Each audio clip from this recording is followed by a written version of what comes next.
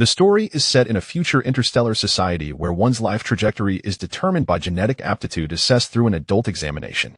The protagonist, Jiang Yuanyuan, is assigned to the inhospitable E001 planet due to her exceedingly poor genetic endowment. This desolate world is characterized by swirling sands and extreme weather, rendering it incapable of sustaining even plant life. Planetary lords must enhance their planet status through development. Failure to do so results in a lifetime of confinement there. The funding for such development is solely reliant on meager subsidies from the interstellar government, creating a brutal ecosystem of planetary lord competition. Initially, Jiang Yuanyuan contemplates a laid-back existence, but the planet's consciousness, E001, compels her to take action through catastrophic upheavals. Her first attempt at cultivating drought-resistant crops fails due to the barren soil, and her efforts to recruit a tribe of orcs leave her astonished by their primitive customs. Ultimately, she turns her gaze towards Earth, disguising herself as a deity through a holographic game to deceive players into laboring for her without compensation. Chapter 1. The first day as planetary lord. In the gene distribution hall, the adult examination has commenced. Jiang Yuanyuan lazily reclines in the quarters designated for minors, savoring her final moments of tranquility. This is an era of fierce competition, governed by meticulously established laws. Here, minors are afforded great privileges, with only one law mandating compliance: genetic allocation. The criteria for determining minority status are rather peculiar. Although Jiang Yuanyuan is physiologically 18 years old, the governing laws view her as still a juvenile. Despite her thorough understanding of the testing protocols and subsequent procedures, a twinge of apprehension lingers regarding the adult examination. It is, after all, a method of categorizing individuals based on perceived genetic superiority, merely cloaked in the guise of genetic distribution. In the interstellar age, everyone undergoes testing upon reaching adulthood, leading to compulsory assignments to various planets based on their aptitudes. The quality of planetary environments is also dictated by one's genetic endowment. Those with favorable genes may be allocated to habitable planets, which may already be inhabited by original humans or merely host flora and fauna. However, with proper development, high scores can be achieved. Conversely, those with poor genetic traits might find themselves assigned to barren, worthless planets, or even worlds characterized by extreme, inhospitable weather, rendering them uninhabitable. If a planetary lord fails to elevate their planet status, they will languish in mediocrity for the duration of their lives, a long existence ample enough to foster despair and self-neglect. Naturally, luck plays a significant role in planetary selection. Warning: the aptitude test has commenced. Resident number 0329, Jiang Yuanyuan, please proceed immediately. Failure to arrive within the next 20 minutes will result in expulsion to an F-grade unregulated planet. A holographic display flashed urgent red lights. Confirmation received. Jiang Yuanyuan lazily donned her attire and boarded the hovering vehicle dispatched to her door, en route to the allocation hall. The vehicle, upon detecting her presence, intelligently opened its doors. Once she entered, the robotic system promptly secured the doors, as if to prevent her from altering her mind at the last moment. This marked Jiang Yuanyuan's 5th year in the interstellar era. The beginning, she was utterly bewildered, but thanks to the government's support, every minor was assigned a caretaker, allowing her to navigate her way to this point. Regardless of her naivety, she had become a semi-citizen of the stars. Every juvenile must undergo an aptitude test upon reaching 18, subsequently becoming the lord of their designated planet. In this interstellar epic, individuals enjoy lifespans that stretch infinitely, akin to deities from mythological tales. Yet, despite such giftedness, the procreation of new offspring poses significant challenges, leading to stringent selection criteria for every new birth. When Jiang Yuanyuan arrived at the allocation hall, it was notably desolate. The other compliant youths had already departed for their respective planets. The aptitude testing official stood patiently at the center, awaiting the occasional tardy individuals. She was the last juvenile in her testing group. Upon seeing Jiang Yuanyuan's delayed arrival, the official maintained a warm smile, speaking in a calm tone. You finally arrived. You are the last one to be tested. Jiang Yuanyuan found the official's tone reminiscent of one trying to coax a child, yet she had grown numb to it. Although she considered herself an adult, being treated as a juvenile felt rather peculiar. What must I do? Chapter 2. Your planet has arrived at the battlefield. Simply place your little hand on the testing platform. Isn't that easy? The testing officer smiled warmly, revealing a set of pearly white teeth, embodying a congenial demeanor. I understand. Jiang Yuanyuan thought to herself, raising her hand with a forced smile. And following the officer's instructions, she pressed her palm against the crystalline-shaped pillar. Jiang Yuanyuan had anticipated some dazzling display of skills during this test. Yet she found herself merely placing her hand on a transparent surface. And then, there was nothing more. A faint blue light flickered on the platform, barely perceptible. This test lacked the grandiose effects and awe-inspiring energy fluctuations she had envisioned. It proceeded quietly for a few seconds before the results emerged. Now, let me see your planetary allocation. The interstellar testing officer's smile faltered slightly, his gaze becoming subtly complex, and he remained silent for a considerable time. Is it that my talent is lacking? Jiang Yuanyuan inquired, tilting her head, her expression innocent, yet a hint of contemplation danced in her eyes. Who knew how these beings towered nearly 3 meters tall? It was utterly unscientific. Speaking of this, it was somewhat melancholic. Originally, she considered herself a typical atheist and materialist, yet unexpectedly encountered the phenomenon of transmigration. After diligently completing her tasks and retiring, she found herself reincarnated into a bizarre world once again. The testing officer took a deep breath, forcing a perfect smile. Of course not. Your planetary designation is E001. Since this planet has chosen you, it signifies a connection between you. The ultimate development, however, depends on your own modifications. You have already established a contract, and I trust you will coexist harmoniously. The planet will not harm its own master. So, one can truly bind to a planet? Although she had heard of it, experiencing it firsthand was far more astonishing. The officer spoke with such normalcy, yet an ominous feeling lingered in Jiang Yuanyuan's mind. Unfamiliar with the concept of planetary allocation, she could only respond briefly, acknowledging his words. The officer relaxed his expression and gently pushed Jiang Yuanyuan towards a door radiating white light. As he did so, he leisurely remarked, "This is the gateway to your world. As for the rules of planetary lords and various assistance methods, they will be automatically imported upon your arrival. You may consult them once you reach your planet." Jiang Yuanyuan intended to say something, but as he gave her another firm push, she was propelled through the luminous portal. Jiang Yuanyuan's expression slackened. Wait a moment. She felt as if her eyes were being blinded by the brilliance, and once inside, a wave of nausea surged through her. No, is this how all newly matured planetary beings are transported? Surely not. None of this was mentioned in the nurturing texts. As the temporal portal slowly faded, sending off the last of its charges, the interstellar testing officer's smile gradually diminished. He adjusted his hat and, addressing the air with a mechanical, emotionless tone, declared, "Planetary distribution complete. The numbering has concluded. Class A, 3 times, Class B, 25 times, Class C, 65 times. Class D, 142 times, Class E, 361 times. One child was allocated to a rather peculiar planet. However, there is no major concern. It may simply be a challenging environment, and this child will likely face some initial difficulties." The testing officer lowered his head, gently shaking it, and chuckled softly. Yet, before he could finish his thought, the interstellar testing officer's form became ethereal, and the civilization before him faded into the void, vanishing like a mirage in the vast cosmic sea, as though it had never existed. Chapter 3. My planet is uniquely distinct. Traversing through time and space is far from pleasant, especially after such a prolonged absence. Within the temporal flow, a multitude of colorful orbs floated in midair. Jiang Yuanyuan, instinctively reaching out to grasp them, found that these luminous spheres fled from her touch as if pursued by some overwhelming force. Very well, she conceded, continuing onward until she finally glimpsed a source of light. Yet, as she quickened her pace to approach, the scenery swiftly transformed. It was only when the surrounding warmth began to dissipate that she realized she had alighted upon a vast, desolate expanse, gently descending from the air. Jiang Yuanyuan stepped onto the parched, yellowed ground. A sudden gust of frigid wind swept past, nearly lifting her off her feet. The alternating temperatures sent a chill down her spine. Just as this thought crossed her mind, a wave of heat surged from the other side, creating a stark contrast of ice and fire. Jiang Yuanyuan blinked her dry eyes and strained her stiff neck, feigning indifference. The environment possessed a peculiar charm. However, was this truly my planet? In her heart, the notion of adopting a planet was less exhilarating than she had envisioned. She questioned whether those managing such vast terrain ever felt weary.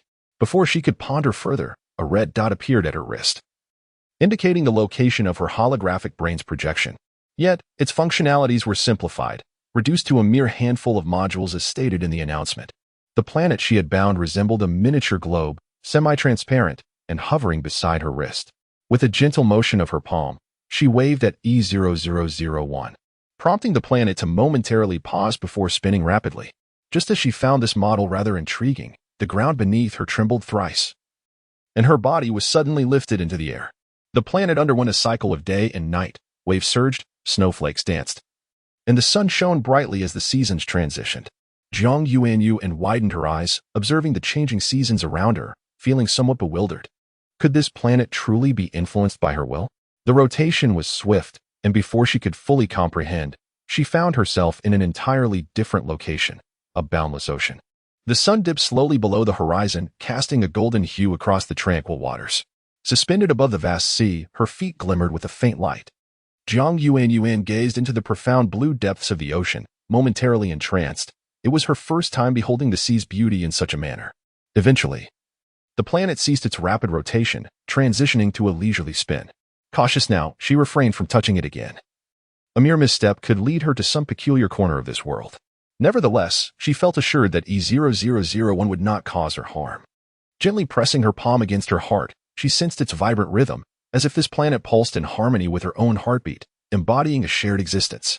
The midnight sea appeared somewhat ominous, a deep black shrouding the waters. Suddenly, the wind intensified, and Jiang Yuanyuan, observing the tempestuous sea, paused before ascending towards the land. She had no desire to become drenched. Previously, under a different identity, she had traversed many worlds, acquiring an array of unusual skills. This realm was indeed unlike any other. Watching the ever-changing environment, her eyes deepened in hue. The development of the planet fundamentally relied on the personal intentions of its master, for once bound. It fell under individual jurisdiction. Chapter 4. Genocide. Yet Jiang Yuanyuan yearned not for eternal existence on this barren and lifeless planet. She craved infrastructure. The ominous sense of impending storm proved accurate, as the tsunami ultimately arrived amidst the eerie calm before the tempest. Jiang Yuanyuan. No. She suspected this planet was surreptitiously prying into her thoughts. Otherwise, why the sudden tempest and tsunami? Such a coincidence was too uncanny. As the waves surged forth, Jiang Yuanyuan found herself unable to escape. Stunned, she looked up, realizing it was too late to flee. With a gentle touch of her fingertips, she nudged the planet, and in an instant, she vanished from sight. The ferocious waves crashed upon the shore, seemingly lamenting Jiang Yuanyuan's self-disdain. Jiang Yuanyuan fixed her gaze on the gray complaint button, exhaling heavily. How infuriating. This contraption was nothing but a mere decoration. The intelligence system seemed to have plunged into the fabled 2G network, barely managing a few applications. While the originally interconnected apps had morphed into exclusive programs for planetary operations. Today marked the second day of Jiang Yuanyuan's reign as the planet's sovereign. Sleepless, she pondered. Her pupils dilated. Was she truly destined to sleep beneath the heavens, with the earth as her mattress? After a lengthy moment of contemplation, gazing at the desolate mountains and the dimming sky, Jiang Yuanyuan quietly opened her spatial ring, conjured a protective array, and within it, placed an ice bed for slumber. This ice bed was a remarkable dual cultivation artifact in the realm of cultivation, or rather, an ideal place for refinement. Though this planet appeared starkly barren, it was rich in spiritual energy, concealing immense power within its core, suitable for one to bide their time and gather strength. Despite Jiang Yuanyuan currently possessing no power, it mattered not. She would start anew. Every world possesses its unique essence, with varying terminologies across realms, such as magic, spiritual energy, martial skills, and celestial power. Yet, these diverse appellations all denote the same primal force. Jiang Yuanyuan preferred to refer to this energy as spiritual power, perhaps a reflection of the Eastern yearning for mythology and the aspiration for humanity to achieve greater heights through self-reliance. Or perhaps it was a remnant of her former self, a simple human clinging to the last vestiges of concern. This world boasted 2 suns and a single moon at night, teeming with countless varieties of flora and fauna, alongside entirely unfamiliar species and unpredictable climates. Even if Jiang Yuanyuan endeavored to deceive herself into believing this was the genesis of her original world, she could find no solace. She closed her eyes to cultivate, channeling her energy on the ice bed. Meanwhile, separated by a barrier of time and space in another dimension, the environment was undergoing rapid change. Glaciers melted, mountains crumbled, volcanoes erupted, and tidal waves surged forth as creatures frantically fled in all directions. The ground seemed to devour all. fissures appearing sporadically. Countless beings escaped, only to vanish along the way due to other calamities. A deer leapt across a cliff, but was swiftly engulfed by a sudden mudslide, losing its mother in the chaos. The young fawn let out a mournful cry, its feeble limbs succumbing to the torrent of beasts. "Mom, my little flower!" exclaimed the young tiger, wide-eyed as the red blossoms it had plucked were scattered by the fierce winds.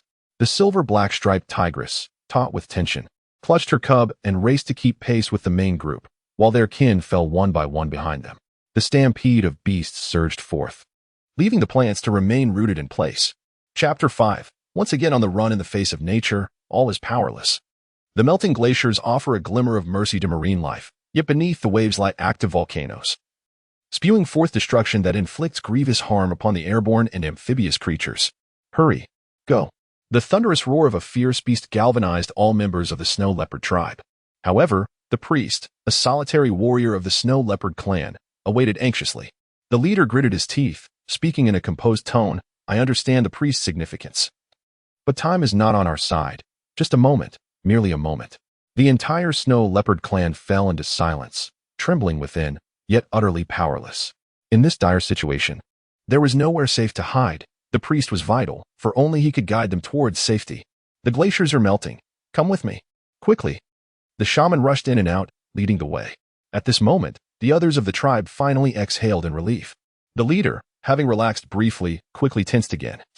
Keeping pace with the shaman, all members of the snow leopard tribe dashed forward in a frantic search for a safe haven. The shaman, a paragon among the leopard clan, was not only revered as a priest but also admired for his formidable strength. After a frenzied half-day of travel, they finally halted in a seemingly secure location. Along the way, they encountered other tribes, each in pursuit of their own perceived sanctuary, where survival of the fittest was particularly fierce. "Priest, where is this place?" asked Ahua, temporarily distanced from danger. She surveyed the surroundings. The weather was clear, yet the environment appeared desolate, eerily quiet. Ever since the meteor streaked across the sky years ago, the climate had become erratic, tormenting all tribes with explosive weather patterns. They longed to relocate, but found nowhere to go. On the borderlands, the shaman mused, gazing towards the distant mountains, his voice tinged with chill. "Can we live here safely?" Ahua's voice quivered, a flicker of hope rising in her heart. Her child had perished during the calamity, an irreversible loss, yet she wished for the other cubs of the tribe to be spared from a similar fate. The shaman fell into a moment of contemplative silence. "It is still uncertain," he finally replied. "Is that so?" Ahua murmured, somewhat despondent. "Our tribe numbers fewer than 100 now. There will be a way." The shaman spoke, his tone, though cool, bore a reassuring quality. "Let us take a moment to rest here. Ozheng, can you assess how many of our kin remain?" The leader spoke heavily. "Yes, chief," responded Ozheng, leaping forth to gather his kin. The leader felt an inexplicable significance in the shaman's decision to bring the tribe here, yet the reason eluded him. He recalled a previous escape, gripping the shaman's fur in despair, demanding, "Is there truly no haven of peace? Do you know where we can survive? Has the divine offered any guidance?" At that time, the shaman merely smirked cynically, a smile that left the leopard perplexed. His golden, wild eyes, devoid of warmth, locked onto the leader's gaze, concealing a boundless indifference. "Do you genuinely believe there are deities in this world?" "What?" The leader's grip slackened slightly, astonishment etched across his face. The shaman continued slowly, "I ask you, chief, do you actually think there are gods? If so, why, despite our fervent prayers, have no deities come to our rescue?" Chapter 6. In the face of adversity, seeking hope during our flight, the divine did not manifest. When our kin vanished, the divine remained absent. Even in our moments of profound fear and despair, the divine was nowhere to be found. Fu Jiangu emphasized his point, a cold smile curving his lips, challenging the leader's unrealistic convictions. "Do you truly believe there are deities in this world?" The leader seemed struck by this assertion, his stance wavering. "Of course there are. You are a priest. Are you not able to foresee the future?" Yet even he sensed the uncertainty in his own words. "Whether deities exist, I cannot say. I only trust in our own strength," Fu Jianwu interjected abruptly. "But isn't strength a gift from the divine?" The leader inquired, perplexed. Confronted with the vastness of nature, he found solace in the idea of deities, believing perhaps they could offer salvation if given the chance. "Is that so?" Fu Jianwu murmured, his gaze lowered, a cryptic tone lacing his words. Raising his head, Fu Jianwu pressed his finger to his lips. In that moment, he embodied humanity, his physique clad in animal hide, exuding a robust and sensual aura despite the disarray of their escape. Very well, the leader swallowed his words, suppressing his thoughts. Once all the tribe members were asleep, the leader could no longer contain himself. Fu Jiangwu, do you know where we might find refuge? The leader, aged and weary in comparison to the youthful strength of Fu Jiangwu, longed for him to assume the role of chieftain, yet Fu Jiangwu was reluctant, even accepting the title of priest only begrudgingly. Nonetheless, he had agreed to serve as priest, and despite his cold and ruthless nature, he had never turned against the Snow Leopard clan, which was enough to instill a flicker of hope. Perhaps the divine truly existed. It simply chose not to intervene. Fu Jiangwu's smile held an enigmatic quality.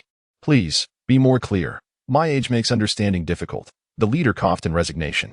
Do you know why this place is called the Borderland? Fu Jiangwu responded evasively. Hasn't it always been known as the Borderland since before our memories began?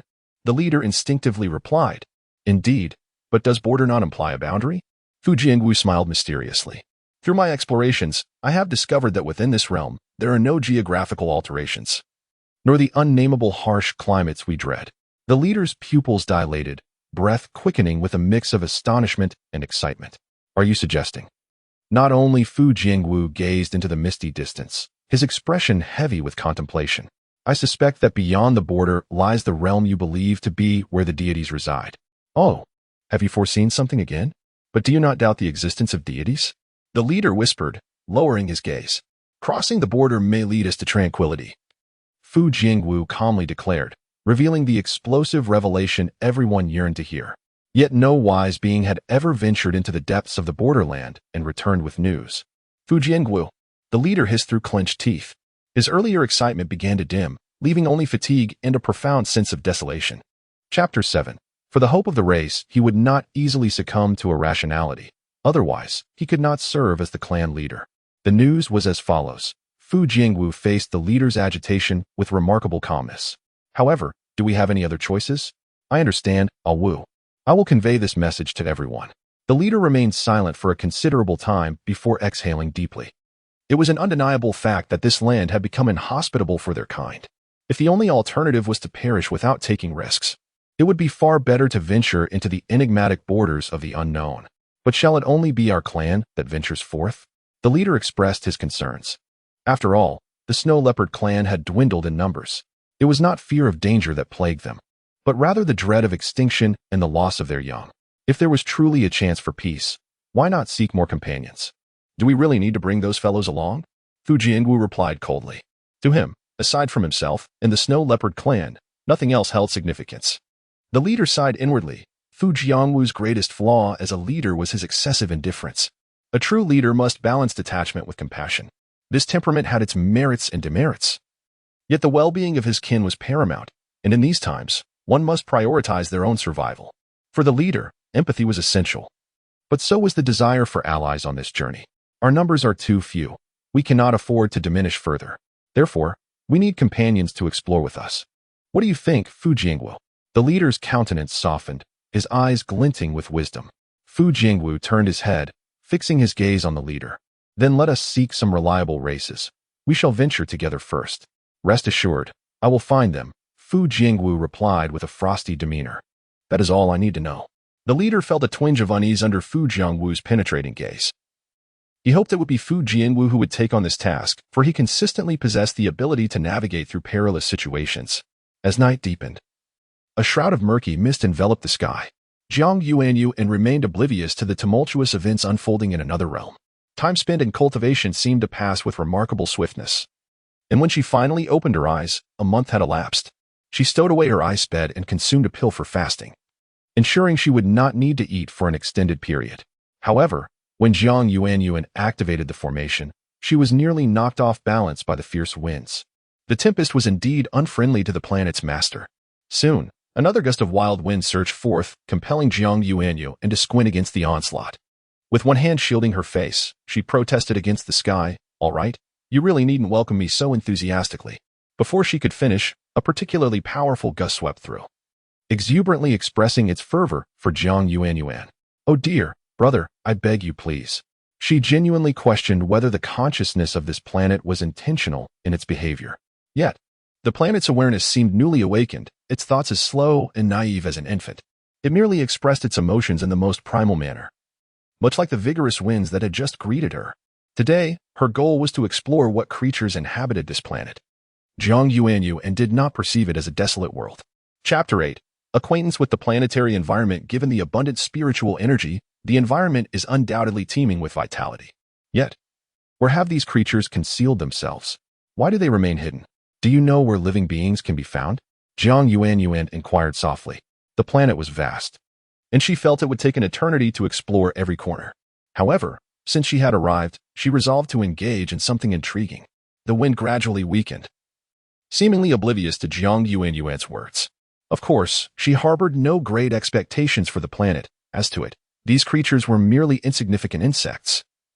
Much like how one is unaware of the exact location of a single red blood cell in their body on any given day. Very well. Take me to a place with a sea, preferably a gentle coastal area. Jiang Yuanyuan did not wish to find herself in the lair of some ferocious beast, especially since she was unfamiliar with this place. With that, the wind gently lifted Jiang Yuanyuan and swiftly carried her toward the horizon. By midday, she finally arrived at a seaside. The afternoon sea differed from that of the evening, as the scorching sun cast a shimmering reflection on the sandy beach. Jiang Yuanyuan crouched down, digging through the sand in search of life, and her eyes sparkled upon discovering charming little snails and tiny crabs. Pausing for a moment, Jiang Yuanyuan made a decision. The sea was boundless. She gazed longingly at the glistening waves and slowly stepped into the water, her body diving beneath the surface. She had always yearned to experience the allure of the ocean, but opportunities had been scarce. In the past, when she ventured into the sea, it had solely been to fulfill a task, leaving little room for true appreciation. As she plunged in, she had intended to activate her water-repelling pearl. But upon taking a breath, she was astonished to find that she could naturally remain submerged, breathing just as she would on land. Ah, this is rather refreshing. Jiang Yuanyuan blinked and turned her direction toward the depths of the sea. The ocean floor was indeed a vast treasure trove, and exploring it on her own planet offered a profound sense of security. She glided through the water as if she were a fish, moving without any hesitation. However, as she ventured deeper, a school of fish joyously swirled around her, releasing tiny bubbles. Her eyes widened in wonder as she observed the enigmatic flora and fauna of the ocean's depths. Countless fish swam leisurely by, while various jellyfish pulsated gracefully, their translucent bodies undulating rhythmically. Although she was unable to identify these species, they bore a striking resemblance to the aquatic creatures she had seen on Earth. To her disappointment, even as she descended into deeper waters, she found no signs of intelligent civilization, despite the myriad of life forms beneath the surface. The plants and coral reefs indicated that this planet had yet to give rise to conscious beings. Jiang Yuanyuan chuckled at her own fanciful notions, amused by the idea that there might be castles hidden beneath the waves, as depicted in countless stories. She sighed gently underwater, the bubbles gurgling around her. Though these creatures lacked human-like intelligence, they instinctively expressed their affinity for the planet's sovereign, for being in her presence was undeniably comforting. After gently dispersing the little fish, Jiang Yuanyuan took one last appreciative glance at the breathtaking underwater world before gradually ascending towards the surface, eager to explore other realms. Chapter 9. The Planetary Forum. Inquiring about the consciousness of the planet, yet this entity remains silent, only capable of causing the winds to blow or the plants to sway.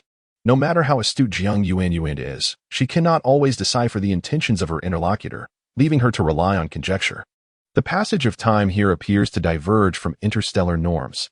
Emerging from the water, Jiang Yuanyuan finds herself in a contemplative state. It was noon upon her entry, yet now the evening has deepened. Logically, she should not have lingered for such an extended period, she muses. A full moon hangs majestically in the sky, casting its shimmering reflection upon the seabed, creating a breathtaking vista, while the waves accentuate the moon's clarity. Jiang Yuanyuan, floating upon the surface, resembles a mesmerizing water nymph, shrouded in a hazy allure. Upon returning to the shore, she sits on the sandy beach, conjuring a small fire with a flick of her wrist, basking in its warmth. Accessing her system panel, she gazes at her insignia as a level 1 planetary sovereign, feeling a profound weariness.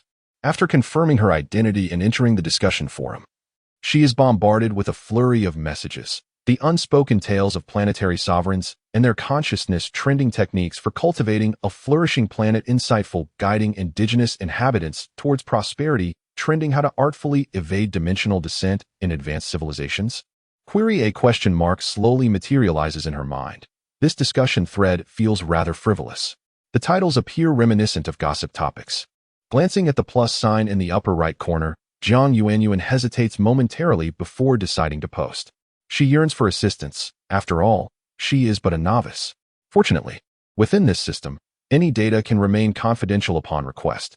Despite her previous attempts to discern the truth using her spiritual energy yielding no results, she can only half believe. After all, with no means to contact her superiors, the worst outcome would be to languish in solitude here. What could be worse? Anonymous planetary sovereign. What to do when suddenly arriving on a strange planet? New content. Today, I arrived at my planet, only to find it devoid of intelligent life. With desolate mountains, swirling yellow sands, extreme weather fluctuations, and perilous terrain changes. Is there a planetary sovereign who can assist me? What should I do? This post quickly attracted a multitude of planetary sovereigns who delight in engaging with newcomers. The conversations among the seasoned veterans grow monotonous, filled with tales of leveling up, monster slaying, and romantic displays. How could they resist the charm of a novice? At this moment, the inexperienced newcomers, blissfully unaware, provide the perfect opportunity for the veterans to showcase their prowess. Post responses. First floor Makabaka, you must be a newcomer. It seems you've been assigned to a rather unfortunate allocation of planetary resources, but fret not. With diligent effort, improvement is possible.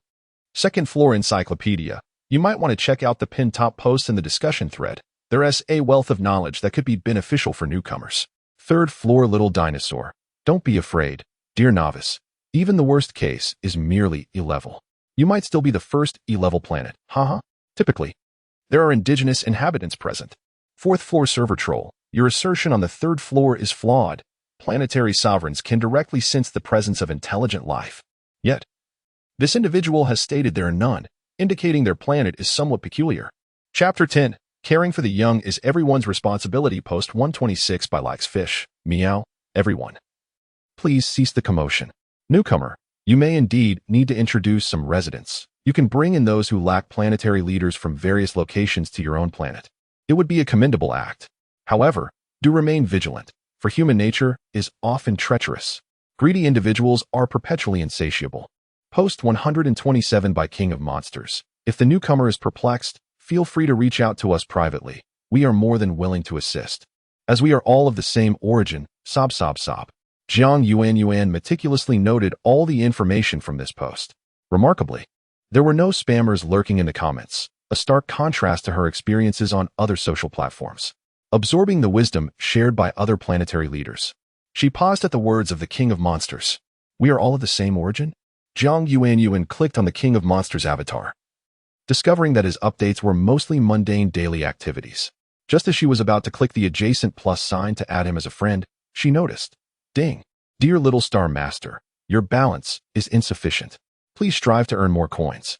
Current balance, 0. Jiang Yuanyuan thought to herself, this system is rather stingy. Not even gifting newcomers a few coins. It is truly more miserly than the quick travel department. Regrettably, being in a period of retirement, she had no way to contact the quick travel department.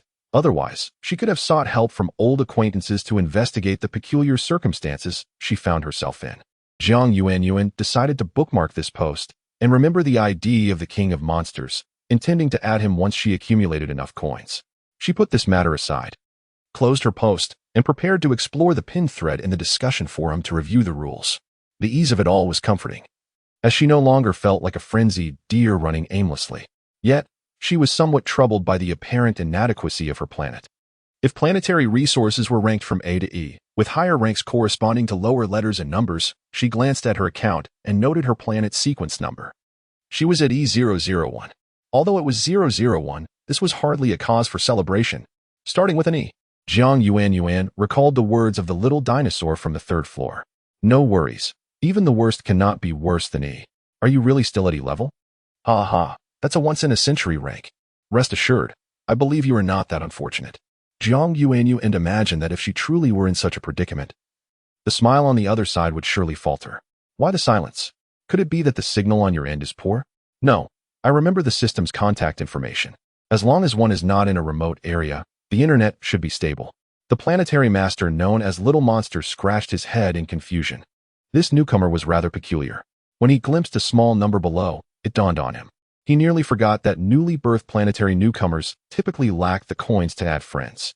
It seems this time, the connection was simply insufficient. Chapter 11. On a planet that has never sustained life, Jiang Yuanyuan was unaware that the planet owner on the other side of the screen yearned to communicate with her, yet lamented the absence of a connection channel and ultimately gave up. Some foundational knowledge from the forum proved beneficial, but faced with such a colossal planet, Jiang Yuanyuan felt somewhat at a loss. In contemplation, she reflected on her previous experiences with nurturing life. In truth, she had never successfully sustained anything. The sole entity she managed to care for was a small orchid. At that time, she thought to herself, if I can nurture such a challenging plant, perhaps I possess a gift for nurturing. However, a month later, when she accidentally knocked over the vase, she discovered, much to her dismay, that the orchid had no roots at the bottom. It turned out to be an artificial flower. This revelation was a considerable blow to her. For the next few days, Jiang Yuanyuan felt dejected, yet fortune smiled upon her as she later joined the fast travel department, traversing through various worlds. With each small world she visited, her abilities flourished, and her shortcomings were gradually refined. Now, there was hardly anything that could not thrive under her care. It would not be an exaggeration to claim she was omnipotent. However, when faced with the sudden responsibility of a planet, her first instinct was to worry about the potential exhaustion that could lead to her demise. After closing the exclusive software for planet owners, Jiang Yuanyuan sighed softly and began to explore her planet. Today's planet appeared quite docile, with the planetary consciousness refraining from causing any disturbances. Jiang Yuanyuan found herself on a vast plain, at the end of which loomed a towering mountain, its peak piercing the clouds, adorned with a blanket of perpetual white snow. This time, Jiang Yuanyuan resisted the temptation to whimsically manipulate the nearby planetary model, understanding that all things seek a delicate balance. Rapid changes in time would not be conducive to the planet's development. The foundational knowledge for newcomers echoed this sentiment, advising against arbitrary and drastic alterations to the planet unless absolutely necessary. Of course, minor adjustments were permissible, but only for the planet owner to modify their own positional data. Jiang Yuanyuan mused, this role as a planet owner feels quite constraining. It seems I can do little while simultaneously tasked with developing my planet. She lamented the absence of any gifts from the inspector upon her arrival at this planet. Feeling somewhat cheated and weary, she pondered. Perhaps I should simply take it easy here. After all, I have a long lifespan. As long as the planet endures, so shall I, gazing over the expansive plain. She found herself murmuring softly. Suddenly, the sky darkened ominously. Despite the day's lackluster weather, as soon as she uttered those words, a flash of lightning split the sky, followed by a resounding thunderclap. Jiang Yuanyuan recognized the sound as yet another protest from the planetary consciousness against her. She thought, how can a mere figment of existence possess such ambition? Isn't it better to lounge about together? To simply endure each day? With a sense of resignation, she rubbed her forehead with one hand while furrowing her brow with the other. Chapter 12. How to introduce indigenous inhabitants. The heavens rumbled once more, a fierce clap of thunder resonating in the sky. Jiang Yuanyuan, bound to the planet, could faintly sense the emotional currents of its consciousness. Yet, what she perceived was solely a sentiment of rebellion against oppression and a refusal to remain stagnant. Even a newly matured being like herself lacked such ambition. Faced with the planet's fervent attitude, Jiang Yuanyuan found herself silently troubled. This child, despite its meager resources, harbored lofty aspirations. Did it truly wish to cultivate a perfect world? Wasn't being complacent enough? She had not even expressed disdain for its backwardness yet. Perhaps you should consider a change of ownership? Jiang Yuanyuan ventured, adopting a teasing tone. The planet's consciousness fell silent. At least, Jiang Yuanyuan sensed no shift in her surroundings. After a considerable pause, a gentle breeze swept across her face, as if the planet were awkwardly attempting to soothe her emotions. In an instant, she felt defeated. Goodness, she dreaded such nonsensical intimacy. This child, despite its inadequate resources, was endearingly obedient, so much so that she felt embarrassed to indulge in idleness alongside it. Jiang Yuanyuan's heart wavered. She closed her eyes, and after a moment, when she opened them again, her emotions had settled. Clearly, she had made a decision. Very well, if idleness was not an option, she would engage in diligent construction. This subterranean realm, rich in resources, though superficially barren, still possessed the potential for revival, albeit with a lengthy development timeline. Jiang Yuanyuan's level was insufficient to assess the planetary constructions of others. She could only infer whether an individual was a newcomer through data, IDs, and avatars. There remained vast territories for her to explore. Jiang Yuanyuan resumed her practice, seeking refuge in a relatively sheltered cave, a natural formation. Outside, the rain began to fall in a relentless cascade, the fine droplets striking the ground, hastening the growth of the grass below. Such was the nature of Planet E001, where weather shifted unpredictably. The snow leopard clan resided in a secluded area, recovering from their latest flight. This escape, however, was not born of nature's wrath, but rather the brutal conflict between races. The food chain in the natural world is inherently structured, even though these beastmen had evolved from animals to humanoid forms. Their primal instincts remained intact. The world was on the brink of annihilation, a fact known to all races. Yet, in the face of nature's might, they felt insignificantly powerless, unable to carve out a space for rebirth. Some races, deprived of sustenance, had even resorted to cannibalism among their own kind, violating the traditional tenet of not consuming fellow beastmen. Fu Jiangwu, leading a handful of warriors from the Snow Leopard clan, clashed fiercely with the opposing forces. Fortunately, Fu Jiangwu's strength surpassed that of his adversaries, completely overpowering them. He continued to sprint forward, seeking other races, in search of beastmen with a conscience willing to venture towards a possibly existent new world, rather than those who reveled in bloodshed and cannibalism. Chapter 13. The Great Exodus of Races. The mountains once again fractured. The verdant grasslands had long vanished, leaving only barren and desolate highland terrain, which had also succumbed to cracks and fissures. Peering into the chasms, one would find depths unfathomable to the eye. This collapse was evidently more catastrophic than before, and the extinction of species was all the more tragic. A herd of Tibetan antelopes suddenly emerged from afar, their numbers steadily advancing. The highlands were once more undergoing a transformation, with cliffs forming in every direction. The antelope sprinted with grace, their vigorous strides embodying calm determination, comprised solely of the young and robust members of their kind. Meanwhile, the elderly, weak, and infirm lagged behind, striving to protect their kin ahead. Yet, no matter how cautiously they moved, they seemed as helpless as a fly cornered by nature's fury.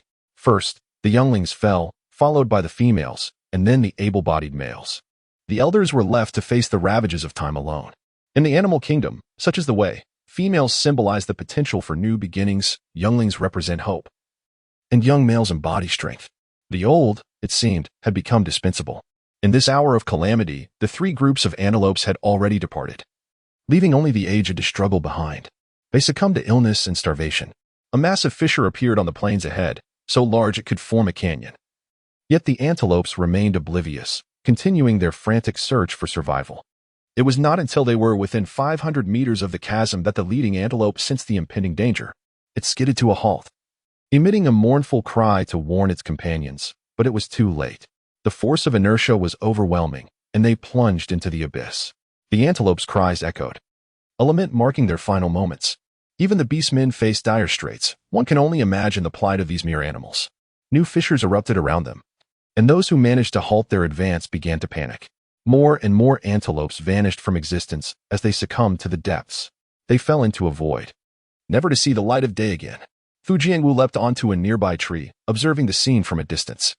He had come alone to study the behaviors of other creatures, having dispatched his fellow warriors to other locales. His golden eyes glimmered with indifference, and the leopard tail behind him swayed rhythmically. Suddenly, a thought struck him, causing his pupils to narrow, sending a chill down one's spine. Ordinary animals were not within his consideration for rescue, and he alone could not save an entire herd. It is worth noting that sheep are typically among the prey of leopards, their flesh considered quite delectable. Fu Jiangwu's physique was remarkably agile, even amidst this great exodus. His fur retained its luster, appearing even more resplendent. After surveying the fleeing herd, he descended silently from the tree to observe other races in different directions. Though these beastmen lacked the sophisticated methods of civilized humanity, they possessed their own forms of reasoning. This adaptability was particularly evident in Fu Jiangwu, who noted another group, a horde of rodent-like beastmen, fleeing at remarkable speed. Chapter 14. The Great Exodus of the Races. It is rather peculiar that the rat-like orcs have chosen to migrate alongside their unrefined kin, the beastly creatures that have yet to attain a humanoid form. Such beings can merely be regarded as wild beasts, unworthy of the title orc. A flicker of doubt danced in Fu Jiangwu's golden eyes as he tilted his head, continuing his observation. Unbeknownst to him, he had inadvertently performed an adorably charming head tilt, which, if witnessed by modern folk, would likely elicit a collective cheer in his favor. Fu Jiangwu remained utterly engrossed in his surroundings. A distinguished high priest must not only seek guidance from the divine and master the art of healing his comrades, but also lead the last embers of his race toward the luminous path ahead. Moreover, they must cultivate a keen awareness of their environment and hone various skills. Within the realm of orcs, Fu Jiangwu was considered a formidable warrior, yet, given his physique and capabilities, the role of a priest seemed somewhat ill-suited to him. Traditionally, Orcish priests are characterized by a gentler disposition. However, through a twist of fate, he found himself embodying the role of a priest rather than confronting external foes as a powerful warrior. Fu Jiangwu harbored the belief that an individual's existence could indeed be more fulfilling than that of a collective, a sentiment he still cherishes. Yet, in the face of impending calamity, he occasionally found solace in the acceptance of communal existence. This was not to say that the group significantly enhanced his strength, but rather that he perceived warmth among his kin, unlike many races that, when confronted with disaster, abandon their own. The snow leopards, however, exhibited a commendable sense of responsibility, displaying cold indifference towards external threats. Otherwise, Fu Jiangwu would have departed long ago. He noticed that the peculiar rat-like orcs were heading in the opposite direction, where the Tibetan antelopes were the first to flee from the crevice. Ahead lay a precipice. Yet these rat-like beings seemed oblivious as they scurried towards it. Was there something concealed beneath the fissure? Fu Jiangwu's feline ears twitched involuntarily as he languidly shifted his position, maintaining his unwavering gaze on the swarm of rodents. Numerous animals were also in flight, oblivious to the small creatures beneath their feet, preoccupied with the imminent threat posed by nature, thus fleeing in a frenzy. The rats scurried in dense clusters. Had Fu Jiangwu not been observing from afar, he might not have discerned that these seemingly chaotic yet orderly rodents were indeed orcs. Historically, the snow leopard clan had thrived in the glacial mountains, where no rodents existed. The only inhabitants were resilient creatures capable of enduring extreme cold, hunger, and thirst. The orc population was sparse in those frigid lands until they ventured onto the mainland. Initially, Fu Jiangwu was unfamiliar with the various races, but as the continent underwent upheaval, volcanic eruptions, melting mountains, and shifting environments, the snow leopards had long since vacated their ancestral home. Their bodies gradually began to adapt to the heat, humidity, and other new conditions. Unbeknownst to the orcs, subtle changes were occurring within their forms, as nature abides by the principle of survival of the fittest. Chapter 15, The Great Racial Exodus 3. Ultimately, this group of orcs, scurrying in the form of rodents, could not escape a grim fate. Fu Jiangwu observed the entire scene of the rodent tribe meeting their demise from a distance. The orcs were swiftly engulfed by the chasm, which plunged into an unfathomable abyss, rendering their survival uncertain. However, based on his experience, Fu Jiangwu assessed that the likelihood of these orcs remaining alive was minimal. What lay beneath the chasm remained a mystery to all, yet it was improbable that they had fallen into a favorable locale. With a graceful stretch of his elegant feline form, Fu Jiangwu, having surveyed his surroundings, evaded threats and hastened towards the borders of his kind. The distance was considerable, requiring 2 full days of relentless travel. Despite Fu Jiangwu's unique and advantageous talents, he was not immune to the harshness of nature, which bore down upon him with relentless pressure. Upon returning to the borders, Fu Jiangwu appeared somewhat disheveled. Yet, in comparison to others, his state was hardly remarkable. He was acutely aware that orcs from all corners were faring poorly. Chief Tulas harbored deep concern for Fu Jiangwu's safety, frequently venturing to the edge of their territory.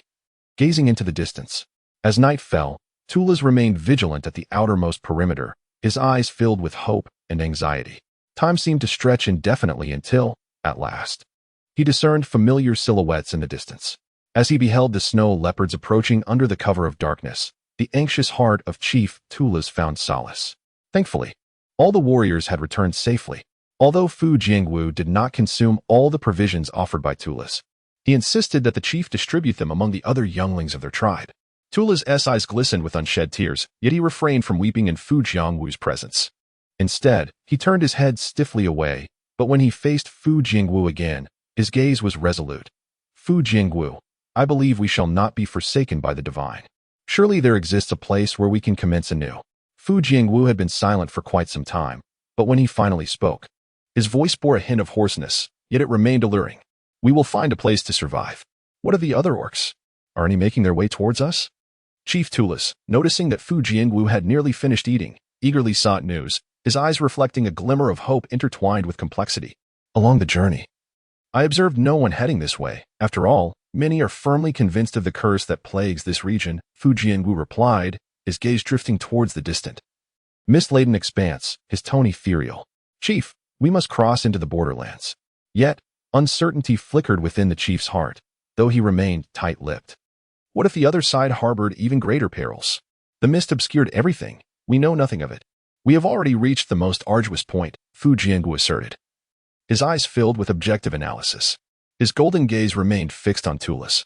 Even if we do not venture forth, the chasm will soon encroach upon us, and we too shall fall into its depths and perish. Chief Tulis's back sagged slightly, a palpable bitterness settling in his heart.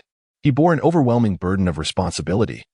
Weighed down by countless worries, emotions swirling within him, stifled and unexpressed. Chapter 16 The Great Racial Exodus. For perhaps in his youth, there was a spirit of valor within him, yet now, with age, he has become hesitant to act boldly. Fu Jiangwu, grant me one more day to ponder. The leader Tulis spoke with an unmistakable weariness. Tulis ultimately recoiled, unwilling to gamble the fate of his entire race. After the two orcs concluded their conversation, the night had deepened, and many weary younglings had already nestled against their mothers, succumbing to slumber. The leopard clan lingered here in a state of survival. The sky, once vibrant with stars, now appeared shrouded in oppressive darkness, as if a heavy veil had descended, rendering the celestial bodies invisible. They seemed eternally trapped behind this barrier. Fu Jiangwu did not seek refuge in the tents where Iskan often rested. His aversion to sharing space with others due to his fastidious nature led him to sleep atop the great trees. The borderlands at night were desolate. The cold winds scattered numerous tents, rousing the warriors who had scarcely found sleep. They rallied together to reconstruct their shelters, striving to protect their fractured homeland. Fu Jiangwu let out a low whimper, his golden eyes glimmering in the darkness as he gazed into the distant mist, attempting to discern when it might dissipate. Yet, the fog at the border remained as dense as before, growing even more profound with the deepening night. He could not fathom what lay beyond. Not long ago, Fu Jiangwu had believed in the existence of deities in this world, but as the fabric of reality continued to unravel, his faith had waned. Perhaps the so-called gods had truly forsaken this place. A new day dawned, yet no orc felt the promise of dawn as hope. As the sky began to brighten, Leader Tulis approached Fu Jiangwu. It was evident that this sagacious middle-aged orc had not rested throughout the night. I have come to agree with your words. Let us venture to that place. We shall depart tomorrow after making preparations today, Tulis declared with renewed vigor. He had come to terms with the situation. Rather than languish here in despair, it was better to embark on a journey, for there might still be a glimmer of hope.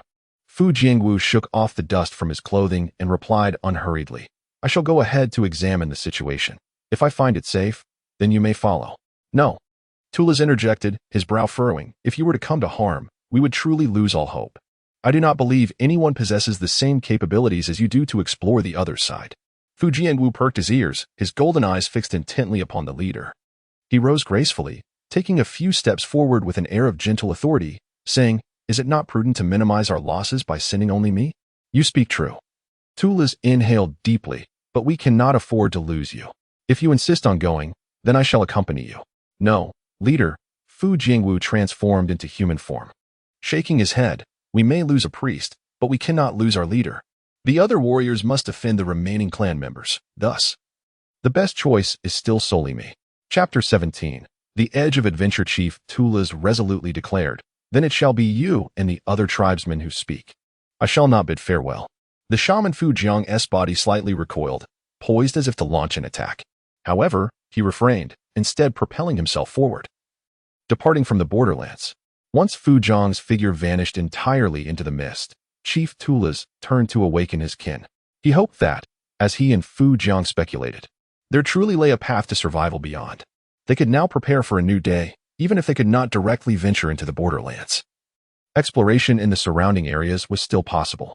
Chief Tulis believed that it could not be expected for all perilous undertakings to fall upon the shamans, who, after all, were the very beings that deserved protection. Upon stepping into the mist, Fu Jiang quickly discerned a dramatic transformation in his surroundings. The terrain was far from level. He treaded cautiously, yet still encountered numerous obstacles, his once pristine first soon soiled. He relied on touch to identify various angular objects, likely resembling tree trunks. While others remained a mystery, their texture unrecognizable but presumably another form of flora. Fu Jiang had never received divine guidance. The singular instance of peculiar communication occurred within a dream that felt both familiar and elusive. He had dreamed of the borderlands thrice. The first two could be dismissed as mere nightmares. Yet it was the third that led him to ponder whether there was indeed a guiding hope urging them toward that location. Fu Jiang was unable to ascertain the lingering sense based on his instincts, rendering all previous markings futile, as every trace he had left was thoroughly erased. This outcome was, in fact, anticipated. He reasoned that retreat was no longer an option. Lost, he would simply continue forward along the path of confusion. Uncertain how long he had been racing through the mist, he felt the gnawing pangs of hunger intensify. Fortunately, the fog aligned with his prior observations and predictions, devoid of toxicity. It primarily obscured visibility, leaving him uncertain about the safety of the depths ahead. Surely you cannot expect me to stand here, starving. Jiang Yuanyuan sighed as she sat beside the verdant meadow, gazing at the distant snow-capped mountains. A gentle breeze caressed her cheek, and nearby flowers swayed, as if the consciousness of the planet sought to console her. Another sigh escaped Jiang Yuanyuan. The more she learned about that app and the planets of others, the more she felt her own planet lagged significantly behind. If others commenced their journeys at a regal level, hers seemed unworthy even of bronze status. While subterranean resources were abundant, the challenge lay in their activation, requiring immense energy and merit. Chapter 18. The Jealous Planetary Consciousness at Present. Jiang Yuanyuan found herself devoid of any merits to draw upon. Ever since the system malfunctioned, those merits had vanished as if they were lost, entirely invisible and intangible. The mere thought of her numerous merits dissipating for no reason caused her considerable distress. Had she possessed those merits, no matter which world she settled in, her existence would undoubtedly have been exceedingly pleasant. Perhaps, with the support of those merits, she could have enjoyed the same fortune as the protagonists.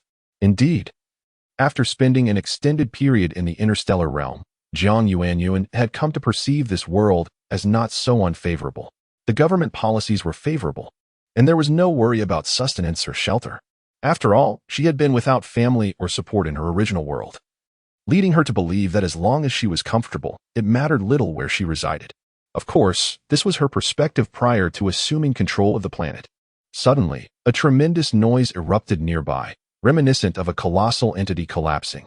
Although Jiang Yuanyuan was aware of the planet's unstable climate, she had not anticipated such volatility. Faced with the impending avalanche, she could only curse under her breath and hastily took to higher ground. Her abilities were far from sufficient to achieve flight, and she remained uncertain whether the energy measurement standards here aligned with those of the worlds she had previously encountered. If she required a specific guide, it would prove quite troublesome. Establishing a new power system would be significantly more challenging than simply inquiring about the existing energy framework. Surely, this avalanche wasn't a result of the planetary consciousness overhearing her inner grievances and throwing a tantrum? The more she pondered, the more plausible it seemed. The mute planetary consciousness expressed its grievance, feeling quite wronged. Though it was aware that its master held it in disdain, it would never resort to malicious acts, for their souls were intricately bound. At most, it would feign minor disturbances to provoke Jiang Yuanyuan, such as producing thunder or stirring up waves. It could hardly be responsible for something as catastrophic as an avalanche. The planetary consciousness asserted that the avalanche was merely a spontaneous occurrence due to the internal climatic conditions of the planet. For the planet, its entirety served as a vessel for its corporeal form, with phenomena like avalanches, tsunamis, and tectonic shifts merely representing the functioning of its minute cells. Would one concern themselves with the normal division of cells in their body? Would one fret over the inconsequential bacteria that exist within? Would one be troubled by a temporary hormonal imbalance? Of course not. And so it was for Planet E001. Jiang Yuanyuan, as the planet's owner, held a certain status. Though she might encounter various frights, she would ultimately not suffer any physical harm. The likelihood of death was but a minuscule fraction. This was far less than the odds of being struck by a car while crossing the street. Having escaped the avalanche, Jiang Yuanyuan finally exhaled in relief. Setting aside the possibility of being crushed by the avalanche, its ferocity was indeed formidable. She found herself unable to apply conventional reasoning to assess the planet's weather patterns and geological changes. Just moments ago, the area had been a verdant meadow. Yet traversing to another location brought her to a scene of icy desolation. At that moment, Jiang Yuanyuan recalled the question she had posted on the forum previously. Chapter 19. Two sons observing the considerable buzz surrounding her post, Jiang Yuanyuan meticulously began to delve into the myriad of comments. Assistance. What to do if there are no intelligent beings on the planet? Hot topic initially.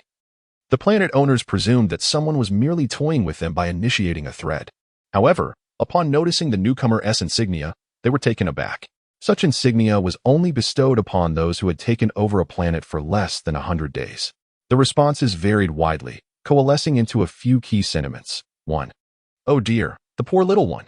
Look at the dreadful planet they've been bound to. It lacks even a single intelligent being. 2. As previously stated, the planet owners are advising the newcomer to introduce new inhabitants, yet opinions on how to do so are wildly divergent.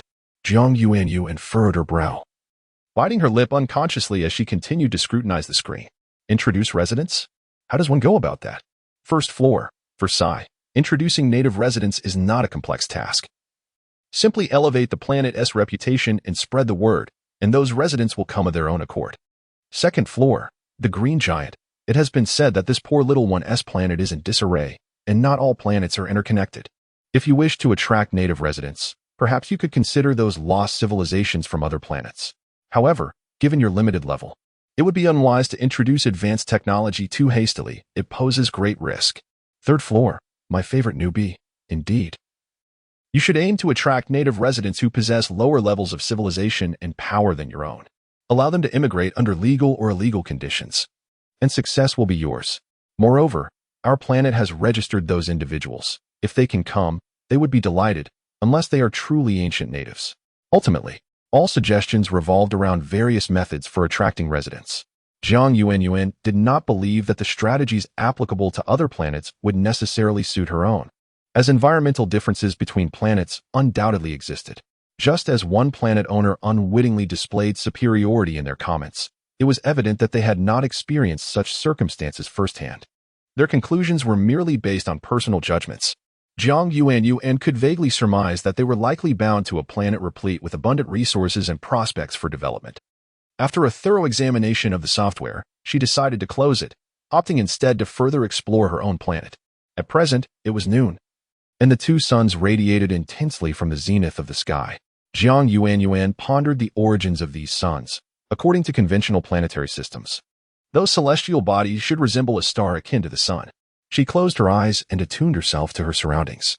Landslides, torrential rain, avalanches, tsunamis, volcanic eruptions, and more. She could sense it all, even the subtle movements of an insect crawling by, the sudden sprouting of a green shoot, and the gentle ripples forming on the surface of a lake. She was the planet. However, she had yet to discern the nature of these luminous celestial bodies. Their origins remained a mystery.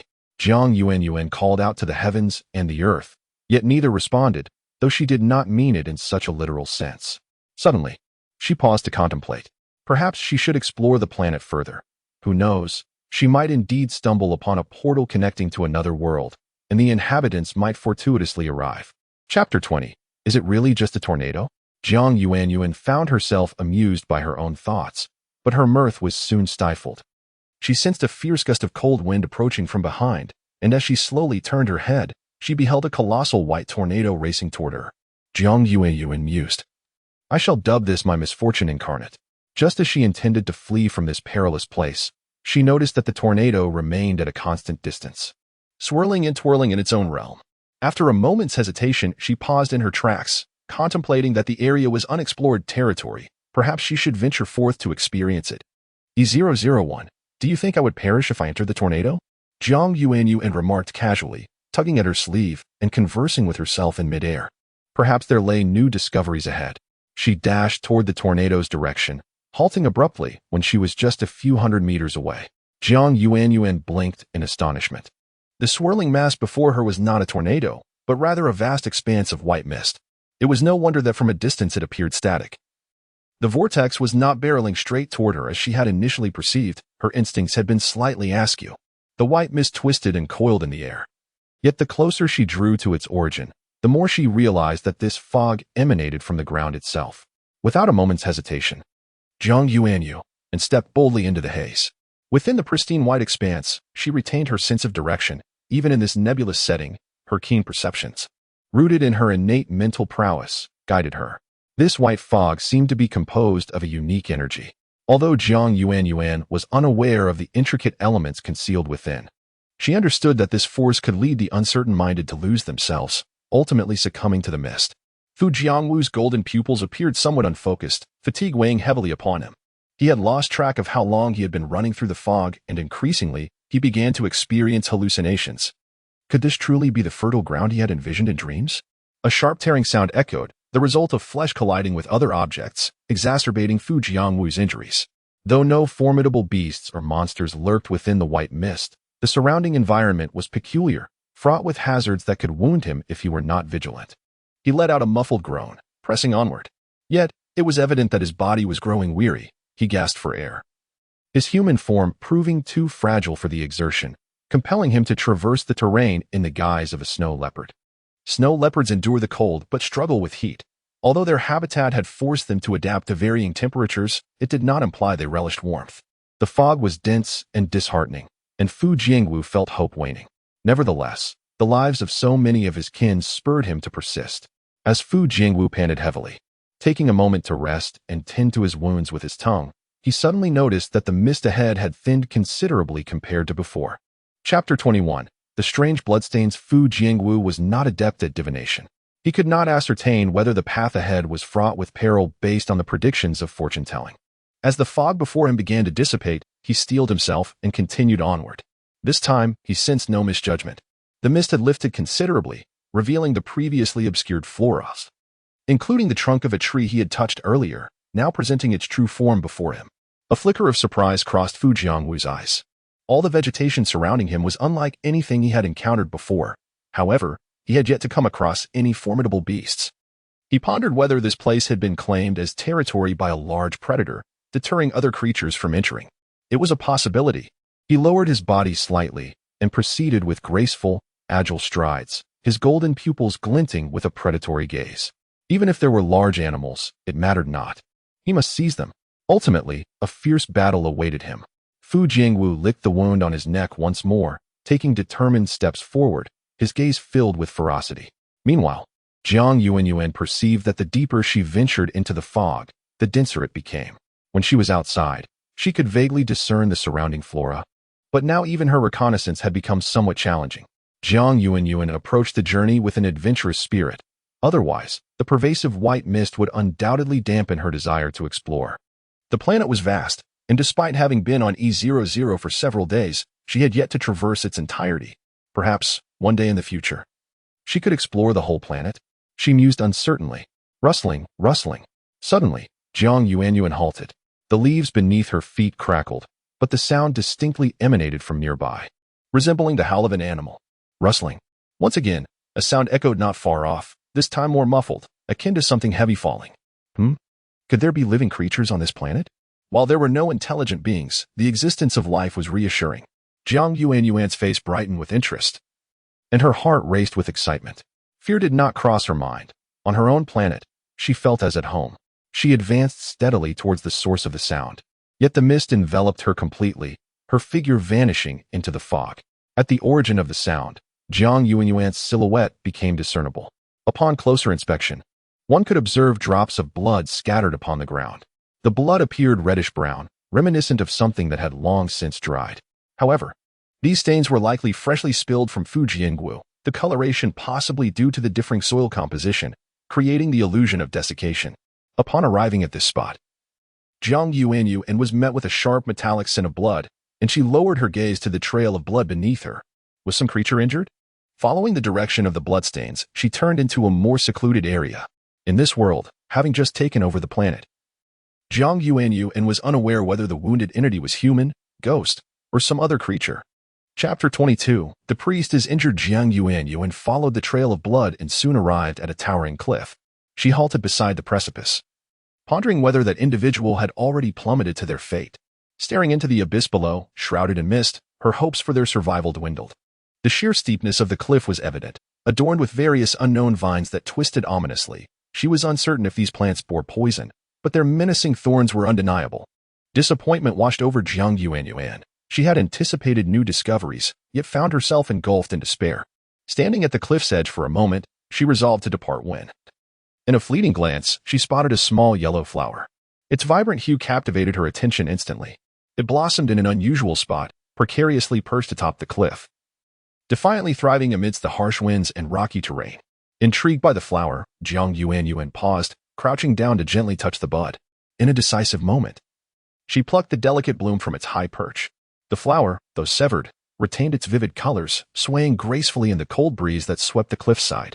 A smile grazed Jiang Yuanyuan's lips as she observed the flower. With a subtle motion of her fingers, she conjured a small levitation spell, simulating soil and moisture to envelop the entire blossom, striving to preserve its life. If this flower could flourish in such a precarious location, perhaps the one who had fallen into the chasm still clung to existence. Rather than descending directly, Jiang Yuanyuan opted for an indirect route, intending to explore the enigmatic environment concealed within the mist. Coughing violently, Fu Jiangu experienced excruciating pain throughout his body, expelling a copious amount of blood onto the ground beside him. His claws weakly rested against a large boulder as he gasped for breath, his chest contracting rhythmically as if he struggled to inhale. The sensation of plummeting from the cliff was far from pleasant, and he regretted his momentary lapse in caution. To recount the scene, Fu Jiangu had cautiously advanced but ultimately misstepped. His foot slipped, crashing into one of the vicious vines, which, armed with thorns, inflicted pain that forced him to relinquish his grip.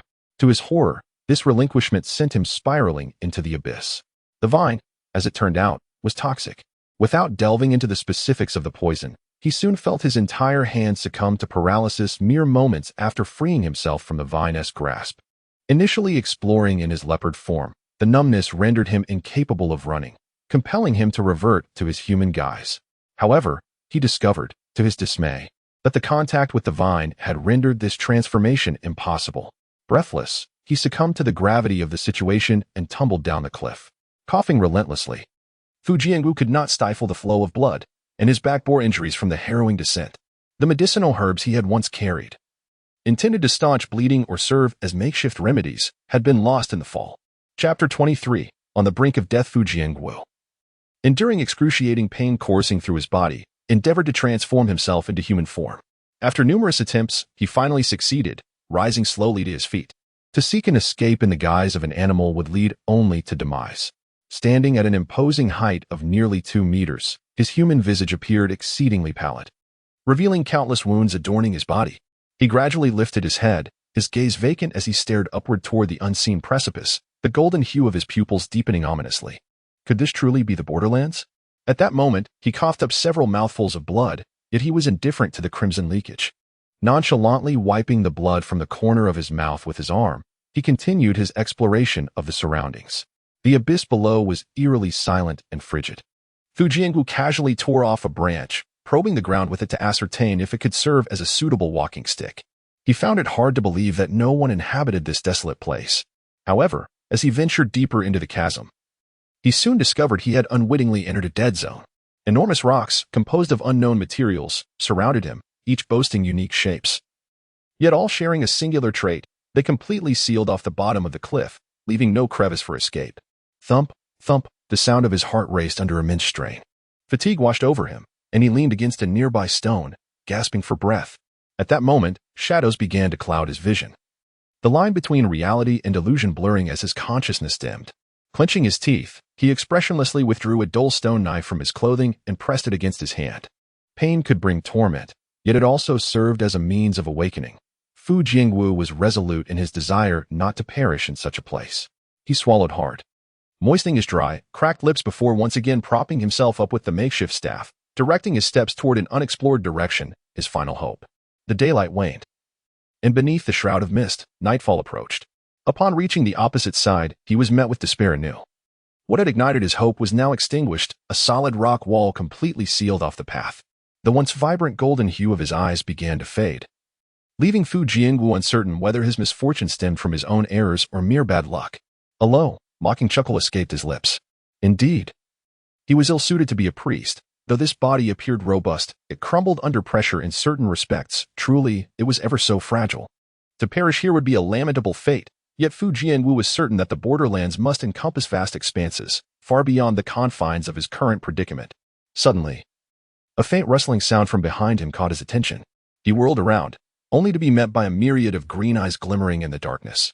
These luminous orbs emerged from the shadows, exuding a predatory glint, and encircled Fu Jiangwu. They were a pack of wolves. Chapter 24, Mutual Destruction. Fu Jiangwu reflected inwardly, regretting his futile imaginings, as the very fears he harbored materialized before him in the form of real, living threats. Now, he found himself in dire straits. Grievously wounded and confronted by a pack of wolves, facing the grim specter of death. His once pristine white fur was now tainted gray, stained with blood. The pack halted a short distance away, their alpha, with emerald eyes, fixated intently on Fu Jiangwu, poised to strike. Which clan do you belong to? Fu Jiangwu's voice emerged hoarse, laced with trepidation as he cautiously inquired, his throat growling menacingly. Yet, the wolves appeared oblivious to his words. Their gaze locked onto him, as if he were a delectable morsel. The realization dawned upon him. These creatures were mere beasts, not shapeshifters. The prospect of a peaceful discourse was swiftly extinguished. Taking a deep breath, Fu Jiangwu braced himself for a desperate struggle. The wolves, sensing his readiness, began to advance, encircling him with 6 formidable bodies. They prowled around him warily, contemplating the most opportune moment to strike, driven by an insatiable hunger. The barren cliffs below offered no sustenance, and the sight of a creature from their own lineage ignited their primal instincts for a feast. These wolves, too, had stumbled into this perilous situation. Otherwise, they would have thrived in some hidden corner of the planet. The pack initiated the assault, demonstrating remarkable intelligence by opting for a coordinated attack rather than confronting him one by one. This tactic intensified both his psychological and physical burdens. The wolves' claws were razor-sharp, and within moments, he felt searing cuts on his arms and chest. The wounds, previously beginning to heal, reopened, compounding his suffering. Yet, the wolves were not faring well either. Fu Jiangwu was not merely awaiting his demise. As the wolves endeavored to vanquish him, he capitalized on their vulnerabilities, targeting their most delicate anatomical weaknesses with lethal precision. Several wolves howled in agony as their bellies were ripped open by his fierce counterattacks. Witnessing the ineptitude of his subordinates, the alpha let out a derisive howl. The alpha remained undeterred by the injury of his pack members. Food lay tantalizingly close, and he sensed that Fu Jiangwu's vitality was waning. With a few more aggressive strikes, a hearty meal would be within his grasp. The wild gleam in the alpha's eyes intensified as he assumed a challenging stance, fixating fiercely on Fu Jiangwu. As an ordinary beast, his thoughts were singularly focused on survival and satiation. Amidst the chaos, Fu Jiangwu cast a detached glance at his wounds, observing the alpha poised to pounce. To his own surprise, a faint smile tugged at the corners of his mouth. However, in the realm of normalcy, a smiling leopard bore an unsettling air of peculiarity. Chapter 25, A Cat Found? The Wolf King shifted from offense to defense, its steps light upon the ground. Fu Jiangwu withdrew a sharp stone knife from his bosom, his gaze icy as it fell upon the Wolf King. He then raised the blade slowly, declaring, "This is your final opportunity, should we wish to avoid mutual destruction." Yet, the Wolf King had lost all patience. It was disinterested in the words of its prey. With a fierce howl, it summoned several of its brethren from the surroundings. Fu Jiangwu's pupils constricted sharply. He had believed the 6 or 7 wolves before him to be a considerable threat, yet he was taken aback to discover 4 more lurking in the shadows. The Wolf King howled once more, urging its subordinates to charge forward, while it itself ambled leisurely in the distance, as if awaiting the inevitable demise of its quarry. As the claws of the wolves grazed Fu Jiangwu's face, blood trickled down, and the wounds elsewhere on his body were beyond the realm of description. He found himself in a true struggle for survival. Coughing, Fu Jiangwu could barely discern the direction ahead. Blood flowed into his eyes, rendering his vision a crimson haze. With his sight blurring, his mental fortitude began to crumble, and he pondered dully whether he was truly destined to perish in this place. The 4 wolves encircled Fu Jiangwu menacingly, their eyes glinting with malevolence, ready to feast upon him. Meanwhile, Jiang Yuanyuan, having circled around for a considerable time, finally stumbled upon the clearing. She brushed off the dust from her attire and sighed softly as she walked. The mist at the bottom of the cliff was thinning, and dawn was soon approaching. Bathed in the soft light of early morning, Jiang Yuanyuan finally discerned her surroundings. The area was barren, save for peculiar, weathered rocks. She scanned the environment before veering towards the sounds of struggle. Although she uttered no words, it was evident her pace quickened. Upon arriving at the scene, she was met by a multitude of wolves, their fur a grimy gray-black. It was clear these wolves were famished, their eyes gleaming with an insatiable hunger, their bodies gaunt and emaciated. As Jiang Yuanyuan entered the area, the pack turned their heads in unison, their green eyes fixated upon her. A nervous twitch danced at the corner of her mouth. How could there be so many wolves here when she had not heard their howls moments before? Just as she pondered how to approach these creatures, the pack seemed to sense an invisible pressure, retreating a few steps in palpable fear, adopting a submissive posture. The planet bound to the host was akin to their own body, and all living beings within it held a profound reverence and obedience towards the host, for to them, the host was akin to a divine creator. With this understanding, the wolves' retreat became comprehensible. Testing the waters, Jiang Yuanyuan took a few tentative steps forward, and the wolves once again backed away, lowering their noble heads. In a place where Jiang Yuanyuan could not see, they silently ground their teeth, stifling their appetites. When the pack had fully dispersed, Jiang Yuanyuan finally beheld what had been obscured by their bodies. A small, grayish-white cat lay there. Chapter 26. The severely wounded white furball Jiang Yuanyuan quickened her pace, taking a few steps forward. It seemed she was aware of the cruel treatment inflicted upon the cat. And as she cast her gaze towards the pack of wolves, her expression hardened momentarily. The wolves, however, appeared quite innocent.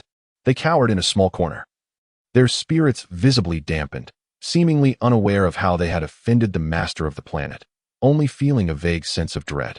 It's not your fault. Jiang Yuanyuan sighed helplessly, recognizing her own misplaced anger.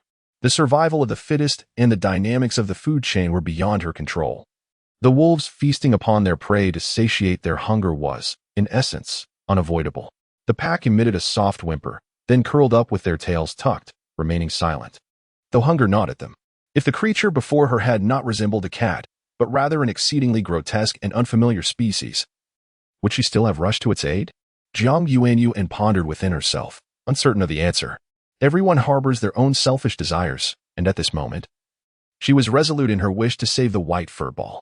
Upon approaching the white furball, Jiang Yuanyuan found her breath hitching. It was actually quite substantial in size. The perceived diminutiveness merely a result of distance. This creature appeared not merely as a cat, but bore a resemblance to one. The white furball was grievously injured, with deep claw marks marring its neck, and various wounds adorning its face, thighs, and abdomen, bruises, abrasions, and bite marks all evident. It was truly a pitiful sight. The white furball had succumbed to its injuries, its consciousness long departed. As she cradled it in her arms, she felt its body grow increasingly cold, a stark reminder that death was imminent.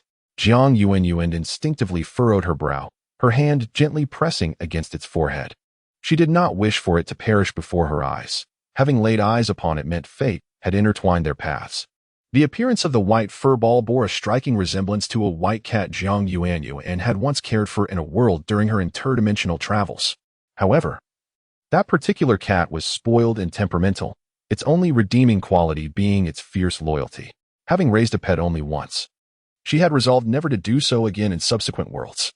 Initially, she believed that as long as she refrained from forming emotional ties with characters within the narrative, she would encounter no issues. Yet, she later realized that her heart would inevitably become entangled with certain matters. While she could live for centuries, a cat's lifespan barely extended beyond 20 years. Once emotions were involved, detachment became profoundly challenging. Let's staunch the bleeding and treat the internal injuries for now. Observing the white furball's body beginning to self-repair, Jiang Yuanyuan's gaze softened. What brings you here? She inquired, cradling the somewhat dirty white furball while addressing the few wolves huddled in the corner. The wolves emitted a plaintive howl, conveying their grievance. They could roughly comprehend the master of the planet's words, yet lacked the capacity to articulate human language, resorting instead to their howls. Never mind, Jiang Yuanyuan sighed softly. This cliffside is barren. You must have wandered here by mistake. Come along with me, and then you can decide your own fate. Chapter 27. Rescuing the unconscious cub. Jiang Yuanyuan followed the same path she had previously traversed, ascending the mountain, while the pack of wolves lethargically trailed behind her. Are you hungry? She inquired, tilting her head to glance at the few wolves behind her, their expressions somewhat aggrieved. The wolves emitted a mournful howl, prompting Jiang Yuanyuan to pause momentarily. In truth, she was rummaging through her spatial pocket, yet after a lengthy search, she had failed to find anything suitable for these creatures. Foods that were appropriate for their kind. I have nothing to offer you, so we'll have to venture out and hunt instead, she mused aloud, indifferent to whether the wolves comprehended her words as she continued onward. Initially, Jiang Yuanyuan had intended to gently nudge the nearby invisible planetary model, but she reconsidered. If the latitude shift were too great, she could end up in an unknown realm, which would be rather unwise. Ultimately, she opted for a more conventional pace. After traversing the terrain for the better part of a day, they arrived at a spacious area, finally emerging from the depths of the cliff. The wolves howled a few times at Jiang Yuanyuan, sounding both grateful and as if bidding farewell, before swiftly departing. With a gentle curve to her smile, Jiang Yuanyuan's expression shifted to one of tranquility upon seeing the small white fluff ball cradled in her arms. She adjusted the position of the cub so that its head was level with hers, then scrutinized the still sleeping creature. It does bear a resemblance to a leopard, she mused. Fu Jingwu was entirely unaware of the events that transpired after he lost consciousness. Only now did he vaguely sense that he had been jostled along the way. With his mouth stuffed with an inexplicable object, just as he attempted to open his eyes, he found them seemingly glued shut. Yet he could faintly perceive gentle hands cradling him. Once more, Fu Jingwu succumbed to unconsciousness. Is it truly impossible to awaken? Jiang Yuanyuan sighed softly. Initially confident in her ability to revive him, her assurance waned as she considered the differences between their species. She had intended to reach a flat area, but upon reflection, she realized she possessed no shelter, leaving her exposed to the elements. Truly a dismal situation. Before the impending rain, she discovered a cave.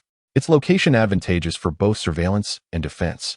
Having consumed a medicinal pill earlier, she felt no hunger and summoned her holographic device from her chest, her gaze flitting across the forum's expansive page. However, not a single post thoroughly detailed how one might survive upon arriving at a desolate planet. And at this moment, Jiang Yuanyuan desperately required knowledge of wilderness survival. Binding to this planet is genuinely a rare occurrence, she noted. At that moment, she noticed a small green square appear in the lower left corner of her holographic interface.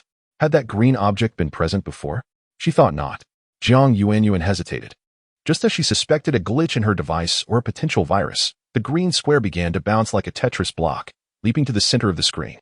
The square gradually expanded until it transformed into an image Jiang Yuanyuan was becoming increasingly familiar with.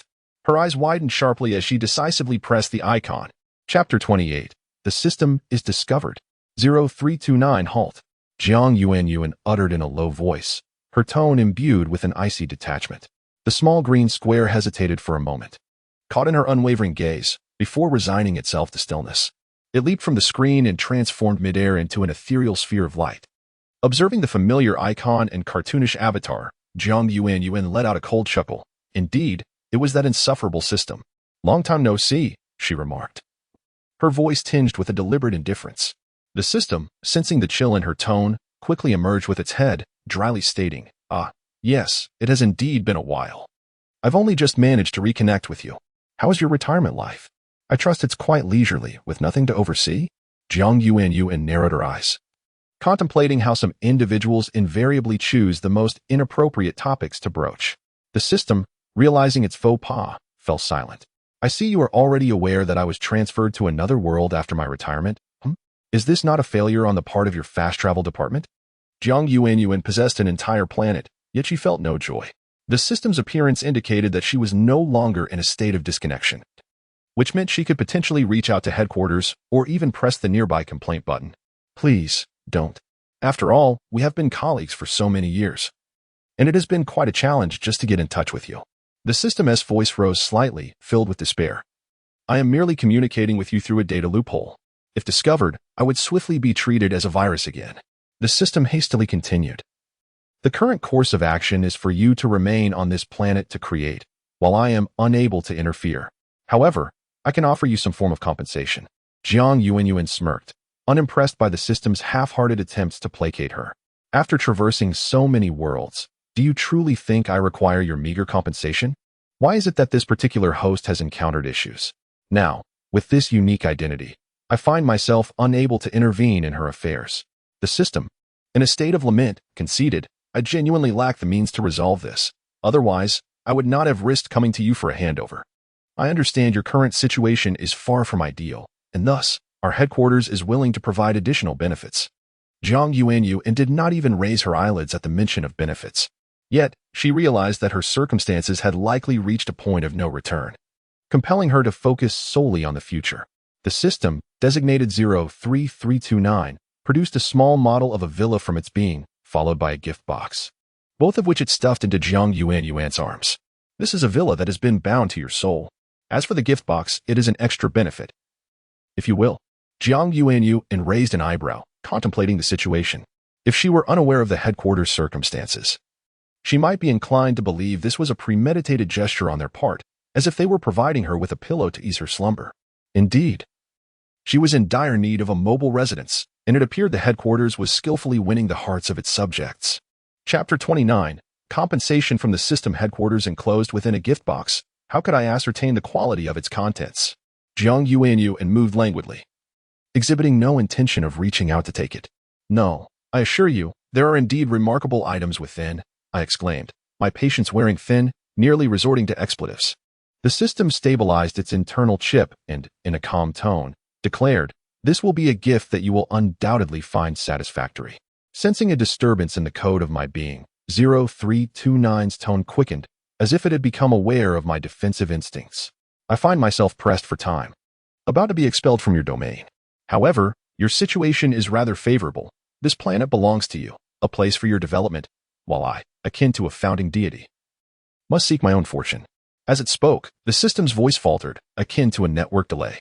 Eventually, the small green square vanished, leaving behind a model of a villa and a gift package. At least there were indeed living beings on this planet. And it appeared that these creatures possessed a certain spirit, although she had yet to uncover the planet's hidden pains. It was also possible that her landing spot was not ideal, hence her failure to encounter other life forms. Jiang Yuanyuan did not immediately position the villa. Instead, she first opened the gift box. Upon gazing at its contents and the accompanying note, her pupils constricted sharply. This is, here. Choosing a picturesque location, she placed her standalone 3-story villa, only to be soon beset by a sense of unease. Despite the pleasant surroundings, the solitary villa standing tall felt somewhat peculiar. After a moment of contemplation, she opted to relocate the house to a different area shrouded in mist, creating an ambience reminiscent of a reclusive sage. This arrangement seemed satisfactory, evoking a sense of seclusion. However, the opulent exterior of the 3-story villa caused a slight twitch at the corner of Jiang Yuanyuan's mouth. She harbored deep skepticism regarding the villa's fantastical design, suspecting it was an amalgamation of architectural styles from various worlds. The villa embodied Eastern elegance, ethereal beauty, the grandeur of Western divine temples, and even a hint of punk aesthetics. Upon entering through the courtyard, Jiang Yuanyuan found the interior to be relatively inviting, with the first floor encircled by a railing, resembling a quaint little garden. The furnishings within were all meticulously crafted, drawing from the architectural style of Jiang Yuanyuan's original world. With every essential amenity present, she even contemplated that, given an abundance of food, it would not be unfeasible to remain alone in the villa indefinitely. Oh dear. The white dumpling has awakened. Jiang Yuanyuan hastily ascended to the 2nd floor, her surprise evident as she beheld Fu Jiangwu slowly opening his eyes, revealing his golden irises. This little one has finally come to life. Chapter 30. Is she a deity? As Fu Jiangwu opened his eyes, he was greeted by an expanse of unfamiliar architecture. Instinctively, his body recoiled slightly, but as realization set in, he quickly shifted to a state of alertness. His gaze scrutinized the surroundings, taking in the novel edifices he had never encountered before. Doubts swelled within him, and an ominous premonition intensified. It was evident that he had been rescued from the borderlands. Yet he remained uncertain whether his savior was friend or foe. The interior was warm and self-sufficient, radiating heat that coaxed Fu Jiangwu's body into a state of relaxation. A tempest of emotions surged within him. Could this be a device for warmth? Such an extravagant means of insulation existed in this world. His breath caught in his throat as he sprang from the blanket, leaping to the floor. The surface was remarkably smooth, and he felt an unusual adherence beneath his feet. Upon landing, the bizarre and enchanting furnishings around him became increasingly vivid. A polished and exquisite table, intricately carved creatures of unknown origin, and peculiar columns, among other marvels. The more he pondered, the more incredulous he became. These objects seemed far removed from anything that could exist on the continent. He had never heard of any race achieving such a level of sophistication. His thoughts were interrupted when the door creaked open, revealing a female figure clad in extraordinarily ornate and intricate attire. Fu Jiangwu recognized the fabric, having studied it in his clan, but he never imagined such exquisite craftsmanship could exist. The complexity and splendor of her garments defied his meager vocabulary. Initially on guard, Fu Jingwu found himself momentarily entranced by her presence, a flicker of longing igniting within him. Could she be his divine savior? You appear to have awakened, Jiang Yuanyuan remarked with a gentle smile, instructing a nearby medical robot to bounce toward him, equipped with electronic devices for examination. Fu Jiangwu's heart raced as the peculiar contraption approached, and he instinctively retreated a few steps, alarmed. What sorcery is this? Do not be afraid. It is merely a standard medical assessment robot, here to check for any injuries, Jiang Yuanyuan reassured him with a calming smile. Although Fu Jianwu understood many languages of the continent, Jiang Yuanyuan's words eluded him. Her speech was evidently not the common tongue of his homeland. Yet, from her soothing tone, he sensed that she bore no ill intent, gradually lowering his defenses. The robot halted half a meter away, emitting a blue light for scanning. Fu Jingwu nearly revealed his fearsome fangs, but he managed to restrain himself. It was not the time for reckless action. After completing its examination, the robot reported that all bodily functions were normal, with no signs of organ failure. Following this, a blue smile appeared on the robot's screen, and it promptly retreated to a corner, tucking its head into its body to enter standby mode. Chapter 31. The Last Whisper of Desire from the Heart. Where do you come from? Do you have kin of your kind? Jiang Yuanyuan spoke, intentionally incorporating colloquial expressions, convinced that the white creature before her could comprehend her words. However, Fu Jianwu did not grasp what Jiang Yuanyuan was saying. He merely observed as her lips moved. She was undeniably beautiful, and Fu Jingwu found himself momentarily entranced, his tone softening.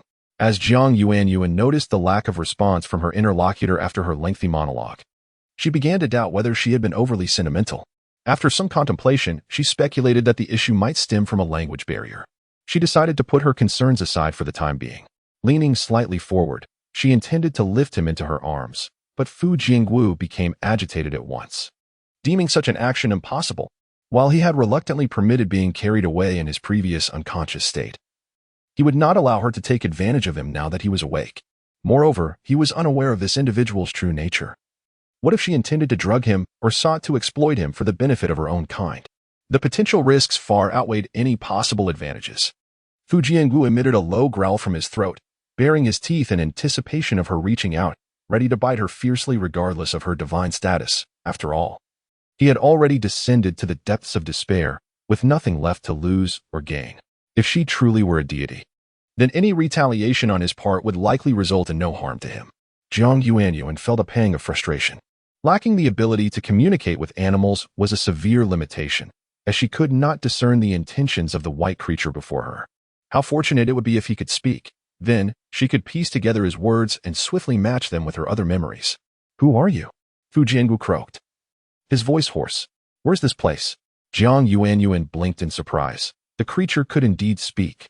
She had thought it merely a figment of her imagination, mistaking an ordinary animal for one endowed with intelligence. Although his speech had a dialectical quality, it bore a resemblance to the languages she had encountered in her time within fantastical realms. Contemplating this, Jiang Yuanyuan tentatively responded in a calm tone, I am Jiang Yuanyuan, and this is my home.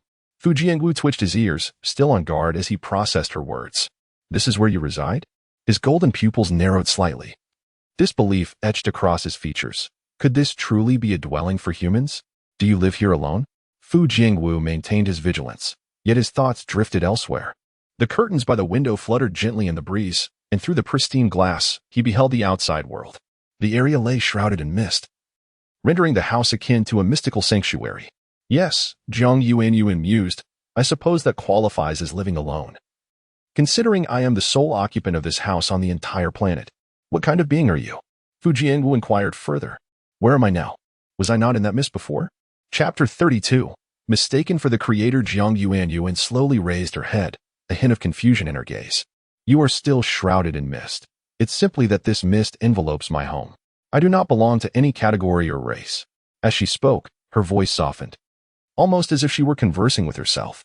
It seems I have indeed failed to delineate regions or name the various places on this planet. It is quite troublesome. Not belonging to any subject or race, merely a solitary wanderer, speaking in an incomprehensible yet remarkably formal language akin to that of orcs. Her striking beauty belied her supposed nature. Observing her, one would think she had been meticulously cared for, and her dwelling appeared more like a realm of fairy tales. The confusion in Fu Jiangwu's heart deepened. The individual before him might truly be a deity. Jiang Yuanyuan, unperturbed, summoned a blue screen directly from the air. This screen, unlike the planet's main control interface, resembled a shimmering water mirror. Witnessing Jiang Yuanyuan's fantastical display, Fu Jiangwu's lingering doubts were obliterated. The feminine figure before him possessed an extraordinary ability, extracting objects from thin air, which, like water, could solidify midair, displaying scenes from distant locales. He swiftly approached Jiang Yuanyuan, lowering his head and speaking in a tone heavy with sorrow. "Oh, great one, have you finally graced us with your presence? Might I inquire how we have angered you to reach this dire state? Have you truly forsaken us?" His agitation grew as he spoke, struggling to contain his emotions. Momentarily silencing himself to regain composure. "You created this entire world, granting us life and hope. Why then have you cast us aside, leaving us to endure such hardship?" His voice remained subdued, yet it carried an unmistakable undertone of humility, as a mere mortal would exhibit before a formidable deity. "What? I have traversed the planet, yet discovered no race. When did I ever impose a punishment upon you? I am utterly unaware."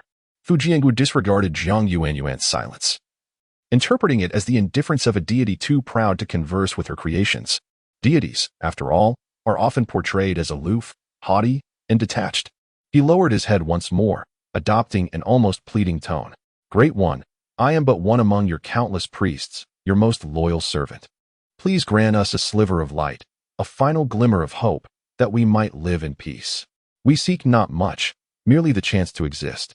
Before him stood an adorable yet fierce creature speaking the universal language with solemnity, and Jiang Yuanyuan found the situation somewhat awkward. Deity? She pondered the term, feeling an increasing sense of absurdity. Though she could not comprehend his words, nor fathom the identity he had ascribed to her, she gleaned a vital piece of information. She might possess the means to introduce other inhabitants, perhaps even an entire continent. Chapter 33. I am not your deity. Though Jiang Yuanyuan harbored intentions of embracing the afflicted races, she had no desire to be viewed as a deity or to assume a position of supremacy. Thus, she calmly articulated to Fu Jiangwu, "I am not a deity. There exists no divine being in this world." However, Fu Jiangwu's deeply ingrained beliefs were impervious to change. He steadfastly held that deities did exist, merely having forsaken them entirely. Now, encountering this enigmatic figure who refused to acknowledge her divine status, he implored, "Have you truly abandoned us? Is there no hope for our salvation?" Listening to the humble and pleading words emanating from the white creature before her, Jiang Yuanyuan momentarily paused in contemplation. The existence of deities is a matter of belief. One may choose to perceive them as real or not. In truth, any being possessing immense power or eternal life could be regarded as a deity. Although the energy and conceptual frameworks of different worlds vary, broadly speaking, the god of light in Western fantasy is a deity. The divine sovereign in a mystical realm is a deity, and the celestial immortal in the realm of cultivation is a deity. While the heavenly Tao in the primordial world is also a deity, among others. Upon reflecting from another perspective, Jiang Yuanyuan discerned that the assertions of the beast men bore a semblance of truth. Perhaps their world had indeed once known deities, akin to the formidable beings capable of creating their own realms in the cultivation world. After all, Jiang Yuanyuan herself had once been such a powerful entity. With a soft sigh, she contemplated the implications of taking on this life. It would entail assuming the karmic burdens associated with it. Although the rules of punishment and reward governing the world's karma would not directly afflict her, as one who cherished the merits of benevolence, she was averse to being entangled in such karmic ties. To put it more simply, she continued, "I do not belong to the pantheon of your world's deities, nor do I comprehend the events transpiring on your continent. This is Planet E001, and I am its sovereign," Jiang Yuanyuan patiently elucidated, her demeanor serene as she endeavored to soothe the emotions of the panther before her. Fu Jiangwu grasped the initial part of her explanation. In his understanding, the deity of their world had indeed abandoned them, while this woman represented a deity governing a different land.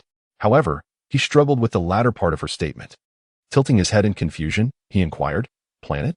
Observing the adorably inquisitive gesture, Jiang Yuanyuan felt a flutter of affection within her. Suppressing the urge to reach out and ruffle his hair, she replied, "Yes, a planet, a collective composed of numerous continents and oceans." Fu Jiangwu's golden eyes widened in astonishment, as if he had never fathomed the existence of such vast territories. Suddenly, his expression darkened, and he lowered his head in sorrow. If their deity had forsaken his people, Could they not seek refuge with other deities, perhaps aligning themselves with a new divine figure? After all, survival was paramount.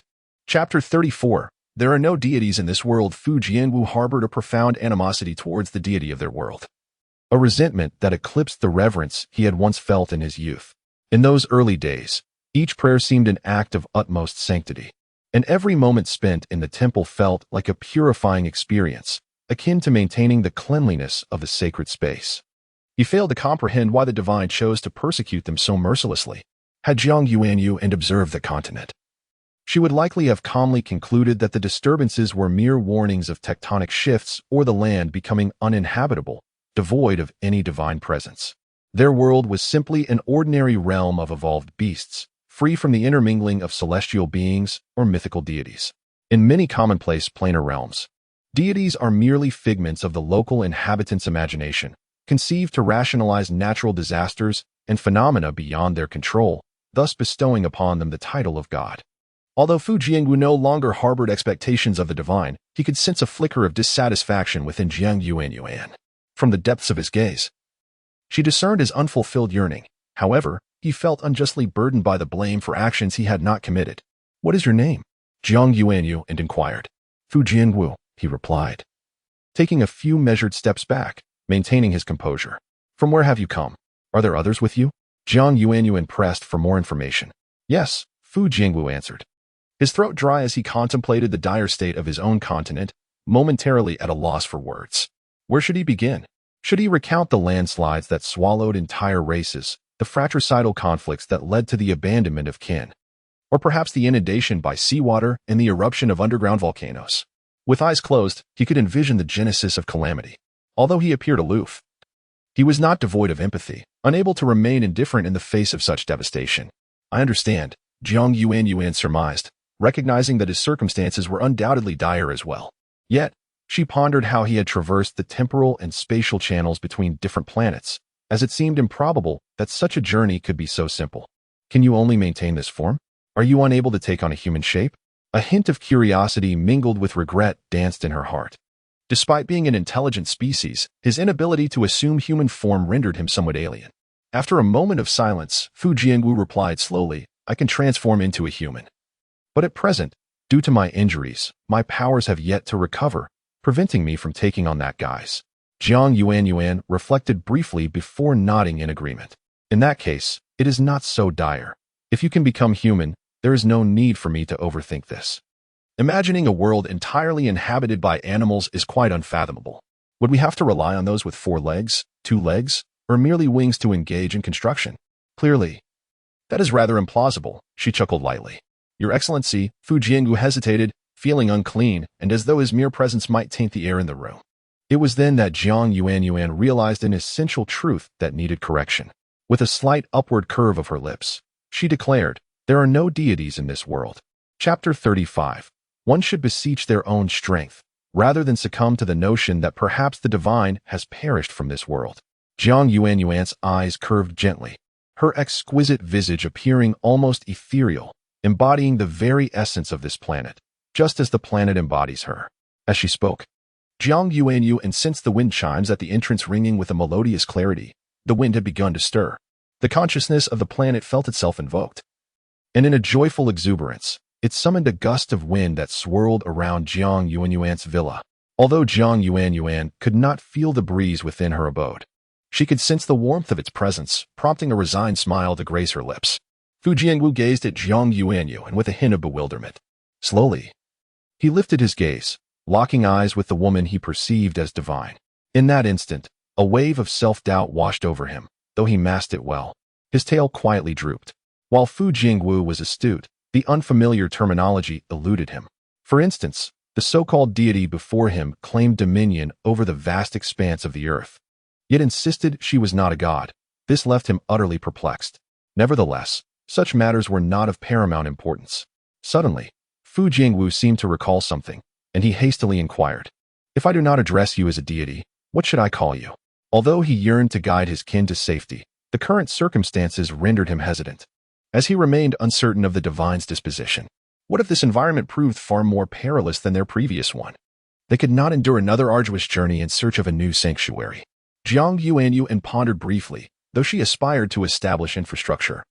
She had no desire for despotic rule or to assume the role of a deity commanding a throng of followers. Such phenomena must be curtailed from the outset.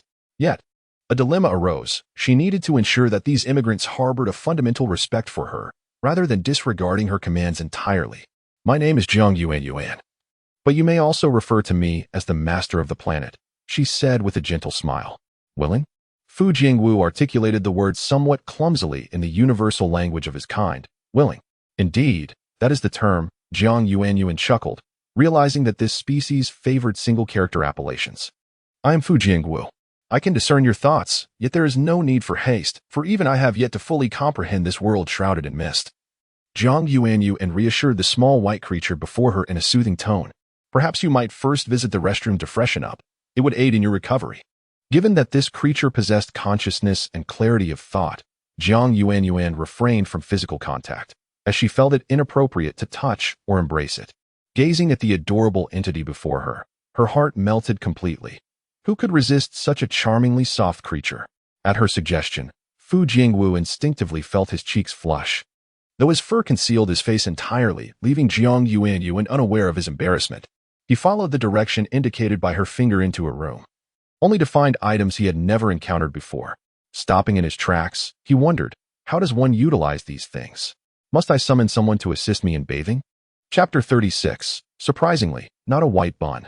He felt as if his entire being was thoroughly cooked, akin to a well-done shrimp. Fu Jingwu found himself ensnared in a quandary. Unable to call out or remain silent, he no longer embodied the aloof demeanor expected of his clan. An inexplicable affection toward Jiang Yuanyuan stirred within him. Meanwhile, Jiang Yuanyuan had been waiting outside for quite some time, but the bathroom remained silent, devoid of the sound of running water, which sparked her concern. She pressed her forehead in regret, realizing she had overlooked a crucial detail. The cultural and technological disparities between their worlds might render him unfamiliar with such amenities. Through the ornate glass door, she called gently to Fu Jingwu inside the restroom. Do you need any assistance? A smile graced her lips at the thought of how adorably innocent the little white bun was. I'm coming in now, she announced politely before slowly pushing the door open. Curled up on the floor, Fu Jingwu appeared pitiable. Jiang Yuanyuan stepped forward, gracefully lowering her head to point out the various buttons, explaining their functions. When Fu Jingwu observed how effortlessly she pressed a button to release a stream of crystal-clear water, awe flickered in his eyes. How wonderful it would be if their kind could access such pristine water sources and dwell in such splendid abodes. Yet, he understood that this was a realm belonging to the divine, and he was merely a transient visitor. Although Jiang Yuanyuan had instructed him on how to use the facilities, she still worried that he might struggle during his first bathing experience. Thus, she decided to prepare the bathwater in advance. How about I help you wash? Don't worry. I want to peek, she suggested hesitantly. After all, you're just a fluffy creature. Before Fu Jingwu could fully comprehend, he felt her embrace, her soft hands gently grasping his. His body stiffened, caught off guard and unsure how to react. While Jiang Yuanyuan was aware that this little white bun could potentially transform into a person, he remained a fluffy being for now, and his fur concealed any distinguishing features. In truth, she was merely enamored with his fluffy exterior. Noticing that he did not struggle in her grasp, her surprise quickly transformed into delight. Fu Jingwu's fur had collected various dust and grime. Had she not been concerned about his condition, she would have already tossed him into the water. Opening a nearby cabinet, she discovered it neatly stocked with her favorite brand of shower gel, raising an eyebrow in pleasant surprise at the system's thoughtful compensation, providing her with familiar comforts. Nevertheless, she acknowledged that such small pleasures could not adequately compensate for the losses they had incurred. Determined to reclaim her losses next time, she anticipated the system's inevitable return. She poured a bit of shower gel into her hands, creating a lather, which she then applied to Fu Jingwu's fluffy coat. To her astonishment, washing revealed that what she had thought was gray fur was, in fact, merely dirt. A spray from the shower head unveiled a pristine white coat beneath. At that moment, Jiang Yuanyuan realized her earlier judgment had been flawed. This little white bun was not merely white. It bore black spots against its snowy fur. After rinsing him thoroughly, she reluctantly accepted a newfound truth. He was not a cat. Chapter 37. It turns out she likes cats, not me. You're not a cat. Are you? Jiang Yuanyuan's tone was perfectly normal, yet her words were laced with an unmistakable hint of regret. Fu Jingwu, ever sensitive to emotional nuances, immediately interpreted her comment as a realization that she had mistaken him for a cat, and now, upon discovering he was not of that species, she felt remorse. A fleeting shadow of disappointment flickered in Fu Jiangwu's eyes. "I am not a cat. I am a snow leopard," he replied softly.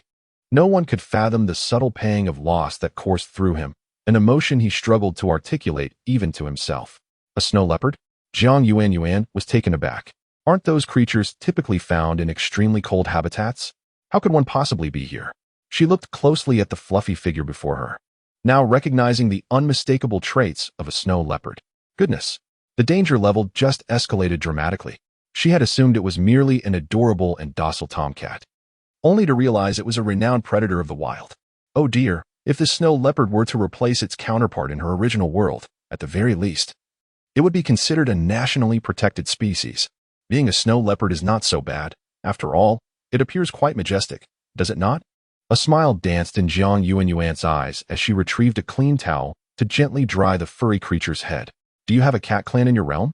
she inquired curiously. "I see," Jiang Yuanyuan replied, her disappointment surfacing once more.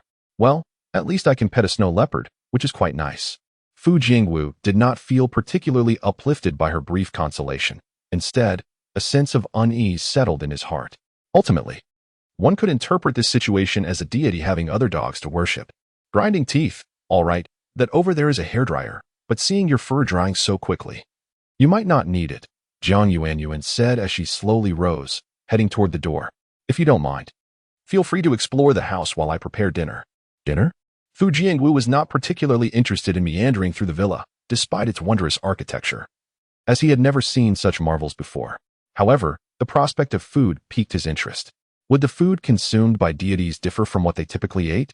Could he possibly introduce such delicacies to his clan? Although Fu Jiangwu had settled here for the time being, his thoughts remained tethered to his snow leopard kin. As a newly appointed priest, he appeared somewhat taciturn, yet it was merely a reflection of his uncertainty about what to say, prompting him to maintain a contemplative silence. His clan had elevated him to an esteemed position, perhaps overlooking the fact that he had only recently come of age as a priest. After completing her statement, Jiang Yuanyuan headed to the kitchen to cook. Interestingly, many years ago, she had been quite the culinary disaster, but after traversing numerous worlds, her cooking skills had been honed to that of a master chef. Preparing meals had become a simple task. Though not a cat, Fu Jiangwu belonged to the feline family, and his movements were as silent as a cat's. Given that he was still recovering from his internal injuries, he refrained from straining himself to assist Jiang Yuanyuan, for that would only complicate matters further. Chapter 38 Forum replies. Another uneventful day has slipped by. As usual, Jiang Yuanyuan opened her software, methodically sifting through messages akin to an emperor reviewing edicts. Suddenly, she paused at a particular message that stood out amidst a flurry of flattery and networking attempts. While most messages were lighthearted, seeking to charm or gauge the newcomer, this one bore a seriousness that was markedly different. Fish tank, private message. Hello, Starry Planet newcomer. I have perused the threads you've been posting in, and regarding the introduction of indigenous inhabitants, I maintain a neutral stance. To avoid inciting public outrage, I have chosen to message you privately. You may objectively decide whether to heed my words. From your descriptions, I surmise that the resources on your planet are rather lacking, possibly nearing E-level. Though I have yet to encounter anyone with an E-level planet, I do not dismiss the possibility. According to my computational simulations, while introducing indigenous inhabitants could revitalize your planet under extremely low-level civilizations, it may equally disrupt the ecological balance. As Jiang Yuanyuan became engrossed in the content, a prompt appeared, indicating a payment requirement. Her heart sank as she realized her balance was zero. The shimmering coins danced mockingly in place, a stark reminder of her financial plight. Indeed, she found herself utterly incapable of earning any money. Acquiring funds was not as simple as foraging for herbs or seeking rare creatures on her planet. It required the exchange capabilities of various parallel worlds. The quick travel department was not so miserly. Why, then, would the software provided to each planet owner be so limited? Jiang Yuanyuan's mind was ablaze with frustration. She tentatively followed this intriguing figure, resigning herself to the prospect of seeking answers when her finances improved. Aside from a villa, the system from the quick travel department had offered little of utility.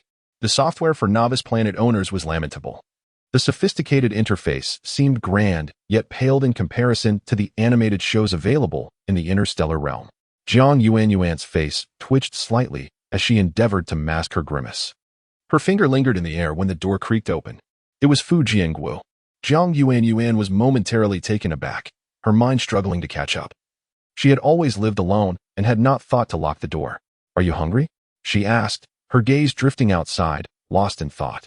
"Oh, right. I consumed a fasting pill, so I am not particularly hungry.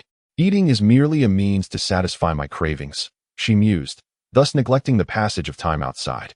"May I go out?" Fu Jiangwu's voice dropped slightly, as if he was concerned about Jiang Yuanyuan's potential disapproval of his departure. Chapter 39. In search of the mist. Of course, it is possible. Jiang Yuanyuan smiled gently, then naturally let her hand drop from the air, resting it on her left side.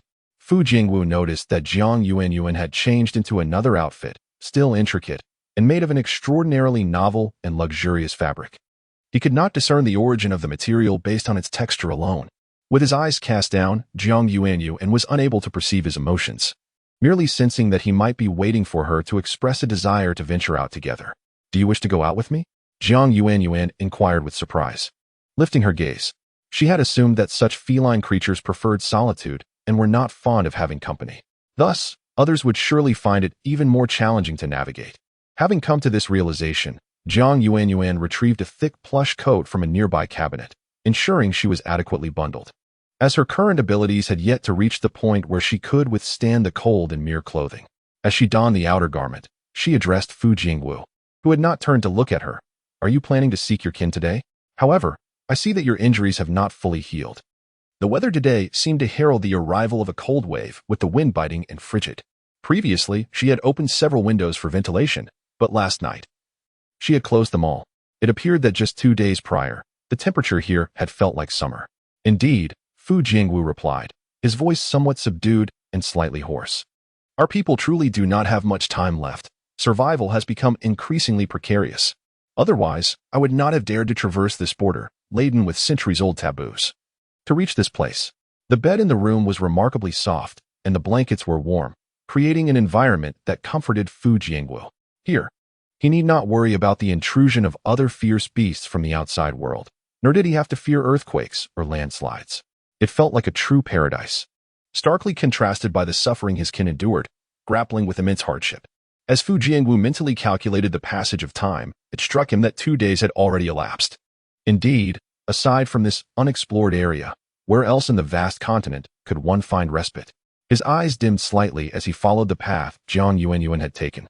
Naturally unseen by her, thus she was oblivious to the cold glimmer in his gaze. Jiang Yuanyuan wandered through the mist for quite some time, unaware of the transition from dusk to dawn. It was now the second day. Chapter 40. In search of the mist beyond well. Jiang Yuanyuan somewhat self-deprecatingly admitted that she was indeed a bit directionally challenged. Beneath this fog, everything appeared so similar. Were not the tangled vines all alike? Either adorned with small thorns or dotted with delicate white flowers. Fu Jiangwu's gaze sharpened as he observed the scraps of clothing on the ground. This was a place he had previously traversed. It was precisely upon seeing these remnants that he felt certain someone had ventured into this borderland before, only to be seized by some unseen force, leaving behind mere fragments of their garments. If there were individuals on the other side capable of capturing the beastmen traversing this path, it unequivocally implied the presence of living beings over there, and naturally, there would be sustenance. Surely, those on the other side of the border were not resorting to cannibalism. Jiang Yuanyuan quipped. "If I were to say that my getting lost was not intentional, would you believe me?" This very spot was where she had stumbled amidst the vines before. Fu Jiangwu suddenly interjected, "Jiang Yuanyuan." She blinked, her thoughts momentarily swirling before she forced a semblance of ease, saying, that explains why this area feels so familiar. Can such coincidences truly exist in this world? To have inadvertently wandered into someone's lair, it seems improbable. The expanse of this misty domain was vast, extending even to the upper right corner of that three-dimensional globe. This suggested that tracing their path to ascertain their location would indeed be quite the challenge. One could only conclude that her fortune was remarkably favorable. However, as they journeyed, they encountered nothing alarming. "Why is it that you bore so many injuries when I brought you away?"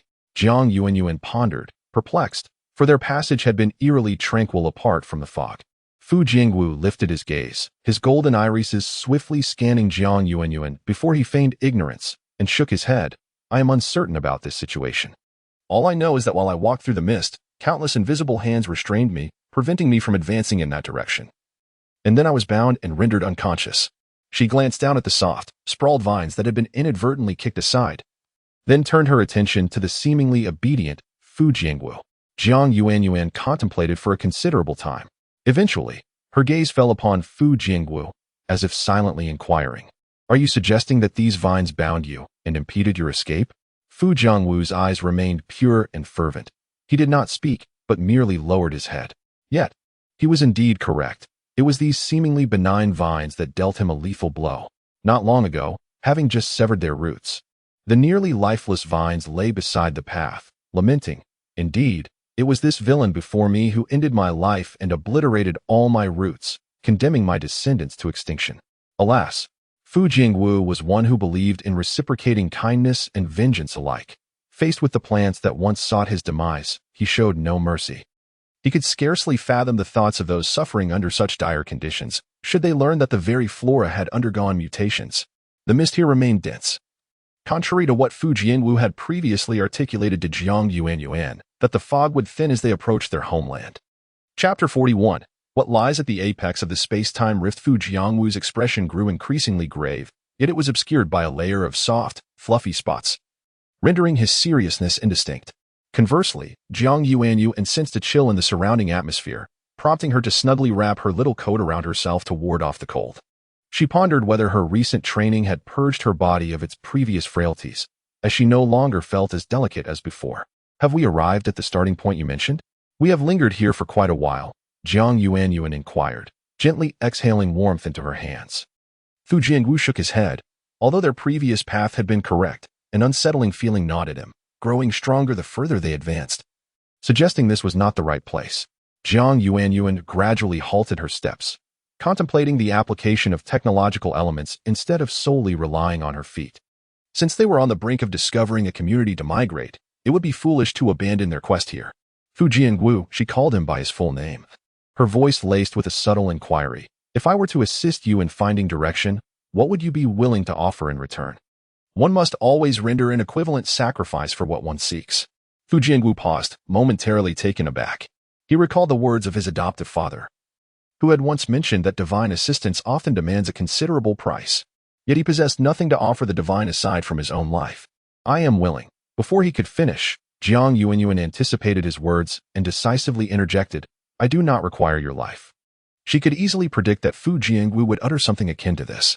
Fu Jiangwu hesitated, his golden pupils darkening slightly as his tone rose. "O great deity, I am your most devoted follower." Jiang Yuanyuan felt a headache coming on. Once again, their conversation circled back to the notion of being a follower, making her feel as though she were inadvertently promoting a cult.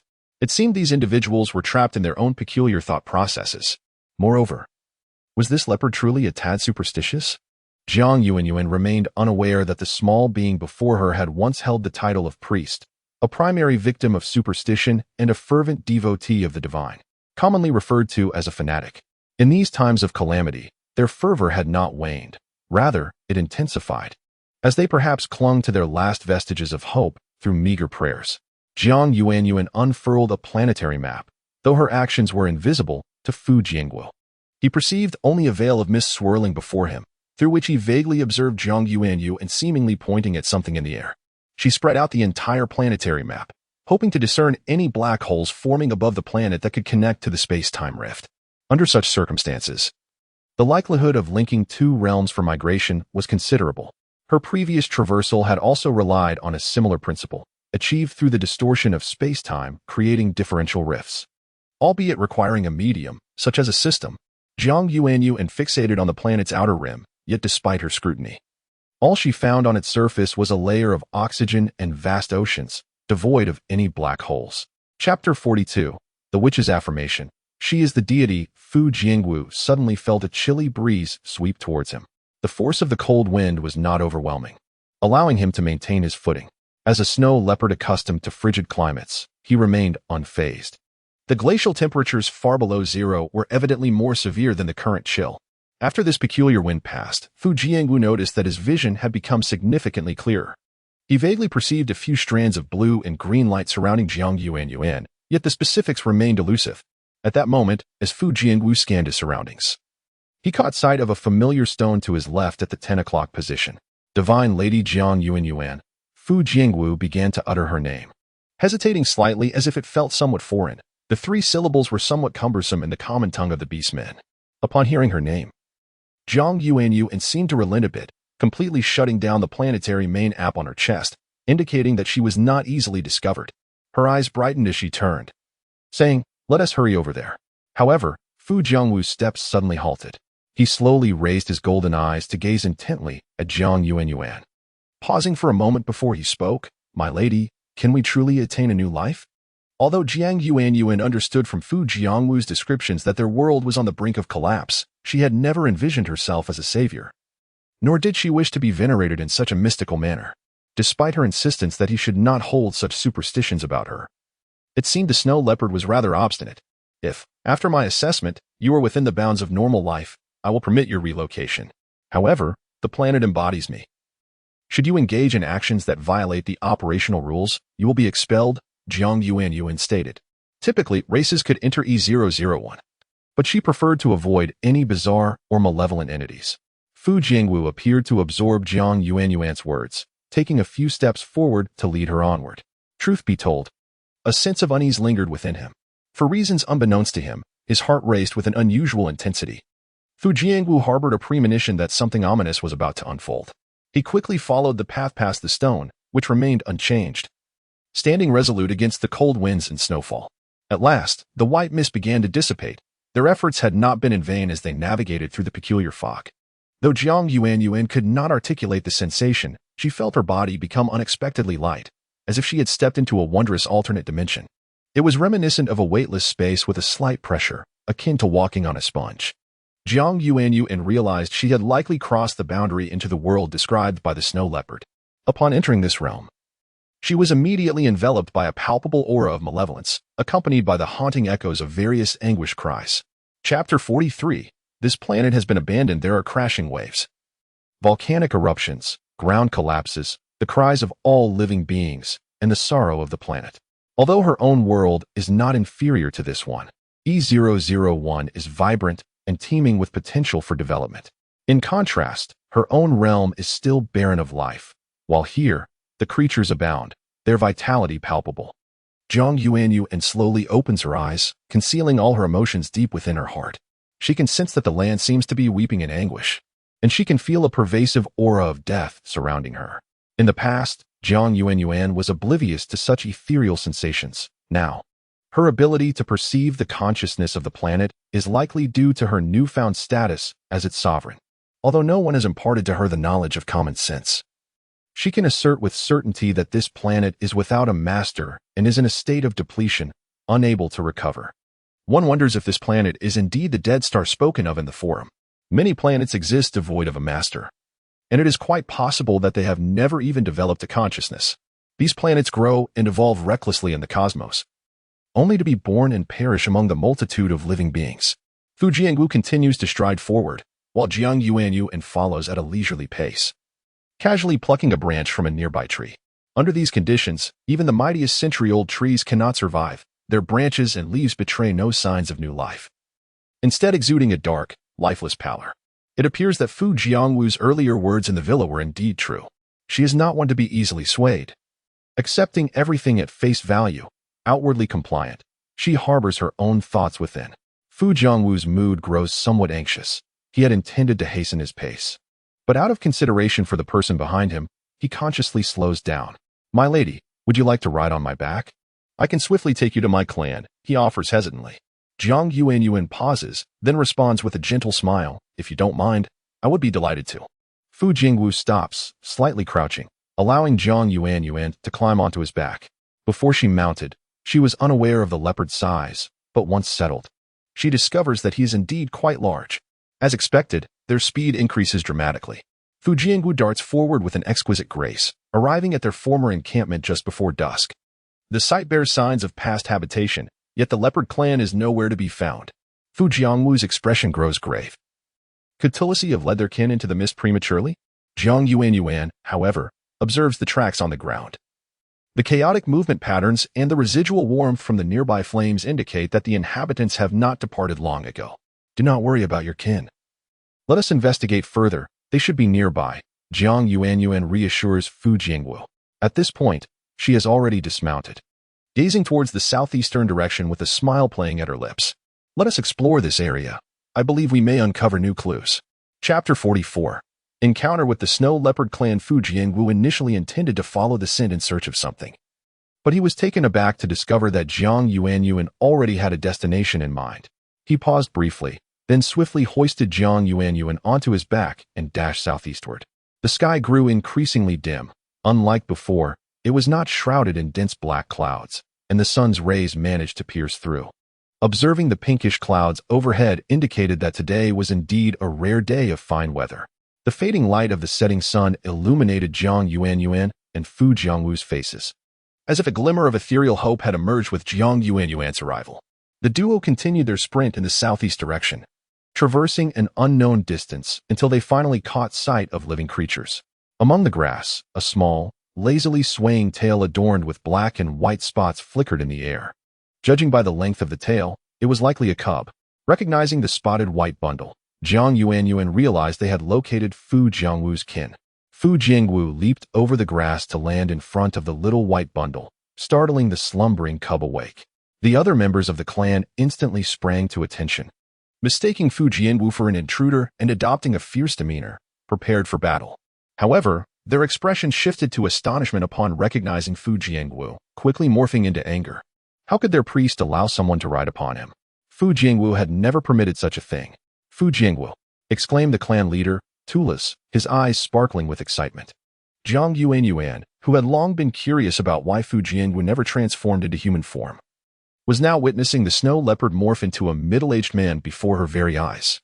With a graceful leap, Jiang Yuanyuan dismounted from Fu Jingwu's back, sending a small cloud of yellow dust into the air upon her landing.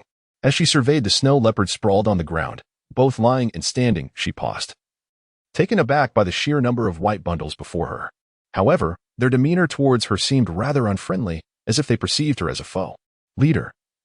Fu Jingwu finally revealed a hint of a smile, urging the others to remain at ease. This is our esteemed guest, not an enemy. Let us not frighten her. Though he understood that Jiang Yuanyuan would not be intimidated by a mere encirclement, Fu Jingwu felt compelled to show her respect. Upon hearing the priest's words, the snow leopards gradually lowered their guard, yet their eyes retained a trace of vigilance. After all, numerous events had transpired over the past couple of years, and experience taught them the necessity of caution. In this era, those who adorned themselves so lavishly possessed robust health and displayed such beauty typically hailed from remarkably large clans.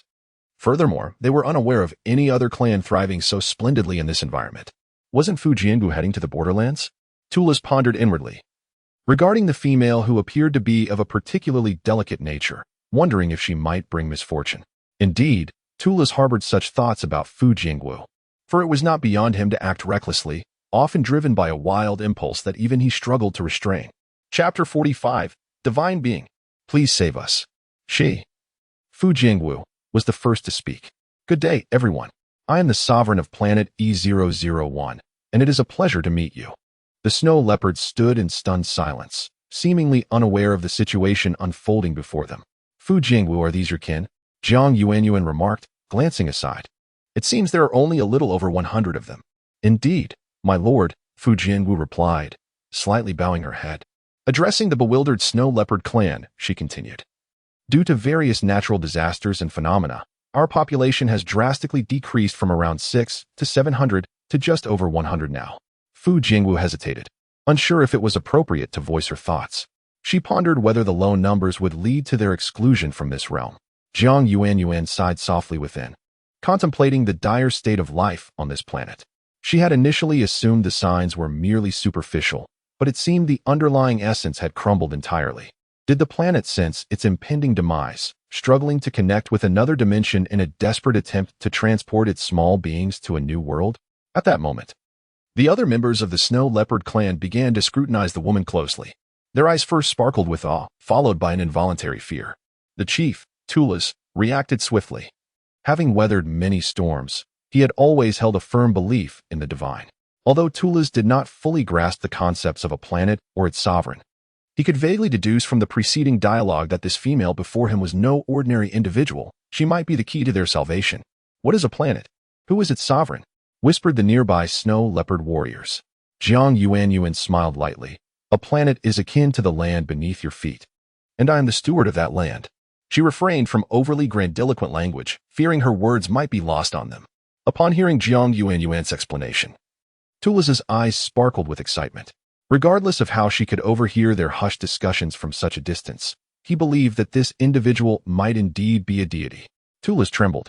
At a loss for words as hope lay before him, Jiang Yuanyuan sensed the fervent gaze of the middle-aged man upon her. Little did she realize that her words had detonated a profound revelation among the snow leopards. This straightforward explanation had clarified her identity for them. The chief was nearly faint with excitement, yet as a formidable warrior, he refused to succumb to his overwhelming emotions. Suddenly, Tula's bent his knee, kneeling before her. Just as Jiang Yuanyuan intended to intervene, Tula's bowed his head in earnest, his voice hoarse yet filled with hope. O divine being, I beseech you, save us. We have truly reached a dead end. Chapter 46, Is this the world of beasts? As the leader, Tunis, knelt in humble supplication, the other snow leopards responded in unison. Kneeling before Jiang Yuanyuan, Jiang Yuanyuan gazed upon the transformed snow leopard clan, their black pupils subtly shifting. These beastmen, who had taken on human form from their animal origins, lacked the power of monstrous beasts. They bore no savagery of wild creatures, nor the ignorance of ordinary animals. Aside from their origins, they were indistinguishable from regular humans. Had Jiang Yuanyuan not known they had assumed human shapes from their animal forms, she might have believed them to be ordinary humans. O Divine One, we know not what wrongs we have committed to deserve such punishment. We, the Snow Leopard clan, are willing to serve you eternally. We beseech you. Grant us a path to survival. One of the Snow Leopard warriors, named you, sorrowfully bowed his head to the ground, his gaze filled with anguish. The world lay in ruins. His mate and offspring had perished early in their flight. Were it not for the duty of a warrior, you would have sought out his mate long ago. Yet in these dire times, strong and youthful warriors were scarce, and he must protect the remaining members of his clan. Jiang Yuanyuan felt a stir of compassion within her, though she did not reveal it. She understood the harshness of the world before her. Yet, every living being possesses a distinct trait. When faced with immense temptation, they are often beset by indescribable desires. Driven by such desires, they may commit acts they would have never dared before, such as the slaying of gods. When pushed to the brink, humans will resist. Otherwise, how could there have been peasant uprisings during the era of Qin Shi Huang, or the purges by righteous factions in the realm of cultivation, or the overthrowing of regimes in the world of Western fantasy? Thus, before inviting the indigenous inhabitants to her planet, Jiang Yuanyuan sought to conduct a small test to assess the character of these individuals. The first batch of settlers must possess commendable character. A channel connecting her planet had been established in the borderlands, and the surrounding magnetic fields would largely be influenced by her world, ensuring that this region would not suffer from natural disasters akin to land collapses. Observing the fervent devotion of the gathered crowd, a chill danced across Jiang Yuanyuan's face as her expression hovered between a smile and something inscrutable. Are you truly willing to do anything? Yes. The snow leopards replied in unison, their voices low.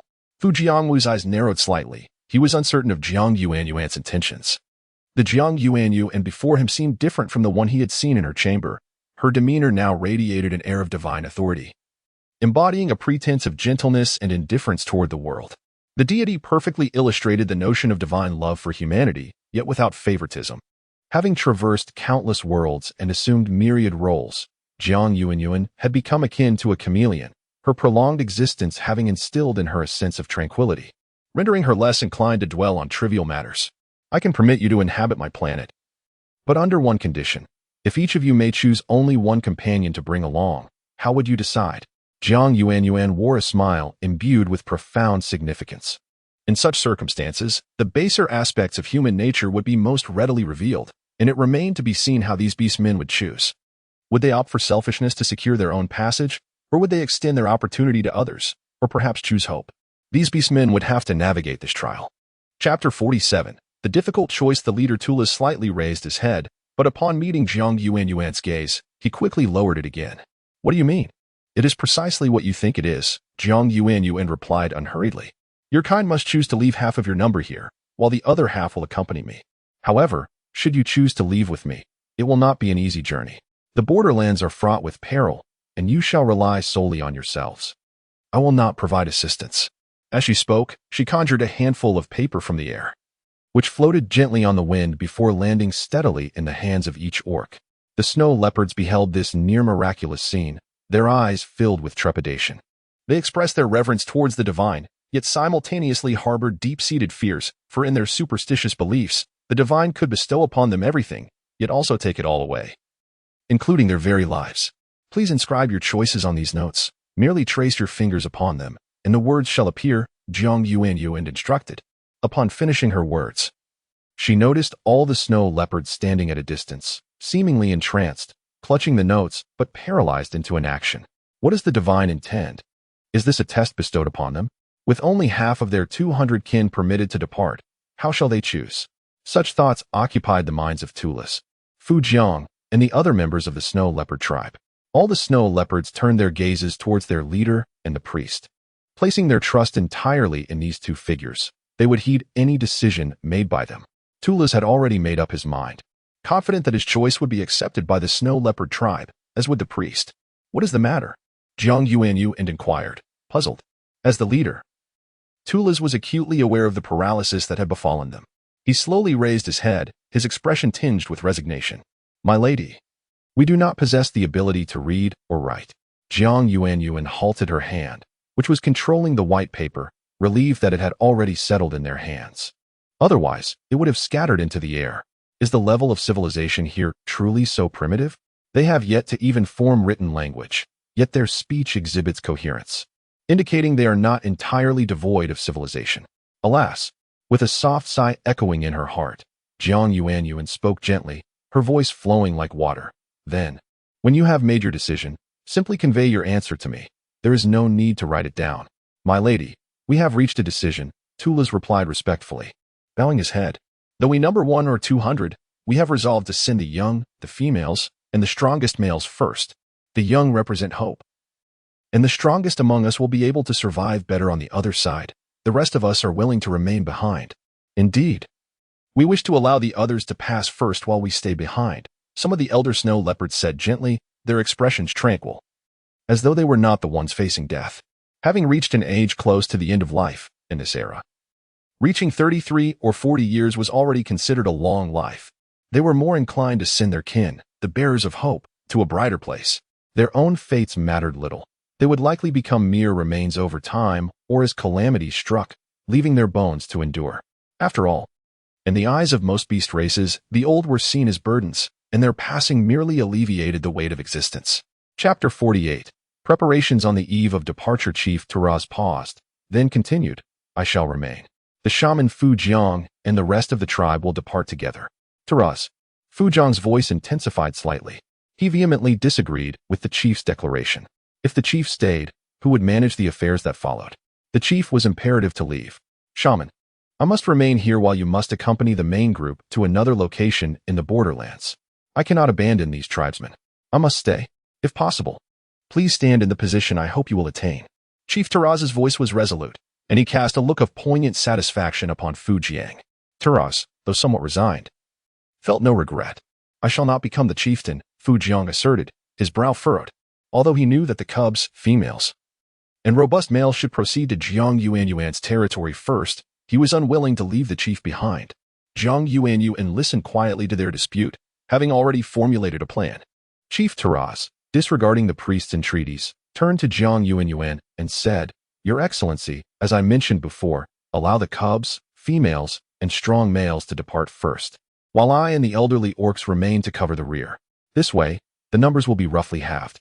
Is this acceptable? Jiang Yuanyuan remained silent. Everyone tensed, not wanting to miss this chance of survival. To remain here was certain death. They had to reach the new land. In desperation, they chose to send the seeds of hope ahead. Heh. Jiang Yuanyuan chuckled softly, her voice melodious. Have you truly decided? If you remain here, it will essentially lead to demise. Have you considered this carefully? Yes, Chief Taraz affirmed steadfastly. These blank parchments are no ordinary parchments. They possess tracking and memory capabilities. The snow leopard tribe swiftly divided into two groups. There was reluctance, the sorrow of parting, but they forcefully suppressed these emotions for the sake of the future. Jiang Yuanyuan's gaze swept over the elderly orcs, then shifted to the cubs and females brimming with nascent hope. Compared to the bold actions of the male snow leopards, these cubs and females were somewhat more reserved. Although the cubs were aware of the deity, their minds, still immature at their age, were filled with curiosity rather than reverence. The snow leopard cubs hid behind their mothers, furtively gazing at Jiang Yuanyuan with excited eyes. Is this what a deity looks like? So exquisitely attired?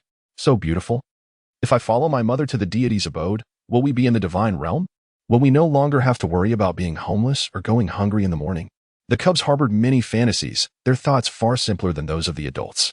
Seeing the directness and fervor of their emotions, with no one expressing discontent, a hint of satisfaction crossed Jiang Yuanyuan's mind. Chapter 49. Indeed, you may all depart.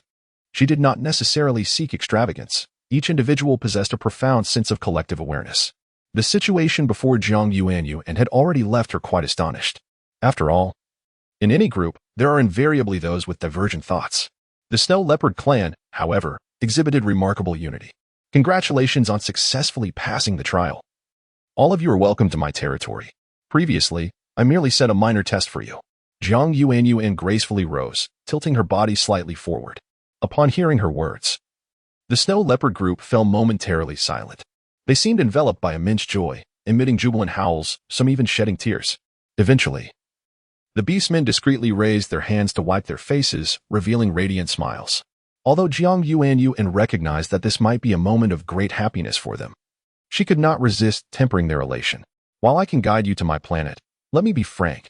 The journey to another continent is far from simple, and you may encounter numerous dangers. We fear no danger. We have already faced the most perilous of situations, a female voice chimed in, brimming with joy. Indeed, as long as we survive, we care for nothing else, echoed another female voice. Such sentiments are commendable. I merely wish to prepare you mentally. Furthermore, the environment there is not significantly better than here. Ultimately, your survival will depend on your own capabilities. Jiang Yuanyuan smiled, adopting a gentler demeanor towards the females. These mothers were exceptionally resilient individuals, and Jiang Yuanyuan held deep respect for everyone who had earnestly persevered through their times. Fu Jiangwu felt a wave of relief wash over him, a sentiment difficult to articulate. He had initially feared he had misjudged the situation, only to realize this was merely a test. He believed that if his kin were to venture to that place, they would undoubtedly be as astonished and delighted as he had been. It was a realm ripe for rebirth. Of course, Fu Jiangwu understood that not all his kin could reside in the abode of the divine, nor did he intend to dwell there himself. As long as he could lead his people to the borderland, they would certainly thrive on their own merit. Is your world inhabited solely by your kind? Jiang Yuanyuan inquired. Not at all. There are countless beast races.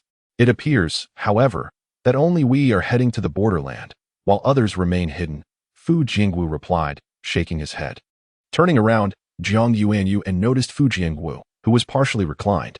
It was then she realized that everyone else had transformed into their human forms, while Fu Jiangwu continued to maintain his animalistic guise. Has your body not yet recovered? Jiang Yuanyuan frowned, concern etching her features. Surely, there hasn't been an unforeseen incident preventing you from reverting to your human form? Fu Jiangwu paused, responding with an air of naturalness. I shall recover soon. It may take a few more days. Chief Tulas observed with a hint of curiosity. Why did Fu Jiangwu insist on conversing in his leopard form? While his true form possessed greater strength, was it not more convenient to communicate in human shape? Tulas parted his lips to speak, but ultimately recognized that this was not the moment for dialogue, swallowing his words instead. Chapter 50. Journey to Planet E001. Jiang Yuanyuan and did not afford much time for the orcs to prepare, yet these creatures required little preparation in truth. Their flight was characterized by frantic running, carrying only the essentials, human companions, and a modest collection of basic medicinal supplies. Food was scavenged haphazardly along the way, leading to a feast or famine existence. They scarcely entertained the thought of witnessing another sunrise, living merely from one day to the next. Jiang Yuanyuan contemplated that it was not yet the time to summon individuals from other races. For now, it sufficed to bring in a select few and ensure their safety. The world would not collapse immediately. If other orcs could navigate the mist by instinct or sheer happenstance, then it was fate that allowed them to arrive first. However, introducing a multitude of individuals all at once could incite considerable chaos, and even with her authority, managing so many would prove daunting. Where there is life, there is natural hierarchy, and thus, she beckoned, "Come, follow me." With a smile, Jiang Yuanyuan stepped into the mist, and the other orcs followed closely behind. The mist lingered at the border, seemingly eternal, unfazed by the bright sunlight or the harshness of winter. The atmosphere remained perpetually gray, with humidity and temperature consistently within a narrow range. The snow leopard clan steeled themselves, although they understood that the mists were fraught with peril. Passage through this obscurity was a necessary sacrifice for a tranquil haven. Their excitement was palpable. For having a clear destination was far preferable to the anxiety of aimless wandering and the uncertainty of the future. They would brave any danger if hope awaited them. As more than 100 individuals pressed toward the mist, the last orc vanished into its depths, marking the departure of the entire contingent from the border. Jiang Yuanyuan did not specifically tally the number of snow leopards. She casually inquired of Fu Jiangwu. At this juncture, a rough estimate sufficed, as all would need to be reassessed upon arrival. Fu Jiangwu's ears twitched as he replied, "My lady, we currently number 137. Very well," Jiang Yuanyuan acknowledged lightly, her pace unceasing. Though her own progress was slow, not a single snow leopard expressed impatience or disdain. Their anxious expression suggested that accompanying Jiang Yuanyuan would likely mitigate many dangers.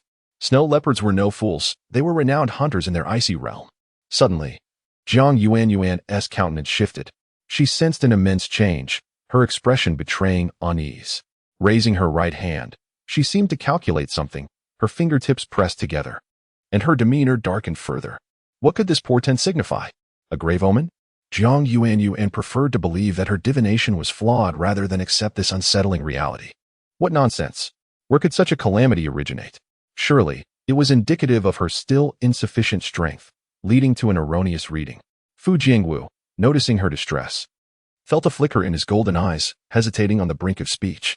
He was unsure of what words to offer in that moment. Chapter 51. The weather anomaly of E001. Jiang Yuanyuan did not deliberately observe Fu Jiangwu, but with an air of urgency, she addressed him, saying, "Follow the original path in the direction I previously indicated. I have marked the way, as long as you refrain from triggering any anomalies. You should be able to reach the surface without difficulty. I have certain matters to attend to and will meet you again later." However, before Fu Jiangwu could finish his words, Jiang Yuanyuan's figure flickered and vanished before everyone's eyes.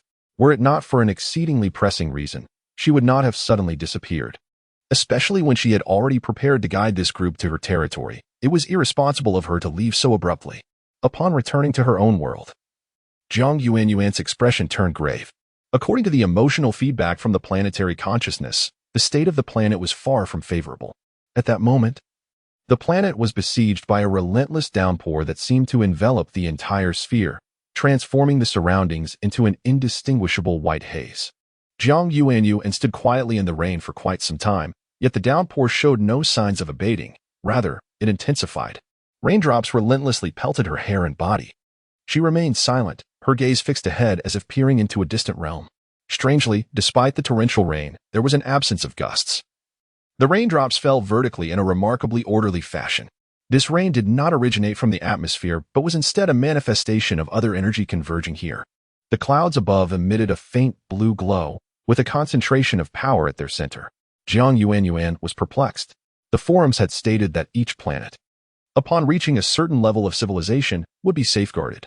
So why were clouds from other energy systems drifting this way? Could it be that these clouds also traversed through the rifts in space-time? Gazing up at the swelling dark clouds and the large, swirling formation that was on the verge of becoming a tornado, Jiang Yuanyuan murmured to herself. Although she understood that meteorological phenomena could not be described by conventional logic, when she sought to replace this concept with her other knowledge, she stumbled upon a startling clue. Jiang Yuanyuan quickly dismissed her earlier notion that the clouds had emerged from the space-time rift. The incessant rain must have been generated by the planet itself. However, it seemed that the energy of E001 was still not fully developed. It felt as if it were a newborn, struggling to manage its emotions. No wonder the planetary consciousness conveyed feelings that were both awkward and urgent. When bodily cells undergo subtle changes, can the host exert control? Of course not. Thus, the planetary consciousness sought the aid of its master. It appeared that she had overthought the situation. Jiang Yuanyuan sighed, realizing that having traversed numerous worlds had led her thoughts to become excessively scattered, linking everything to potential interdimensional invasions. If the fast travel department had a connection to this place, they would undoubtedly prohibit the merging of dimensions within their jurisdiction. However, She remained uncertain about the reliability of the department. After all, if they could not even secure their own retirement, how could she trust them to safeguard her upon retirement? Jiang Yuanyuan fell into silent contemplation. In short, she had lost faith in the fast travel department.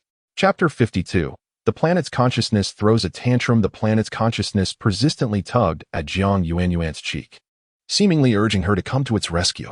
Although I had previously attained the ability to summon winds and rain, this power was confined to the realm of cultivation and did not extend to this land. Faced with the planet's consciousness's exuberant demeanor and blind trust, Jiang Yuanyuan could only helplessly support her forehead. The planet's consciousness whimpered, expressing its sorrow and desire to misbehave. Instantly, the entire world became increasingly tumultuous. In addition to the incessant rain, the nearby mountains began to tremble, as if on the verge of a landslide, while the ground shook violently, akin to an earthquake, sending debris soaring into the air. The rain continued to pour, and the planet's consciousness grew restless. A localized downpour could be deemed a normal bodily function, but this widespread deluge threatened to submerge the entire world. The rainfall was simply too intense. The small pits on land quickly filled with water, overflowing in their haste, while the ocean had long since been whipped into frothy waves, with tsunamis lurking in the depths, ready to surge toward the shore and crash against the rocks. Jiang Yuanyuan found herself on land, unable to witness the coastal spectacle, yet she felt she could vividly imagine it. Do not expect me to act against this wind. I am utterly helpless and can only wait for the rain to cease. Besides, if you remain agitated, the mountains truly will collapse, she lamented. Upon hearing Jiang Yuanyuan's words, the planet's consciousness felt even more aggrieved. However, it recognized that its petulance was unwarranted and, taking a deep breath, attempted to rein in its emotions. Jiang Yuanyuan lifted her delicate hand into the air, which had turned slightly pale from the rain. She extended her left index finger and lightly tapped the air. A beam of yellow light emanated from her fingertips, resembling tiny fireflies flickering in the atmosphere. Simultaneously, an area with a 3-meter radius around Jiang Yuanyuan began to experience a cessation of rain. She cast a minor cleansing spell upon her garments, rendering them dry, and then turned to seek refuge in a cave to temporarily escape the downpour. Given her current capabilities, summoning winds and rain was indeed too demanding. Even flying on a sword was beyond her reach at present. Jiang Yuanyuan mused, the more I speak, the more disheartened I feel. The rain continued to fall relentlessly, from noon to night, and from night to the dawn of a new day. Jiang Yuanyuan's expression grew somber, her previously buoyant spirit now tinged with worry. Although she was unafraid of the rain itself, thanks to the planet's remarkable regenerative and survival abilities, E001 could not possibly succumb to a mere downpour. What troubled her were the orcs still wandering in the fog. This rain would inevitably affect that misty realm. Shifting her gaze to the fog, she confirmed her suspicions. It had already begun to rain there as well, with the intensity matching that of the downpour on land. Observing the relentless rain, the Snow Leopard clan hastened their pace, determined to escape before the rainfall intensified further. The environment shrouded in mist was perilous enough as it was. Chapter 53. The Snow Leopards encounter peril. Thus far, they have not encountered any significant challenges, save for the surrounding flora that has considerably impeded their progress. A flicker of palpable concern crossed the leader Tulis's eyes. Although they do not rely on the weather to predict the morrow, the clouds reveal enough to suggest that the rain is unlikely to cease anytime soon. Given the current circumstances, it appears that the downpour will persist for an extended period. Tulis leapt gracefully to the side of the shaman Fu Jiang, aligning himself beside him. While they did not fully comprehend why prolonged exposure to rain could be detrimental, they were acutely aware that enduring such conditions could lead to illness or even death. In this era, natural disasters and the chill of the elements are the foremost fears. A mere cold is often equated with a terminal illness. Fortunately, the beastmen are robust by nature, and a brief drenching would not likely result in any adverse physical effects. The cubs, well protected by their mothers, were nevertheless quite mischievous, peeking out with little regard for the dire situation surrounding them. They yearned to explore the unknown. Yet as soon as they ventured forth, their mothers swiftly pressed them back down. Is the shaman truly worthy of our trust? Tulis, who had previously displayed the fervor of a devout believer, now exuded a calm restraint. After enduring numerous trials, he was no longer one to easily elevate any individual to the status of a deity. If such a being truly existed, how could they encounter it so readily? Tulis may have been superstitious, yet that did not render him foolish.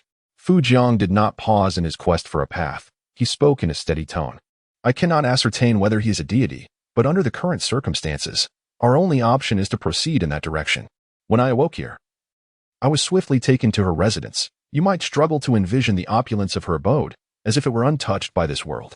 As he spoke, the light in Fu Jiang's eyes intensified. There are two possibilities. Either he is indeed a deity, governing another realm, or this path leads us to another continent, and she is merely an inhabitant there. Fu Jiang leaned towards the former hypothesis, for upon exiting this mist, he had not encountered another dwelling of such grandeur. Yet Tula's expression remained uncertain. He understood the logic, but the fact remained that the chieftain had perished, and they both knew the circumstances of his demise all too well. Fu Jiang's gaze was piercing as he fixed his eyes on Tula's, gradually halting his steps. I refuse to allow such a fate to befall us again. No one should. At the mention of the chieftain, Tula's breath hitched slightly.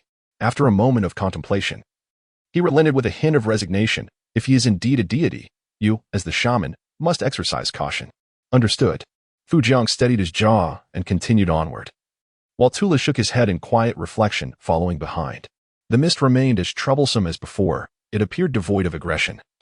Yet they soon discovered that the surrounding vines had transformed into formidable obstacles, obstructing their path forward.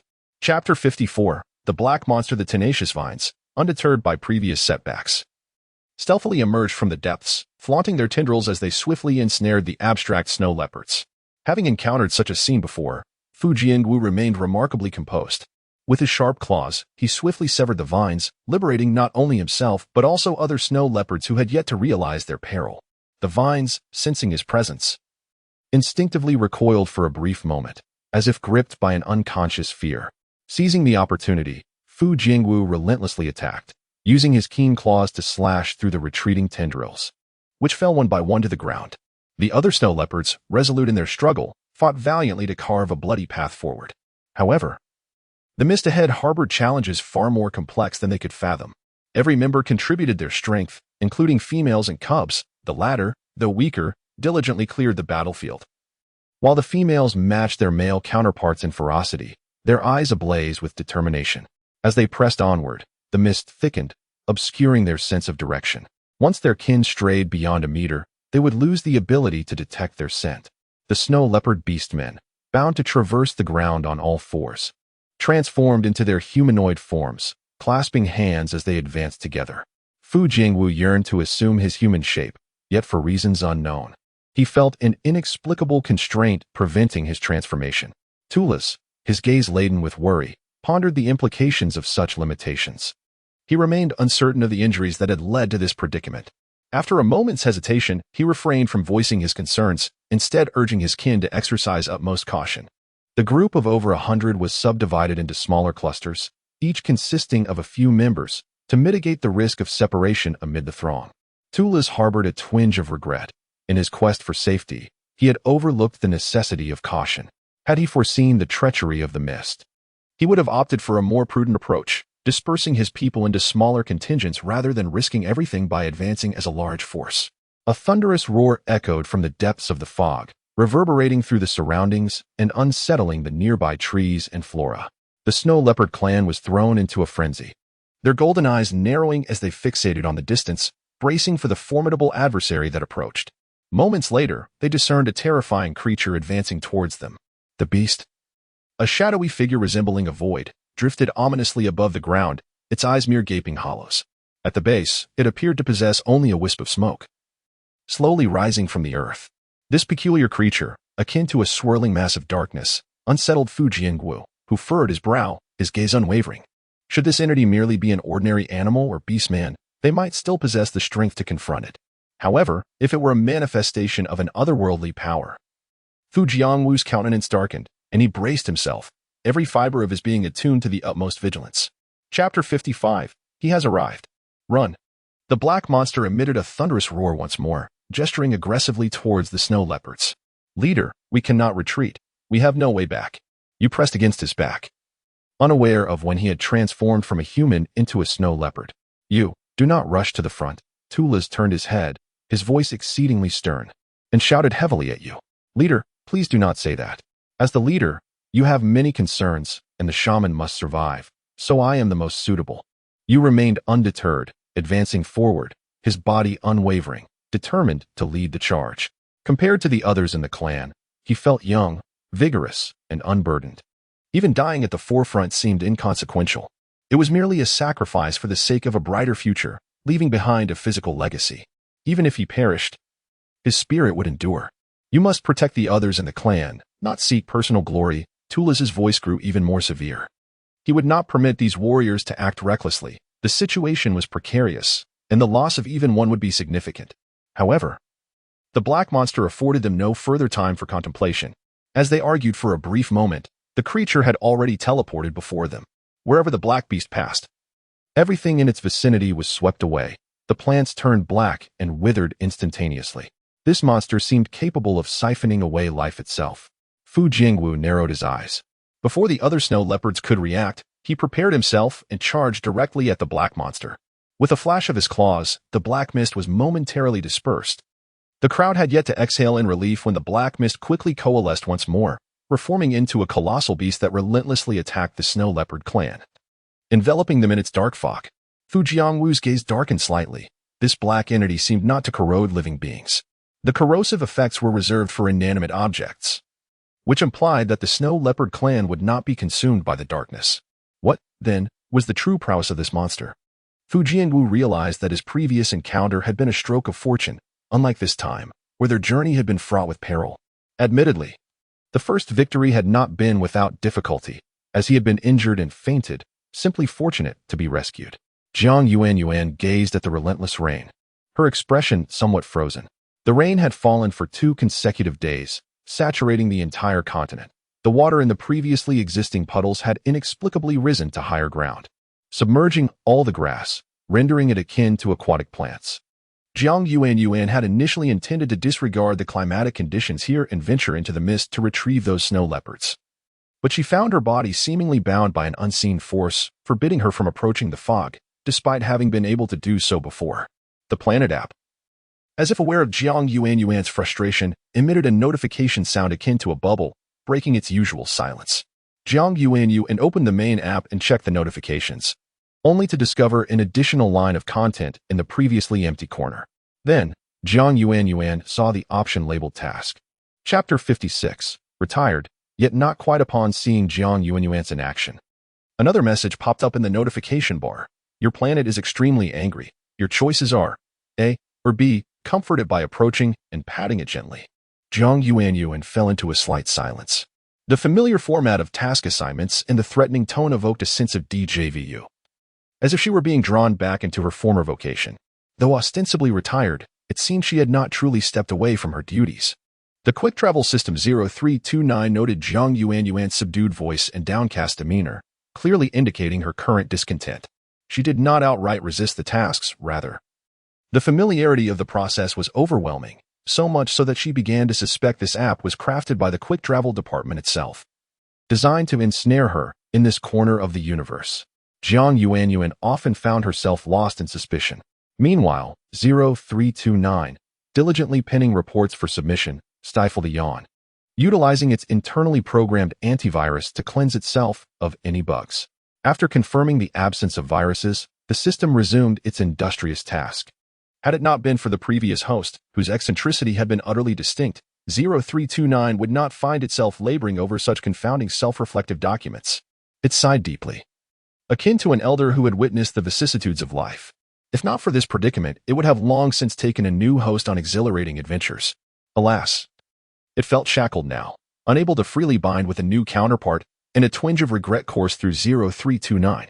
As an experienced system, it had always known how to navigate existence with minimal exertion. However, it never anticipated being caught red-handed by headquarters, compelled to act with more decorum. While still embroiled in its report, 0329's hand trembled slightly as it thought it heard someone calling its designation. Raising its gaze to scan the surroundings, it found no one present and decided to continue its writing.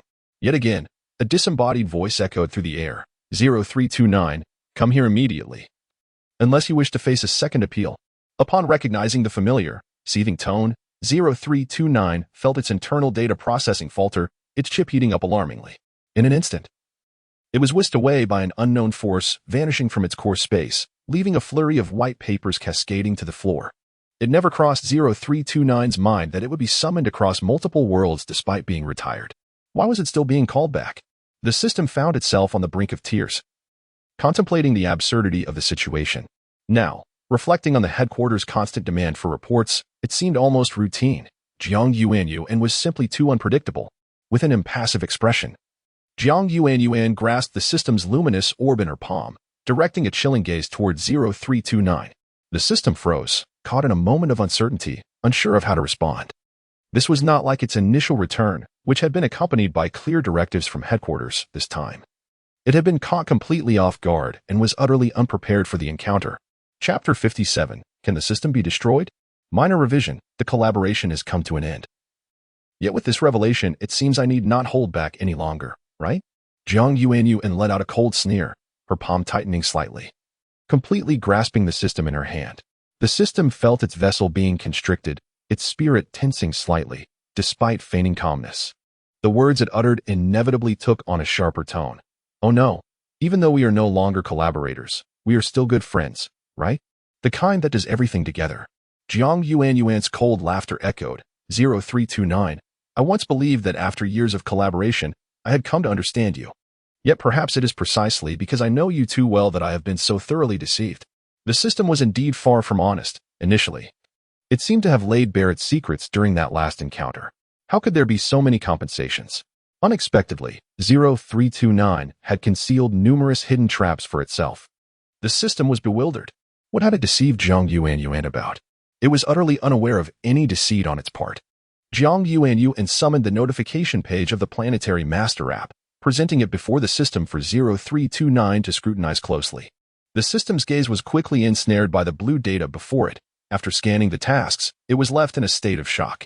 Soon, 0329 grew anxious, stammering, "Damn. This software must have consumed my fragmented memories. The last time I sought you out, I couldn't pinpoint your location, so I used your software as a vessel. It must have been then that this software stole my data package. Thief, thief, give it back to me." 0329 exclaimed, realizing that something was amiss. Jiang Yuanyuan remained unfazed. Regardless of the process, she focused solely on the outcome. You say, killing the system shouldn't be illegal, right? Jiang Yuanyuan remarked leisurely. 0329 recoiled in fear. But no matter how it retreated, it remained firmly ensconced in someone's grasp. So, you imply that this task release has no connection to your fast travel headquarters? Jiang Yuanyuan raised her gaze slightly, uncertain if she truly believed it. Of course, 0329 replied, its tone slightly elevated, adamantly shedding any blame. Our headquarters would never engage in such actions, and considering you've worked in the fast travel department for so many years, I believe you should understand this. Upon hearing the system's assertion, Jiang Yuanyuan finally loosened her grip slightly, granting the system a sliver of breathing room. She deemed this statement to be about 60 to 70% credible. Who would have thought that this software could be so highly intelligent? Damn, I was only gone for a short while, and it devoured my data, even extracting a portion of my memories. Although this fragment constitutes a mere 0.015 of my chips total, the crux is that it has consumed part of my mind. The system felt immense distress. It had never anticipated that it, a master of exploiting loopholes, would encounter a day of misfortune. Devoured? Jiang Yuanyuan raised an eyebrow, perplexed as to why 0329 would choose such a term. Chapter 58. To eliminate the virus in 0329 indeed. Are you not aware that it consumes data? The system lifted its gaze slightly, its tone laced with fatigue. I never anticipated that it could evolve to such an extent with merely a fraction of my data. Truly, the comparison of individuals can be disheartening. You are not even human. Jiang Yuanyuan choked back her words. The system's body shimmered momentarily, evidently incensed. Is it not sufficient for data to outpace data in sheer frustration? Humph. Jiang Yuanyuan snickered, but remained silent. The system's voice faltered as it stuttered, realizing that the vessel of 039 had also begun to flicker erratically. After all, 0329 had been summoned through informal channels by Jiang Yuanyuan, resulting in an exceedingly unstable signal between them. She had numerous inquiries to pose, yet time was of the essence, compelling Jiang Yuanyuan to convey her message in haste. Convey what? I refuse to serve you. The system exhaled in relief. As if fortunate to have narrowly escaped a perilous situation, regaining its composure, it promptly filed a report, portraying itself as an utter victim. Jiang Yuanyuan had become completely uncontrollable, akin to the darkened protagonist of a sinister narrative. The system lamented, "QAQ, how terrifying she is. It seemed prudent to exercise caution in selecting hosts in the future. Avoiding those with such a formidable disposition, perhaps gentler candidates would suffice. Yet, the system pondered further. What if a host were too gentle and incapable of fulfilling tasks? That could pose a far greater dilemma than post-task complications. Never mind, it decided, there would be time to deliberate later. It was still premature to embark on a new mission. First, the residual consequences of the previous task must be addressed. Jiang Yuanyuan remained blissfully unaware of the system's internal deliberations regarding her character. She was equally oblivious to the system's report, which cast her as exceedingly weak while depicting her as a fearsome entity, akin to a boss in a perilous world. Upon receiving 0329's distress signal, the headquarters furrowed its brow in confusion as the administrators appeared skeptical of 0329's claims. They requested the activation of the virus control department, dispatching an employee to disinfect the internal chip of 0329. One of the management personnel nonchalantly set aside the urgent document, returning to address other pressing matters. Repair personnel 001 were assigned for the handover. Jiang Yuanyuan was troubled and weary. The rain showed no signs of abating, yet logically, the beastmen should have reached E001 by now. E001, can you sense the location of those beings? Jiang Yuanyuan inquired of the somewhat disheartened planetary consciousness. The consciousness responded with a gentle gust of warm wind, its force substantial enough to nearly topple Jiang Yuanyuan despite her precautions. Jiang Yuanyuan mused, should I interpret the planetary consciousness's warmth as enthusiasm, or is it merely throwing a minor tantrum? Chapter 59, Encounter with the Wolf Pack, do you know? Jiang Yuanyuan reiterated, as a warm breeze, laced with a few drops of rain, swept into the cave. Jiang Yuanyuan understood. E001, apart from continually blowing wind upon her, served no other purpose. It was no wonder it was termed planetary consciousness, merely existing in the form of awareness, rather useless indeed. Even though others had intruded upon her territory, the nascent consciousness of the planet remained blissfully unaware of the gravity of the situation. Forget it, Jiang Yuanyuan mused silently. I shall rely on myself. Since intervening to rescue others in the mist was not an option, she resolved to patiently await the passage of these beastmen through their trials. After all, while the mist was perilous, it was still relatively tranquil. Meanwhile, the Snow Leopard clan was striving for survival. Having evaded the black monstrosities, they found themselves utterly exhausted. The black creatures posed a challenge, yet escape was not insurmountable. However, those surrounded by the black entities often succumbed to hallucinations, driving them to madness. Fortunately, they discovered a rather crude but effective method. Should a clan member inadvertently be consumed by the black creature and fall into a frenzy, the others could simply deliver a solid punch to their head. Once they were rendered unconscious, they would awaken restored to their senses. As for the unpleasant aftermath, they might experience a slight headache and a foggy recollection of recent events.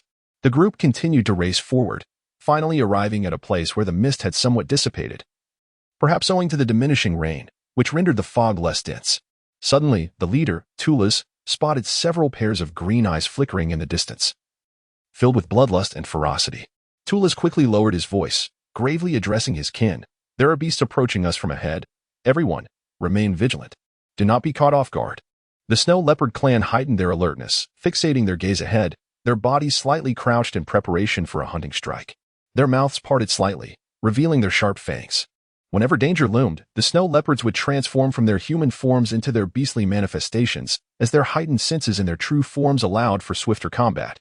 The green eyes drew nearer, and Fu Jianwu found himself at the forefront, confronting the pack of black creatures. He observed as the beings with green eyes ambled toward them from a short distance. Fu Jianwu's pupils constricted slightly. They are the wolves we encountered after falling off the cliff. The lead wolf came to a halt, recognizing the figure before it. Though the Wolf King lacked the high intellect of the beast men and could not assume a human shape, it possessed the instinct typical of its kind, firmly believing that it had encountered this individual before. The other wolves, too, fixed their fierce gazes upon Fu Jianwu, having recognized him as well. Among the pack, the Wolf King let out a howl. Just as the Snow Leopard clan assumed the Wolf King had signaled its subordinates to attack, they were taken aback to see the wolves retreating a step, creating distance between them. What is this? This situation is not as they had anticipated. Chapter 60. The mysterious Wolf King. The Wolf King retracted his claws and took a few steps back. Fu Jianwu felt a vague sense of understanding. The reason these wolves refrained from attacking him and displayed such behavior was likely due to Jiang Yuanyuan's previous act of saving him and rescuing him. Jiang Yuanyuan had simultaneously salvaged this pack of wolves. Consequently, the wolves believed that he held a certain status among Jiang Yuanyuan's allies, which is why they spared him. Fu Jiangu contemplated this analysis, yet he remained somewhat skeptical. Would a pack of wolves truly release their prey so easily? Meanwhile, Jiang Yuanyuan, having arrived early at the boundary between two realms, sat idly by, her boredom palpable. Unbeknownst to her, she retrieved a mat from her spatial realm and settled down to meditate. However, the spiritual energy here was exceedingly sparse, and even after prolonged absorption, she could only gather a minuscule amount. Eventually, she lost the desire to meditate altogether. Lazily, she leapt onto a nearby tree, perched herself on a branch, and rested her chin in her hand, languidly awaiting the arrival of the beastmen. As time ticked by and the beastmen failed to appear, Jiang Yuanyuan's patience began to wane. Just then, she spotted a pack of wolves not far off, foraging for food. The lead wolf bore a scar of considerable size on its face, and its ankle showed signs of old wounds, newly aggravated. Jiang Yuanyuan felt an uncanny familiarity with this pack. Upon noticing the distinctive scar, memories that had once faded surged back to her mind. They were the very wolves that had accompanied her out of the fog before. How had they ended up here? Descending from the tree, she approached the pack and engaged in a negotiation with them. A few minutes later, the Wolf King, accompanied by his followers, ventured into the mist, having heeded Jiang Yuanyuan's guidance and chosen to lead the beastmen to her. However, the language barrier between the wolves and the snow leopards led to a delightful misunderstanding. Fu Jiangu's gaze remained fixed on the wolves, seemingly trying to decipher the meaning behind their peculiar movements. Yet, his call heightened the tension among the snow leopard clan. For the Wolf King, these beings were indeed a considerable nuisance. Why could they not simply follow him across? If they had done so, his task would have been complete. Were it not for Jiang Yuanyuan's assurance that delivering these individuals would reward him, the Wolf King would have been disinclined to engage with them. Moreover, the fiercest of the group had previously caused significant losses among his ranks. Though nature dictated survival of the fittest, it did not imply that the Wolf King held any fondness for the snow leopards. The Wolf King was unwilling to incur further losses. The number of his pack had dwindled to a near-extinct level, and he sought to avoid conflict if at all possible. I recognized one of those wolves. I had a fleeting encounter with it when I fell into the mist, Fu Jiangu suddenly spoke. While he referred to it as a mere acquaintance, he discreetly concealed several details. Turning to the leader, Tulas, he continued, if my judgment is correct, these wolves are likely guiding us forward. We may follow their direction to find our way out. Chapter 61. A whole new world leading us forward. Tulas squinted, his gaze towards the wolf pack filled with pressure. Would the other races be so benevolent as to guide them to safety? Moreover, wolves are known for their fierce territorial instincts. It was unlikely they would allow anyone to leave, unless they followed the direction of the pack and ceased to wander aimlessly. Fu Jiangu, who had hesitated moments before, suddenly resolved his doubts as if no one could alter his conviction. Trust me just this once. The chief's decisions often wavered in the presence of the priest.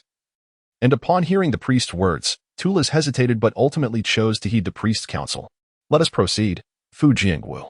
You are absolutely right. We should follow your lead. The chief relinquished his authority freely, showing no concern that Fu Jiangu would usurp his command for his failure to enforce the primary directive. Tulas would have gladly entrusted Fu Jiangu with the roles of chief, leader, and priest, if only Fu Jiangu had consented. Alas, he did not. Since Fu Jiangu had claimed to have encountered the wolves, perhaps he had befriended the pack in the past, which would explain his faith in them. The Wolf King, Fu Jiangu, a certain snow leopard, and a wolf fell into a moment of silence. Observing the snow leopard clan finally willing to move, the Wolf King turned and continued forward, emitting a low yet profoundly guiding howl from his throat, urging those behind to quicken their pace. Fortunately, as the Wolf King led his followers into the mist, he realized that the snow leopards were already quite close to the exit. Otherwise, the wolf clan would have had to delve deeper into the fog, where the further they ventured, the less assured their safety became. The fog had thinned almost entirely. It was not until a ray of sunlight broke through from a distance, illuminating the snow leopards, that they realized they had seemingly escaped the mist. Outside, the rain had stopped at some point, and the sun emerged from behind the thick clouds. Raindrops clung to branches, slowly dripping in the air, creating little splashes as they fell into puddles below. The sun continued its westward journey, casting light onto the clouds and forming a splendid and vibrant rainbow, brimming with the promise of renewal. Mother, look at the colors.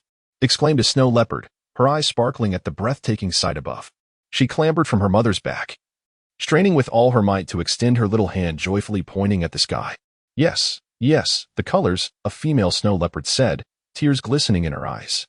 She gently stroked her child's head, whispering soothing words.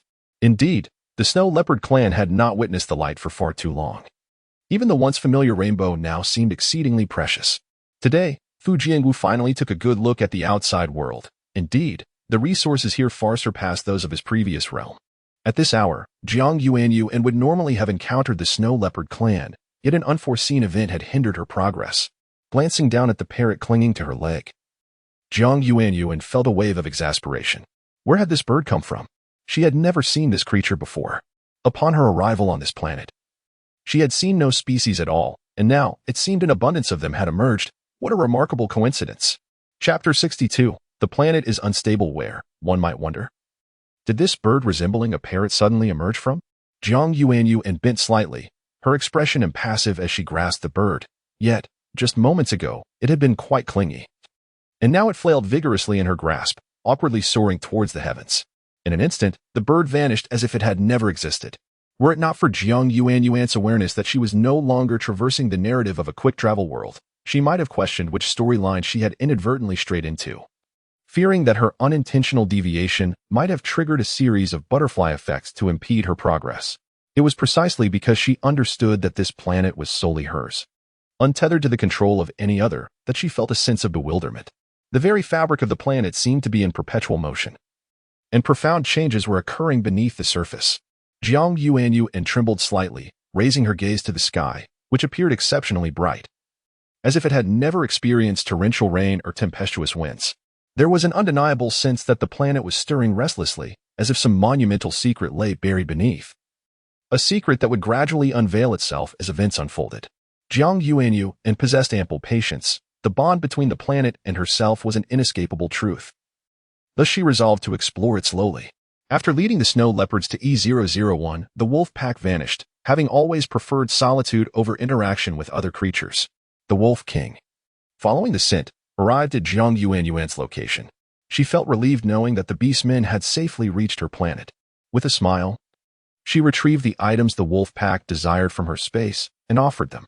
The Wolf King slightly parted its jaws, accepting the offering before swiftly retreating. Wolves cannot be tamed. They never will be. Even if one has once saved their life, their wild nature ensures that they remain forever proud. Jiang Yuanyuan took little heed of this, feeling her spirits lift upon confirming the safety of the beastmen. After all, it would be rather unfortunate if the very first batch of immigrants were to perish. That would indeed be a dire predicament. Jiang Yuanyuan paused at the entrance of her villa. The advancement of civilization cannot be achieved overnight. It must commence from the most fundamental aspects and develop gradually. Therefore, the technology and knowledge she possessed should not propel the planet into an overly abrupt evolution. As she contemplated, she wondered if residing in this villa would place her too far apart from the current foundational civilization. After a while, she found herself at ease. Considering that she had already crafted a somewhat eccentric persona before the beastmen, the presence of this house seemed insignificant. After all, whether beginning from the most rudimentary civilization, it would eventually evolve into a high-tech society. As long as the planet endured, and she did as well, she mused, she felt somewhat like an ancient being. Moreover, these beastmen were not human. Their physical resilience far surpassed that of humans, and such bodies constituted the primary productive force. Suddenly, a thought crossed her mind, and Jiang Yuanyuan fell silent once more. Yes, it felt as if she had forgotten something of great importance. Planetary consciousness. Master, you have forgotten about me. I presented you with a multiple-choice question, yet you did not choose at all. Woe is me. Chapter 63. Seeking a place to rest after approximately an hour had elapsed. The snow leopard clan finally settled into silence. Yet, amidst the fog, their numbers had clearly diminished. A total of 137 individuals had arrived. But 5 or 6 clan members had mysteriously vanished within the mist, leaving no trace behind. The leader remarked that those missing individuals likely did not disappear within the fog. Before entering, they had not accounted for the beastmen, and it was quite possible that they had perished at the hands of those vile rodents prior to their entry. Yu paused momentarily, her voice heavy with emotion. The leader, Tulis, felt his previously joyous spirits dampened, his lips parched. Many clan members had perished, He had not counted each one individually.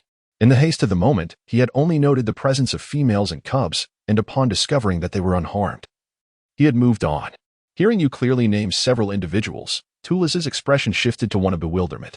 The deceased were all elder beastmen. A thought began to form in Tulis's mind. These individuals likely felt their age and ailments rendered them burdensome to the group, leading them to remain behind, ultimately severing their own escape routes. Once again, the Snow Leopard clan fell into a solemn silence. The shaman, Fu Jiang, stepped forward a few paces and addressed the melancholy crowd gently. Though they have departed, they shall forever remain in our hearts. We must remember the days we have shared and strive for a better future. As a shaman, Fu Jiang could not allow his kin to languish in despair without offering words of encouragement. They must look forward, as is the nature of all things. Fu Jiang, since we have come this far, how do we find Jiang Yuanyuan? One of the snow leopards inquired, shifting the subject with a hint of worry. The land was vast. What if Jiang Yuanyuan were located in a distant place? They could not possibly reunite within a short span of time. Suddenly, they spotted a dark figure not far off, which steadily approached, revealing itself to be a person. As the individual drew within approximately 500 meters, they recognized it was Jiang Yuanyuan. Noticing that the beastmen remained stationary, Jiang Yuanyuan quickened her pace. Today, she realized an exceedingly important fact. These creatures seemed rather disinclined to wear clothing. In the face of the now warm weather, they donned even less, presenting a rather startling sight. The snow leopards wore merely a small piece of cloth to cover themselves, with both male and female alike.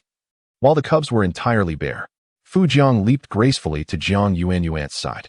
As she reached out to stroke the soft furry head, she hesitated, realizing that these beings were sentient, and such an action might not be appropriate, given the immense expanse of the planet.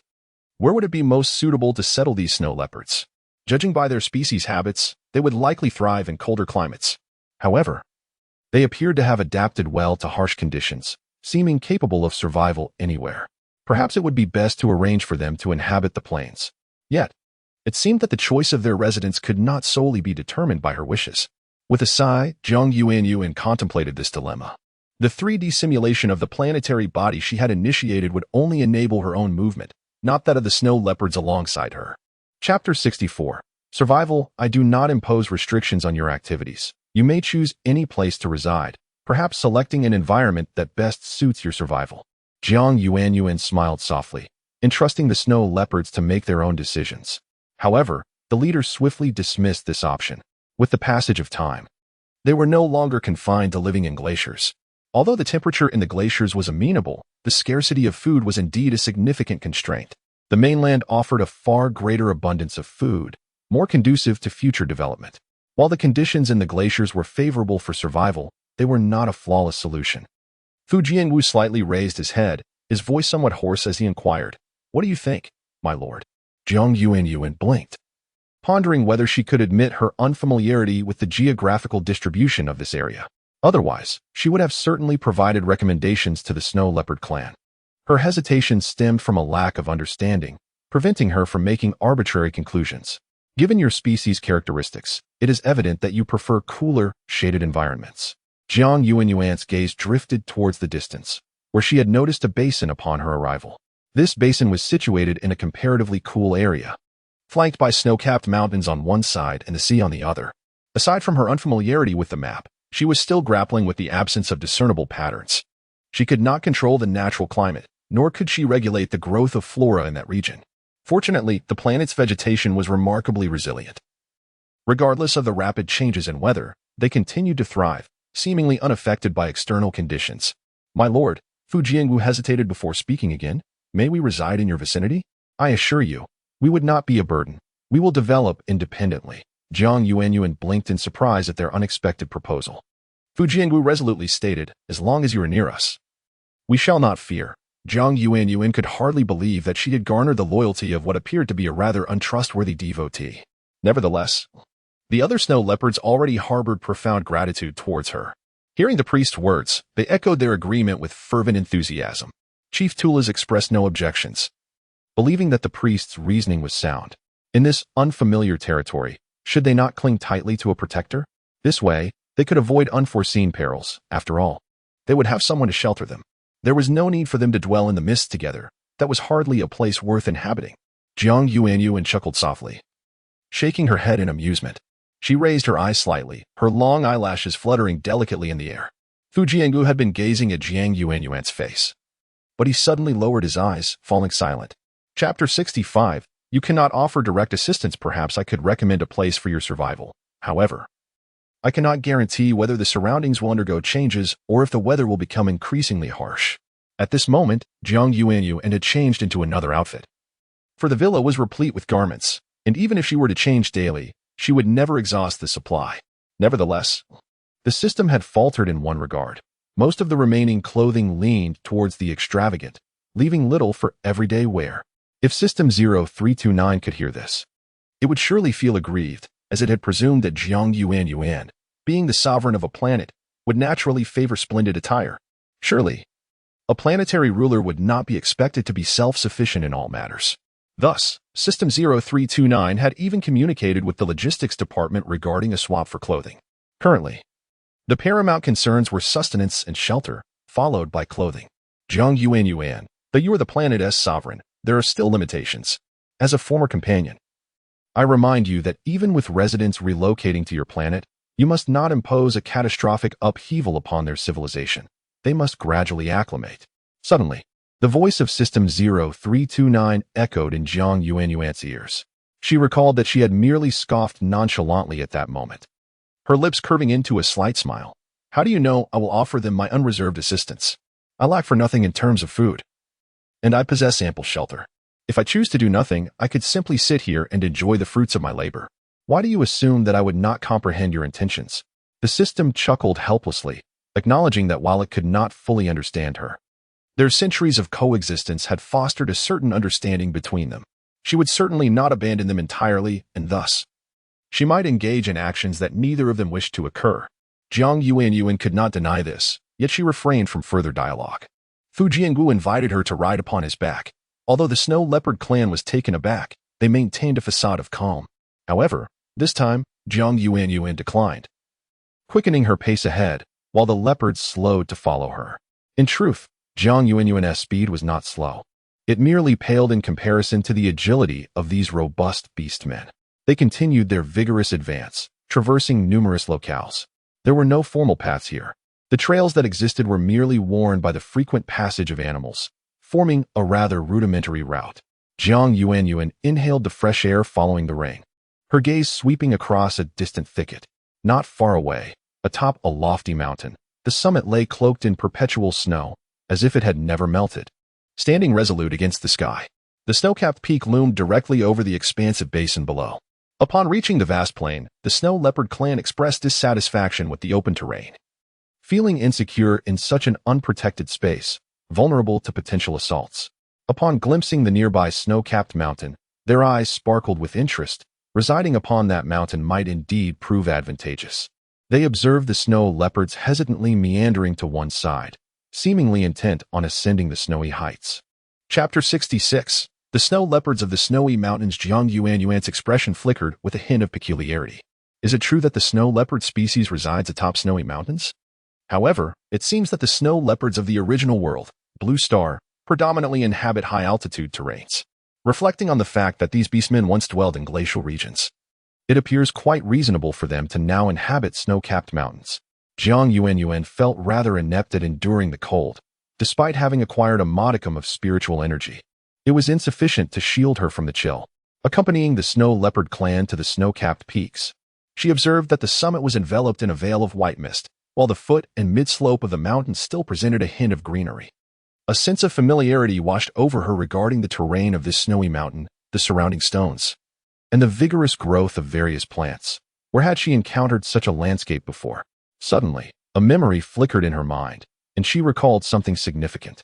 Indeed, during her time in the realm of cultivation, those sects often preferred to establish their abodes upon mountains, for the spiritual energy there was more potent, and it was conducive to nurturing spiritual veins. The form of this mountain bore a resemblance to the desolate Mount Wuwang she had previously visited in the cultivation world. Jiang Yuanyuan pondered a bold idea. What if these snow leopards were to settle here? It would be akin to establishing a sect for management. Residing atop the mountain would also provide a strategic advantage, as it would be easier to defend against potential threats. Even though she had yet to discern any particularly dangerous circumstances, Unbeknownst to the snow leopards, Jiang Yuanyuan's thoughts were far removed from their jubilant celebrations. Upon reaching the mid-slope, they began to cheer, each beastman's face alight with the joy of new beginnings. "If we ascend this mountain, where do you intend to reside?" Jiang Yuanyuan inquired of Fu Jingwu, who sat alone beneath a tree. Fu Jingwu rose and replied softly, "We shall seek a suitable dwelling, perhaps within a cave. Or we may first construct a simple shelter." "You plan to build a shelter?" Jiang Yuanyuan hesitated momentarily, though she did not wish to sound skeptical. She reflected on their scant attire, composed of mere scraps of fabric, and found it hard to believe that these individuals could construct anything of substantial quality. "Of course, it cannot compare to your grandeur," Fu Jingwu replied after a brief silence, a smile gracing his lips. He bore no sense of discontent. After all, one's life is shaped by their own hands. The abodes of the divine are inherently splendid, is it not fitting? To dwell in a peaceful world, free from the daily anxieties of other species and the imminent threats of tsunamis or landslides, is already a significant blessing. As dusk approached, the snow leopard clan had yet to erect their shelters. They merely curled up and began to slumber against the trunks of the towering trees, while the young snow leopard cubs nestled in their mothers' bellies for warmth. The planet's ecology thrived magnificently, and as darkness enveloped the landscape, the stars twinkled overhead, creating a scene reminiscent of the Milky Way. Jiang Yuanyuan found herself restless, unable to sleep. Perched upon a large tree trunk, she leaned against its sturdy form, her gaze drifting vacantly toward the heavens.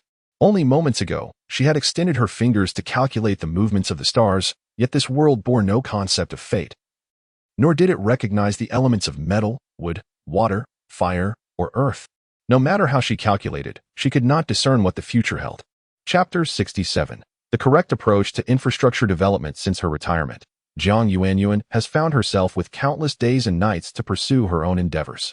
Although she has ascended to the role of planetary sovereign, she remains somewhat adrift.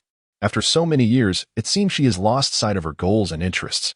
As night swiftly passed, two suns rose in the sky, casting a heat that, while appearing more intense, did not significantly differ from that of a single sun. Jiang Yuanyuan awoke early, but the beastmen had risen even earlier.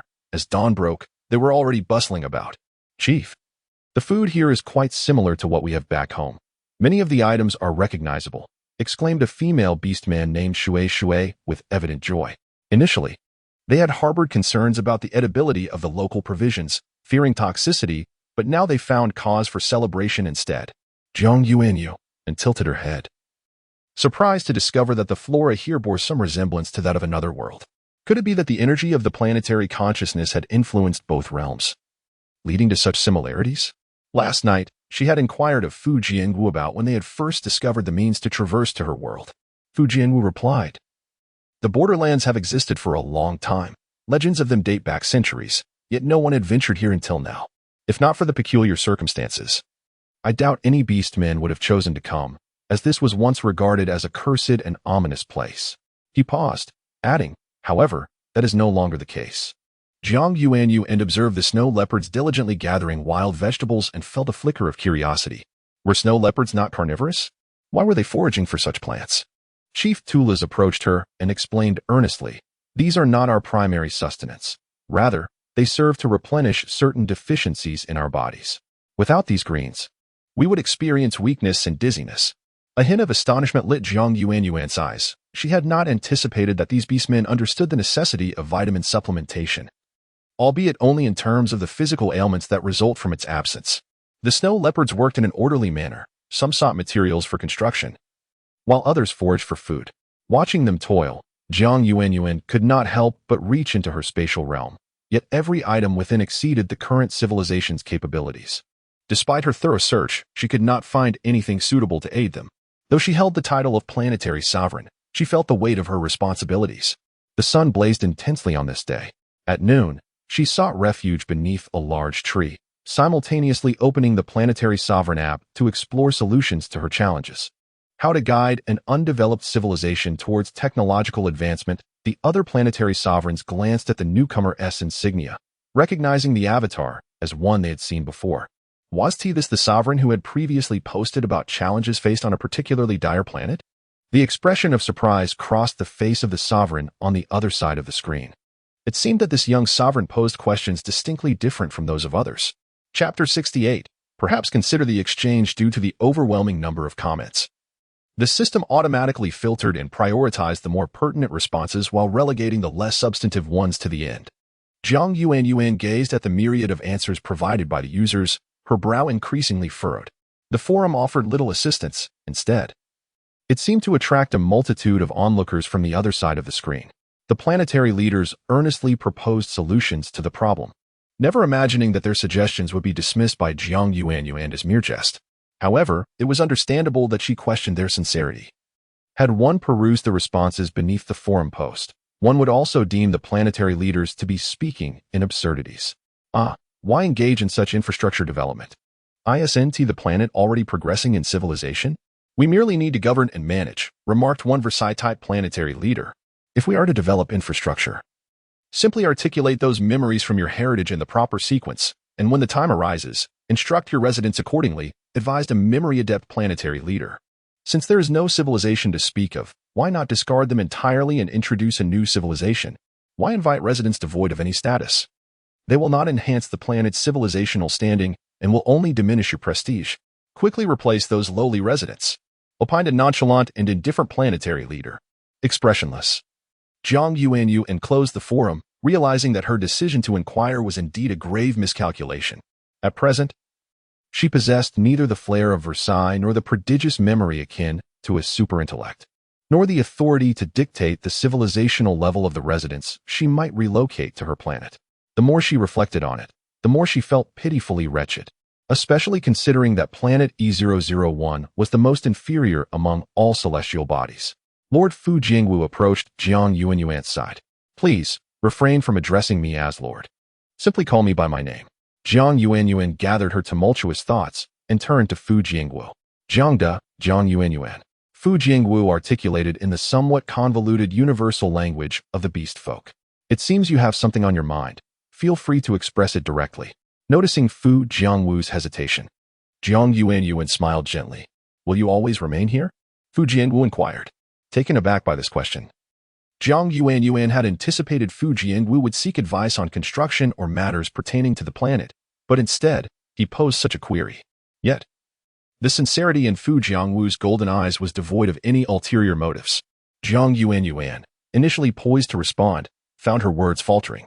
She shifted her gaze towards Fu Jingwu.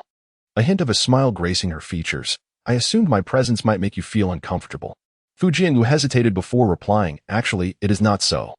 The members of my clan hold you in high regard, though they are uncertain how to approach you. If you were to reside here, we would all be quite delighted. After all, you have granted us a sanctuary for survival, bestowing upon us new life.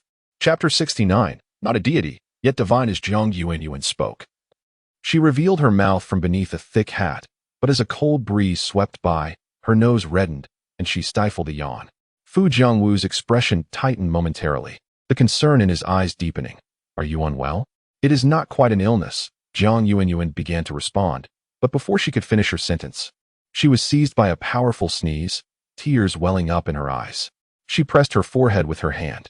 Oh no, why did I bring this allergic rhinitis here? Didn't it vanish 800 years ago? If you are indeed ill, we may not be able to assist you, as we cannot remedy illnesses. Fu Jingwu's voice trembled, underscored with uncontainable anxiety. Rest assured, I certainly will not perish from mere illness, Jiang Yuanyuan assured him, though it was merely her allergic rhinitis acting up, prompting a desire to sneeze. Such physical afflictions were far more uncomfortable than any magical assault. Come with me, since you are already here. I can present you with a gift, Jiang Yuanyuan said, rubbing her slightly reddened nose, her voice buzzing as she addressed Fu Jingwu. Fu Jingwu's eyes dimmed slightly, yet humor laced his voice as he responded affirmatively. After informing the leader, Fu Jingwu followed Jiang Yuanyuan as she pushed through the thicket, leading them down a secluded path. This path bore no resemblance to a typical trail. Fu Jingwu suspected Jiang Yuanyuan was wandering aimlessly. However, astonishingly, when they approached a spot near a stream, he beheld the magnificent villa he had previously glimpsed through the mist. Now, the villa appeared far clearer than it had in the fog, the intricate patterns adorning its exterior seeming even more elaborate. At the forefront of the house stood an extravagant heart-shaped fountain. The house stood majestically in the clearing, its surroundings paved with unfamiliar smooth stones, while the area beyond the railing was overrun with wild grasses. Fu Jiangwu's golden pupils contracted, and in a state of acute awareness. The sight of the house left him utterly astounded. Even if Jiang Yuanyuan were not a deity, she was certainly no ordinary individual. Upon arriving in this new world, one naturally seeks refuge. Even the mightiest dragon cannot dominate the local serpent. Though Jiang Yuanyuan may not be a deity, Fu Jiangwu resolutely believed she was divine. This conclusion was the result of discussions with his leader, Tulis. Ordinary beastmen were in dire need of faith. As long as faith existed, there remained a glimmer of hope. Jiang Yuanyuan not only had the ability to conjure abodes at will but could also summon objects from afar, feats no beastman could achieve. A veil of inscrutability lingered in Fu Jiangwu's eyes. Meanwhile, Jiang Yuanyuan opened the European-style wrought iron gate and unlocked the door with a fingerprint scanner. However, just as she was about to close the door, she realized Fu Jiangwu had not entered. Puzzled, Jiang Yuanyuan turned around, only to discover that Fu Jiangwu had mysteriously vanished from the threshold. Chapter 70. A slightly different reality. Jiang Yuanyuan could scarcely have imagined that she would ultimately ascend to such a divine position, becoming a figure of reverence. This unexpected elevation rendered her task of altering the orc's mindset exceedingly arduous. Despite their newfound understanding of equality, they instinctively continued to place her upon a pedestal. Stepping back, she turned her gaze toward another part of the courtyard, where she discovered Fu Jiangwu ensnared in a peculiar pit. The sight of the snow leopard, marked with white spots, trapped within this inexplicable hole, raised a question mark above her head. A trap? There were no such contrivances in the courtyard of her villa. Fu Jiangwu could never have anticipated falling into such a predicament. His countenance darkened as he contemplated leaping out of the pit. Observing his struggle, Jiang Yuanyuan felt a twinge of amusement, though she stifled her laughter. With a feigned nonchalance, she remarked, "I'll pull you up." However, upon extending her hand, she realized the distance between them was still considerable. Despite her earnest effort, the snow leopard remained out of reach. Thus, the two found themselves in a standoff. Fu Jiangwu felt a profound embarrassment, yet his vocabulary failed to articulate such feelings. Before he could voice his thoughts, Jiang Yuanyuan swiftly interjected, seemingly fearful of summoning the chief. If the chief were to arrive, it would be a most humiliating spectacle. Being seen by Jiang Yuanyuan was one thing, but if the chief became aware, it would surely draw the attention of the nearby warriors, and before long, the entire clan would be informed. The more he pondered, the darker his expression became, hidden beneath his fluffy fur, where others could not discern his dismay. Jiang Yuanyuan chuckled softly, contemplating her next move. Ultimately, she resolved to employ her spiritual energy to extricate Fu Jiangwu from his predicament, even though this might render her previous day's efforts in vain. With his head bowed and his tail still, it was evident that Fu Jiangwu felt somewhat dejected. However, he was reassured by the knowledge that his fall posed no real danger. Otherwise, he would have sought to escape. As Jiang Yuanyuan summoned her energy, Fu Jiangwu felt a sudden lightness envelop him, and he was gently lifted from the depths of the pit, landing safely on the ground. "I never expected such a large hole to exist outside," Jiang Yuanyuan mused, a flicker of confusion crossing her eyes. With a wave of her hand, the surrounding earth began to fill the void, gradually leveling the once gaping pit. This hole, in fact, had been excavated by the system. The villa was constructed from data by the headquarters within the system's space, which was then transformed into a tangible reality through some mysterious means. Chapter 71. Administering medication. As a system adept at exploiting vulnerabilities and leaving behind small programs, it had previously utilized this ability to enhance its performance within the task realm, achieving a mutually beneficial arrangement with its host. To guard against unforeseen circumstances, 0329 deliberately excavated a hole in a relatively secluded corner of the villa. This hole functioned akin to a loophole program, capable of locating Jiang Yuanyuan under certain conditions. To the outside world, however, it appeared as merely an ordinary pit, devoid of any significance. Unbeknownst to Jiang Yuanyuan, she merely perceived the inexplicable pit that had materialized in her home and thoughtlessly blocked it with a mere flick of her finger. Meanwhile, on the system's end, as it watched the connection it held suddenly sever, 0329's eyes widened in astonishment. When had Jiang Yuanyuan become so astute, possessing knowledge in this domain, and so audaciously severed their link?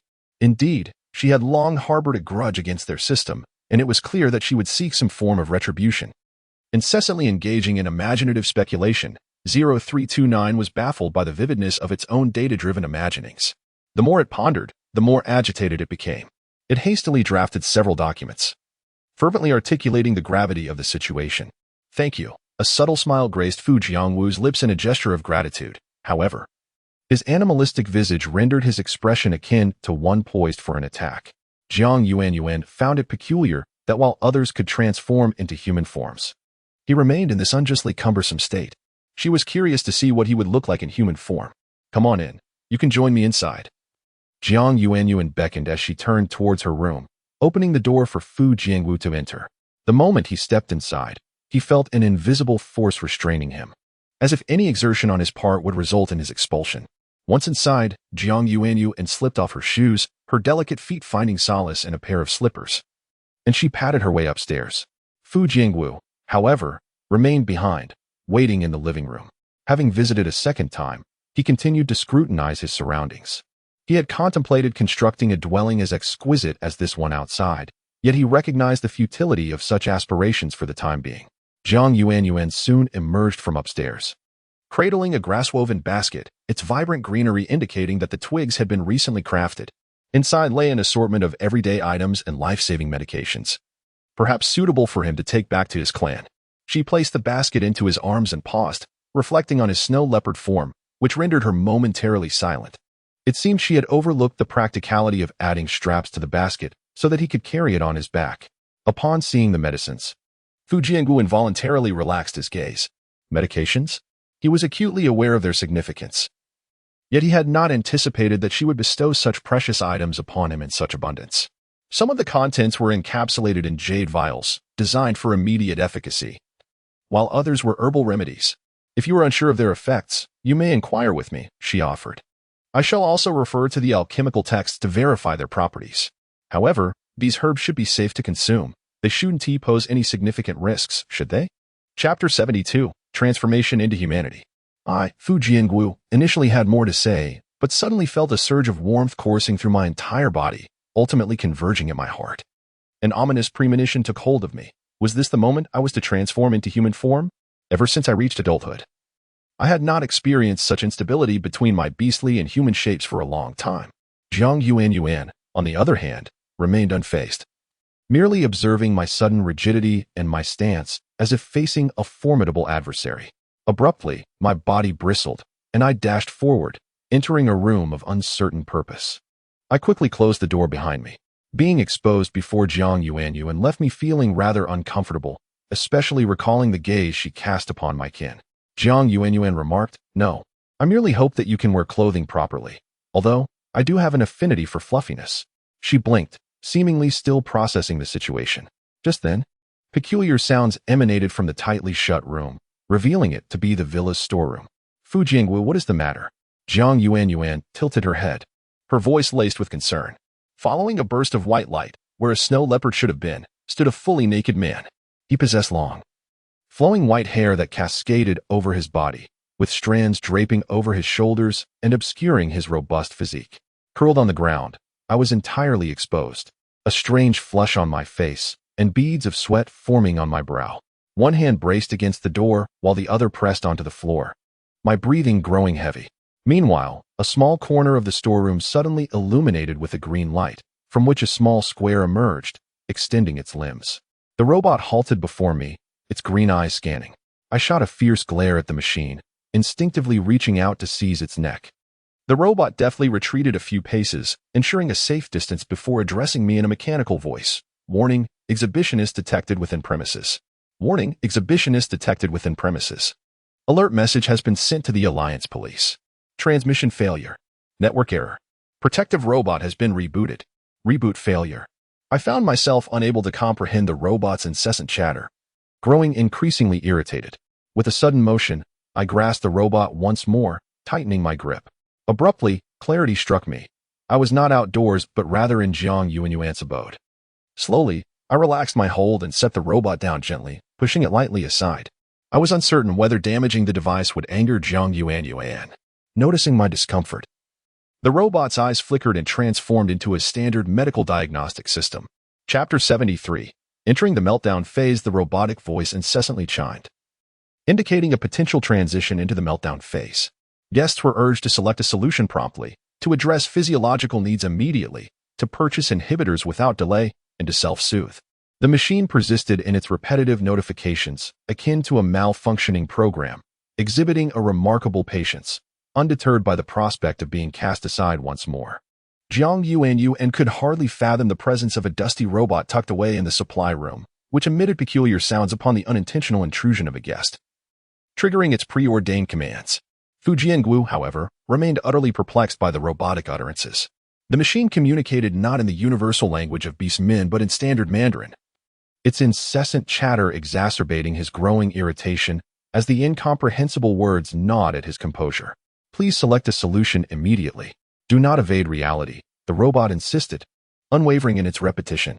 A shadow crossed Fu Jiangwu's features as he slowly rose, moving toward the machine. With a deliberate motion, he pinched the robot's head between his fingers and, in a husky and resonant voice, commanded, "Silence." Language recognition failed. Report preparation in progress. Report failure, the robot responded, its screen displaying a flurry of error messages.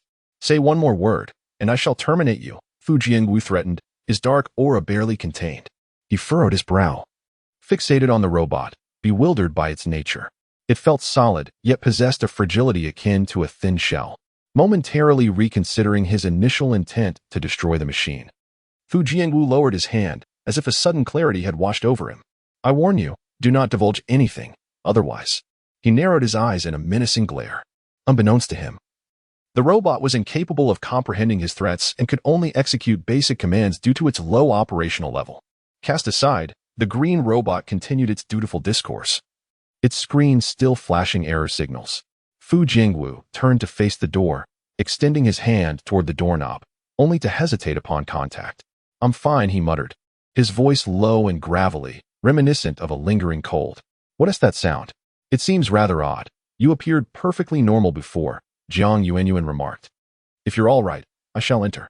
With a flick of her left hand, she summoned a wisp of spiritual energy aimed at the entrance. The doorknob turned, and the lock disengaged on its own, allowing the door to creak open slightly. The room was shrouded in darkness, clearly devoid of illumination. Chapter 74. Why is his face so flushed? Fu Jiangwu. Jiang Yuanyuan slightly parted her crimson lips, her fingers brushing against a button on her left. With a gentle press, the room was illuminated. If your injuries have not yet healed, there is no need to hide from me. I can assist you, she said softly, taking a few steps forward before closing the door behind her. Fu Jiangwu remained concealed behind a cabinet, his posture straight. Yet his face was still flushed and glistening with a fine sheen of sweat. His current appearance, hidden behind the cabinet, exuded a mix of shyness and allure. As the footsteps approached, he could no longer contain himself, mumbling, I'm fine. Jiang Yuanyuan did not pause. Instead, she continued toward the source of the voice. Upon reaching the cabinet, she halted. Fu Jiangwu let out a muffled sound, biting his tongue to suppress the overwhelming sensations he was experiencing. Slowly, he remarked, My lady, I seem to be undergoing a peculiar transformation. Jiang Yuanyuan, noting that he did not sound distressed, felt a wave of relief wash over her. Fu Jiangwu opened his mouth, swallowing the words he initially intended to speak, and instead said, I believe I might be able to become human. Jiang Yuanyuan blinked, a flicker of joy mingling with regret in her eyes. Isn't that a good thing? I was worried about your health and whether you would be unable to transform. Fu Jiangwu hesitated, then admitted, My lady, I am not wearing anything. It was unexpected. Fu Jiangwu was far more reserved than other beast men. It's not that, he clarified. I merely possess the aptitude of a distinguished individual. Jiang Yuanyuan had no intention of witnessing anyone's nakedness. After a moment's thought, she retrieved a white robe from her space and offered it to Fu Jiangwu. Please wear this. As the robe floated toward him and landed in his hands, he felt a sense of relief. He donned the oversized garment, which fit him despite his tall stature. Although Jiang Yuanyuan had devised a practical solution with the robe, she overlooked the fact that humans typically wore undergarments. Fu Jiangwu fell silent, uncertain of how to wear the robe properly. He had tried several times but could not manage it. Reluctant to seek Jiang Yuanyuan's help for such a trivial matter, he found himself at an impasse with the garment. Initially, Jiang Yuanyuan waited patiently, but as silence lingered, she began to doubt whether Fu Jiangwu could indeed put on the robe. However, she reasoned that it was a simple task of slipping it on and securing the belt, so she dismissed her doubts. Fu Jiangwu was also aware that remaining silent was not a solution. Just as he was about to utter a word, he noticed his vision narrowing once more. Chapter 75.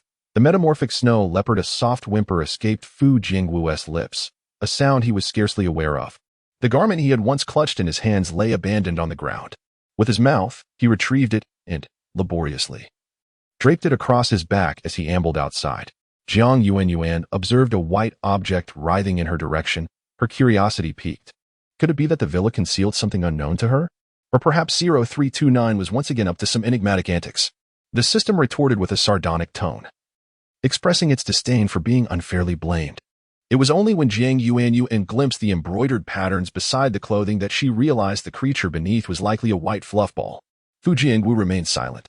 Jiang Yuanyuan gently lifted the garment from the snow leopard's back and nestled it against her left arm, a smile gracing her features. Though she understood that the snow leopard could transform into a human, her heart could not resist the urge to extend her hand toward the languid Fu Jiangwu.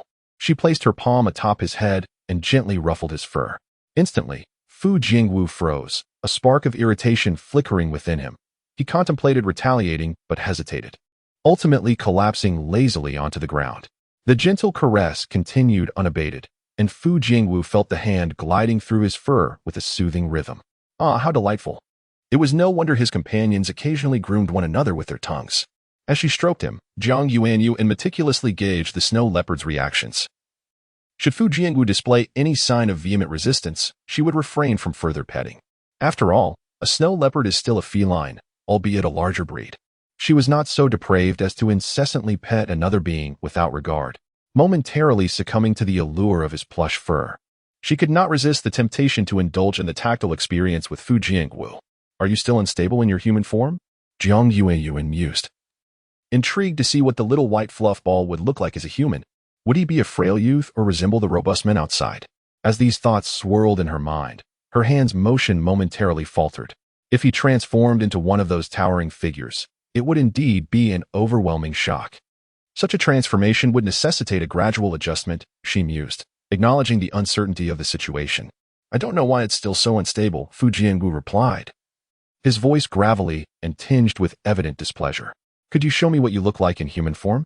Jiang Yuanyuan gazed into his golden eyes, her tone earnest.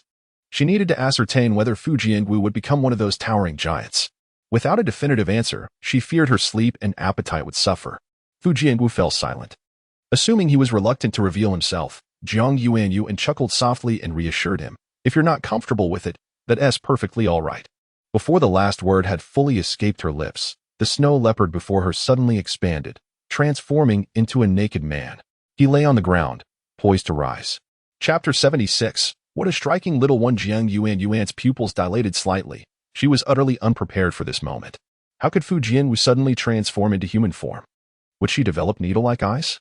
Surely not, as she had seen nothing. Fu Jiangwu, equally taken aback, stared blankly at his palm before glancing at Jiang Yuanyuan. Jiang Yuanyuan forcibly diverted her gaze, turning her head to hand him the white coat she had just retrieved. In a somewhat stiff tone, she insisted, "You should put this on first. We can discuss everything else later. Otherwise, I won't be able to communicate with you properly." An awkward atmosphere enveloped the two as Fu Jiangwu accepted the garment. Yet, amid this discomfort, he instinctively learned how to don the attire. Out of the corner of her eye, Jiang Yuanyuan noticed him successfully wearing the coat and standing quietly beside her. Only then did she turn her head and softly remark, "Indeed, it is rather unstable." Fu Jiangwu raised his gaze to meet hers, allowing Jiang Yuanyuan to fully appraise his human form. The moment she beheld Fu Jiangwu's face, a flicker of undeniable astonishment crossed her features. She had to admit that his appearance significantly aligned with her aesthetic preferences. Fu Jiangwu possessed relatively fair skin and an exceptional physique. However, such a look might not hold favor among the beast men, who could perceive excessive pallor as a sign of fragility. Yet, when Fu Jiangwu stood upright, casting a shadow over her, Jiang Yuanyuan realized she had misjudged him. Though he appeared somewhat pale, his height rivaled that of the snow leopard warriors. Judging by his stature, she estimated him to be around 6 feet 3 inches. In contrast, her own height of 5 feet 7 inches seemed diminutive, especially as no adult in the snow leopard clan was shorter than her. Jiang Yuanyuan felt a twinge of subtle displeasure. "My lord," Fu Jiangwu stepped forward, his breath intertwining with hers, creating an oddly intimate atmosphere. His golden eyes resembled a perilous pool, and as he held her gaze, a slight smirk graced his lips. "My lord, thank you for the clothing. Having previously stayed at Jiang Yuanyuan's residence, Fu Jiangwu was well aware of the concept of clothing, and the white robe he currently wore was indeed a piece of apparel. Jiang Yuanyuan did not succumb to the warmth of his gentle gaze. Silently, she took a step back, a faint smile gracing her lips. No need for thanks. Since you've accepted the clothing and have no further physical concerns, you may leave the villa. Fu Jiangwu stepped closer to Jiang Yuanyuan, his voice dropping to a low murmur. My lord, without you, we might not have escaped. I am at a loss as to how to repay you. But our snow leopard tribe's most sincere form of gratitude is, don't, Jiang Yuanyuan interjected, her words racing ahead of her thoughts. I truly do not require your body as payment. Fu Jiangwu's expression shifted to one of confusion. He was unfamiliar with this idiom. However, he quickly lowered his gaze and continued, if you do not mind, we shall worship only you as our deity. I am curious to know what kind of deity you are. Chapter 77. I am the Statue of Liberty, revised. What is social death? Well, this is it. Jiang Yuanyuan fell silent, feeling a twinge of embarrassment. Fortunately, the other party did not comprehend the implications of her words. Otherwise, it would have been even more awkward. Had it not been for her extensive experiences in myriad worlds, navigating through countless melodramatic scenarios, she would have never thought to utter such a phrase. Now, it seemed that no matter what she said, it would be inappropriate. Ultimately, she had been overly sentimental, allowing her thoughts to wander to such a level. How absurd. Fu Jiangwu's expression bore a hint of vulnerability. Are you unwilling? Of course not, Jiang Yuanyuan replied, taking a deep breath and forcing a smile that felt somewhat strained. OMG. Was she truly being so self-indulgent, thinking along such skewed lines? As long as you agree, Fu Jiangwu's face lit up with a joyful smile. Yet, it appeared he was deaf to the latter part of her statement. Jiang Yuanyuan, undeterred by his selective hearing, gathered her thoughts and continued. Did I not mention to you before that there are no deities in this world? If they exist, they are merely charlatans. Upon hearing this, Fu Jiangwu neither felt sorrow nor anger. Instead, a gentle, elegant smile graced his lips. My dear, whether you acknowledge it or not, you have already become a deity in our hearts. The gods of our world have forsaken me, and you have rescued us from that despair, placing you in such a lofty position. Well, this was absolutely intractable. Fu Jiangwu seemed entirely brainwashed, nearly dragging her down with him. Jiang Yuanyuan even contemplated suggesting that if they could not change their minds, perhaps she might as well join them. If you insist on this notion, I suppose I could be considered your Statue of Liberty? She said wearily, then let us regard it as my liberation of you all. She truly did not wish to accept such a title. Fu Jiangwu's eyes sparkled, as if her affirmation validated his beliefs. Little did Jiang Yuanyuan realize that her current endorsement would lead to a series of seemingly absurd and humorous consequences in the future. I will step outside to see how far they have progressed with the construction, Jiang Yuanyuan decided she could no longer dwell on this topic, fearing it might lead to an endless cycle of embarrassment. After she left the house, the villa's half-open door automatically closed as if it understood her intent, vanishing into the mist like an apparition. In truth, this was a command Jiang Yuanyuan had set in advance. Upon her departure from the room, the house would automatically disappear. This way, she could maintain her air of mystery while preventing others from intruding upon her private abode. Upon exiting, she realized she had once again overthought the situation. Although the group was diligently constructing, their numbers were sparse, and those who possessed knowledge of infrastructure were exceedingly few. They were building houses using the most primitive method, stone houses. Indeed, stone houses, as Jiang Yuanyuan observed them hauling stones and breaking them apart with their bare hands. Only to use the fragments for construction, she could no longer suppress a twitch at the corner of her mouth. The quality of their work was, without a doubt, exceedingly crude. Moreover, she harbored serious doubts about the adhesive material they were using to join the stones. Was it some unknown excrement? Chapter 78. It was a stone house otherwise. How could the odor be so overwhelming? Jiang Yuanyuan could detect it even from over 10 meters away. She had initially assumed that these individuals merely dressed somewhat carelessly, but she was taken aback to discover that their living conditions were equally disheveled. Jiang Yuanyuan hesitated, pondering how to dissuade them from utilizing this adhesive, which bore a resemblance to excrement, suggesting instead that they create cement. No, where would they find the raw materials for cement now? This substance was not as simple as mixing sesame paste with hot water. Chief Tulas observed Jiang Yuanyuan emerging from the mist and promptly discarded what he held. Ceasing his work, he had somehow procured a small creature, which he placed into a jar. The little being flapped its wings, colliding against the sides of the jar, which they referred to as Lioli. Esteemed one, this small creature is presented to you, with hopes that you will find it delightful. Chief Tulas respectfully offered the gift. At a loss for what else they could present to Jiang Yuanyuan. The items she possessed were far beyond their comprehension, and Chief Tulas doubted there was anything she had not already encountered. This firefly was unlike an ordinary one. Its vitality was remarkable, remaining aglow even after being confined within the glass enclosure for an extended period. Chief Tulas was astonished that such a creature could exist in this world. Jiang Yuanyuan gazed at the flickering little beings within the jar, her thoughts momentarily drifting. Fireflies. The sun began its slow ascent from the lowest point in the east, with two suns emerging like twins from the same origin.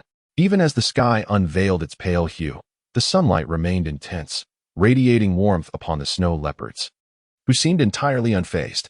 "Thank you, Tulas," Jiang Yuanyuan said, extending her fair hands to accept the gift. She smiled at Tulas, casually inquiring, "What material did you use as a binder while constructing the stone?" "Binder?" Chief Tulas looked at her with confusion. Jiang Yuanyuan paused and elaborated. "The liquid that adheres between the stones." Upon hearing her, Tulas suddenly understood. "Oh, that. We discovered that many elements in this world are comparable to those in ours. Not far from here, we found an environment reminiscent of a swamp, and we collected some mud from there to use as a binding agent for the stones." "Bitumen?" Jiang Yuanyuan mused. If that were the case, it was understandable that it would emit such a foul odor if not properly processed. As for its name, we are uncertain. We have always regarded it merely as a construction material, Chief Tulas explained. Transforming from a human to a leopard, he turned towards Jiang Yuanyuan, his ears twitching as he spoke. "Esteemed one, if you do not mind, you are welcome to reside in our dwelling. We can prepare a separate space for you." "No need," Jiang Yuanyuan replied, her lips parting to utter the two words with restraint. "Indeed, you must have your own place to stay. I have overstepped," Tulas acknowledged, his tone somewhat self-evident. "However, we shall keep a room reserved for you, should fortune allow you to stay with us in the future." Chapter 79. Indeed, the adults are formidable. However, it is unnecessary to take this for granted. One cannot always reside in a villa. It is quite possible to inhabit the houses constructed by these residents. Yet, since Tulas has already stated his position, Jiang Yuanyuan felt hesitant to ask him to reserve a room for her, as it seemed somewhat akin to exploiting their labor. Swallowing the words she had yet to voice, Jiang Yuanyuan suggested, "Perhaps you could consider constructing houses without the use of stone." Chief Tulas appeared somewhat perplexed, seemingly unaware of what alternatives could replace stone in construction. "Have you considered using wood for building?" Jiang Yuanyuan initially intended to guide their thoughts to reach this conclusion themselves. However, realizing that their minds were confined within a narrow scope, she decided to articulate her idea directly, hoping to evoke a chain of associations among the orcs. "Are you implying that we should use wood for construction?" Fu Jiangwu emerged from a corner, and Jiang Yuanyuan was unsure how long he had been listening. The conversation was no longer a secret, and it mattered little if Fu Jiangwu had overheard it. Moreover, she observed that he seemed to hold a prominent position within the leopard clan. Indeed, Jiang Yuanyuan nodded. "We previously attempted to use wood, but lacking tools. We felled entire trees as a means of construction. However, wood is too light and can easily be swept away by the wind." Fu Jianwu gently shook his head, indicating that he had already experimented with this approach. "That's correct," Chief Tulas added. "We did explore the use of wood for construction because it is lightweight and facilitates building. Yet the houses made from wood lacked safety, and thus we abandoned the idea." Jiang Yuanyuan felt a twinge of skepticism. Houses constructed from wood, while seemingly precarious, can actually be quite sturdy. If they were so easily displaced by the wind, it could only signify that the orcs had mishandled the wood in their construction. "Did you simply erect the wood vertically, merely binding the pieces together without further reinforcement?" she inquired, voicing her confusion to the two of them. Chief Tulas and Fu Jiangwu had previously determined that felling trees was the best approach during their research, awaiting their own growth ideas. Using wood for houses could also incorporate the dark, foul-smelling substance you previously excavated. Constructing wooden houses is quite simple. If you slice the wood thinly and select the best pieces, it becomes feasible, Jiang Yuanyuan explained in as straightforward a manner as possible. Although Fu Jiangwu and Chief Tulas did not fully comprehend, they grasped the essence of her words. In conclusion, they recognized that wooden planks could indeed serve as building materials, albeit their earlier methods had been flawed. The core material, similar to that used in stone houses, was the asphalt. "Very well. We shall attempt to use wood to construct houses for our tribe. Could you provide more detailed instructions, as we may not fully grasp your intentions? Our construction may differ significantly from what you envision," Chief Tulas resolutely declared, waving his hand in determination. Chapter 80. Discovering that 0329 still holds some value. As for the stones that have already been partially constructed, they will not go to waste. These stones can be utilized to erect walls for defense against impending enemies. Chief Tulas and the shaman Fu Jiang began conversing about the feasibility of constructing all houses as wooden structures. Fu Jiang did not believe that Jiang Yuanyuan would deceive him and his people. If deception were her intention, she could have formulated some unequal treaties before the fog descended. Rather than waiting until now, Jiang Yuanyuan wished to speak further, yet she acknowledged that she was not a specialist in this area, possessing only a modest understanding rather than expertise. At that moment, she suddenly recalled the gift that 0329 had bestowed upon her, the small, unremarkable silver ring. She retrieved it from her pocket and slipped it onto her middle finger. Since 0329 had claimed it was a gift, it must possess significance beyond mere ornamental value. As soon as the ring adorned her finger, it rapidly conformed to her skin, transforming into a shimmering transparent form until it seemed to vanish entirely. Upon closer inspection, one would discern that the ring had not truly disappeared. Rather, it had morphed into a diminutive black dot, quietly nestled in a corner. 1 second passed, 2 minutes elapsed. 5 minutes ticked by. Time dripped away, yet Jiang Yuanyuan felt no change within her body or in her surroundings. Even the breeze that brushed past her felt no different than before. Jiang Yuanyuan thought to herself that she had placed too much faith in the system. Indeed, 0329 had deceived her. This was merely an ordinary ring. Her fists gradually clenched, a glint of menace flickering in her eyes. "Sir, what should be the appropriate size for the wood?" Fu Jiang inquired. Upon hearing Fu Jiang speak, the ring began to exhibit a frenzied display as if the entire system had been triggered, akin to a once despondent child unexpectedly excelling in a rigorous examination. The ring trembled several times, and a burst of light hovered in the lower right corner of her vision. Congratulations to retired host Jiang Yuanyuan for successfully activating the item. Soul binding has been completed. It is non-removable and cannot be unequipped. Primitive method for making cement. Cement's raw materials: limestone, clay, iron ore, and coal, among others. Jiang Yuanyuan pondered. This was what the system referred to as a monumental surprise, indeed surprising. However, what she desired was knowledge on how to construct houses from wood, not information about cement. What was the difference between offering someone hope and then subsequently severing that hope? Knowing this would happen, yet failing to prepare in advance. "Sir? Jiang, sir?" To the two of them, Jiang Yuanyuan appeared lost in thought, seemingly in a daze. "Yes," Fu Jiang replied with a soft smile, while Chief Tulas gently shook his head and stepped back. Such matters should be left to the youth. I must check on the others in the group. With so many people, the absence of one could lead to complications.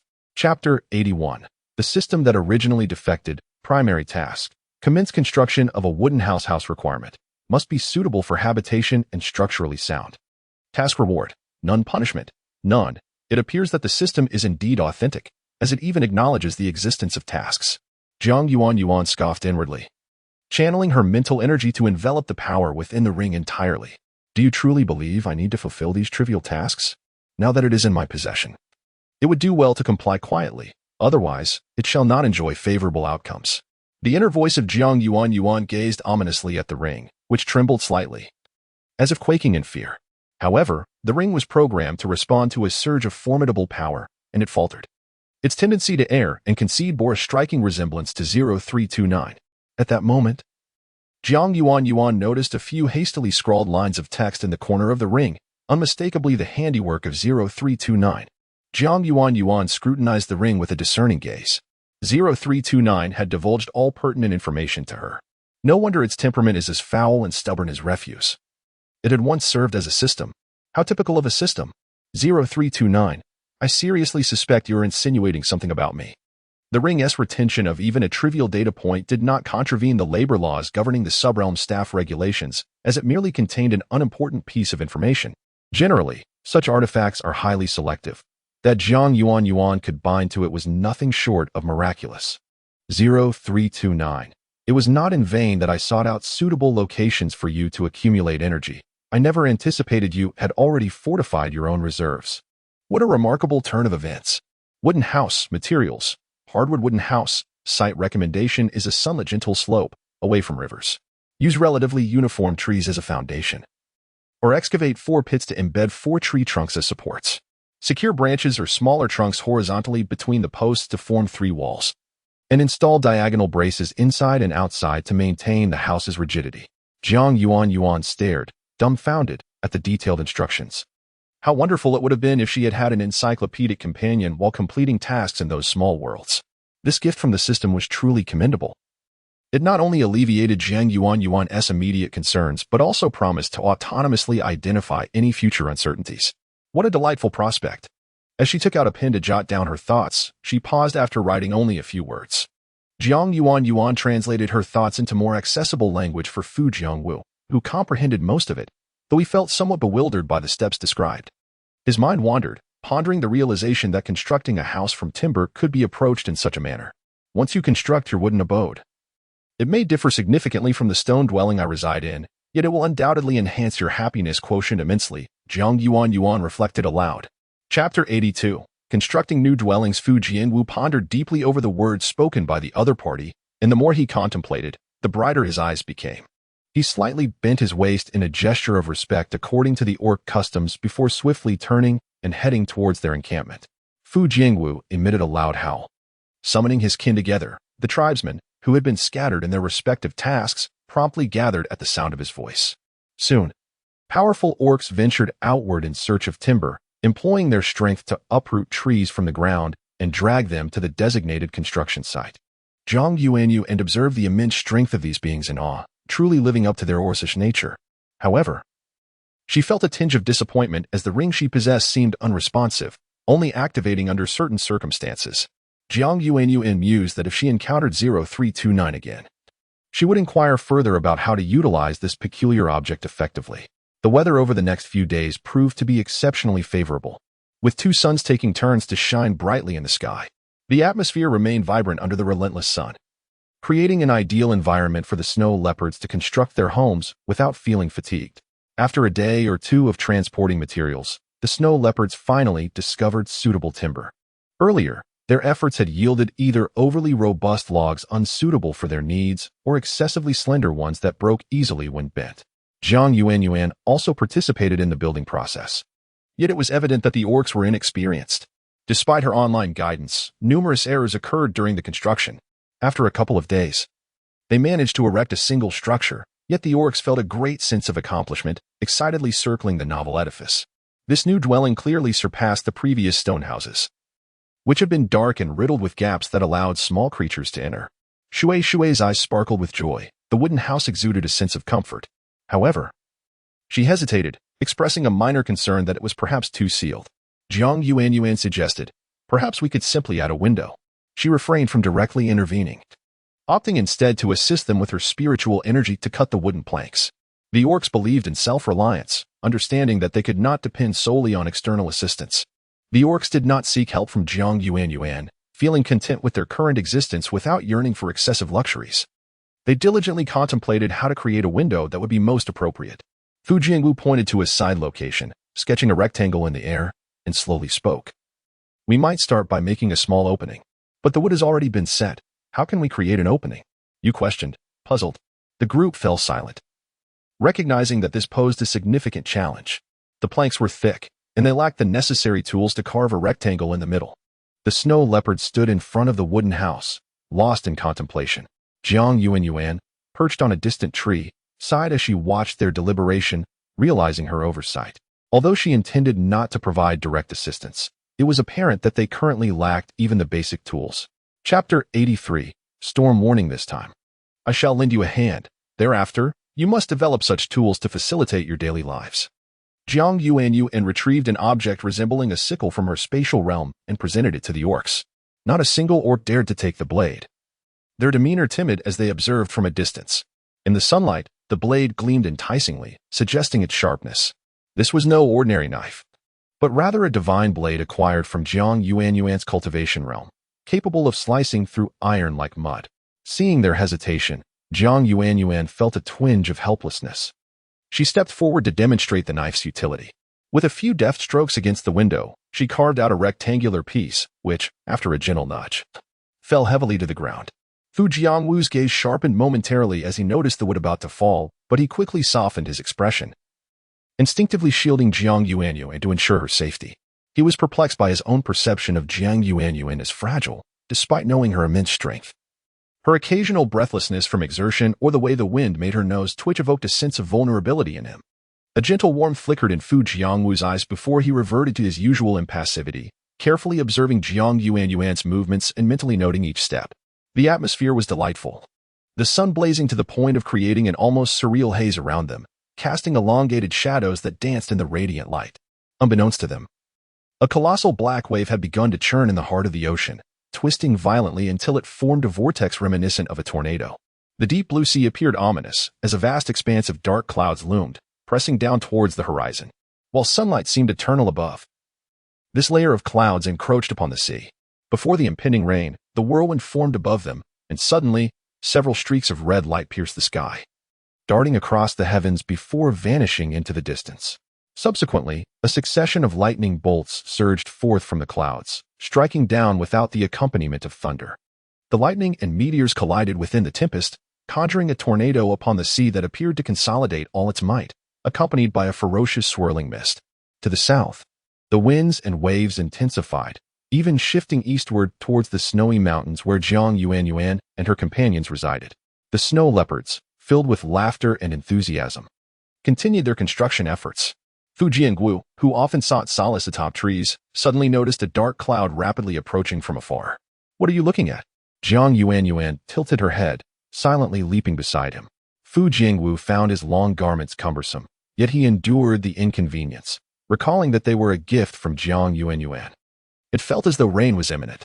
His golden eyes narrowed as he gazed towards the distant shadowy mass. Chapter 84. An electronic storm approaches. Run.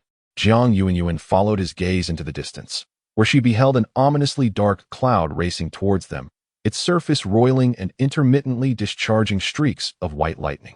Under ordinary circumstances, such phenomena would be imperceptible from this distance, making the visibility of the lightning all the more peculiar. Her brow furrowed in increasing concern as she leaned against a tree, one hand clutching its trunk while the other gently pressed her lips together in contemplation. Gradually, she closed her eyes, extending her consciousness outward to observe the situation ahead through her mental prowess. What Jiang Yuanyuan discerned was a mass of blackness, accompanied by a tumultuous sea, shrouded in mist that spread ominously around them. White lightning and purple thunder clashed within a vortex, advancing with alarming speed. Fu Jiangwu, descend quickly and urge all our kin to evacuate this clearing immediately. Jiang Yuanyuan's voice took on an urgent tone as she hastened to call out to Fu Jiangwu. An electronic storm is imminent. Tell everyone to seek shelter. This tempest is exceedingly perilous and beyond our capacity to withstand. Her anxiety escalated as the realization struck her that this small planet was about to face an electronic storm. Fu Jiangwu, now acutely aware of the impending disaster, understood that the advancing cloud heralded their doom. He swiftly transformed into a leopard, leaping from the tree and racing towards their stronghold. However, most of their tribe had ventured out to collect firewood, leaving behind only the females tending to the young and a few juvenile beastmen. Their leader, Tulas, had also joined the others in search of wood. Unfortunately, Tulas, accompanied by several warriors, had ventured far in search of new timber, believing that the current wood, while sturdy, was unsuitable for construction, prompting their expedition to the distant borders. A heavy sense of dread weighed upon Fu Jiangwu. Was this their destined demise? A fate that would jeopardize the very lineage of the snow leopard tribe? Jiang Yuanyuan, lacking the ability to pinpoint the protagonist in this world due to the limitations of E001, found herself at a loss regarding the whereabouts of the beastmen. All she could do was extend her mental reach, scanning for any trace of them within her perceptible range. The onslaught of the electronic storm approached with alarming speed. Having never encountered a true electronic storm, Jiang Yuanyuan could only speculate about its velocity and the catastrophic consequences it might entail. In the cosmos, numerous stars akin to the Sun exist, and typically, these celestial bodies emit high-speed electron streams, reminiscent of solar winds. Pulsars release high-frequency pulses, generating powerful microwave radiation and immense energy. Initially, electronic storms lacked visible forms. However, their effects bore resemblance to typhoons. Historical research indicated that mild occurrences might only disrupt or damage electronic devices, yet the more severe implications included the potential disruption of an entire planet's magnetic field, resulting in magnetic storms. Jiang Yuanyuan struggled to fathom the repercussions of this electronic storm upon a planet already characterized by an unstable magnetic field, fearing the emergence of even graver consequences. Chapter 85. The decision to relocate. Ultimately, it seemed that they would face a fate akin to that of the Orcs planet. As for how Jiang Yuanyuan possessed such extensive knowledge, it was due to the fact that the male protagonist of One World was a scientist. Jiang Yuanyuan served as his diligent assistant, thereby gaining access to these relatively confidential documents. The electronic storm loomed ahead. Jiang Yuanyuan's previously unsettled heart gradually found a semblance of tranquility. She understood that fretting at this juncture was futile, especially since, apart from the snow leopard clan, other species inhabiting the planet would likely also fall victim to the impending storm. She pondered the potential harm this electronic tempest could inflict upon human bodies and whether it might also cause secondary damage to surrounding flora, leading to mutations, among other calamities. E001, the storm is heading in my direction. Can you prevent it from approaching? Jiang Yuanyuan spoke gently.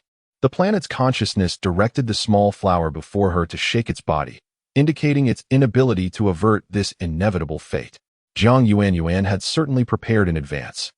Aware that the planet's consciousness was limited, it was merely a planet with awareness, unable to take action. Fu Jiangwu gathered the snow leopards remaining at the camp, his gaze anxious as he looked into the distance, continuing to call out. His voice echoed throughout the snow-capped mountains.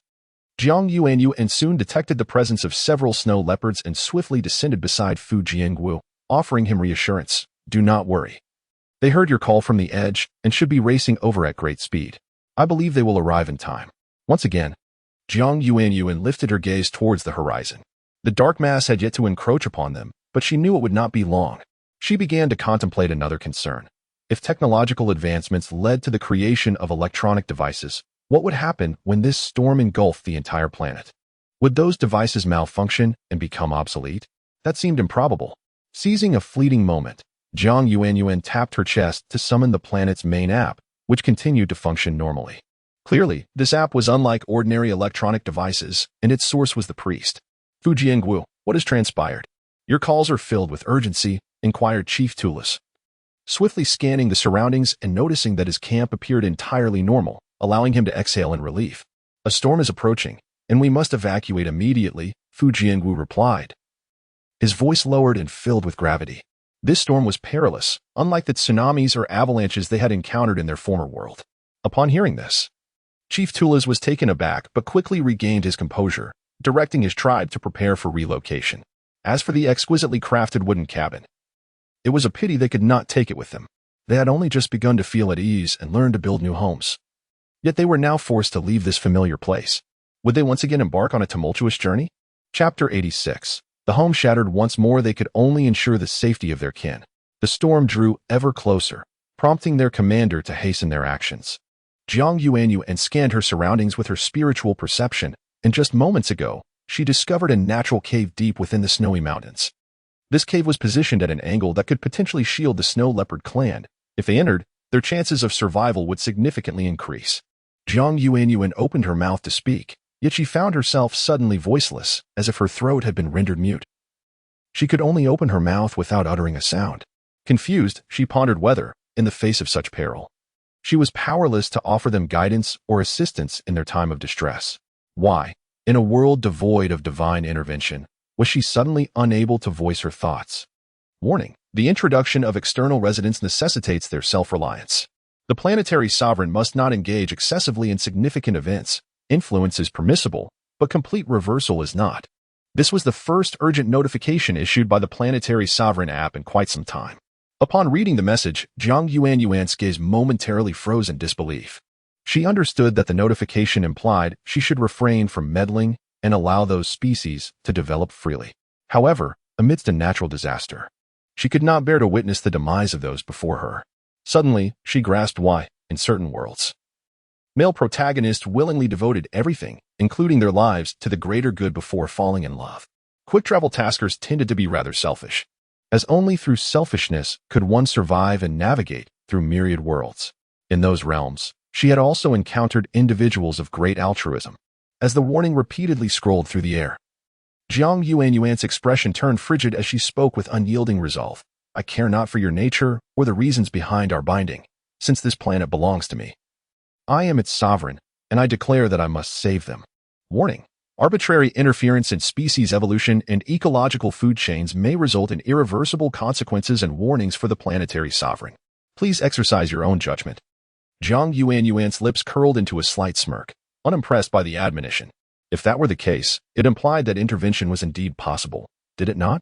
Though it felt as if they had conversed for an eternity, only a fleeting moment had passed.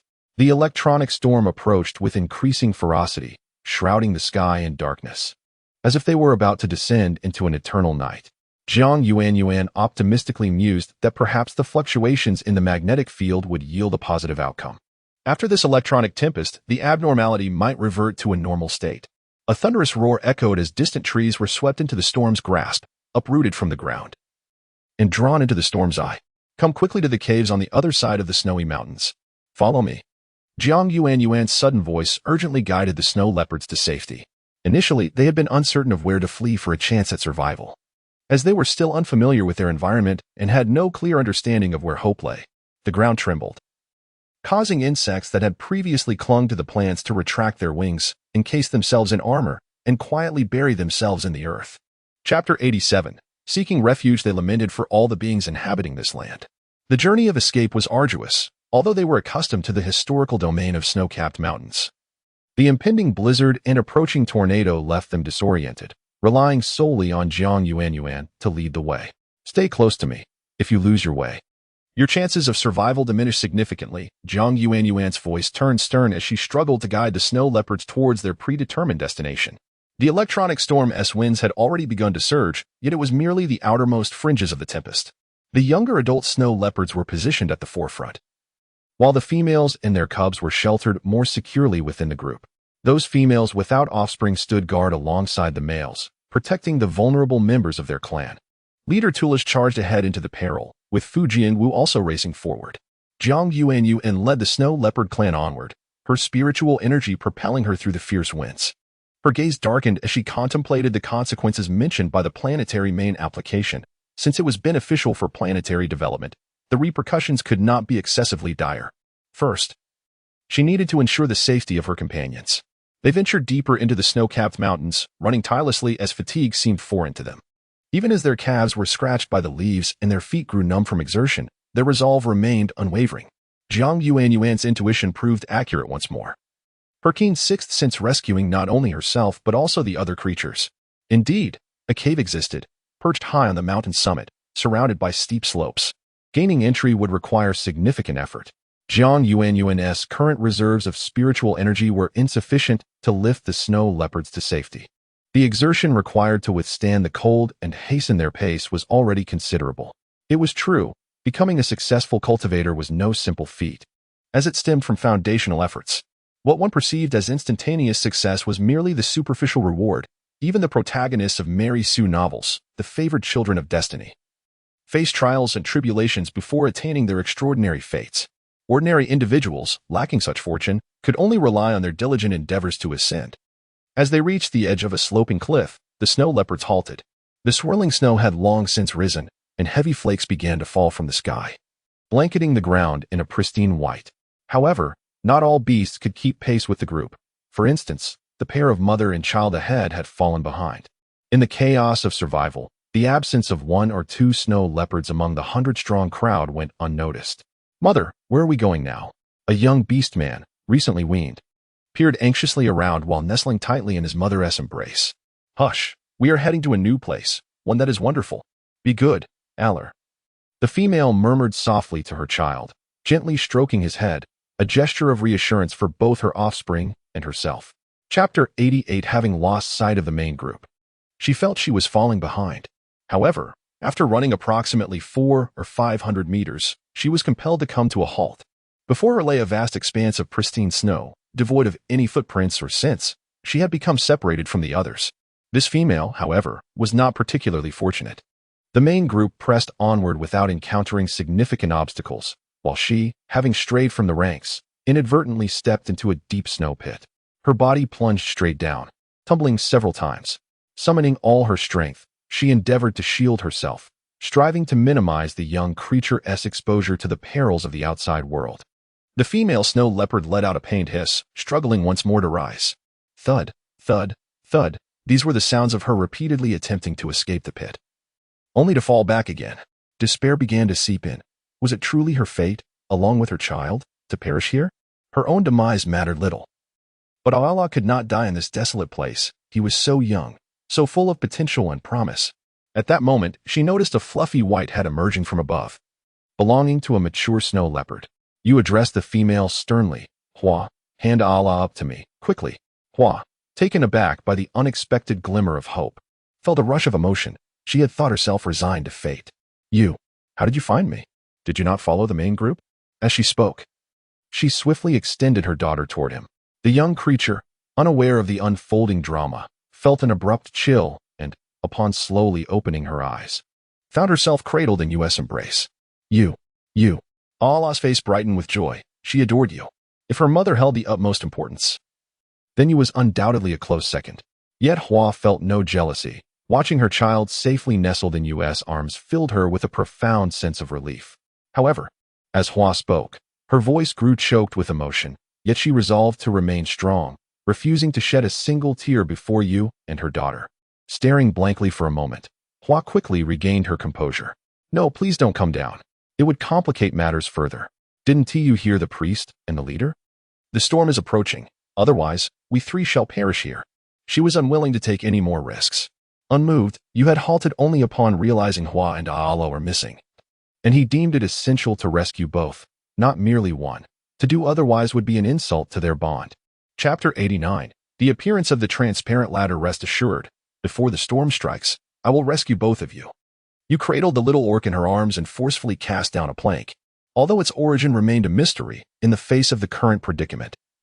Such details were inconsequential. Hua's eyes glistened with emotion upon seeing the plank. She swiftly stepped onto it, attempting to scale the depths above. Yet, after 2 or 3 tries, she found herself plummeting back down to the center once more. Time was running short for the two of them, and gritting her teeth, Hua persevered. Finally, on one of her attempts, she succeeded in leaping upwards. Meanwhile, the situation was dire on the other side, where the lost snow leopards faced even greater challenges. Their location was increasingly remote, devoid of any other snow leopards to rescue them. They were left to fend for themselves, struggling amidst deep pits and falls. Those who could not rise again succumbed to eternal slumber on the snowy mountains. The cliff was not too far from the cave, yet the gap in between prevented anyone from leaping across directly. They needed some sort of platform. Venturing alone felt precarious. So perhaps it would be wise to bring a snow leopard along. Gazing down at the multitude of white forms below, Jiang Yuanyuan hesitated for a moment, grasping Fu Jiangwu.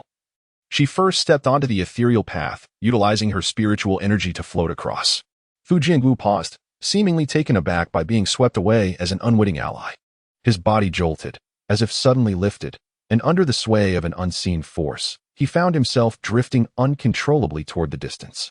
Jiang Yuanyuan deliberated for a moment, then retrieved the heavenly ladder from her spatial pouch. Aside from utilizing this tool, she could conceive no other means. Beneath the cliff lay an abyss of unfathomable depth. Driven to despair, animals might mistakenly believe they could leap across the chasm, but most would plummet straight down without reaching the other side. Jiang Yuanyuan resolved to assist, refusing to let the snow leopards take such risks. Even if a daring leap succeeded, it would only be the young or strong snow leopards who could attempt such vigorous actions. The females with cubs or the elderly would be incapable of such feats. In a dazzling flash of white light, the luminous beam transformed into a ladder, bridging the two opposing sides. The snow leopards gazed in awe, once again witnessing Jiang Yuanyuan's remarkable power and wonder. She seemed to possess everything and could accomplish anything. Yet, a sense of trepidation gripped the leopards. Despite the ladder being present, its transparency rendered the abyss visible beneath it, dissuading them before they even stepped onto it. Though their bodies remained resilient, their minds began to falter. Caught between danger and hesitation, they gritted their teeth, taking a few tentative steps forward, only to abruptly retreat again. Chapter 90. The disappearance of the clan Tulas observed that no one dared to take the first step forward. With a steady gaze, he descended his eyes and advanced a few paces. Upon reaching the midpoint, he turned to address the other snow leopards, urging, "Come quickly, it is safe." The leader, Tulas, took the initiative, moving forward a few steps to assure the snow leopards that this path was entirely secure. Only then did the others cautiously traverse the route. Upon reaching the opposite side, they swiftly leaped into the cave. The cave was warm. Given the latitude and longitude, no winds could intrude. Although the entrance appeared quite large, it effectively evaded the wind direction. Nevertheless, the entrance offered no protection, prompting her to consider creating a temporary barrier with her spiritual energy. However, she knew that such a barrier would be merely transient. Jiang Yuanyuan was unaware of the formidable deterrent posed by the electronic storm and ultimately would need to employ talismans. The snow leopards patiently crossed the transparent ladder and arrived at the cave's interior. Yet, Jiang Yuanyuan sensed something amiss. Judging by the number of snow leopards, it seemed a few were missing. Just as he contemplated speaking up, he quickly began counting heads, his brow furrowing. "Where are you and Hua, along with the others?" The snow leopards exchanged glances. Despite their meticulous care for their companions, with over 100 individuals in their group, a few had inevitably fallen behind. And they had no time to spare, only able to rush forward. Now that they had entered a safe environment, they finally realized that some members were indeed absent.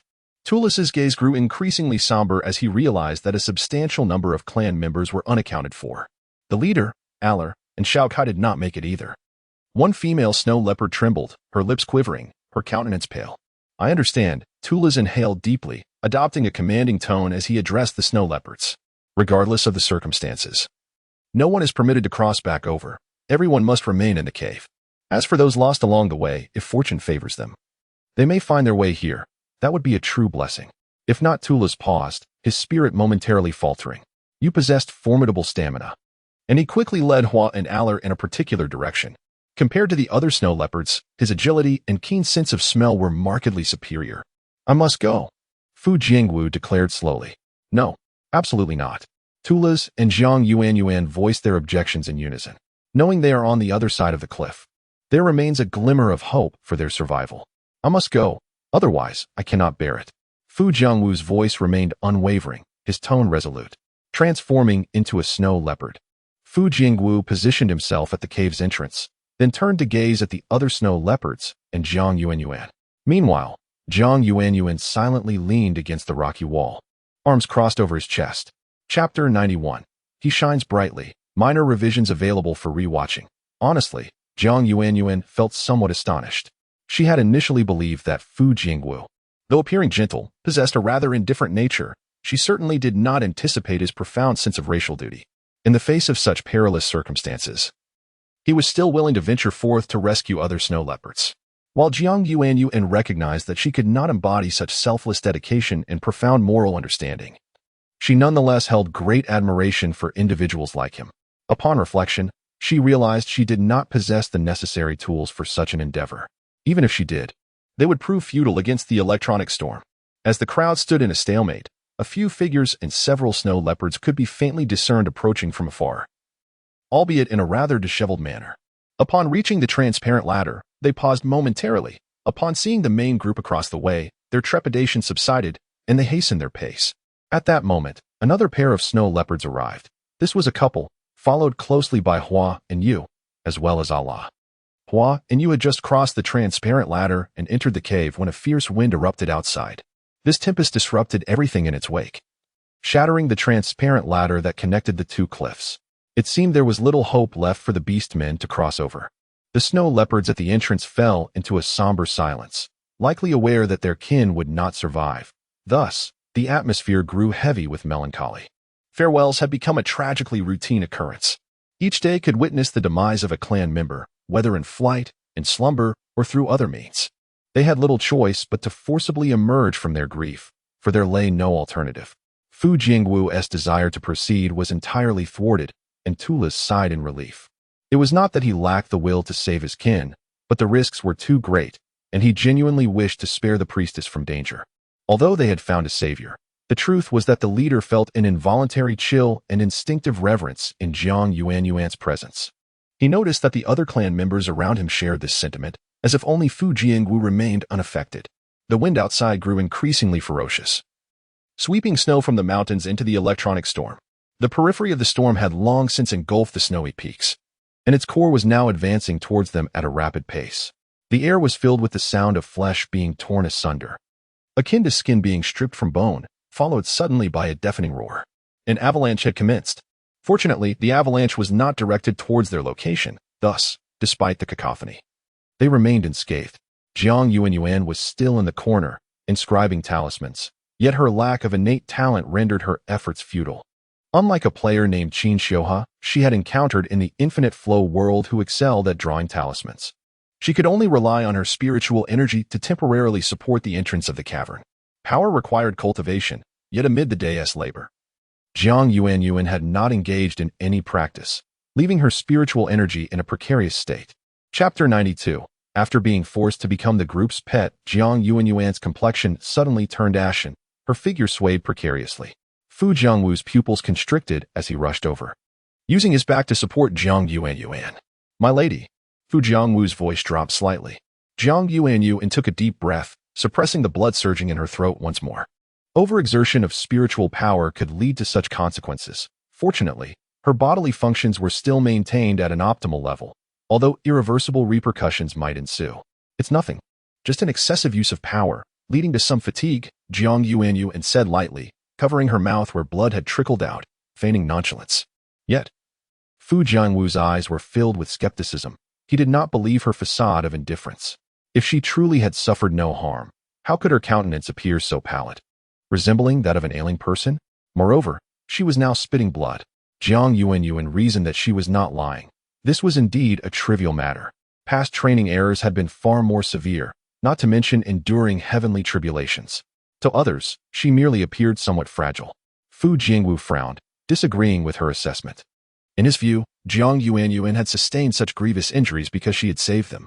Had it not been for that transparent ladder and the protective energy shield she created to cover the cave, she would not have been hurt so badly. His reasoning held merit. Had Jiang Yuanyuan allowed the species to evolve freely, as suggested by the planetary app, and remained an observer, she would have suffered no harm. Was it her excessive protectiveness towards the snow leopards that resulted in this backlash? Peering through the cave's greenish barrier, Fu Jiangwu gazed at the sky, seemingly attempting to discern the malevolent hand concealed above. The winds intensified, the electronic storm impacting devices, yet sparing the spiritual barriers of the cultivation realm. Though the gusts raged as if they might burst into the cave at any moment, the winds had no choice but to linger resentfully outside, swirling endlessly. If deities truly existed, would there be one, or perhaps two? Could it be that divine beings, akin to the species within their biological chain, were unable to coexist? Wah! My lady must have sustained such grave injuries for our sake. A female suddenly morphed into human form before Jiang Yuanyuan, her eyes brimming with tears. Other males drew closer, their heads stretching forth, their gazes filled with emotion. As the snow leopards expressed their reverence, they anxiously watched Jiang Yuanyuan, their eyes reflecting the concern one might have for their young, mixed with the respect accorded to a noble being. Jiang Yuanyuan thought to herself how she had initially perceived her condition as a minor issue. The sorrowful expressions of these creatures made her feel as though she were on the brink of death. Must it be so exaggerated? Really, there's no need to fuss. It's merely a result of my weakened abilities and energy depletion. A day or two of recovery will suffice. She spoke her sincerest thoughts. However, these leopards adhered to a principle of selective hearing, choosing to ignore her reassurances, their expressions still filled with heartfelt admiration as they gazed at Jiang Yuanyuan. "There is truly no need for such concern," she insisted. Chapter 93. We will protect you unconditionally. Your strength is so formidable. How can one possibly deem you weak? If you were to be considered weak, then we would hardly merit mention. Oh no, we were never worthy of such recognition. Snow Leopard One spoke with deep affection. "My lord, you are our eternal savior, and we shall forever venerate you alone as our deity." "No." Jiang Yuanyuan slowly rose, placing her hand gently upon Fu Jiangwu's back, signaling that she still had some fight left in her. "I have stated before, I am not a deity and do not require such reverence." Feeling Jiang Yuanyuan's cool palm resting against him, Fu Jiangwu felt a subtle stiffness in his claws, though it went unnoticed. However, the snow leopards did not afford Jiang Yuanyuan the opportunity to finish her thought. "My lord, please do not be so modest or dismissive. We all know that were it not for your efforts to save us, you would not be in this predicament," another assertive male snow leopard insisted. Jiang Yuanyuan, feeling a sense of defeat, allowed her hand to droop. She seemed to resign herself, leaning a portion of her strength against Fu Jiangwu, while the other part supported her weight on the ground. "Very well, if this is what everyone believes, I have little left to say. Since I have lost my abilities these past few days, I shall rely on you for protection," she remarked, her gaze slightly unfocused, jesting with the still anxious snow leopards. The snow leopards stood tall, absorbing her words with unwavering attention. Indeed, their lord had been injured, and naturally, it was their duty to safeguard her. Rest assured, my lord. We shall protect you with our lives. Fear not. Anyone who wishes to do you harm must first tread over my lifeless body. Exactly.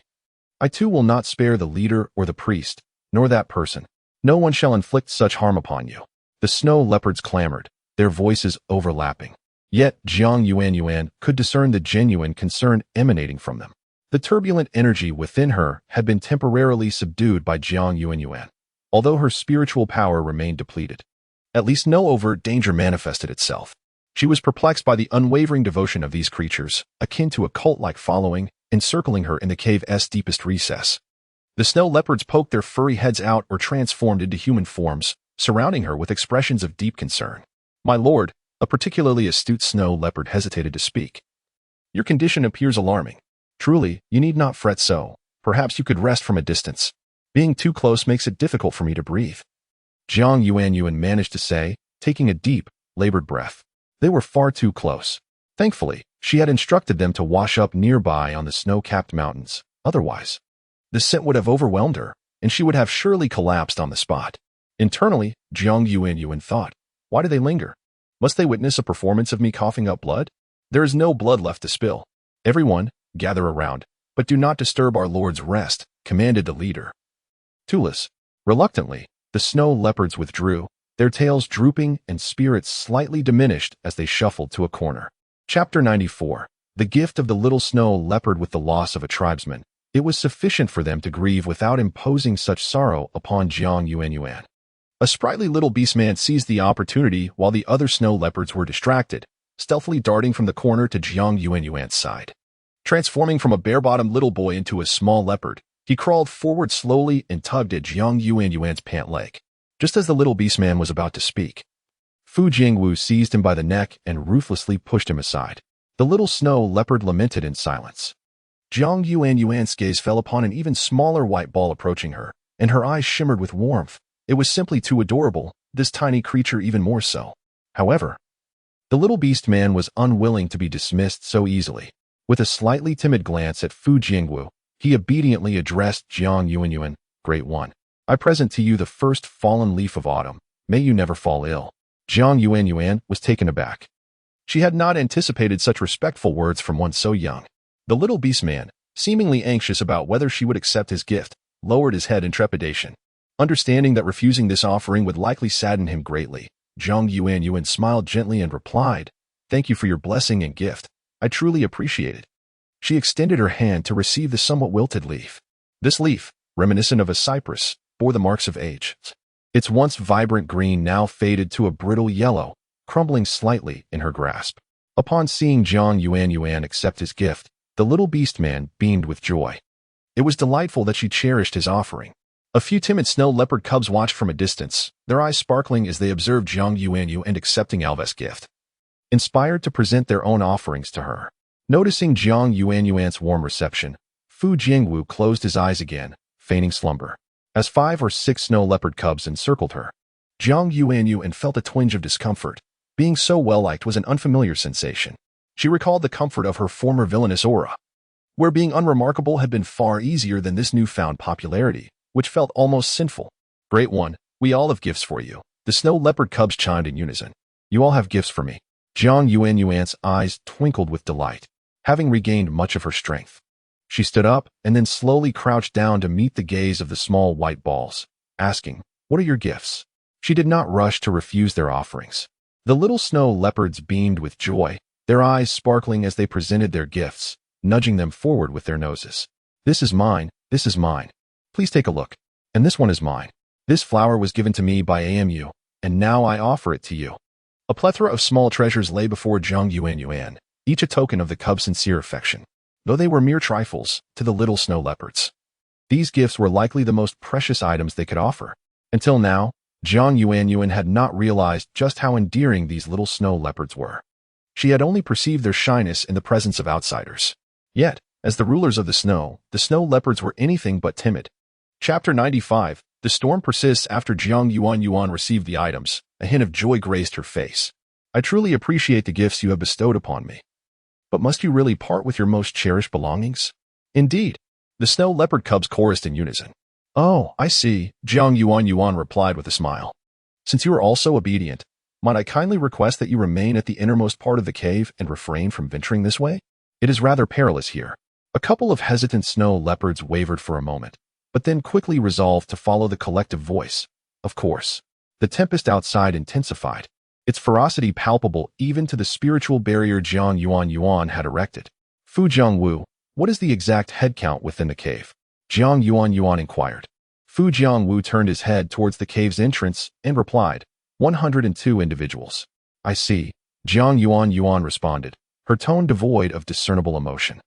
Yet her gaze towards the window deepened with concern, uncertain of how long this electronic storm would persist. She sensed instinctively that its consequences would extend far beyond mere damage to electronic devices. It could very well disrupt the planet's magnetic field. Fortunately, the snow leopard clan had remembered to bring provisions and herbs during their journey, ensuring their survival. Once they settled, fatigue began to envelop them. A few snow leopards sustained minor injuries. They applied hemostatic herbs, dampened with saliva, directly onto their wounds. While their rations were limited, they were sufficient to sustain them for several days. As darkness enveloped the sky, the winds outside showed no signs of abating.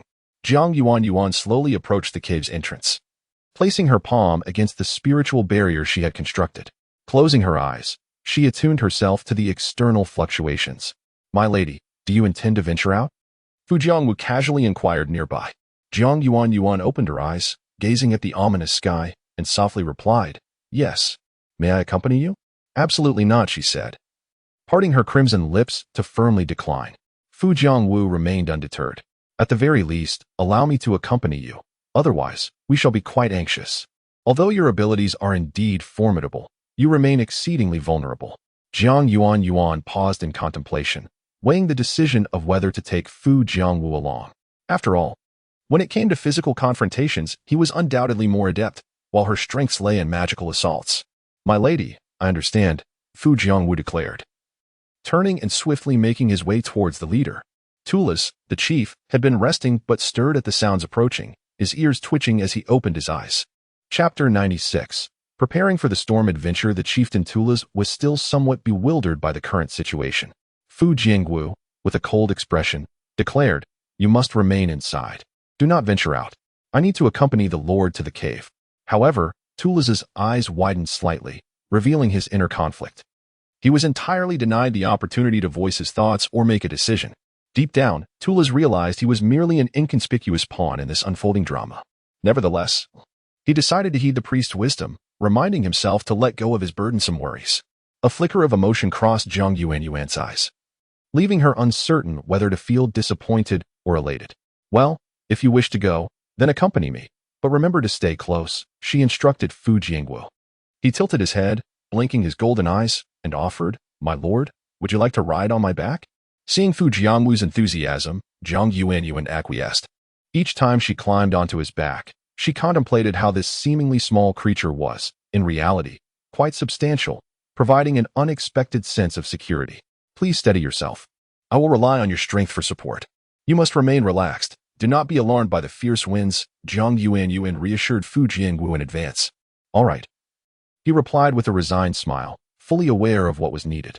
Yet, he had not anticipated Jiang Yuanyuan would treat him as though he were an inexperienced infant. No, I am genuinely concerned that you might become too anxious and jostle me off, she explained, slowly extending her hand beyond the protective barrier. As she did, the wild winds assaulted them. They had intended to venture forth, and the fierce gusts did not deter their resolve. The howling winds enveloped them, and Jiang Yuanyuan realized her earlier underestimation. The external storm was indeed formidable. As they exposed themselves to the electronic tempest, the palpable sense of danger intensified. She cupped her slightly chilled palms over Fu Jiangwu's ears, attempting to shield him from the cacophony of the storm. Jiang Yuanyuan squinted against the tempest, surveying her surroundings. But the wind swirled so violently that dust and debris obscured her vision. Fu Jiangwu, on the count of 3, leaped forward. Understood? Even if you cannot see, you must jump. Rest assured, I will ensure our safety, Jiang Yuanyuan shouted above the din of the wind. Understood, Fu Jiangwu replied. struggling to keep his eyes open against the relentless gusts that ruffled his already short hair into disarray. You may feel a warmth emanating from your back. Do not worry. It will not affect you, she continued, pressing her left hand down on Fu Jiangwu's body. Suddenly, a blue halo emerged from her palm, illuminating their path amidst the chaos. Chapter 97. The Quest for the Origin. Subsequently, she directed the aura towards Fu Jiangwu, and the light suddenly intensified before swiftly dimming. The aura was rapidly absorbed by Fu Jiangwu, who, instead of experiencing any discomfort, felt an overwhelming surge of energy, akin to the sensation of being able to forego sleep for several days. Jiang Yuanyuan had no intention of venturing into the eye of the electronic storm. She preferred to circumvent it from the periphery, investigating the initial point of the storm's emergence. As for exploring the eye of the storm, that would be deferred until she possessed the capability to ensure absolute safety. Jiang Yuanyuan proceeded westward along the trajectory of the wind, while Fu Jiangwu felt as though he were soaring through the air rather than running upon the ground. It was only when he lowered his gaze that he realized he was indeed traversing the sky, not the earth, prompting him to take a deep breath, his respiration becoming somewhat labored. He could scarcely fathom that one day he would find himself running amidst the clouds. The multitude of astonishing occurrences rendered the ability to run through the air seem almost commonplace. Jiang Yuanyuan's complexion paled momentarily. After all, her safety amidst the storm relied on her spiritual energy. Although she had a continuous supply of spiritual stones replenishing her power, it was still dependent on external forces. To be candid, Jiang Yuanyuan had incurred significant costs for this venture, depleting some of her precious high-grade spiritual stones that she had previously hesitated to use. Without such resources, sustaining an expedition would have been impossible. Calmly, Jiang Yuanyuan observed her surroundings before continuing to explore westward, guided by the wind's direction. However, to her astonishment, the west did not lead to the ocean. Before her lay an expanse of barren and desolate land, evoking a tumult of emotions within her that were difficult to articulate. The soil was not only rated poorly but also exceedingly arid, as if this region had not seen rain for an extended period. Strangely, the electronic storm that passed through this area had not brought any rain, merely disheveling the already meager vegetation. A profound sense of unease surged within Jiang Yuanyuan. If the storm did not originate from the ocean, where could it possibly begin? She raised her gaze towards the heavens, seemingly attempting to pierce the very fabric of the planet and gaze into outer space. Outer space. The nebulae were densely clustered. The cosmos stretched infinitely, with countless celestial bodies rotating in their orbits, dispersed across various galaxies. In the absence of gravity, meteoroids of all sizes drifted freely through the void, occasionally colliding with one another. Any impact between two meteoroids would generate shockwaves upon striking a civilized planet. E001 was diligently engaged in its operations, with two sun-like stars revolving around it in close proximity. The land and ocean distribution of E001 was relatively balanced. If one disregarded the harsh weather and climate, it could be deemed a favorable planet. When E001 was diminished in scale, the entire universe appeared exceedingly insignificant, with all stars, planets, white dwarfs, and the like reduced to mere specks, E001 included. Should one traverse a wormhole, there remained a considerable possibility of reaching another celestial body. Perhaps it would be an undeveloped primary planet, inhabited only by flora and small fauna, or perhaps the planet you entered had yet to achieve advanced civilization, possessing only a rudimentary understanding of the universe, or it might be a world that had nearly attained a high level of civilization, where entering would render you a mere shadow, an unnoticed entity. Everything ultimately hinges upon fate. Chapter 98. What You Lack. Supplement. Jiang Yuanyuan murmured softly. Could it be that the dark matter responsible for this planet's rotation has encountered an issue? Dark matter? Fu Jiangwu paused, a hint of confusion crossing his face. Indeed. Jiang Yuanyuan offered a brief explanation, indifferent to whether he comprehended her words. Dark matter is a substance smaller than electrons and photons, capable of traversing electromagnetic waves and gravitational fields. But could it be that these electromagnetic waves and gravitational fields are influenced by the planet's magnetic field? Jiang Yuanyuan found herself perplexed, feeling increasingly ensnared by these questions. Fu Jiangwu, brow furrowed, remained silent. He felt that despite his inquiries, he remained in the dark. Throughout this journey, apart from serving as Jiang Yuanyuan's steed, he had contributed little. Unaware of his sensitive disposition, Jiang Yuanyuan immersed herself in contemplation, increasingly convinced that this possibility loomed large, as dark matter indeed affects the entire planet's magnetic field. Oh no, could it be that fate has singled me out for misfortune? How could my luck be so dire? Jiang Yuanyuan lamented internally, tears welling up for the unfortunate E001 planetary body. Is there no chance for this dear planet to redeem itself and bring some honor to its mother? The thought of the planet's consciousness, which merely swayed in the breeze and rustled the flowers in the face of adversity, ignited her frustration. Jiang Yuanyuan could hardly believe that other planets' consciousnesses were equally inept. Planetary consciousness. Yet another day of feeling pitiful, curled up in self-pity. The electronic storm had passed here, leaving behind remnants. And this place was no longer as unbearable as the tumultuous center of the storm. Jiang Yuanyuan leaped from Fu Jiangwu's back, kneeling to sift through the soil, appreciating its fine texture.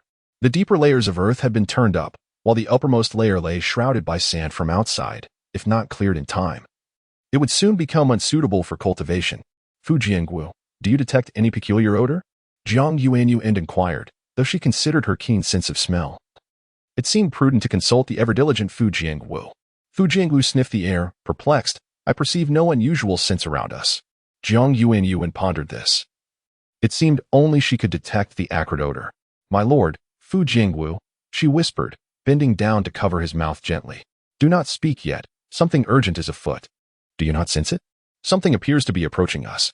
Jiang Yuanyuan cast her gaze toward the southeast. However, when Fu Jiangwu turned to look in that direction, he saw nothing but emptiness. Suddenly, Fu Jiangwu dropped to the ground, ears twitching as he strained to hear the faint vibrations beneath him. A multitude of creatures was on the way. Jiang Yuanyuan regarded these beings with caution. Surviving the electronic storm was no small feat. And those who had endured were surely some of the most ferocious species, while the docile creatures had perished long ago. Fu Jiangwu, remain vigilant. Jiang Yuanyuan urged in a hushed tone, her gaze fixed intently on that direction. Who else could be arriving at this moment? Aliens? Local species? Or perhaps... Chapter 99. A host of strange creatures. The ground trembled incessantly, the vibrations growing ever more intense, causing even the small stones beneath to dance. Jiang Yuanyuan swiftly bent down, one hand firmly planted on the earth, and from the center of her palm, a surge of white energy radiated outward.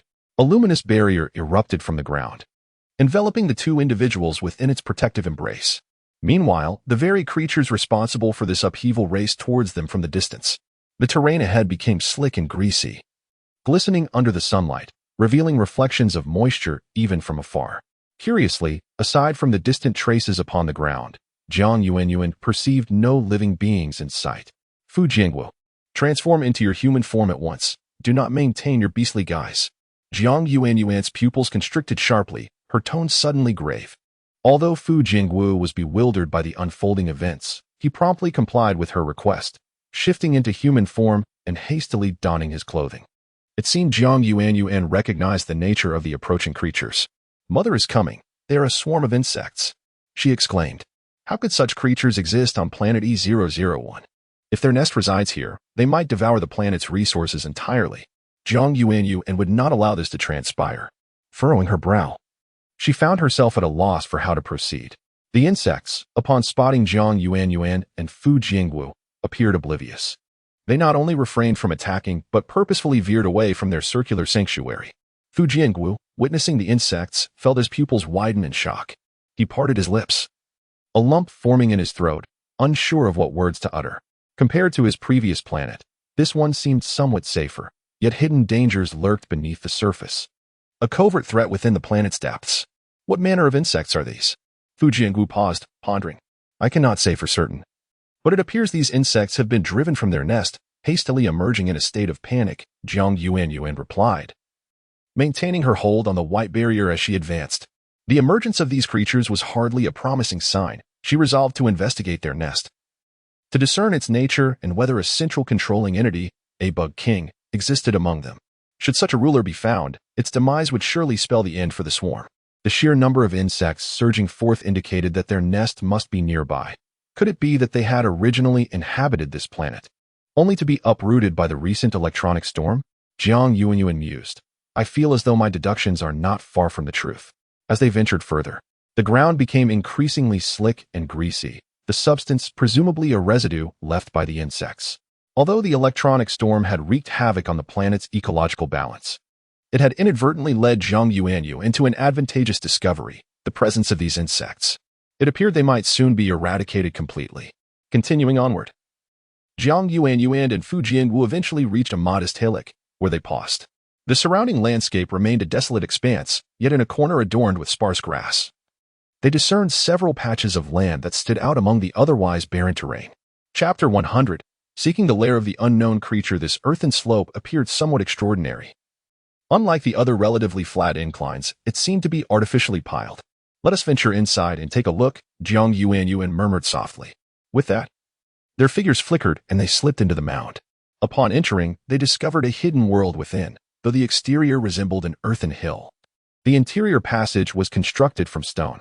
The tunnel was enveloped in darkness so profound that one could scarcely see their own hand. Jiang Yuanyuan snapped her fingers, conjuring a small orb of light. The diminutive, fist-sized luminescence cast a feeble glow, guiding their way forward. The passage was eerily silent, so quiet that the only sound was the buzzing in their ears. Fu Jiangwu felt an inexplicable tension rising within him. His sixth sense warned him of imminent danger, urging him to flee. "Leave, leave, leave. Master, I have never erred in my instincts. It is perilous within," he thought, his eyes gleaming in the dark. Possibly due to his Orcish lineage, as animals possess remarkable night vision, their eyes reflecting any glimmer of light. "Do not worry. This place is devoid of vitality, and we should encounter no significant threats." Jiang Yuanyuan's words were intended to reassure Fu Jiangwu, yet her heart remained taut with vigilance, unwavering in its alertness. As they ventured deeper, the damp, hollow atmosphere intensified, becoming almost tangible, as if moisture clung to their skin. They arrived at a well-lit chamber, significantly brighter than the narrow passages they had traversed. In the center lay a vast expanse, barren save for some black, wood-like debris scattered across the ground. Jiang Yuanyuan approached the remnants and levitated a fragment with her spiritual energy. Time seemed to stand still for a moment. 1 second, 2 seconds, 3 seconds passed. She exhaled, her expression relaxing slightly. "It's nothing to worry about. My fears were unfounded. This creature is already deceased. Perhaps such beings are unfamiliar in your realm. But I never anticipated my planet would harbor such life. This cavern was likely home to a dominant insect, which has now been reduced to fragments due to the electronic storm. Its corporeal form has perished completely, so we need not be concerned. For the smaller insects outside lack the source of power." Jiang Yuanyuan's explanation was directed solely at Fu Jiangwu. "Such creatures are indeed perilous, are they not?" Fu Jiangwu inquired, his gaze steady as he looked at Jiang Yuanyuan. Their eyes met briefly before parting, her brow slightly furrowing as she replied nonchalantly, "It is dangerous, yet not insurmountable. Some matters are easily resolved, though others can prove rather troublesome. If the insect race's stronghold were on my planet, it would indeed be catastrophic. Fortunately, it is merely a small offshoot of an egg, which is nearly eradicated now. You truly are remarkable, Master." Fu Jiangwu lowered his gaze, casting a sidelong glance at Jiang Yuanyuan's fair visage, feeling as though there was nothing beyond her capabilities. Even as he accompanied her, he felt as though he had contributed little to her endeavors. Jiang Yuanyuan sensed that Fu Jiangwu, despite appearing somewhat listless, evoked a twinge of concern within her. It was akin to witnessing her cherished feline, forlornly ensconced in a corner, feeling misplaced. Chapter 101. Continued exploration westward. Indeed, there are things I am unfamiliar with. I am not omniscient. It is merely that I may have acquired more knowledge than you." Jiang Yuanyuan smiled, offering little explanation, yet refrained from portraying herself as divine. "I aspire to be as accomplished as you someday," Fu Jiangwu murmured, his gaze deepening. "Certainly, I have faith in you." Jiang Yuanyuan responded with a smile, then settled down. "I shall impart much to you, and I hope you will flourish." "Thank you, esteemed one." The smile on Fu Jiangwu's lips broadened, though the mirth in his eyes seemed to fade slightly. He did not desire the entirety of the race, confronted with the discovery of Jiang Yuanyuan's treasure. Fu Jiangwu harbored a secret, selfish desire. He wished to be unique, regardless of how many individuals arrived in the future or how many tribes were formed. He would remain the most exceptional among them. "We may depart now. Let this place crumble entirely." Jiang Yuanyuan and Fu Jiangwu exited the peculiar cavern, and the moment they left, the entire cave abruptly collapsed, with the original entrance vanishing completely before them, transforming into a seamless flatland. "But we are merely proceeding to a more inferior location. This entire plain is so vast. Could there not be hidden lairs beneath?" Fu Jiangwu inquired, puzzled. "No, there cannot be. If there were any hidden lairs, these larvae would not have emerged in this manner. Their emergence indicates that they seek one last chance to survive. However, With the death of the insect king, it is impossible for them to revive. Jiang Yuanyuan's tone was resolute. She possessed some understanding of the insectoid species, E001. Are you aware that some filthy things have infested you? Shouldn't you have hinted at such matters? She communicated telepathically to the planet's consciousness. Planet consciousness, sniffles QAQ. Spare me the cutesy act. It has no effect. Although you are infested with these little bugs, why did you not inform me upon my arrival? Do you comprehend the consequences of these insects' presence? You will become a dead star. Jiang Yuanyuan's displeasure was evident, not only due to the planet consciousness's inaction, but also due to the creature's harmful nature. Planet consciousness, sobs QQ. I am aware that you are incapable of speech. But that does not imply that we cannot communicate. Very well. Even if these are merely minor bacteria on your surface, you cannot possibly be entirely oblivious, can you? Are you only capable of employing the wind to caress me and causing the little flowers to sway in such a trivial manner? Jiang Yuanyuan grew increasingly irritated as she spoke. She suppressed her rising anger and attempted to speak calmly. Planet consciousness, wails QQ. Calm. This entity is merely a nascent planet consciousness. I must reason with it as one would educate a child. Reason my foot. 3 days without a beating, and they'll be tearing down the roof. This approach applies equally to intelligent beings. However, the planet consciousness is merely a form of consciousness. How can I discipline it? Jiang Yuanyuan continued westward with a blank expression. Fu Jiangwu sensed a sudden shift in Jiang Yuanyuan's aura, which had become somewhat somber, yet he was uncertain as to why her mood had soured. Chapter 102. Planetary Consciousness. Utterly timid, he hesitated for a moment, yet chose not to utter a word. Fu Jiangwu concealed all his thoughts deep within, adopting a tranquil demeanor. The direction to the west finally grew clearer. Not a single cloud marred the sky, which was adorned with a vast expanse of blue. The ground here was abundant with newly sprouted blades of grass, as the essence of spring stealthily emerged from beneath their feet. The two were uncertain whether the storm still raged on the snow-capped mountains, for they had distanced themselves significantly from that location. Jiang Yuanyuan and Fu Jiangwu continued their journey forward, and after an extended passage of time, they arrived at a place where the grass flourished and the birds sang in the gentle embrace of February. This locale was replete with greenery. The ground was carpeted with tender grass, complemented by mountains, streams, and trees. Occasionally, they were graced by the cheerful chirping of birds overhead. Upon traversing a patch of grass, Jiang Yuanyuan discovered a babbling brook, its waters crystal clear, with several small fish frolicking within. Beneath some stones, a few tiny crabs lay concealed, brandishing their pincers in an attempt to intimidate the fish. This place stood in stark contrast to the terrain they had previously traversed. Suddenly, Jiang Yuanyuan halted before a daisy. Then, under Fu Jiangwu's puzzled gaze, she plucked a white flower and held it firmly in her palm. After a few moments, she began to tear the petals off one by one, crumpling them into a ball before casting them into the brook. The planetary consciousness wished to shake the little flower upon its body, to flutter its limbs, but it soon realized that it had been uprooted. Initially, the consciousness believed that the planetary master was no longer angry and merely sought a closer inspection, thus it swayed with renewed vigor. However, to its dismay, Jiang Yuanyuan maniacally began plucking the petals from its form, crumpling them and tossing them into the water. The planetary consciousness lamented, "Oh dear, how terrifying Jiang Yuanyuan is." Noticing that no nearby flower seemed excessively bold, Jiang Yuanyuan squinted her eyes, her spirits lifting slightly. She had not anticipated the planetary consciousness to be so timid, retreating at the slightest scare. Was the adult in a good mood? Fu Jiangwu tilted his head slightly to the left, unable to comprehend why Jiang Yuanyuan's emotions oscillated so dramatically. Jiang Yuanyuan murmured softly, continuing to explore her surroundings. The ability to frighten the planetary consciousness certainly contributed to her buoyant mood. After all, one ought to maintain a cheerful perspective on life to avoid the gloom of daily existence. The pair appeared to be idly wandering, merely observing their surroundings, yet in truth, Jiang Yuanyuan continuously emanated her mental energy, probing the area. Following the electronic storm, it indeed seemed that the surrounding magnetic field had undergone subtle alterations, though the changes were exceedingly minute. Jiang Yuanyuan was uncertain whether the shift was permanent or required time to manifest fully.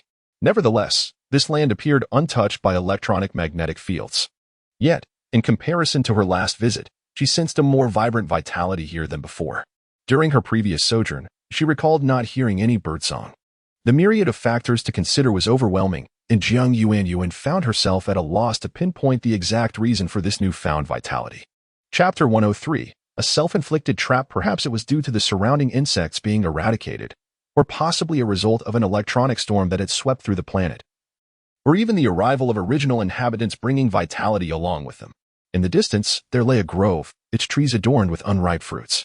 These fruits were not particularly large, roughly the size of a half-fist, resembling pears. Jiang Yuanyuan intended to pluck some from the trees, but Fu Jiangwu leaped ahead and gathered several, wiping them on his clothing before presenting them to her. "Thank you, Wu." Jiang Yuanyuan smiled and accepted the fruits with gratitude. "It is my honor to gather fruits for you, my lady," Fu Jiangwu replied, his eyes filled with admiration for Jiang Yuanyuan. She, accustomed to his gaze, felt little discomfort. As a seasoned actress, her self-cultivation allowed her to remain at ease regardless of the number of eyes upon her. Instead of immediately tasting the fruit, Jiang Yuanyuan scrutinized its exterior. It indeed bore a resemblance to a pear, though she was uncertain if its flavor would mirror that. She prodded the peculiar gift bestowed upon her, 0329, with her spiritual energy, signaling it to ascertain whether the fruit was poisonous. However, the contraption that could identify cement and construct houses lay unresponsive, as if it were in a state of feigned death, no matter how much he poked it. "Well, it seems it deems food identification beneath its notice," Jiang Yuanyuan mused, a flicker of regret crossing her mind. Was it necessary to resort to force for it to function? Food identification function activated. Pear, a wild pear growing on a nutrient-deficient tree. Preparation methods: stir-fried pear, stewed pear, braised pear, or simply eaten raw. Recommended: stewed pear. Jiang Yuanyuan thought, now it behaves obediently. Why must I threaten it to yield results? Can't we communicate amicably? Just as she contemplated offering compliments, the gadget produced a line of text. Trial function has concluded. To reactivate it requires 5 gold coins. This item is now bound to the app in a transaction. Please strive to earn gold coins, planet owner. Jiang Yuanyuan was utterly taken aback by this unexpected turn of events. To avoid being manipulated, this contraption had conspired with the app residing in her heart, ultimately leading her to a predicament. One could hardly blame it. After all, it had once been a system, and thus was inherently cunning. Moreover, Jiang Yuanyuan found herself questioning the fairness of the pricing. Adding friends on the forum cost merely 2 or 3 gold coins. Yet identifying an object to determine its edibility required 5 coins? Was this not excessively greedy? Jiang Yuanyuan lamented, "I am but a destitute creature, devoid of even a single coin." She suppressed her expression, her previously uplifted lips now curving downward. With a stoic demeanor, she mused, "If a fee is required, then I shall forego its use in the future. I can simply utilize my spiritual energy to check for poison. As for the efficacy, let others discover it themselves." Perhaps the gift had never anticipated that Jiang Yuanyuan would resort to such frugality. To avoid spending gold coins, she might even discard it entirely. Jiang Yuanyuan harbored no desire to accumulate gold. Such troublesome endeavors were hardly worth her while. She preferred to enjoy her time here in peace. The Planet Owner's app could never have foreseen Jiang Yuanyuan's nonchalant attitude. Chapter 104. At the summit of the snowy mountain, the planetary app might never have anticipated that someone could be so meticulous. On this side of the snowy mountain, the electronic storm continued to spread. In the beginning, the snow leopards remained tucked away in the corners, feeling relatively secure. However, as the storm drew ever closer, unease crept into their hearts. The onlookers gazed through the dimly lit cave entrance, anxiety palpable in the air. Chief Tulas rose from his crouched position, shaking off the dust that clung to him. Before speaking slowly, "We must place our faith in the master and the shaman. Since the master has instructed us to remain in the cave and not venture outside, we must heed that command." Tulas, having discerned Li's apprehensive thoughts, issued a subtle warning. "I had no intention of leaving," Li replied with a hint of resignation, glancing at the green glowing door forged from spiritual energy. "Yet, the fury of the storm outside does cause me some concern for their safety. Do not worry. If the master can protect us, allowing us to remain safe here, he must possess other means to safeguard himself." Tulas spoke with a nonchalant tone, seemingly unwavering in his faith in Fu Jiang, the shaman, and Jiang Yuanyuan. "Nevertheless, Chief, I feel—" Lu began, but Tulas swiftly interrupted him, his tone turning stern. "Lu, I am aware of your concerns. You must remember how we have survived thus far. Moreover, if we face such trials in that world, why can we not place our trust in the divine in this one?" Lu fell silent. His doubt did not stem from a disbelief in the existence of the divine, but rather from a profound disillusionment. Before encountering Jiang Yuanyuan, he had harbored intense resentment towards the deities, believing they had forsaken them and wished for their extinction. He knew that had it not been for Jiang Yuanyuan, they would have perished long ago at the borders, never to reach this moment. The others listened intently as Chief Tulas raised his voice, his expression serious. Regardless of any personal doubts, we must remember that without the master, our clan would have perished. From now on, we shall worship no one but him. Most among them retain their faith in the divine, while only a few, like he and Fu Jiang, question such beliefs. To these individuals, Jiang Yuanyuan was the embodiment of divinity, a particularly approachable deity. Afterward, the chief sought to soothe the anxieties of the snow leopards. Although they continued to rest in their corners, consuming what they needed and attempting to relax, Tulas' expression grew somber. Despite his reassurances to Lu, he himself harbored deep concerns. Tulas understood the immense power of this deity, yet at times, she appeared vulnerable, as evidenced by her sudden sway in the cave. As if on the brink of fainting, the electronic storm continued its relentless march across the snowy mountain, the eye of the storm gradually encroaching upon the cave. Chapter 105. Do other deities experience this as well? The tempestuous winds were so fierce that they triggered multiple avalanches on the snow-capped mountains. The cave, situated at a considerable altitude, sheltered the snow leopards within, shielding them from witnessing the terrifying spectacle of the avalanches firsthand. The howling wind persisted, while the sky accumulated ominous clouds, and dark feathers continually released hail and snow. A gray rabbit nestled within the thick earth cautiously emerged, only to be swept away into the air by the storm as soon as it twitched its ears and kicked its legs, vanishing from existence. Likewise, other creatures in different locales suffered a similar fate. These small, less intelligent animals, driven by hunger and cold, ventured from their burrows, only to be engulfed by the electronic tempest as soon as they peeked out. The entire world appeared shrouded in gloom. With the perpetually overcast sky, the snow leopards lost track of how many days had passed outside. Fortunately, their ample food reserves allowed them to endure within the cave, though the confinement weighed heavily upon them, and their spirits began to dwindle. The leader, Tulas, unusually silent, cast a glance outside before closing his eyes to feign sleep. Yet, over the past few days, the wind seemed to abate. Tulas sensed that the tempest was receding, a singular piece of fortunate news amidst the turmoil. As the temperature finally felt bearable, Jiang Yuanyuan, upon arriving at this place, let out a tremendous sneeze, surprised by her own frailty. Having been robust during her interstellar days without ever falling ill, she pondered if she might be allergic to this planet. Surely not.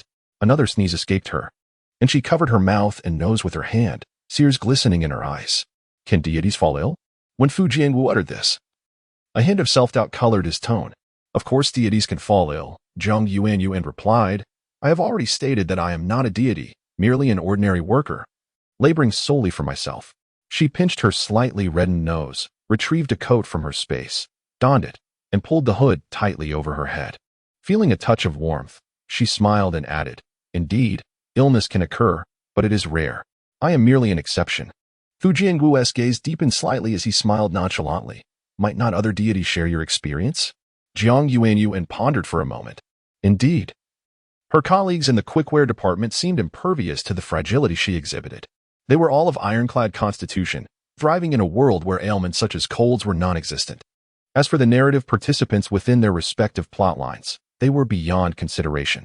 In the interstellar realm, it was almost unheard of for anyone to suffer from such trivial maladies. Even in the rare case of illness, it would typically be an infant.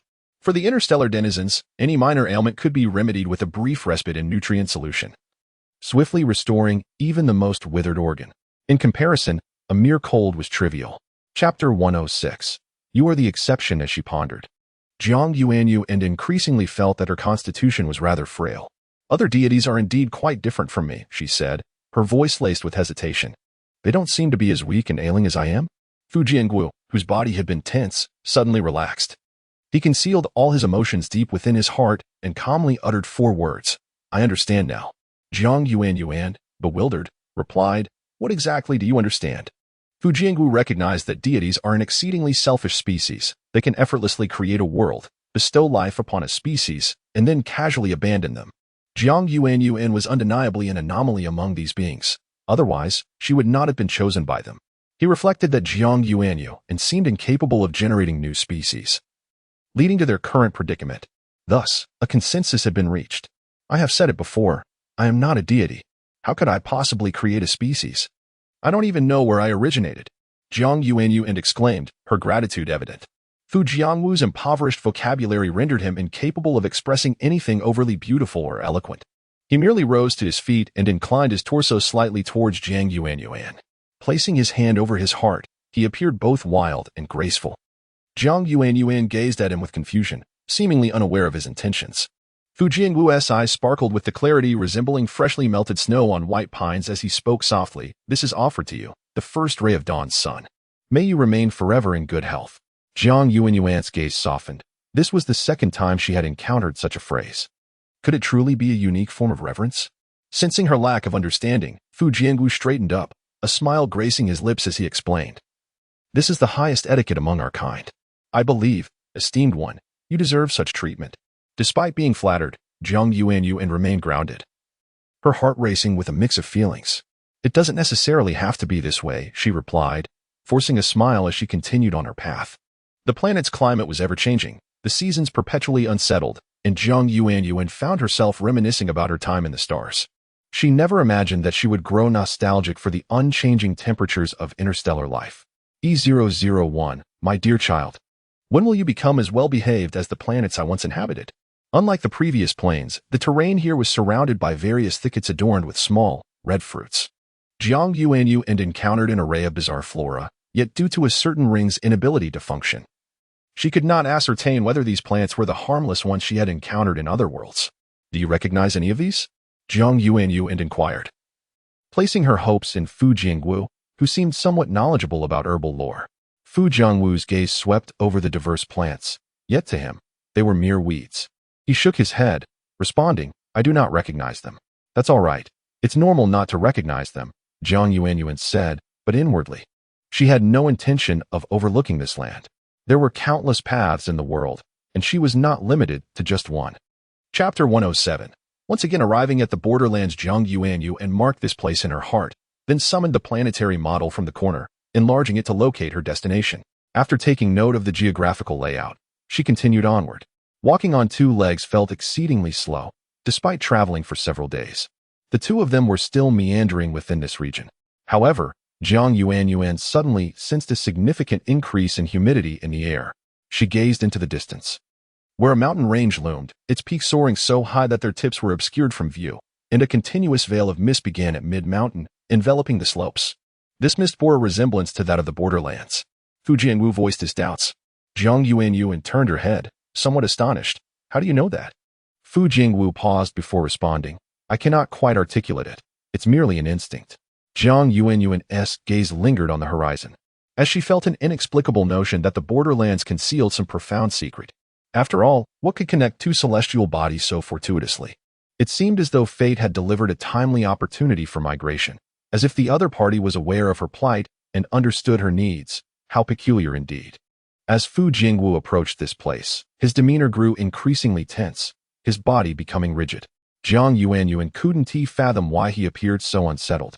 Gently, she placed her hand on Fu Jiangwu's back, now transformed back into a snow leopard, and softly reassured him, do not be anxious.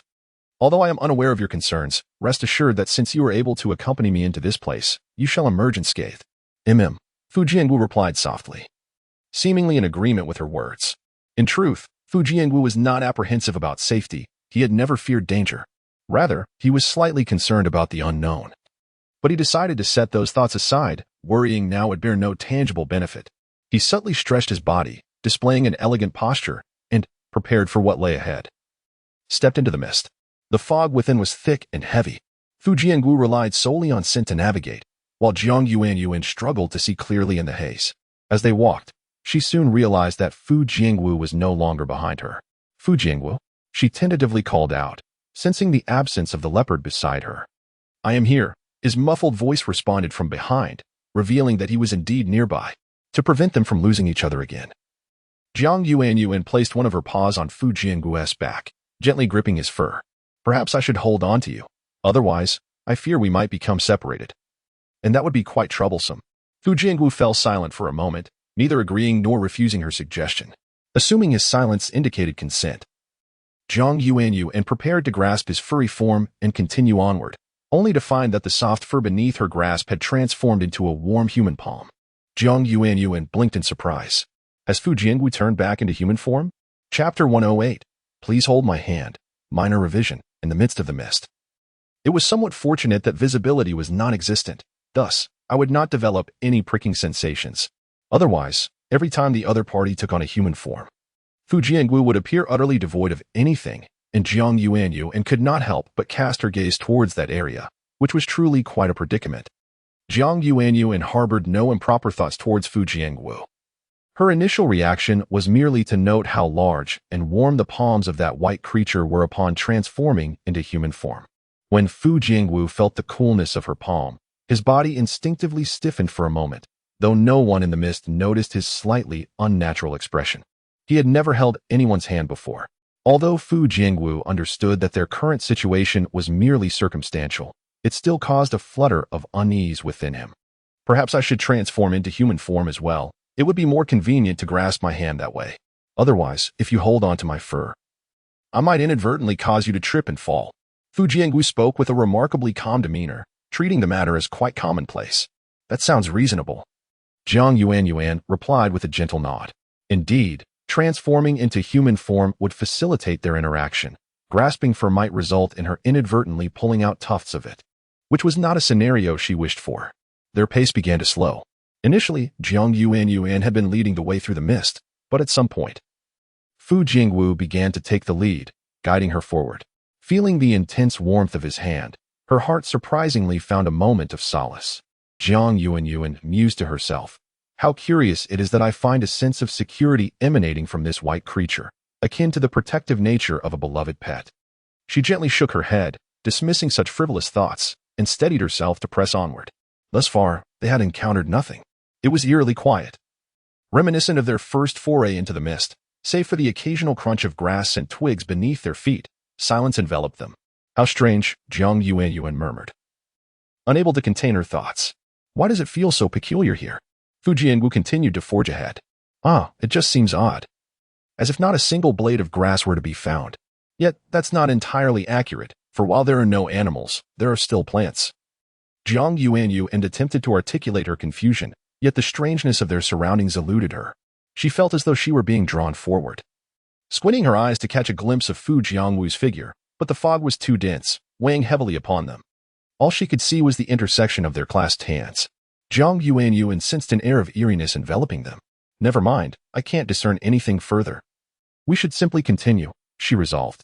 Uncertain of the whereabouts of the borderlands, she had recently unfolded a holographic map of the planet, her brow furrowing with increasing intensity. The location of the previously identified borderlands had shifted from one side of the planet to the other. It was utterly confounding. Could the land truly shift so erratically? According to scientific principles, such changes would at least require tectonic activity. Or could it be that this phenomenon resembles the random appearances of mystical realms and cultivation worlds, where treasures might fall from the sky? Though, what had fallen here were merely people. Chapter 109. Feeling cold upon contemplating this, Jiang Yuanyuan's previously composed expression momentarily faltered. She appeared somewhat taken aback, realizing that the situation before her was indeed plausible. Otherwise, it would be impossible to explain the circumstances. What's wrong? Fu Jiangwu loosened his grip slightly before tightening it again. This planet was rife with peculiarities, yet eventually, the truth would be unveiled. The temperature around them dropped further, prompting Jiang Yuanyuan to adjust her clothing and feel the goosebumps rising on her skin. With a resigned shake of her head, she acknowledged her overly sensitive skin. In stark contrast to the chilly air, Fu Jiangwu's hand radiated warmth akin to a furnace, making Jiang Yuanyuan yearn to extend her hand and grasp his. Nevertheless, despite her desire for closeness, she was acutely aware that, although he had transformed from an animal into a human, such intimacy could be somewhat inappropriate. She restrained herself. Jiang Yuanyuan retrieved a fire spirit orb from her pocket and placed it in her mouth, attempting to use its external warmth to fend off the cold. Though she lacked many possessions, she was rich in an assortment of peculiar tools. The spiritual energy surrounding the cave was drawn from her own essence, allowing her to sense a slowing in the depletion of her energy, a promising sign that the storm was receding from the snow-capped peaks. Cough, cough, cough, Jiang Yuanyuan coughed again, and Fu Jiangwu observed her condition with concern. Was it possible that her earlier exertion in the cave had led to lingering effects? It's nothing. Let us continue onward, Jiang Yuanyuan declared firmly. Despite the mist appearing rather inconsequential, the concentration of spiritual energy here was several times greater than in the outside world devoid of mist. Had her purpose not been different, and had she not been accompanied, she would have readily laid down a cushion and commenced her cultivation. The consequence of increased spiritual energy was that even without actively cultivating, the energy seemed to invade her skin with a fervent intensity. Jiang Yuanyuan pondered why she had not noticed this heightened concentration upon her initial entry into the mist. Had her mind simply been preoccupied elsewhere? She recognized another peculiar detail. The mist thickened to such an extent that even their clasped hands became indistinguishable. Jiang Yuanyuan felt akin to a blind person, relying solely on her spiritual awareness to navigate. Yet the depletion of her energy limited her perception to a mere 3 meters. The mist had appeared before her multiple times. What was its intention? This time, Jiang Yuanyuan chose not to seek assistance from E001, instead opting for patience, proceeding step by step. Chapter 110. Another turmoil, E001, in a state of melancholy, reflects upon his existence. Newly born, he finds himself devoid of companionship, embracing solitude while observing the world with unseen eyes. He is perplexed by his tendency to commit socially awkward blunders. Despite his earnest efforts, E001 consistently finds himself entangled in mishaps. He vaguely realizes the importance of learning from his predecessors, yet he is left pondering the very nature of these mentors, who they are, and where they reside. A sudden splash interrupts his musings, the sound of 2 individuals plunging into the water. Moments earlier, Jiang Yuanyuan and Fu Jiangwu were grappling with the dense fog, struggling to discern their path. At that moment, they sensed an atmosphere that diverged from the surrounding tranquility emanating from the northeast. The two, blind to their surroundings, relied solely on their hands and feet to navigate forward. Jiang Yuanyuan felt as if her spiritual awareness had faltered, rendering her akin to an ordinary person. The magnetic field in this area is undoubtedly problematic, even if a storm had not swept through. The electronic tempest had already disrupted the planet's magnetic balance. Could it not also affect the fog's magnetic properties? Otherwise, what a farce this secret realm would be. The power system should not suddenly fail. Despite belonging to different domains, the essence remains unified. Whether it was dawn, noon, or dusk outside, the climate was either scorched by the sun or chilled by snow-laden winds, yet they remained oblivious to it all. Jiang Yuanyuan, having extended her spiritual awareness for an extended period, felt fatigued. She attempted once more to project her mental energy, but the outcome mirrored her previous attempts. Her awareness was nowhere to be found. Now, I truly am blind, she lamented. Their journey became increasingly arduous. Initially confident, Jiang Yuanyuan now found herself reliant on Fu Jiangwu's guidance. Unbeknownst to them, danger loomed ever closer. While the terrain surrounding the fog was predominantly flat, it did not preclude the existence of streams or rivers within the mist. Unfortunately, their luck was lacking. As they unwittingly advanced towards the river's direction, under normal circumstances, flowing water would produce a distinct sound, yet this river was eerily silent, resembling a stagnant pool. Something feels amiss here, Jiang Yuanyuan remarked. No sooner had Fu Jiangwu voiced his thoughts than his feet inexplicably slipped, sending him plunging directly into the river. In his haste, he barely managed to utter a word of warning. Jiang Yuanyuan, caught off guard, reacted too late. Once again, the two found themselves submerged, creating a significant splash. Bubbles surfaced as they gasped for air, Jiang Yuanyuan's hair unfurling in the water, her garments billowing gracefully around her. Chapter 111. The world beneath the water. As the two individuals plunged into the water, an initial moment of panic ensued. But upon realizing they could open their eyes and see each other, their hearts gradually calmed. However, Fu Jiangwu could not swim, despite being a snow leopard. He harbored an innate aversion to water. He could manage brief contact with it, but could not hold his breath underwater for long. After all, he was not a penguin. Jiang Yuanyuan, meanwhile, rummaged through her spatial belongings, retrieving the spoils she had acquired in previous missions. Just as she was about to speak, her words emerged as a series of bubbling sounds. She resembled a fish perpetually bubbling, her eyes reflecting urgency, yet she was momentarily at a loss for action. Jiang Yuanyuan gently nudged Fu Jiangwu, but he appeared to be slipping into a slumber, his eyelids gradually drooping. Jiang Yuanyuan widened her eyes in alarm. She could not possibly watch someone perish before her very eyes. After retrieving 2 water spirit pearls, she placed one in her mouth, ensuring she could breathe normally. Then, she swam forward, extracting the other pearl to press against Fu Jiangwu's lips. Noticing his dazed expression, she resolutely pried open his jaws and inserted the pearl. In doing so, her fingertips brushed against his gums, but she paid no mind to such details. She was determined that if she could breathe normally with the pearl, then Fu Jiangwu would not drown. As time slipped away, they sank deeper into the water. To prevent the current from sweeping Fu Jiangwu away, Jiang Yuanyuan clutched his arm. Fu Jiangwu's eyelids fluttered, and he slowly opened his eyes. A flicker of confusion washing over him as he realized he was still submerged.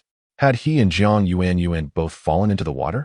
Fearing that speaking would result in inhaling copious amounts of water, potentially leading to drowning, Fu Jiangwu felt the round pearl resting in his mouth. He reached for his throat in surprise. Remember, do not spit it out. It ensures you can breathe underwater. If you do, you might very well drown. Jiang Yuanyuan admonished as she swam forward, gesturing for him to follow her. Now that he was awake, they should leave this perilous place. They could not remain suspended in the depths indefinitely. Who knew what lay beneath? The deeper they ventured, the greater the pressure of the water became, intensifying the discomfort within their bodies. Jiang Yuanyuan pointed in a direction, indicating for Fu Jiangwu to follow. Then, she assumed a proper swimming posture and began to stroke towards that direction. Fu Jiangwu trailed behind, his movements somewhat rigid. Although he understood that he was no longer afraid of the water and could breathe and speak freely beneath the surface, he still felt a physiological repulsion. This sensation did not vanish with newfound strength, it merely diminished or was suppressed. Chapter 112. All things are but illusions after a moment of contemplation. Fu Jiangwu chose to swim alongside, understanding that any obstacle must be overcome to banish fear, otherwise, one remains a perpetual failure. At that moment, Jiang Yuanyuan had already swum to a considerable distance. The river was tranquil, quieter than the mist itself, perhaps even more so. The water teemed with no life. Only a few strands of seaweed undulating with the current, creating a serene underwater realm marked solely by the sounds of their own movements. As they ventured forth, they encountered no fish, neither large nor small, nor even the diminutive creatures that often inhabit such waterways, like water snakes or frogs. Neither good nor bad life forms were present. Fu Jiangwu quickly adapted to the motions of swimming, no longer feeling the suffocating sting of the water. He realized this was not so different from being on land, and thus it lost its terrifying nature. At last, while swimming, Jiang Yuanyuan glimpsed a sliver of hope that could unravel the mystery of their surroundings. The river was far broader than she had initially imagined. She had thought the land within the mist encompassed everything, yet she was astonished to discover the underwater world was equally abundant. It no longer resembled a river, but rather seemed to connect to an expansive sea. Jiang Yuanyuan paused, sensing that her instincts may have been correct. After all, the flow of rivers is cyclical. Streams merge into rivers, rivers flow into the sea evaporates under the sun, transforming into vapor, and the cycle continues. With this realization, she swiftly adjusted her course, swimming against the current toward the direction from which the water flowed. Although this method was more arduous, Jiang Yuanyuan believed it was the only way to uncover the true cause. Suddenly, a notification from the Planet Master app popped up, a red dot flashing incessantly in the upper left corner. Unlike the 0329 system, which would announce rewards and achievements even during tumultuous moments, this app required the user to open it voluntarily. Jiang Yuanyuan was taken aback. She had not anticipated that the Planet app would issue tasks in such a manner, only revealing accomplishments post factum. It bore the semblance of a pirated system coming online. The rewards from the Planet Master app were considerably more frugal than those from the quick travel department, while she claimed not to need any tangible rewards. The meager coins felt rather insufficient. If such tasks existed, why had they not been disclosed earlier so she could have known to pursue them sooner? Jiang Yuanyuan couldn't help but voice her frustrations, pondering how informing her after completion was akin to saying nothing at all. The unfeeling, preordained Planet Master app would not exhibit the playful demeanor of the 0329 system, nor would it mirror the enthusiastic approach of colleagues in the headquarters' quick travel tasks.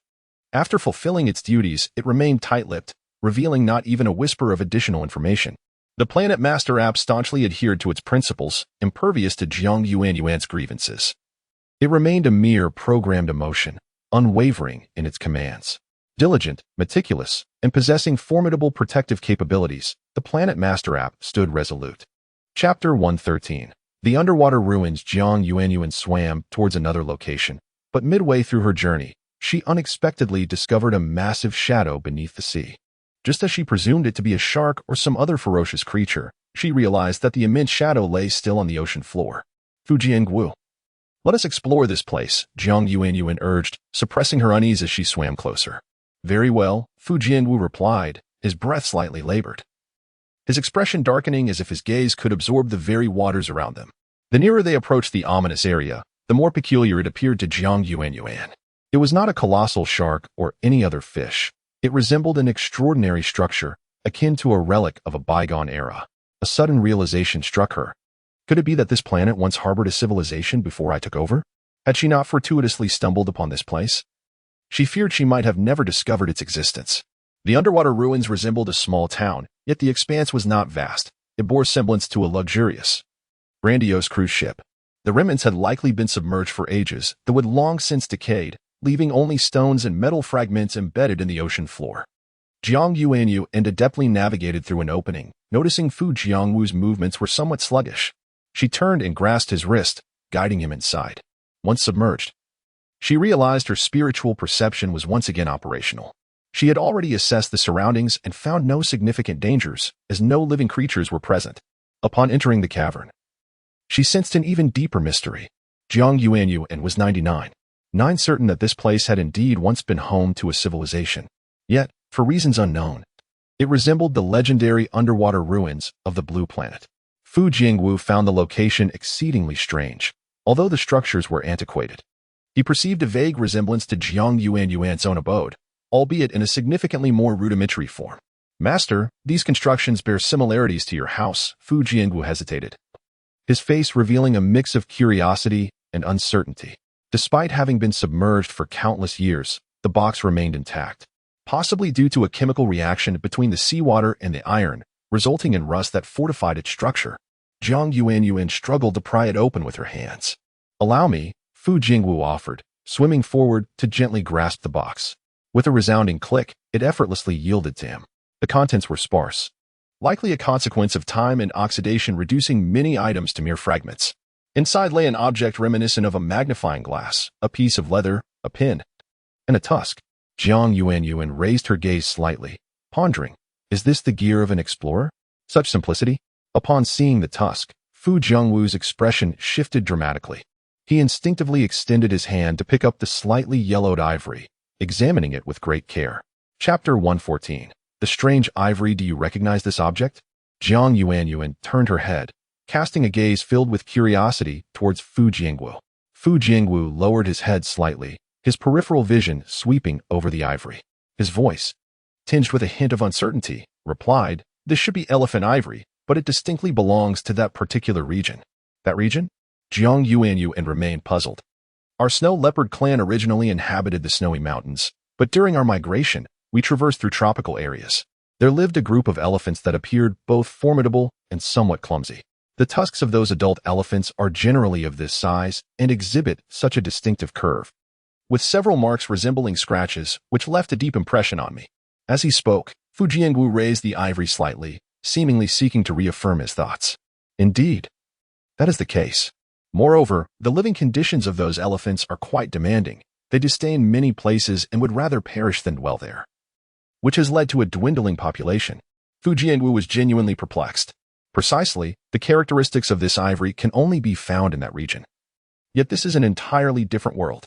Why would it also exist here? Perhaps the species coincidentally overlap. Has your region's development reached such a level? Jiang Yuanyuan hesitated before speaking. Fu Jiangwu gently shook his head, his voice low and hoarse as he remarked, the development here is evidently far superior to ours. Although the buildings appear dilapidated, I can discern that much. The genetic overlap among species is indeed plausible. But how do we explain the clearly advanced ruins beneath the sea compared to the realm of beast men? Is it possible that there are still indigenous inhabitants on this planet, yet we have not discovered them? Jiang Yuanyuan's pupils trembled. If that is the case, it could pose a significant problem.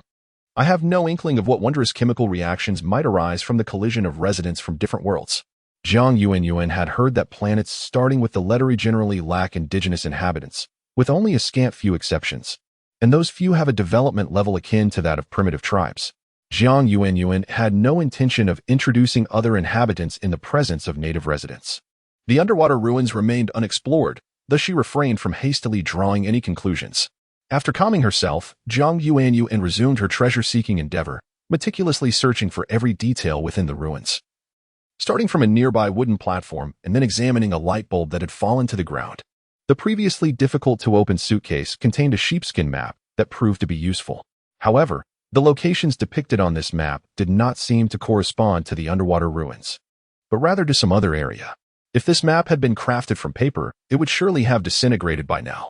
Centered around the ruins, Jiang Yuanyuan sought direction from the map, but regardless of which way she looked, all she saw was the boundless sea, devoid of any landmarks to align with the map.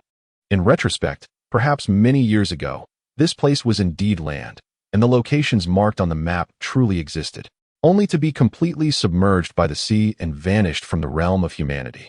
Such civilizations are not unfamiliar within the context of fast-travel worlds. Chapter 115, The Lost Civilization. As Jiang Yuanyuan delved deeper into her exploration, she arrived at a startling revelation. She interconnected all the artifacts and uncovered a monumental clue. Resembling an immense web woven from countless silken threads, all leading to a singular truth. Beneath the ocean floor lay an actual civilization, one that had once flourished in resplendence. At the heart of the ruins lay a clearing, flanked by white stones that closely encircled a white statue. The statue, having languished in the water for an extended period, was now encrusted with an abundance of green algae. These stones exhibited an extraordinary regularity, radiating outward from the peculiar stone sculpture at the center. The civilization that once thrived here was indeed advanced, perhaps even surpassing that of Blue Star by a significant margin. Although the high-tech devices scattered across the seabed were few, they suggested that, long ago, these innovations were commonplace. Despite the ruins being fragmented, it was evident that every other space contained a room, hinting that these items were not luxuries but rather ordinary possessions. Furthermore, Jiang Yuanyuan, having obtained a certification as a mecha mechanic, albeit in the realm of mechas rather than everyday machinery, could discern the underlying principles at play. As she picked up an object resembling a compass, her hesitation deepened. Unbeknownst to her, three inner voices wrestled for direction within her mind. "I have seen this statue before," suddenly interjected Fu Jiangwu, who had been silently observing from behind. "Really?" Jiang Yuanyuan replied, her curiosity piqued as she anticipated what surprise Fu Jiangwu might unveil. However, she noticed Fu Jiangwu paused for quite some time, seemingly grappling with whether to speak. "You can speak freely. It's all right," she encouraged, despite her uncertainty regarding his hesitation. "This statue bears a striking resemblance to the beast god once venerated by our kind. I never anticipated that in this world. Others might have worshipped the same deity as we did," Fu Jianwu articulated slowly, as if he had resolved to share this insight. Notably, he emphasized the earlier words with intent. While he spoke, Fu Jiangwu attentively observed Jiang Yuanyuan's expression, unsure if she held an antagonistic view toward their former deity, and whether his statement might incite her ire.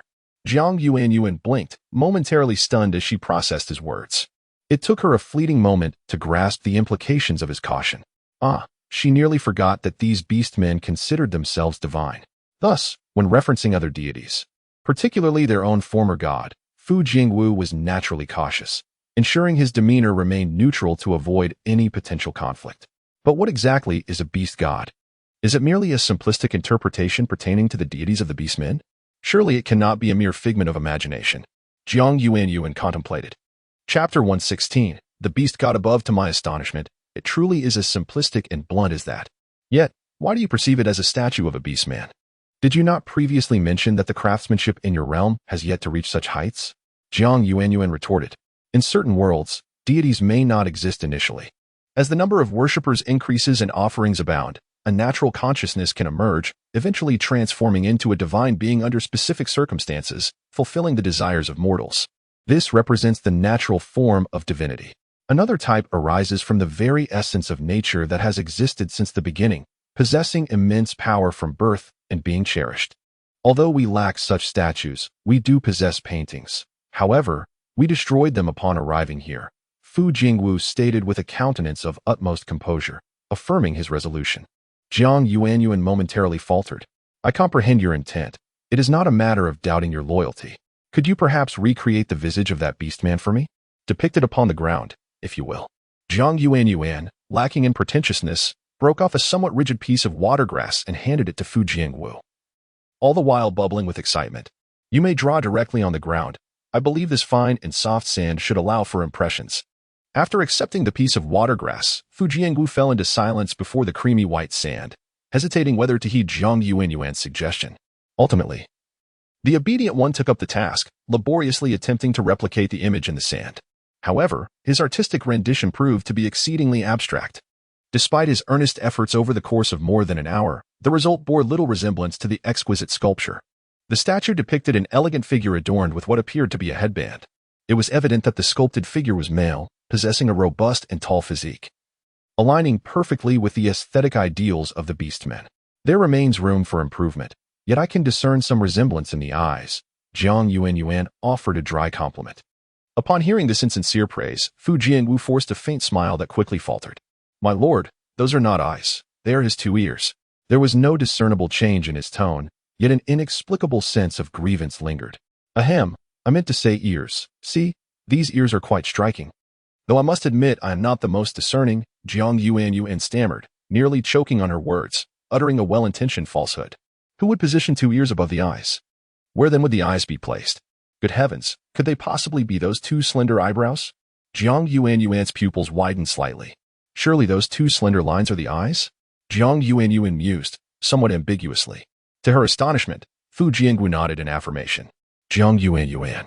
Very well, I understand. I seem to excel at deducing matters post factum. Can you ascertain that this statue indeed represents the beast god? Jiang Yuanyuan's tone shifted to one of grave seriousness. Chapter 117, Customer Service A of Hearts. I understand. The expression in Jiang Yuanyuan's eyes was somewhat inscrutable, but when she lifted her head again, her facial demeanor resembled her usual self. In a small corner of the Planet Master app, there exists a customer service feature to contact, yet the queue has been persistently unyielding. Jiang Yuanyuan had only just managed to connect. Originally, she intended to inquire about other matters, but upon arriving in this underwater world, a more pressing question arose. Customer Service A of Hearts. Dear, how may I assist you today? Jiang Yuanyuan. If there are already residents on the planet, can we still introduce inhabitants from other planets? Customer Service A of Hearts. Theoretically, this is not permissible. If there are indigenous residents, any new arrivals would be rejected by the world, unless the planetary civilization has developed to a certain extent. However, those newcomers would merely be regarded as tourists. Jiang Yuanyuan. What if, upon taking over the planet, we introduce residents and subsequently discover signs of past habitation? What should we do? The other party is typing. Customer Service A paused momentarily, finding the situation described rather peculiar. Typically, newly appointed planet masters endure a lengthy period of adaptation, not solely with the consciousness of the planet but also with the entire realm itself. How could residents be introduced so swiftly? Nevertheless, considering the unusual scenario presented, Customer Service A offered a rational analysis. Customer Service A of Hearts, in that case. If you have merely discovered remnants, it suggests that this civilization may have previously existed on your planet. However, since you have managed to breach the barriers to introduce new residents, it indicates that under normal circumstances, there are no other intelligent beings on your planet. Jiang Yuanyuan paused. I see. Customer Service A of Hearts. Very well, dear. Do you have any further inquiries? Jiang Yuanyuan. I would like to ask if these tasks must be completed, and whether participation in the Planet Master Selection Competition is mandatory for everyone. Customer Service A had just begun to explain when the chat signal became intermittent. From Jiang Yuanyuan's perspective, the text sent by the customer service appeared somewhat unclear. After waiting for a considerable time, the subsequent messages were displayed as loading. Jiang Yuanyuan furrowed her brow. Could it be that the communication signal was poor? Indeed. It was confirmed that the signal was lacking. Customer Service A was also perplexed and checked the basic information associated with the account of Jiang Yuanyuan's planet number. Planet number E001? It is quite rare for a planet master whose identifier begins with E to make an inquiry. On the other side of time and space. Customer Service A shook his head, as he believed that signals should connect normally. However, he was uncertain about planets beginning with E, having never encountered one during his several hundred years of service as a customer service agent. With that thought, Customer Service A turned to lightly tap the sleeping Customer Service B beside him. Senior, have you ever connected with a planet master whose identifier starts with E? Referred to as Senior, Customer Service B was momentarily stunned, seemingly caught off guard by the question. After a pause, she slowly replied, her eyes filled with astonishment. How strange. Having worked here for quite some time, I have indeed never connected with a planet master whose identifier begins with E during my several hundred years of service. Chapter 118. The signal has been interrupted. Meanwhile, the customer service representative, C, who had just finished a task, interjected into the conversation between the two individuals. With a hint of confusion, he remarked, "An E-level planet master? I have not encountered one myself, although I recall meeting someone over a century ago." However, our conversation was abruptly cut off after only a few exchanges. That was the only instance where the signal was lost mid-conversation. I hadn't even had the chance to request a 5-star rating from them. At first, I felt indifferent to your inquiry, but now that you mention it, I do find it rather peculiar. Most of the connections I have made are with A and B-level planet masters, followed by a few from C and D. To date, I have never connected with an E-level planet master. Combining what the senior representative and customer service C had stated, it seemed that Jiang Yuanyuan could be the missing link. Customer service A, lost in thought, picked up the list and gently traced the page numbers with his finger, searching for any planet masters whose names began with E. However, there were no records in the past decade, save for the recent connection with Jiang Yuanyuan. New planet masters often possess numerous inquiries, and it is common for higher-level planet masters to seek clarification, whether they are newly appointed or have achieved modest success. But where have the lower-level planet masters disappeared to? The customer service representatives could hardly fathom. They were merely ordinary staff members, lacking the authority to delve into such matters. The other two customer service representatives were on break, while customer service A remained on duty, unable to indulge in idle chatter for long and thus returned to work. Although the app assigns tasks, the specifics depend on individual circumstances. Naturally, these tasks represent the optimal solutions calculated by the system. I recommend adhering to them, as they can swiftly guide you onto the right path. Perhaps you could perceive it as a form of novice mentorship. The Planet Master selection competition occurs every century, and there are still 15 years before the next event. If your planet is just beginning its development, I advise you to consider participating in the following competition. Jiang Yuanyuan absorbed only these highlights. She did not catch the rest of what the customer service representative was saying. The signal interruption had occurred, and she decided to let it be. Her initial questions had been resolved, and any remaining inquiries would have to wait until her next turn in line. My lord.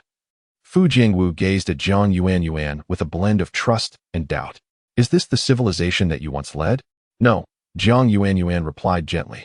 This underwater ruin likely belongs to a civilization that has vanished. Even I cannot discern why it disappeared so suddenly. Since then, I have only led you. She shook her head softly. Such matters are not easily deceived, Jiang Yuanyuan believed. In time, these beast men would inevitably learn the truth. Oh. I had thought that the Great One had once guided other races. Fu Jiangwu's voice lowered, taking on a beguiling tone. Yet, his thoughts were far from that. Moments ago, Jiang Yuanyuan had paused in midair for 5 seconds, seemingly lost in thought. Strange, Fu Jingwu mused, subtly shifting his gaze. My lord, what shall we do now? Chapter 119. Departing from the sea as they tidied their belongings and prepared to leave this maritime expanse, Jiang Yuanyuan succinctly conveyed her thoughts, prompting them to quicken their pace. The area they traversed was not overly vast, and after a leisurely exploration, they had managed to survey the entirety of the ruins. Whenever Jiang Yuanyuan encountered peculiar items that piqued her interest or seemed potentially useful, she would temporarily stow them away in her space. She was currently devoid of the luxury to delve into research. Instead, she resolved to examine these treasures thoroughly once they had settled down. Although she had not noticed the mechanical devices earlier, their presence now stirred a curiosity within her. In her previous life within the interstellar realm, her infrequent encounters with female mechanics stemmed from her own fascination with this domain. Jiang Yuanyuan and Fu Jingwu swam towards the higher depths of the sea. Yet mere moments after they turned to depart, the ocean floor trembled violently, akin to a volcanic eruption, causing the ruins to sway and ultimately collapse, erasing the civilization that had thrived there. The cataclysm unleashed a torrent of waves, displacing the sand at the seabed into a cloud of white. Jiang Yuanyuan and abruptly turned, bearing witness to the devastation. The two halted a short distance away, and upon witnessing the complete obliteration of the ruins, Jiang Yuanyuan finally turned back. Her voice slightly subdued as she suggested, "Let us go."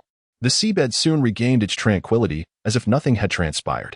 It was as though the ruins, deep beneath the ocean, had sensed the arrival of visitors and held one final welcoming ceremony before peacefully closing their eyes upon their departure. The small artifacts Jiang Yuanyuan had preserved in her space now stood as the sole remnants of this civilization's existence. Thus, the civilization had genuinely vanished. Fu Jingwu, observing the ruins collapse, felt little emotional impact. He pondered indifferently whether, had their snow leopard clan not crossed over from another world, they too might have faded into obscurity like the submerged civilization, ultimately forgotten by history. Perhaps, many years hence, someone might stumble upon the remnants and exclaim in surprise, "So this magnificent civilization truly once existed?" While Fu Jingwu harbored numerous doubts regarding the existence of this civilization, he did not intend to voice all his inquiries. Since the civilization had indeed existed, traces of it must remain in this world. Even if the ruins beneath the sea had vanished, other remnants could surely be found elsewhere. The inscriptions praising the beast god etched upon bamboo, the stone statue of the beast god encircled by stones, and the living habits similar to those of their own kin were all telltale signs. A soft chuckle escaped Fu Jiangwu's lips, so faint that Jiang Yuanyuan did not hear it, mistaking it for an unintentional exhalation. The two continued their swim until, at last, they glimpsed a glimmer of light in the upper reaches of the ocean, indicating that they had reached the water's surface. Jiang Yuanyuan propelled herself forward with renewed vigor, finally breaking through the water, where she was greeted by the blinding rays of the sun above. Had the mist finally dissipated? Gazing into the distance, Jiang Yuanyuan spotted a gently rising patch of land that appeared to be a beach. Fu Jingwu sensed a familiar aura and, as he descended slightly, his expression became inscrutable as he trailed behind Jiang Yuanyuan. He felt an instinctive certainty that they were no longer in Jiang Yuanyuan's world, but had instead returned to his own. Chapter 120, The Silk Garment of the Merfolk. Fu Jingwu once possessed a profound sense of belonging to his world. However, as he increasingly perceived its cruelty and oppression, that sense of belonging and affection dissipated entirely. The planet had never been kind to them. Why should they express gratitude towards it? Fu Jingwu was cold both outwardly and inwardly, inherently lacking in warmth. When Jiang Yuanyuan observed the solitary sun in the sky, she realized she had likely entered Fu Jiangwu's realm. Frankly, the Son of the Beastman world resonated more with her aesthetic sensibilities. Each day, she gazed upon her own world, witnessing two suns rising and setting together, which was rather distressing. In this era, even the sun appeared in pairs, yet she remained solitary, enduring her loneliness for far too long. Fu Jingwu, upon reflection, "Your planet seems quite remarkable," Jiang Yuanyuan remarked. "The temperature is pleasant, and the surrounding environment is quite beautiful." Fu Jingwu fell silent for a moment, forcing a smile that was both resilient and fragile. "My lady, what you see is merely superficial. This planet has begun to rot from its very core. No living being here thrives." Jiang Yuanyuan retracted her smile and spoke soothingly. "I apologize. I should not have made such an ill-timed jest." "It's quite all right, my lady," Fu Jingwu replied, revealing a charming grin that showcased his pearly white fangs. Attempting to shift the subject, he continued, "You wish to seek out other races, do you not? Allow me to guide you." Fu Jingwu had no desire for Jiang Yuanyuan to traverse to his world, nor did he wish for the other races of this realm to flock to her planet. Finding a safe haven was already a formidable challenge, and the prospect of development there was uncertain. Why should he hasten the influx of other beastmen? Why could he not be a little selfish? Yet, he kept all these musings buried deep within, concealed beneath the most unsightly of surfaces. How could Fu Jingwu allow his vulnerabilities to be discovered by Jiang Yuanyuan? He resembled a wolf prowling in the night, a fierce lion under the blazing sun, or a keen-eyed vulture guarding its most treasured trove. Upon reaching the beach, Jiang Yuanyuan felt a wave of heat. Previously, the pleasant temperature in the sea was likely due to the refreshing coolness of the water counteracting the sun's rays. Her attire was light and comfortable, naturally providing a sense of relief. While underwater, Fu Jingwu had been largely indifferent to the sensations, noting that the females of his kind were clad in far less than Jiang Yuanyuan. However, it was merely flesh, covering it made little difference. Chapter 121, A Change of Attire. Perhaps upon reaching the shore, under the radiant sunlight, Jiang Yuanyuan's fair skin reflected a blinding brilliance.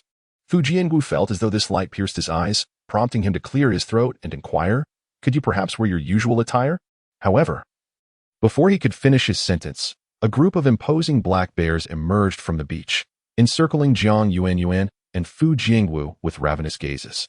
These bears were formidable in size, each towering close to 2 meters. They advanced menacingly, their massive bodies casting shadows as they pressed forward. Jiang Yuanyuan conjured a tang sword in her hand. Gripping it tightly, fully prepared for an assault. Just as the tension in the air reached a suffocating peak, one of the black bears before Jiang Yuanyuan suddenly transformed into a human figure. Before her stood a remarkably robust man, bearing a small cross-shaped scar above his eye, a prominent nose, and slightly thick lips. A priest of the snow leopard clan? The bear's throat emitted a tone that was a mix of disdain and curiosity. It was then that Fu Jiangwu recognized the individual before him, a Haish. Jiang Yuanyuan relaxed her grip, and the sword vanished in an instant, allowing her to observe the unfolding situation while leaving the space for conversation to Fu Jiangwu. "What brings you here, old acquaintance?" Haish inquired, his tone laced with peculiarity. He gestured for his subordinates to withdraw, opting to negotiate himself. "That question is more appropriately directed at you," Fu Jiangwu replied, unwavering and unimpressed by the other's probing. A booming laughter erupted from Haish, reminiscent of thunder and lightning, but it swiftly subsided as he masked his mirth. Naturally, one wishes to preserve their life. Who would willingly abandon such a place? "Priest, where is your kin?" "You are far too inquisitive, Haish." Fu Jiangwu's voice turned cold. "As for you, priest of the snow leopard clan, your life is fortunate, for you are in my presence." Haish appeared unfazed by the threat, continuing with an odd intonation. "Had you not once saved me, you would be meeting your demise at our jaws now. And had you chosen a different path, the white bears would have claimed you. In this world, it is no longer safe for you to venture alone."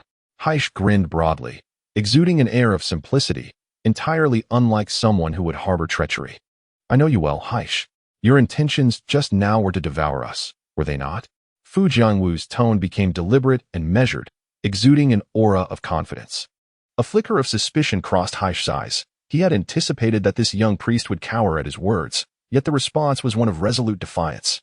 Could it be that there truly lay a hidden card? Haish narrowed his eyes.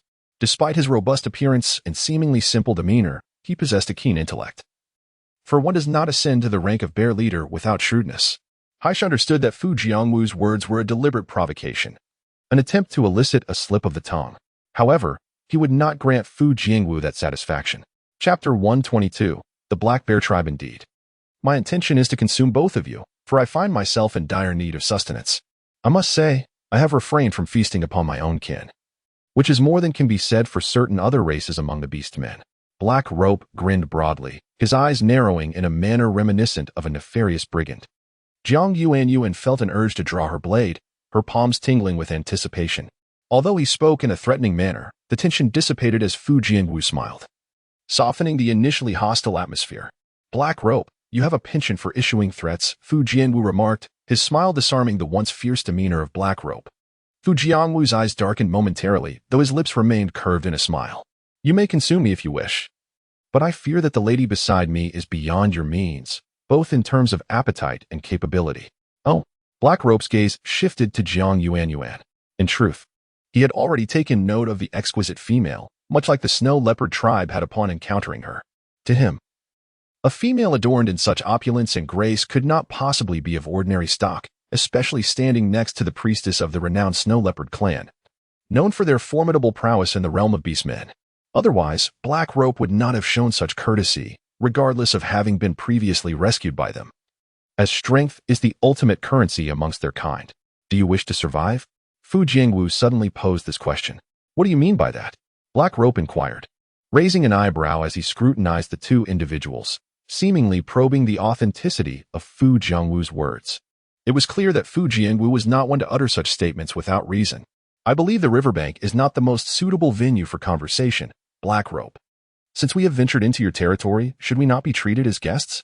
Though we are amidst a famine, it need not be so austere." Fu Jiangwu himself was not one to place great emphasis on ceremonial hospitality. Yet, with Jiang Yuanyuan in attendance, he adopted a tone of decorum, unwilling for her to be underestimated. Were it not for the virtue he had gleaned from previous encounters with heroes, he would not have broached the subject so candidly. As he spoke, he cast a sidelong glance at Jiang Yuanyuan, seemingly concerned about her displeasure. However, Jiang Yuanyuan accepted the situation with grace. After all, she was unfamiliar with the local beastmen, and having an acquaintance in such circumstances was indeed a more pleasant prospect. What offense could there be? "Very well. Priestess of the snow leopard tribe." Black Rope chuckled resignedly, a smirk playing on his lips. "In that case, I welcome you to my camp. Though I must confess that our provisions are scant, merely water." Fu Jiangwu raised an eyebrow but chose not to respond to the invitation directly. For this encounter was not truly about hospitality, but rather to negotiate other matters. As Jiang Yuanyuan stepped onto the soft, yielding sand, she felt a peculiar sense of unreality. Her balance wavering slightly. She reached out to Fu Jiangwu for support, who offered a bashful smile, appearing exceedingly considerate. Chapter 123. Negotiation with the second race. Seeing the affectionate little white creature, Jiang Yuanyuan couldn't help but smile gently. Fu Jiangwu found it utterly adorable. Even in its fluffy form, it appeared both handsome and soft. However, when Fu Jiangwu transformed into human form, he possessed a unique charm of his own. The two walked a short distance before encountering a pile of charred blackened remains, with no flames left, only some singed animal hides. To their surprise, it appeared that they had already mastered the essence of fire. Fu Jiangwu raised his eyes slightly, seemingly astonished. Indeed, we are quite remarkable, haha. However, even if you praise us, we, the Black Bear clan, shall not divulge the secret of fire to you. Black Rope's tone was filled with pride. Unlike Fu Jiangwu and the Snow Leopard clan, they were not particularly averse to heat, as fire was essential for their survival. Fu Jiangwu's smile faded slightly. How should he put it? Witnessing the other party's smugness stirred a subtle discontent within him. He possessed greater treasures, yet could not reveal them all at once, a rather vexing predicament. My lord, Fu Jiangwu murmured softly. Jiang Yuanyuan responded with a curious tone. It's nothing, my lord. Upon hearing Jiang Yuanyuan's voice, Fu Jiangwu's anxious heart calmed instantly. What is the rush? Soon, it will be the Black Rope who feels envy. By that time, what significance will a mere spark hold? Fu Jiangwu was reluctant to admit that he felt a twinge of jealousy. The black bears were somewhat susceptible to the cold. Although they had thick skin, they could still endure the heat. The Snow Leopard clan had no issues with hot food, as they preferred their meals cold. There were not many black bears in the camp. Black Rope scratched his nose, appearing somewhat simple-minded as he said, well, when we left, we didn't take those stone bowls. They may not weigh much to us, but they are quite cumbersome to carry. You can make do with some leaves to drink your soup. There's no time to craft wooden bowls now. Black Rope had no intention of genuinely allowing the two to drink plain water. Although the conditions in his clan were not ideal, they could still manage to provide a bit of soup. Snow Leopard clan shaman, is there something you wish to convey to me? You may speak freely. Black Rope was straightforward. He had never been one for beating around the bush. What I can tell you is certainly good news. However, I need to confirm something with you, Black Rope. Of course, I can share a hint of information first. Fu Jiangwu maintained an exceedingly calm expression, his countenance composed. We, the Snow Leopard clan, have entered a safe haven. What? Black Rope exclaimed, startled. He abruptly stood up, even knocking over a nearby table and charcoal. But he had no time to dwell on that. Black Rope's gaze fixated intently on Fu Jiangwu, his words rushing forth. Snow Leopard clan shaman. Are you certain of what you just said? Would you dare swear on the beast god? The beast god above? Fu Jiangwu smirked sarcastically. But his expression quickly reverted to a mask of indifference, though there was a hint of mockery in his demeanor. Black Rope found the other's expression peculiar, as if it were a twitch. Snow Leopard clan shaman, what is wrong with your face? Are you injured? Fu Jiangwu. Should one call Black Rope foolish? Or suggest he was intentionally dense? Chapter 124. On the necessity of superstition. Jiang Yuanyuan could not help but chuckle at the antics of the black bear known as Haitian, who appeared both astute and amusing at times. What is it that you find so amusing, female? Haitian inquired, furrowing his brow in confusion over the shared laughter of the two. You both are truly peculiar, quite peculiar indeed. Nothing at all. Please, Chief He. Continue your conversation with the shaman Fu Jiang, Jiang Yuanyuan replied, her smile softening as she restrained her mirth. Haitian, unable to grasp the meaning behind their laughter, chose to abandon his inquiry. Deep down, Haitian nurtured a flicker of hope, believing that the beast god had not forsaken them, allowing the Snow Leopard clan to discover a place of tranquility, a sanctuary they would soon reach. Indeed, there existed a haven far superior to their current plight. Fu Jiang once more revealed sentiments that Haitian wished to hear, but then shifted his tone to a colder demeanor, asking, did you just mention the beast god? Yes, Haitian responded, his expression one of obvious understanding. Yet, sensing an unusual air about Fu Jiang, he cautiously retorted, shouldn't it be said thus? Oh dear, the beast god is truly benevolent. In these dire straits, he has not only seen us, but is willing to guide us to a place of peace. Jiang Yuanyuan had assumed that the Snow Leopard clan was already steeped in superstition, yet she was taken aback to discover that her good deeds were being ascribed to this so-called beast god. while it was acceptable to believe in other beings. She would not tolerate having her contributions overshadowed by a deity of dubious origin. At the very least, the provision of a proper dwelling was indeed her doing, not that of some ethereal, nebulous god. The Black Panther clan, it seemed, was even more entrenched in their beliefs, unwavering in their conviction of the beast god's existence. First, let me clarify something.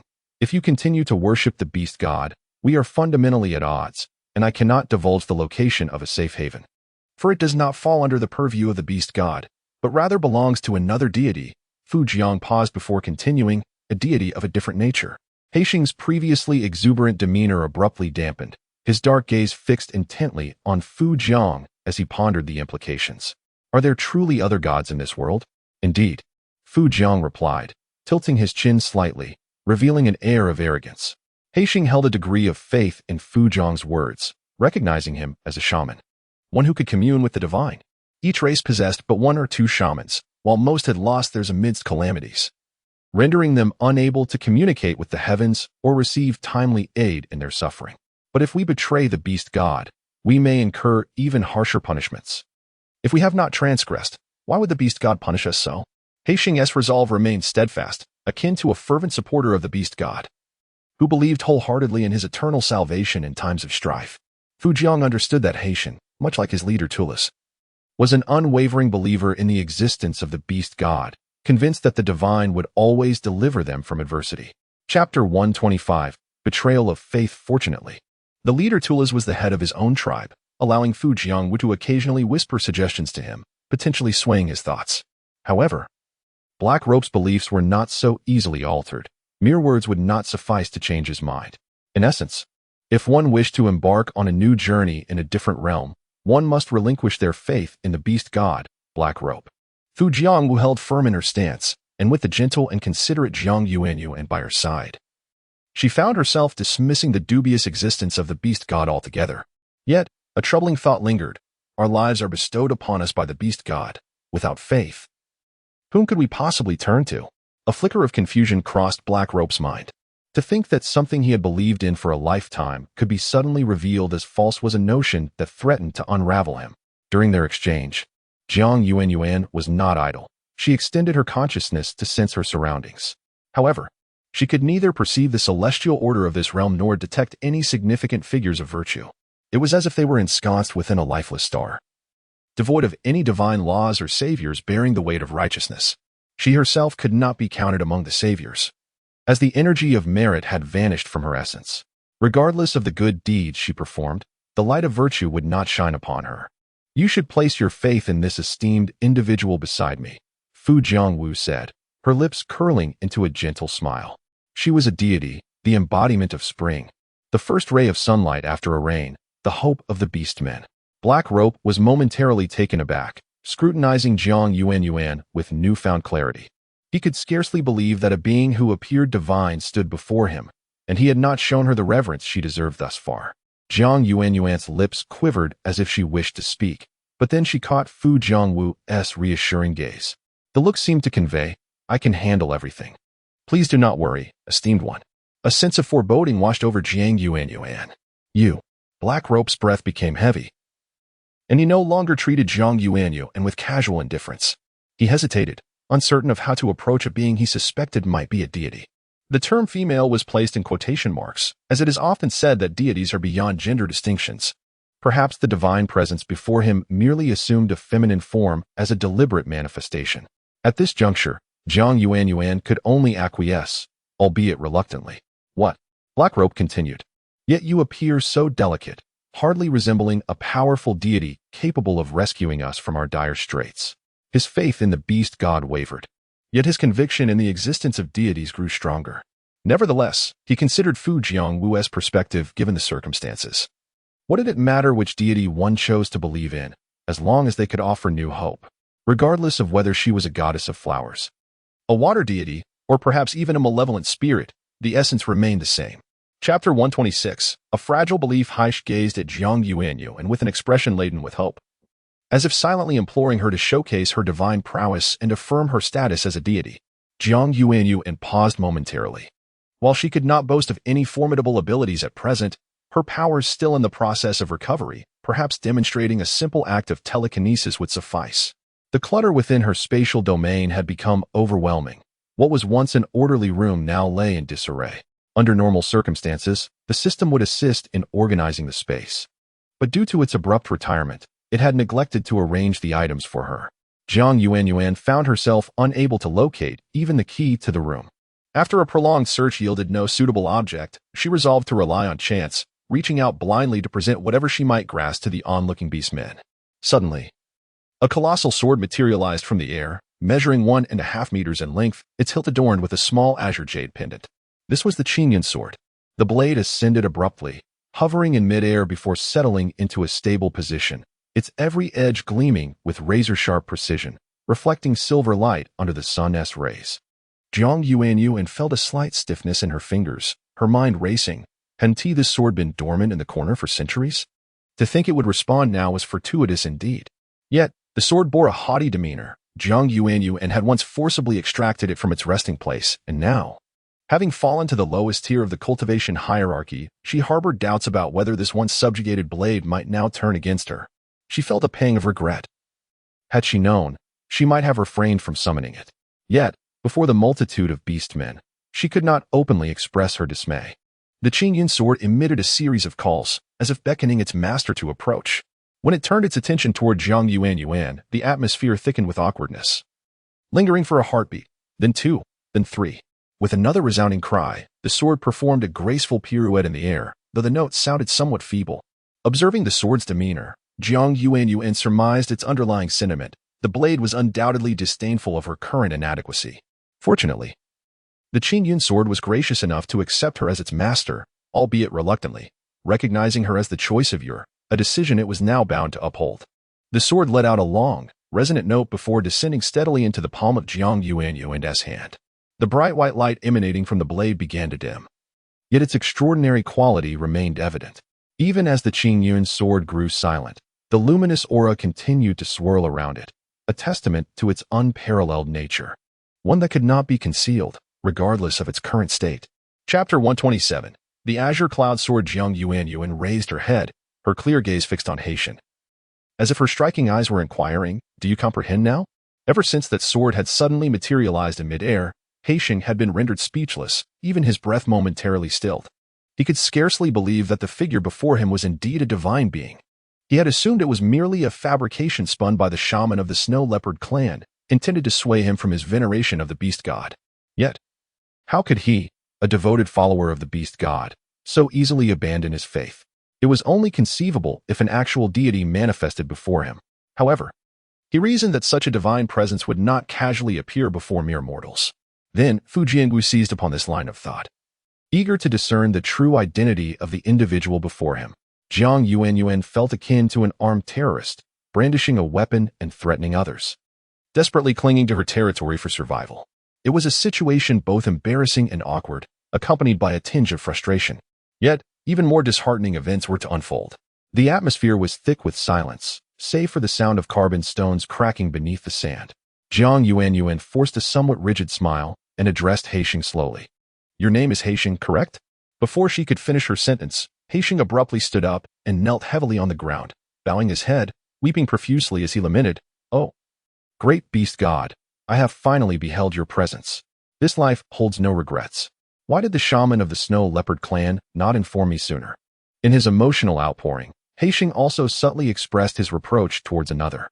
"If only our Black Bear clan had known of your words earlier, we would not have found ourselves in such dire straits. Where is this safe haven you spoke of? Just tell us, and we shall obey without question. We know that the divine will never forsake us." "Oh, great beast god, I dedicate to you the first light of spring, our beacon of hope. The song of the first bird in spring. We shall forever honor you." Haitian's mouth seemed to have opened wide, spilling forth a torrent of praises, as if he needed to convey every commendation he could muster. Fu Jiangu paused momentarily. Jiang Yuanyuan was bewildered.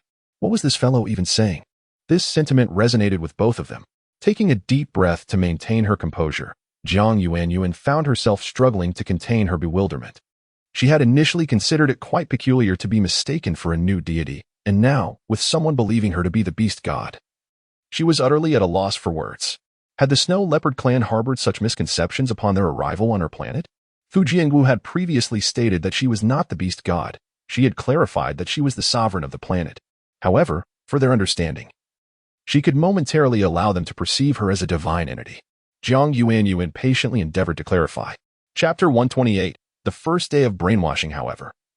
She remained unaware that as the number of races continued to grow, would she need to explain each one individually? In summary, I am not the beast god, Jiang Yuanyuan succinctly stated. Yet, the Qingyan sword, just awakened, radiated an unusual vigor. Regardless of Jiang Yuanyuan's attempts to communicate, the sword resolutely refused to engage and insisted on remaining outside to play.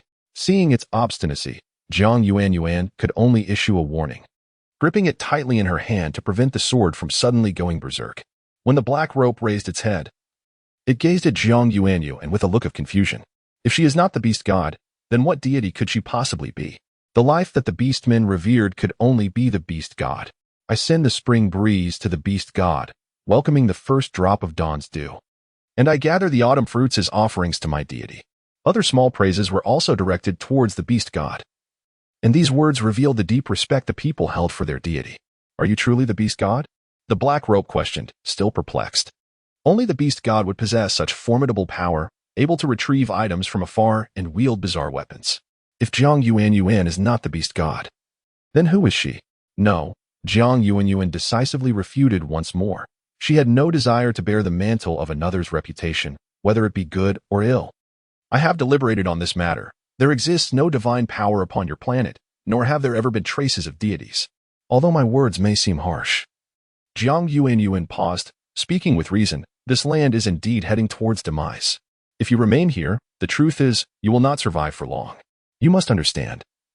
Aside from basic safety, all else relies on your own efforts. I had presumed you were already aware of this truth, given your state of flight. Jiang Yuanyuan's words were rather direct, even unexpectedly so.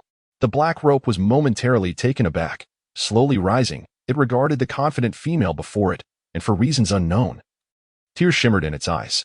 No one had ever told them that they could conquer this world. Nor had anyone revealed that the so-called deities they relied upon were mere illusions. Everything depended on their own endeavors. Chief, it seems the weather outside is cleared up. Min Jiangyue's snow leopard had been guarding the cave entrance for quite some time. That day, he opened his eyes and joyfully dashed towards Chief Tulis, who rested at the other end of the cave. Chief Tulis, startled from his slumber, leapt to the cave's side, his gaze sweeping over the clear skies, his eyes gleaming with surprise. Finally, the weather had brightened. This heralded good fortune. It meant the electronic storm had completely passed, and they were safe. However, a new dilemma arose. Though the snow leopards had found refuge within the cave, ensuring their safety, they now faced difficulties in leaving. Crossing the cliff was unrealistic, unless one wished to plummet into the abyss and meet a grim fate. Chief, can we exit through the cave now? Yu extended his claws, gently prodding the transparent barrier at the entrance. He felt stifled within and had long yearned to venture outside. Chapter 129 Departure from the Cave. Survival in the wilderness and the art of hunting are the true domains of warriors. To remain confined in one place, subsisting on dwindling remnants of food, is a torment for the beastmen. I believe it is indeed time to venture out, after all. This barrier is designed to safeguard our well-being. Have you not noticed that the power of the barrier seems to be waning? The chief, Tulis, was perceptive. Though he was a man of great stature, his powers of observation were not lacking. Is that so? You responded with a hint of surprise. Casting another glance at the luminous energy, he could not discern whether it was strengthening or weakening, only that, under the sunlight, it exuded a faint halo. Hua, cradling her young, approached the cave's entrance. Silently, she regarded the formidable warrior, Yu, before addressing the chief with a serious tone. Chief, our provisions are dwindling. We have lingered in this cave for nearly 5 days. If we do not venture out to seek sustenance, I fear, before Hua could finish, Chief Tulis anticipated the dire consequences. Let us go, he commanded succinctly, issuing the decree that the snow leopards had longed to hear. A resounding cheer erupted within the cave. The monotony of confinement had become unbearable. The allure of the outside world promised a welcome reprieve. Initially, the snow leopard cubs had been obedient during the first couple of days, but as they realized their confinement meant no frolicking or foraging for butterflies, they began to stir restlessly. However, these unruly youngsters soon learned their lesson, receiving reprimands from their mothers, whether in human or beast form, for in the world of beastmen, There was no notion that children were beyond discipline. Thus chastened, the cubs settled down, drifting into slumber. This cycle of mischief and correction repeated itself over many days. The snow leopard cubs, unable to withstand the tedium, would quickly forget their reprimands and find themselves in trouble once more. The chief was the first to extend his paw beyond the energy shield, with you and the other warriors following closely. A radiant white light enveloped their steps, rapidly dissipating around them. Chief Tulas emerged safely from the cave, exhibiting no adverse effects. Like a sentient being, the cave seemed to sense the departure of the snow leopards, gently swaying nearby branches as if bidding them farewell. The snow leopards decided to scout ahead for potential dangers, placing the elderly, infirm, and young in the center of their formation, with a contingent of warriors at the rear to ensure their protection. Upon emerging, they realized the mountain's elevation was remarkable. Along the narrow path, they beheld layers of white clouds drifting around them. The clouds floated high above, yet their position was equally lofty, placing them in a parallel state.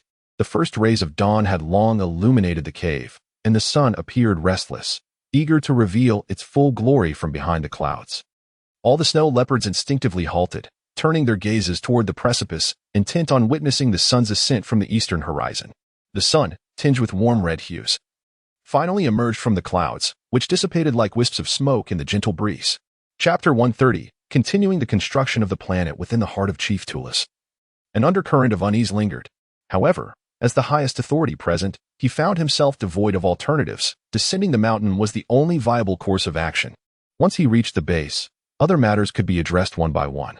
Thus, Tulas maintained a composed demeanor as he delegated tasks, guiding the snow leopards to advance toward different locations. The previous night had brought a downpour, leaving the air tinged with moisture the following day. An electronic storm accompanied by harsh weather had stripped the snow from the mountains, rendering the once snowy peaks barren. The desolate surfaces revealed themselves, devoid of any vegetation. And as anticipated, the mountains below harbored no plant life, not even the wild grasses that typically thrived with abandon. It was no wonder that avalanches were a concern. You, accompanied by her cubs, quietly called out to the snow leopard warriors ahead. Hearing her name, you halted, her eyes gleaming with curiosity as she regarded Hua. Strategically taking a step back, she replied coolly, Hua, what is it? I must decline your request. Before Hua could articulate her thoughts, you candidly rejected her. Hua was momentarily taken aback, as if processing the misunderstanding. Half awake, she realized you had misconstrued her intentions and chuckled softly. I do not wish to bond as partners. Rather, I want to express my gratitude. Thank you, you. If it weren't for you, Era and I would have perished in the snow. You fell momentarily silent, seemingly embarrassed by her earlier overconfidence. No need for thanks. It was my duty, she murmured, clearing her throat before turning to depart. Hua, situated in the middle of the group, could not suppress a giggle, finding you utterly endearing. Had she not already become a mother, she might have considered pursuing you. After all, he was valiant and robust, having saved her life, a commendable prospect indeed. Nevertheless, she thought it best to let the children rest quietly. If her first child had survived, she mused, perhaps he would have grown as strong as you and could have saved many more of their kin. However, as these thoughts crossed her mind, the smile that adorned her face gradually faded, replaced by a shadow of sorrow. Regrettably, her first child had perished 2 years prior in a landslide and had never awakened again. Ascending the slope was easy, yet descending proved to be a challenge. The snow leopards, despite their adeptness at navigating the snowy terrain, found themselves slipping as they ventured downhill. Their clumsy attempts to avoid one another were somewhat comical, as several leopards stumbled, only to collide with their companions. In the ensuing chaos, they inadvertently slipped on other obstacles, tumbling down the slope in a series of playful yet clumsy antics. Observing the cubs frolicking joyfully, Tulas shook his head in a mix of amusement and exasperation, continuing to lead the way ahead. Chapter 131. Do not speak of the elders at the pinnacle of the snow-capped mountains. A pristine white expanse reigns, with verdant hues only emerging below the mid-slope. The storm has wrought not only peril but also seeds from distant realms of the planet, which have quietly settled at the mountain's base, taking root and awaiting the day they shall breach the earth. The temperature varies greatly between the summit, the slope, and the valley below. The snow leopards prefer the milder climbs of the lower elevations, where the chill is not overly harsh, nor the warmth oppressive. In the wake of disaster, they find solace in their survival, swiftly casting aside their sorrow. Life is fleeting, each day lived is a gift. And to dwell on whether tomorrow shall come or what lies ahead would surely invite despair. They cherish each dawn, savor the present, and hold dear the future. Perhaps it is this very appreciation that has allowed the snow leopard clan to flourish, their existence far less tragic than that of other species. Sunlight bathes the earth, and unfamiliar seedlings emerge from the soil, adding vibrant green to the landscape, invigorating the world with newfound vitality. Winter shall inevitably fade, and dawn will rise anew. Yet, the scene before them is one of devastation. The wooden shelter, once sturdy with Jiang Yuanyuan's assistance, has been reduced to a few scattered planks. Remnants of the electronic storm's fury. Other half-constructed wooden homes lie in ruins, stripped of even a single plank. Though wooden houses have their merits, in such dire circumstances, stone abodes appear far more resilient. One snow leopard warrior muttered this under his breath, but another nearby leapt to attention. Eyes wide and brow furrowed. The elders taught us to build wooden houses. This is a blessing. How can you suggest the stone ones are better? The rebuked snow leopard grunted in response, silencing himself, for his intention was not to criticize the divine. Yet, he could not help but ponder the merit of stone structures in the face of calamity. Was it not true that stone houses provide greater security against natural disasters? He believed his assertion was not without foundation. Chief Tulis, upon hearing such sentiments among his kin, sensed trouble brewing. He approached the warrior, clearing his throat to address him with an air of authority. You should not speak thus. Should you not reconsider?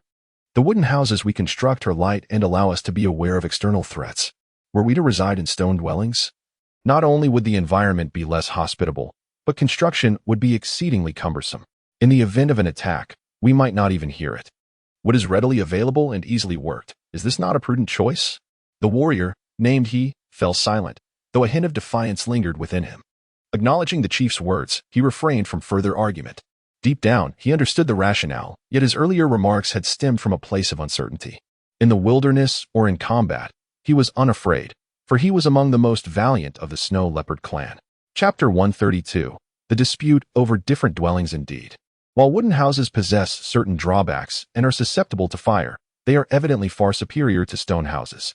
The materials for construction are readily accessible. Unlike in the past when one had to scour for stones to chisel, other snow leopards joined the conversation, echoing Jiang Yuanyuan's sentiments. However, I believe there is merit in the opposing viewpoint as well. Consider, we previously resided in caves that were entirely composed of stone, and they were naturally advantageous. This particular snow leopard seemed unconvinced. Among the beastmen, there are certainly those who share a similar perspective to he.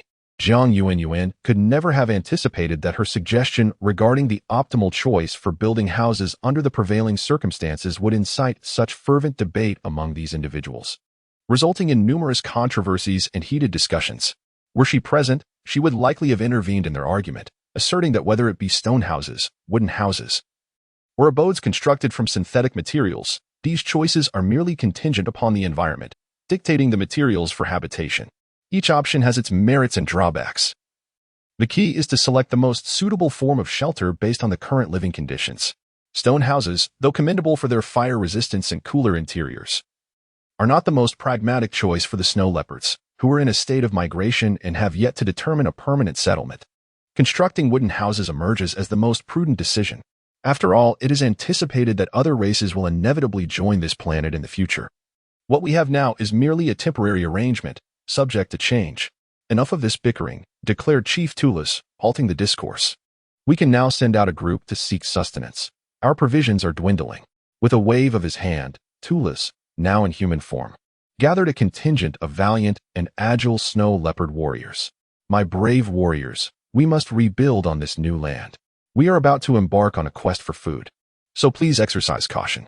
Though Chief Tulis yearned to accompany the warriors in their search for food, as the leader, he must remain behind to oversee any potential developments.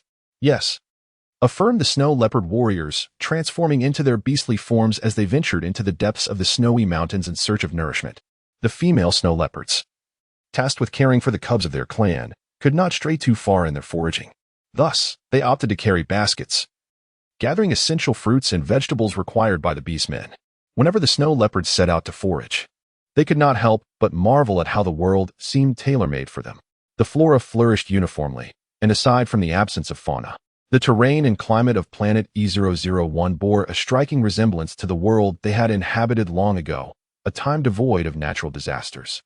Amidst a snowdrift adorned with paw prints, a snow leopard cub lay in full concentration beside a thicket, its pupils narrowing slightly. Its tail twitched involuntarily behind it, and its golden eyes fixed intently ahead, poised and ready for action. In the foreground, a purple butterfly had settled nearby to rest. The butterfly gently perched on the foliage, occasionally fluttering its exquisite wings, taking a brief respite. Chapter 133. Capturing butterflies. The snow leopard cub revealed its sharp fangs, and as it made its move, the butterfly gracefully ascended, fluttering away as if it had sensed impending danger. With a soft howl, the cub's silvery claws scraped the ground, leaving several marks. Yet when it lifted its gaze to the sky, not a trace of the butterfly remained. The cub had missed its chance. Its tail drooped slightly, reflecting its despondent mood. Even a mere butterfly dared to mock its efforts. How tragically unfortunate it felt. Just as the little snow leopard contemplated seeking solace from its mother, hoping for some comforting words, it noticed her coldly pushing it aside, preoccupied with some task of her own. The other cubs experienced the same fate. When they sought their mothers for a comforting embrace after tiring themselves from play, they were met with indifferent rejection, while their mothers huddled together, seemingly in discussion. The cubs, with their adorably puzzled expressions, tilted their heads in confusion. The scene before them resembled a grand gathering of feline adoration, yet there were no humans present. As the day swiftly passed, the beastmen warriors who had ventured out for hunting returned, laden with their spoils. Although the snow leopard warriors brought back sizable portions of food, the offerings did not quite align with the snow leopard's palate. They found bear meat too coarse, with only the heart and palms being somewhat palatable. Nevertheless, under the current circumstances, it was still a feast worth relishing. Unbeknownst to Haitian, the snow leopard clan had long mastered the art of creating fire, possessing a more profound understanding than he could imagine. The leader, Tulas, produced 2 unremarkable stones from his pocket, rubbing them together until sparks ignited. By introducing some fluffy grass to the sparks, a flame blossomed, though they did not require warmth. They recognized that cooking meat enhanced its flavor. No one could resist the allure of a more delectable meal. This knowledge had been imparted to them by other races on the continent. Otherwise, the snow leopards would have continued consuming their meat raw. Initially, they had resisted the idea of roasting meat, believing it to be beneath their dignity. Yet one fateful day, after tasting the exquisite flavor of roasted meat, they realized how utterly delightful it was. Subsequently, all the snow leopards began to relish grilled meat, entirely forgetting their former habit of gnawing on raw flesh. Elegance is indeed timeless. Roasted bear paws, roasted bear legs, and so forth. Food distribution among the snow leopards was quite casual, primarily prioritizing the young cubs, followed by the strong and vigorous, and finally the elders. No one objected to this method of allocation. After all, it was a principle of meritocracy. The snow leopard clan's beastmen found themselves reminiscing about Jiang Yuanyuan, who had instilled in them a sense of hope and the possibility of survival. Little did leader Tulas know that the one he cherished had already returned to her original world. Chapter 134. A vast misty expanse. Jiang Yuanyuan and Fu Jiangwu had successfully negotiated with the Black Bear clan. They did not intend to transport everyone at once. Instead, they planned to take a portion first. Although the Black Bear clan appeared amiable, it did not imply that all members shared the same intentions. However, on the day of departure, Haixing hesitated, stammering as he reluctantly declined Fu Jiangwu's offer. "I apologize, my lord. I was supposed to leave with you, but a significant incident has arisen within our clan, preventing my departure for the time being. May I ask for your understanding?" The request was torturous for Haixing to articulate, yet he knew that failing to resolve this matter would pose a substantial risk, even in a safe location. He must address this issue first. "We are ready to depart, but if you do not provide a reasonable explanation, you will not have another opportunity to reach E001. Fu Jiangwu stated calmly upon noticing Jiang Yuanyuan's silence. After all, they were merely strangers who had crossed paths twice. It was already commendable that he was willing to escort them. Should the other party harbor ill intentions, Fu Jiangwu had no desire to bring them along. "I truly regret this situation. It is of utmost importance. If left unresolved, it will adversely affect our journey. I, Haixing, cannot allow such occurrences. Once this matter is settled, we will follow the route you previously indicated. Rest assured, there will be no complications," Haixing assured. Seeing the concern etched on Haixing's face, Jiang Yuanyuan spoke up. "In that case, proceed as you wish. However, as long as you carry a just heart, you will always be welcomed." The Black Bear clan departed, leaving their original stronghold to Jiang Yuanyuan and Fu Jiangwu. After leaving the area, Haisheng's expression darkened considerably. It was not that he did not wish to depart. It was that he could not leave at this moment. Their clan consisted of around 20 or so warriors. Yet just moments ago, in a skirmish with a group of tigers, several black bear warriors had perished. Haisheng was filled with an intense rage. But he suppressed it in the presence of Jiang Yuanyuan and Fu Jiangguo. Beasts could flee from natural disasters or endure minor grievances. But they could not remain passive forever when their pride was trampled. The tigers' provocations were intolerable. Haisheng would never abandon the injured black bear warriors. Moreover, a deep-seated animosity had long existed between them and the tigers. This was a battle for their dignity, and they would fight to the death if necessary. The tigers were not in a favorable position either, as their numbers were scarce.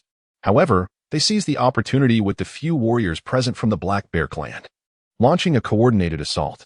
Consuming beasts had become a common occurrence, and the tigers had feasted on many. Their respect for life had long since faded. Seeing such a large black bear before them, their eyes gleamed with hunger. Such a creature could provide them with several hearty meals. Yet, they were unprepared for the sight of a large number of black bear warriors rushing to the fray. Just as they felled one black bear, others surged forward, and a fierce melee ensued. A tumult of yellow and black fur filled the air.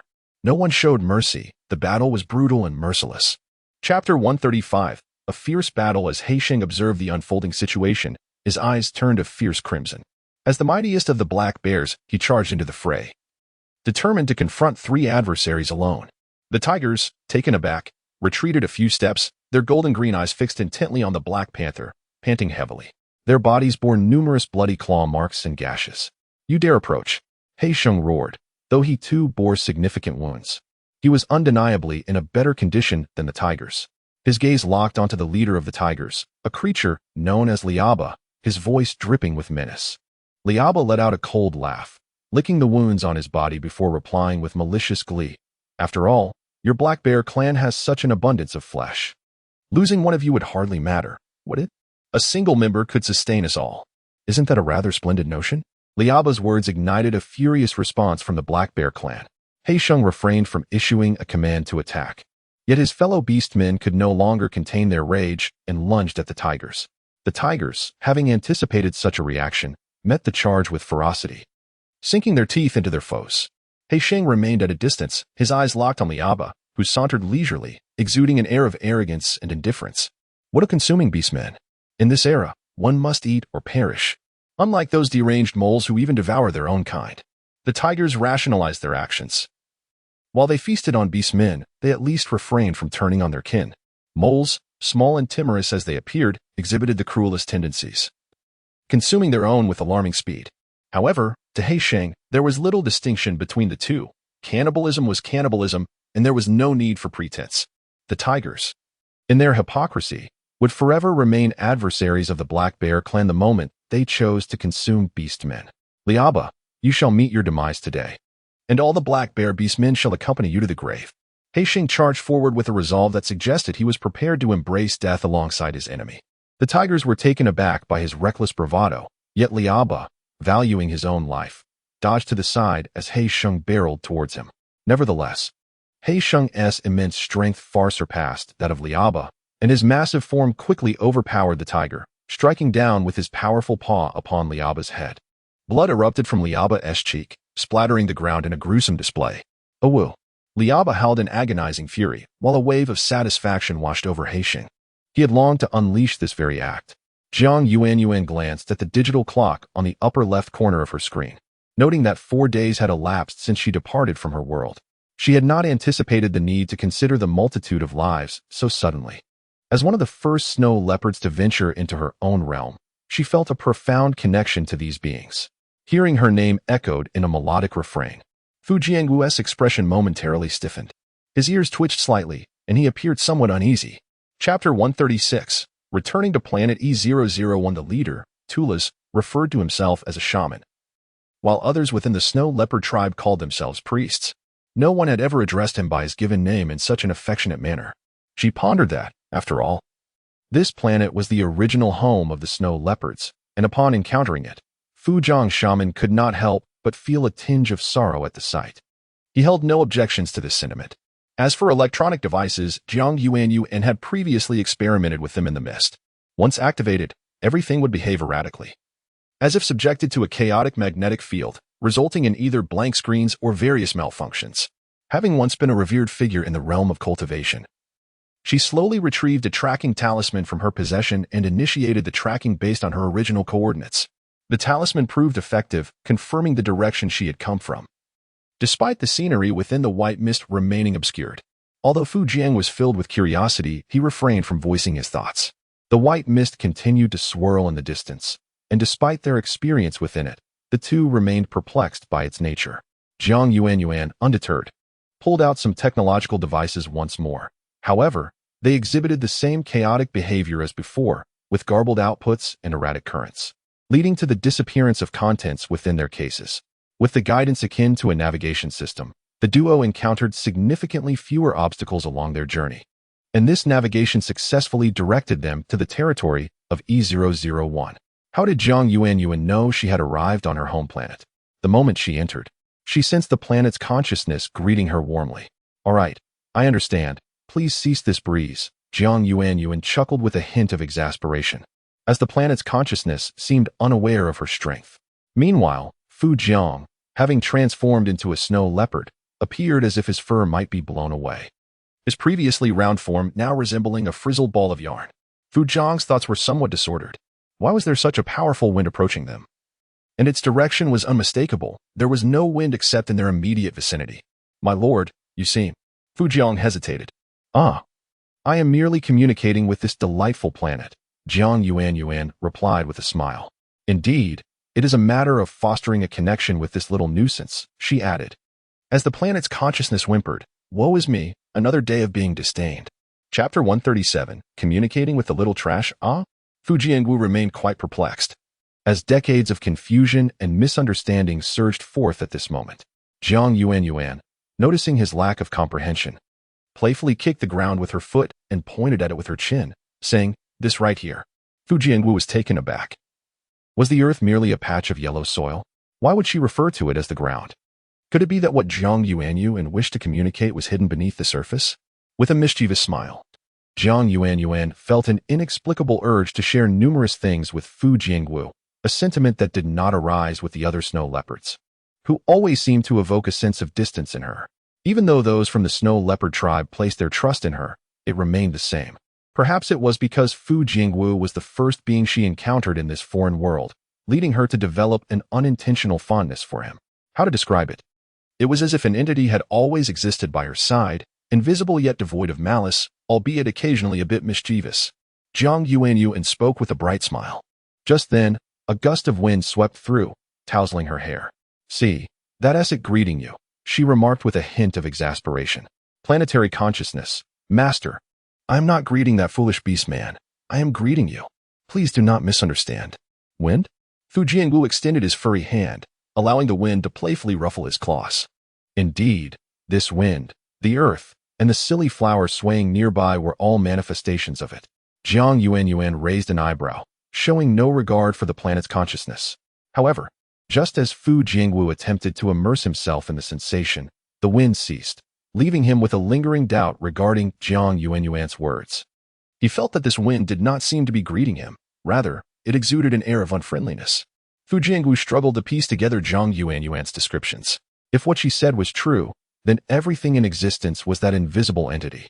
Could it be that this entity was indeed the planet itself? Ha ha ha. Fu Jiangwu chuckled at his own absurd notion. Soon, he smoothed the smile that had briefly graced his lips, realizing how delusional he was to entertain such peculiar thoughts. Little did Fu Jiangwu know that he was teetering on the edge of the truth, yet perfectly missing it. The planetary consciousness had a fondness for flowers, often placing its manifestations upon them. Jiang Yuanyuan, too, adored flowers, but her preference veered towards the flamboyant, show-stopping blooms rather than the understated, delicate ones. As she often expressed, since she was in this world, how could she settle for being an inconspicuous little white flower? However, these were sentiments from her pre-retirement days. After her retirement, Jiang Yuanyuan had become a mere couch potato, indifferent to both praise and criticism.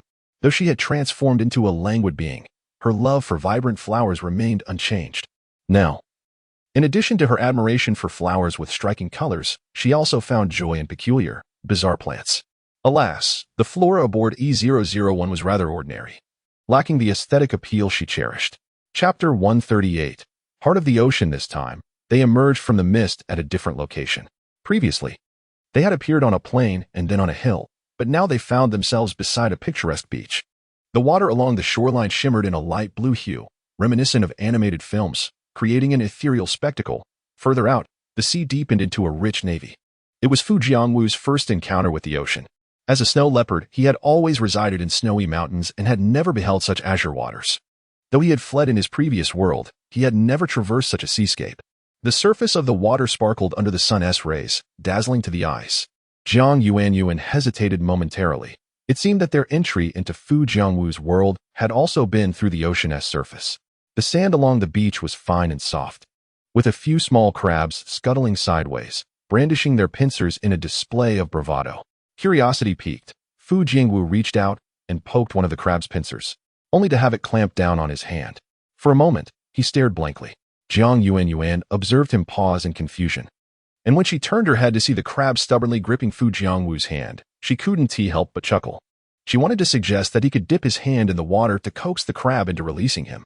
However, she quickly witnessed Fu Jiangwu forcefully prying the crab off, leaving one pincer still attached to his finger. The disarmed crab tumbled onto the sand, its red shell wobbling as it made a hasty retreat, awkwardly shuffling its legs, a sight both endearing and comical. Unable to contain herself, Jiang Yuanyuan burst into laughter. It was her first time witnessing someone so naively offer their hand to a crab, only to be pinched. Fu Jiangwu's tone carried a hint of helplessness and a touch of grievance. This creature, though seemingly harmless, could inflict a surprising amount of pain. Seeing him in such a state, Jiang Yuanyuan felt no compulsion to assist. Considering the formidable strength and resilience of the beast's men, she decided to leave the minor injury unattended. Scattered across the beach were some starfish, clearly washed ashore by the waves. Although these starfish were beautiful, Jiang Yuanyuan refrained from picking them up. Having spent time by the sea, she was aware that, despite their allure, they emitted a rather foul odor. Fu Jiangwu, unacquainted with such curiosities, picked up a blue starfish with intrigue. His golden pupils widened slightly as he examined it. How peculiar it looks, he mused, prodding it gently, yet the starfish remained motionless, even somewhat rigid. He tilted his head in confusion. Is this creature alive? He inquired. Jiang Yuanyuan turned to see the blue starfish in his hand and replied, it is indeed alive. However, they prefer not to move, which gives the appearance of being lifeless. You could take one as a keepsake, but it does have a rather strong odor. Strong odor? Fu Jiangwu's golden pupil sharpened again as he leaned closer to sniff the starfish, his brow furrowing slightly. It certainly possesses an unusual scent. Chapter 139. Rabbit, rabbit, where do you go? As dusk descended, the two suns followed their familiar trajectories, sinking beneath the horizon. Jiang Yuanyuan resolved to pause by the seaside, planning to continue her journey with the dawn. Initially, Fu Jiangwu exhibited curiosity towards their surroundings. But as the hours passed amidst the same scenery, his expression grew rather indifferent. The environment of this planet was truly splendid. In the interstellar realm, aside from witnessing simulated weather, she had scarcely encountered any semblance of normalcy. Yet now, by the sea, she could gaze upon the stars. And the river of stars that resembled the Milky Way, a gradient of purples and blues, was not a mere legend. It existed in reality. Upon witnessing such beauty, her first thought was that, in the pursuit of technological advancement, one must not forget to protect the environment, lest they tread the path towards destruction. Akin to many worlds that had succumbed to ruin, caring for the environment is a shared responsibility. The innovation in technological development is born from a healthy environment. The warmth of the fire nearby contrasted with the gentle, cool sea breeze that circled the campfire. The golden glow flickered upon their faces, enveloping the atmosphere in a tranquil, almost vacation-like serenity. Jiang Yuanyuan had intended to consume another fasting pill, but Fu Jiangwu insisted that a single tiny morsel would suffice. And going without food for an extended period felt rather unusual. He asserted that one could not replenish the body's nutrients in such a manner and forcefully ventured out to hunt. Despite Jiang Yuanyuan's attempts to dissuade him, he remained resolute. Contemplating that each fasting pill consumed was one less available, she concluded it wise to hold on to it for the time being. If hunting proved unsuccessful, she could always resort to it later. As Jiang Yuanyuan added firewood to the blaze, she placed several charred pieces of meat on makeshift racks above to roast. It was indeed a pleasant surprise to spot rabbits. While foraging for food in a jungle reminiscent of Hawaii, Fu Jiangwu noticed a slight movement in the grass. He swiftly transformed into a leopard, silently approaching the thicket, where he discovered a nest of rabbits. To his astonishment, as he attempted to capture them, the rabbits panicked and scattered chaotically, colliding with tree stumps, some meeting their demise in the process. It was not merely one rabbit, but several displayed such foolishness. In his mind, Fu Jiangwu casually pondered the implications of consuming such dim-witted creatures on his own intelligence. Upon returning to the shore, he initially intended to maintain his leopard form, but reconsidered, believing that adopting a human guise more akin to Jiang Yuanyuan's appearance might foster a closer connection. Thus, he transformed back into his human form. Despite the outer layer being charred, the meat within remained tender. Noticing Fu Jiangwu's silence, Jiang Yuanyuan broke the stillness, inquiring about the source of their fire and whether they would indeed roast the rabbit meat. Chapter 140. A night at the beach. Fu Jiangwu uttered a single word. His expression somewhat conflicted, yet it appeared that this was not the appropriate approach. How should one proceed? Jiang Yuanyuan discovered that these individuals were already aware of the necessity to cook food over fire, and she felt a slight sense of joy. Fortunately, these snow leopards were not entirely uncivilized, only accustomed to consuming raw meat. They simply placed it directly over the flames. If there was no blood, it could be eaten. Fu Jiangwu's words were succinct and clear, but they bore a measure of truth. If no seasoning was added and it was merely grilled, his method was not incorrect. Indeed, as long as it was cooked, it was permissible. Jiang Yuanyuan extended a skewer of rabbit meat towards Fu Jiangwu, inviting him to taste. She smiled as she watched him accept it. He opened his mouth, took a gentle bite, then closed his lips and smiled. "My lord, it is quite delicious." Hearing his praise, Jiang Yuanyuan felt not joy, but rather a tinge of disappointment. Could such a tiny morsel truly convey the flavor? Was this not rather dismissive? Had her culinary skills deteriorated? Fu Jiangwu, maintaining an impassive demeanor, broke the skewer in half and proceeded to eat the meat at the same leisurely pace as Jiang Yuanyuan. Had the other snow leopards seen Fu Jiangwu's deliberate manner of eating, they would likely have been astonished, their eyes nearly popping out in disbelief. The snow leopard clan was known for their lack of decorum during meals. They were accustomed to fierce competition over food, devouring meat in large bites. Many beastmen would seize a sizable chunk of flesh and consume it with ferocity, and the young ones were no exception. Unbeknownst to Jiang Yuanyuan, Fu Jiangwu was deliberately matching her eating speed, while she worried that her cooking was unpalatable, thus prompting his cautious approach. As the sky darkened, the cloudless heavens appeared quite romantic, with all the beauty of the night accessible to the eye. The sea breeze and the rhythmic sound of waves crashing against the shore created a delightful ambience. Jiang Yuanyuan noticed a glimpse of blue peeking from Fu Jiangwu's chest, and she smiled, realizing he indeed cherished it. He had retained the blue starfish, despite its peculiar scent. Instead of discarding it, he rinsed it in the sea water to remove the sand and tucked it away in his embrace. What is your world of beastmen like? After satisfying their hunger, they could begin conversing, for there was naught else to do by the seaside. It is somewhat akin to this environment, yet vastly different. Fu Jiangwu paused as he spoke. Originally, our clan resided in the snowy mountains, familiar only with that realm. However, due to various calamities, we departed from the mountains and encountered numerous other races along the way. Did they venture near the borders? Jiang Yuanyuan inquired, keen to learn more. I am not entirely certain, but it remains as it was near here, still a minority. Fu Jiangwu shook his head. Everyone continues to believe in the beast god, convinced of the existence of curses. And what of the development of civilization in the world of beastmen? Although Jiang Yuanyuan had once been close to the Black Bear tribe, that brief interaction did not allow her to ascertain their level of civilization. With so many beastmen fleeing, it was natural that they could not preserve their original culture. Chapter 141. Day and night reversal. The inhabitants predominantly reside in caves, with a few races, such as the Golden Monkey tribe and the Black Ape tribe, seemingly dwelling in trees. As for other aspects of development, they are comparable to our snow leopard tribe, or even more primitive. Fu Jiangwu held a degree of confidence in his civilization, yet this confidence was thoroughly shattered upon witnessing the artifacts of Jiang Yuanyuan. The snow leopard tribe, once a formidable clan, had regrettably diminished in number due to natural disasters and human calamities. Previously, I inquired about your written language. Have you yet to commence its development? Jiang Yuanyuan asked. We do possess a form of writing, albeit scarce. Only the priests of each tribe can comprehend a few characters, and since the priests' languages differ, The written word has become increasingly rare. Fu Jiangwu expressed a hint of regret. As a priest, he indeed possessed some knowledge of writing. Yet these characters were not mutually intelligible with those of other tribes. To be blunt, the writing could only circulate within his own clan. Is that so? Jiang Yuanyuan gazed thoughtfully at the ocean's surface. My lord, there are times when I truly feel you are unlike a deity. Fu Jiangwu's voice suddenly grew somber. Capturing Jiang Yuanyuan's attention, he cast his gaze downward towards the fire, his tone lightening. The deities I have come to know are indifferent and unfeeling, never showing favoritism. Yet you are gentle, nurturing, and caring towards us, even providing us with a place to dwell. Upon my arrival here, I even pondered that if you were a malevolent god, I would still choose to remain, as if to stake my very life. As Fu Jingwu spoke, he chuckled softly, expressing his gratitude, knowing you has truly been a blessing, my lord.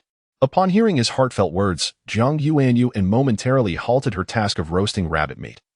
Oblivious to the fact that the meat was beginning to char, she did not perceive herself as particularly great, nor did she expect such profound gratitude. She merely assumed the stewardship of a desolate planet, bringing in residents as needed. However, her seemingly casual act of inviting residents had irrevocably altered their lives. At that moment, Jiang Yuanyuan finally grasped the tangible reality of the world. Her previously nonchalant thoughts underwent a complete transformation, though she did not vocalize this feeling. Nor did she allow others to sense it. A vague sense of superiority burgeoned within her. Whether it was providing such dwellings, offering elixirs and herbs, or inquiring about the beast tribes, Jiang Yuanyuan stood with an air of detached superiority. A twinge of guilt began to stir within her. This guilt was not directed at others, but at herself. She had never imagined she would become one of the very people she once despised. Fu Jingwu, rest assured. Jiang Yuanyuan's voice was enveloped by the sea breeze. I will lead the tribe towards a brighter future, and I believe we shall have a more radiant destiny ahead. Beep, beep.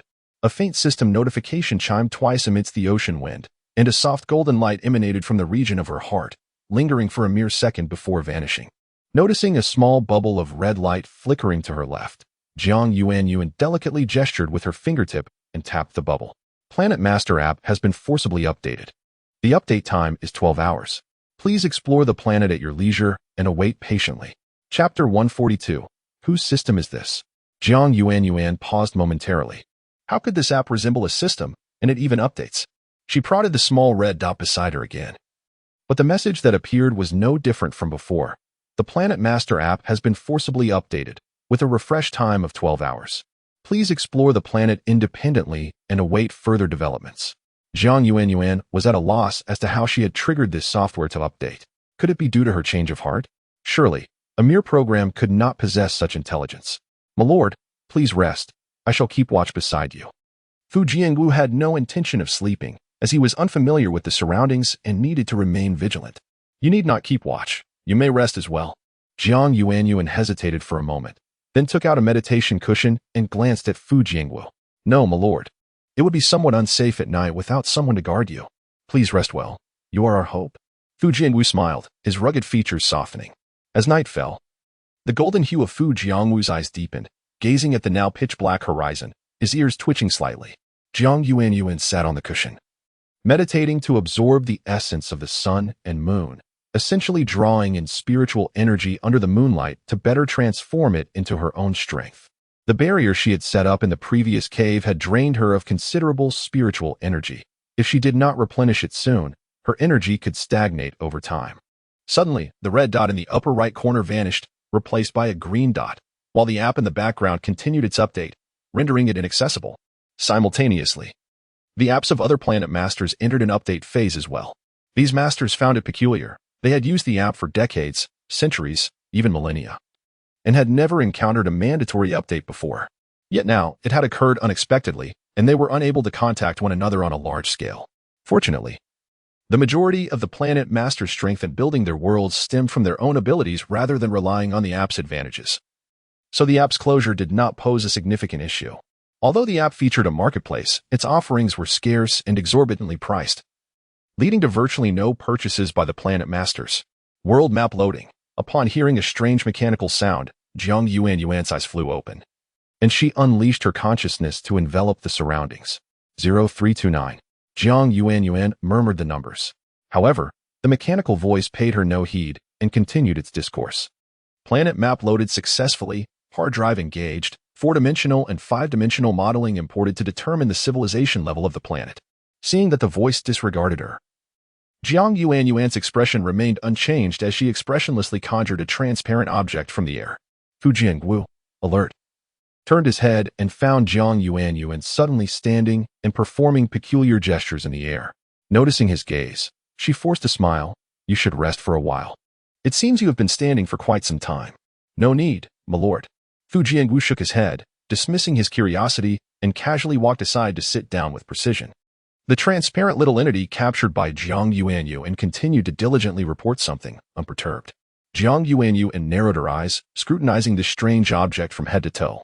Oh, could this fellow also be a system? Chapter 143, a rather dull appearance ever since Jiang Yuanyuan began to communicate seamlessly with 0329. She discovered the retirement service communication interface left for her by the Quick Transmigration Department. With a flick of her fingers, she summoned 0329 from the chat interface and, without hesitations, inquired, "Have you received a system?" 0329 responded promptly, "Oh, if you're unaware, it's no trouble.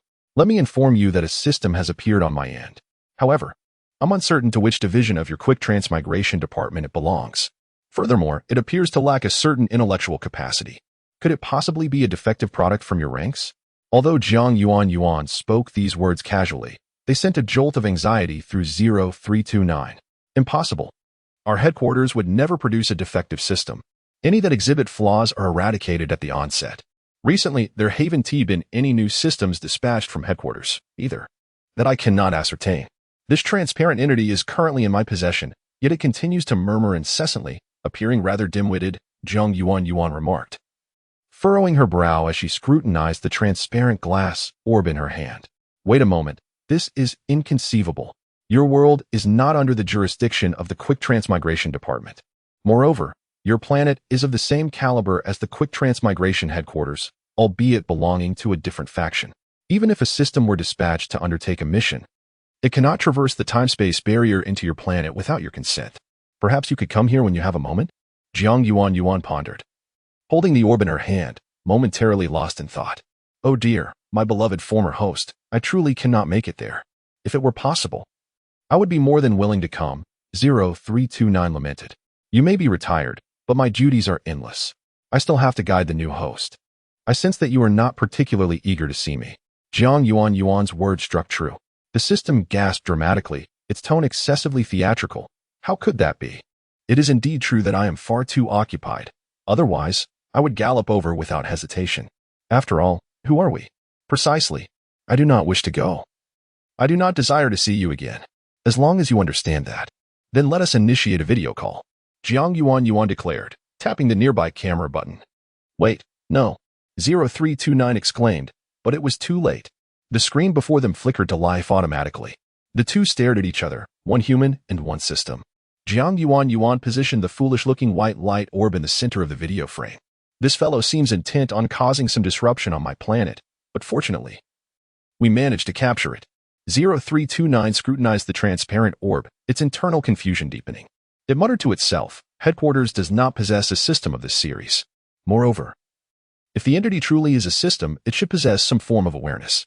Judging the civilization level of this planet as E-grade, a primitive literary planet, the chip has bound its master, who is Jiang Yuanyuan. The small light orb continued to prattle on, seemingly oblivious to its surroundings.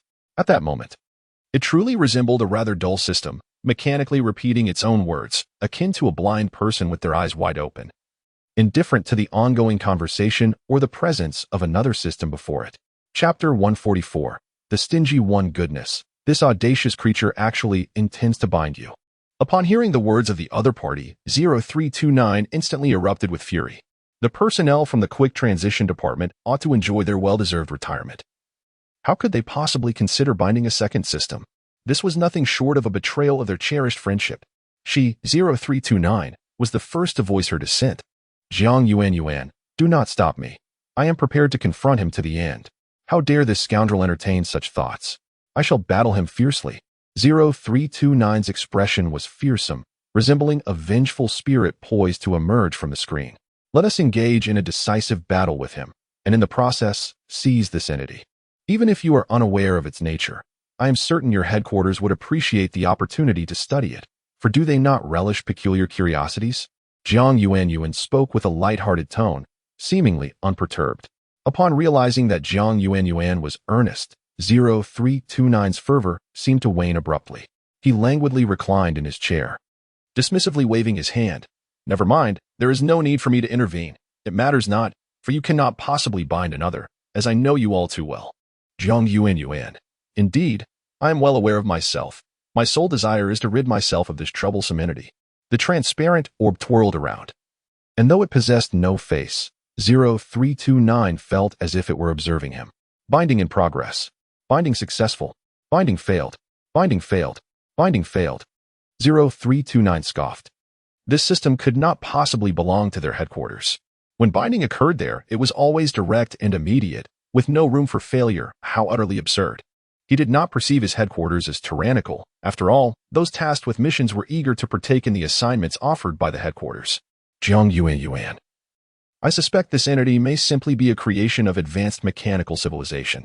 Were it truly a system, it would have interjected in our conversation long ago, rather than allowing us to mock it.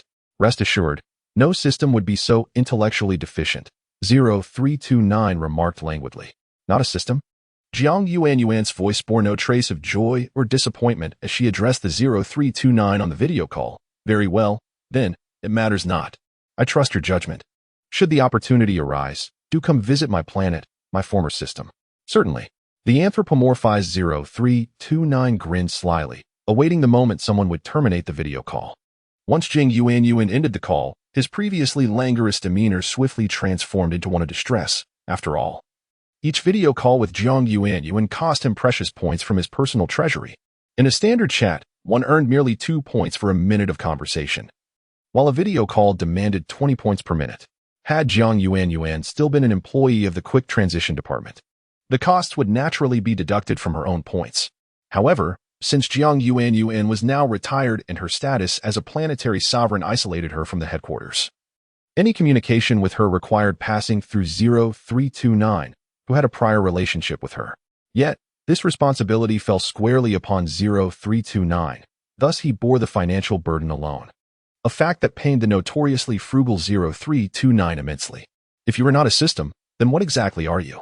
Jiang Yuanyuan inquired, her fingers pinching the orb, her gaze filled with curiosity. The crux of the matter was that Jiang Yuanyuan sensed no threat emanating from the orb. Otherwise, she would have shattered it upon first discovering its transparent, glass-like form. Chapter 145. What on earth is this map? Binding successful, temporarily bound. The master of this scene is Jiang Yuanyuan. The simulated scene has been fully loaded. The binder can check the package at will. TSK. Jiang Yuanyuan let out a soft TSK. Despite lacking a system command, she felt as if she were ensnared by a system ailment, rendering the distinction between the two almost negligible. Is it a common trait among artificially intelligent beings, even those with a modicum of intellect, to indulge in such antics? The ensuing events left Jiang Yuanyuan questioning her previous thoughts. The already cramped upper left and right corners were forcibly invaded by a blue screen, which appeared to be engaged in a struggle with a three-dimensional planetary model, alternating dominance like a fierce duel. Jiang Yuanyuan, observing these peculiar movements, discerned the fierce contention between the two entities, and soon enough, she witnessed the blue screen being subdued beneath the planetary consciousness, its once vibrant luminescence now significantly dimmed. The planetary consciousness, in contrast, radiated a sense of pride and delight, transmitting its jubilant mood to her. Was it truly pride? Jiang Yuanyuan found herself puzzled as to the reason behind it. Over time, Jiang Yuanyuan felt she had developed a form of silent communication. She could gauge the planetary consciousness's emotions through her sensations, though she occasionally misinterpreted them. As the sea breeze playfully tousled her hair, nearly forcing her eyes shut, a realization dawned upon her. The earlier entity must have been grappling with the planetary consciousness and ultimately fell short. Knowing that this entity was now beneath the planetary consciousness alleviated much of her inner turmoil. Upon clicking the blue screen, she discovered that it bore little resemblance to the primary app of the planetary consciousness located near her heart. Rather, the entire interface reminded her of an online game she had played in a different realm. Username, Jiang Yuanyuan. Login address, E001. Planet capacity, unknown. Jiang Yuanyuan mused. What curious contraption is this? Have I grown old?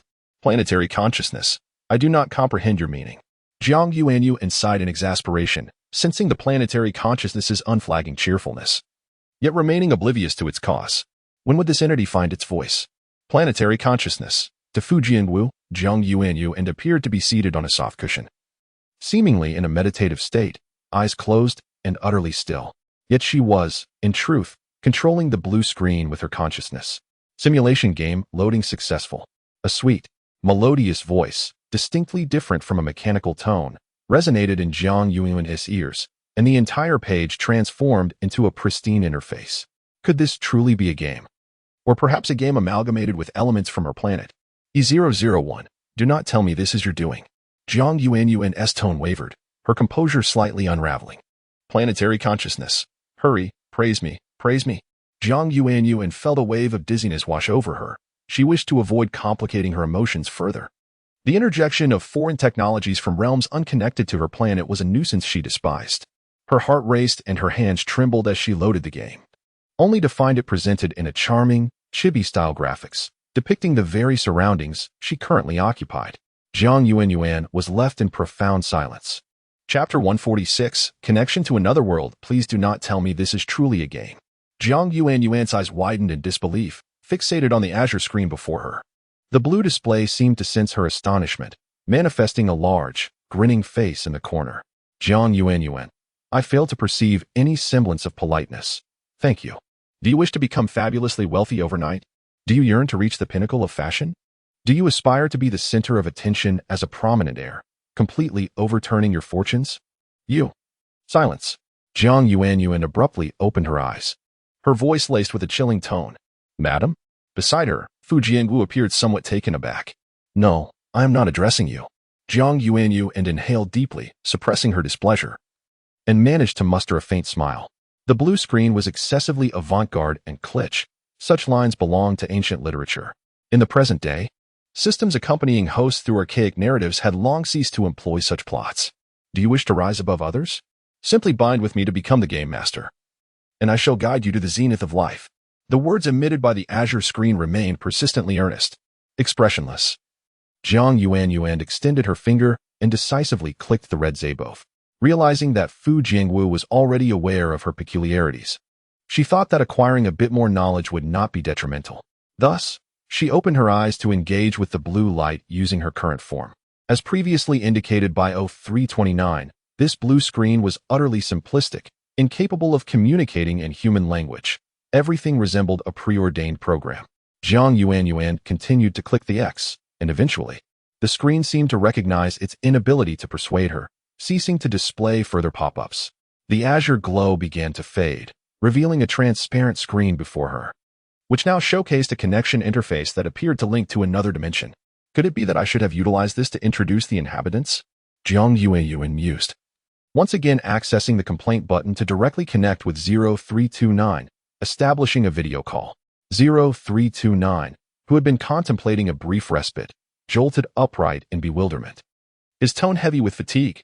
My dear former host, what pressing matter requires my attention this time? This situation seems somewhat amiss, Jiang Yuanyuan replied, her tone growing solemn. Fu Jiangu turned his head, refraining from speech, for he understood that Jiang Yuanyuan was not conversing with him, but rather with an elusive entity. As dawn broke, the sky began to blush with hues of red, heralding the sun's ascent from the horizon. Jiang Yuanyuan maintained her meditative posture, her expression grave. Oh dear. I have asserted time and again that this is merely a high-tech product, not something as intellectually endowed and talented as I am. What could it possess that is extraordinary? Without a moment's hesitation, 0329 spoke, until he glimpsed the content on the screen, at which point he blurted out two capital letters, WC. Who would have imagined that your systems could utter such words? Jiang Yuanyuan's lips twitched into a sardonic smile. My goodness, Jiang Yuanyuan, what have you activated? Why are you connecting to another world? Does your precious planetary consciousness even consent? 0329's voice wavered as he spoke, sensing his chip overheating. After this video conversation, it seemed certain that it would require repairs at headquarters. Planetary consciousness. I personally granted my consent. Chapter 147. Is that Earth? E001 did not reject it. The two engaged in a skirmish, with E001 emerging victorious. Jiang Yuanyuan felt a surge of pride akin to that of a parent whose child has triumphed. Her tone lightening as she spoke. The matter at hand transcended mere victory or defeat. It was about the opening of a conduit to another realm, and the potential horrors that might lurk beyond. What if a terrifying race were to invade, compressing their existence across dimensions? 0329 expressed considerable concern. Though he held a disdain for Jiang Yuanyuan, he had no desire to see a former comrade lose the joy of a peaceful life in such a bewildering manner. She should not perish, he mused. Amidst 0329's motherly worries, Jiang Yuanyuan unexpectedly uttered a phrase, her voice having taken on a somewhat hoarse quality. Before 0329 could respond, he found himself abruptly disconnected from the video call. Why had the conversation ended so abruptly? 0329 was left in a state of confusion. 0329, just an ordinary, inconsequential tool. Gazing at the blue planet marked above, along with its name, Jiang Yuanyuan felt a dryness in her throat. That was Earth. She never anticipated that her reunion with Earth would occur in such a manner. Once, she had contemplated that having arrived on this planet, she should strive for progress. Perhaps one day, with advancements in technology, they could implement spatial jumps to reach the vicinity of their home star system. After all, Earth was her origin, and she harbored an enduring fondness for it.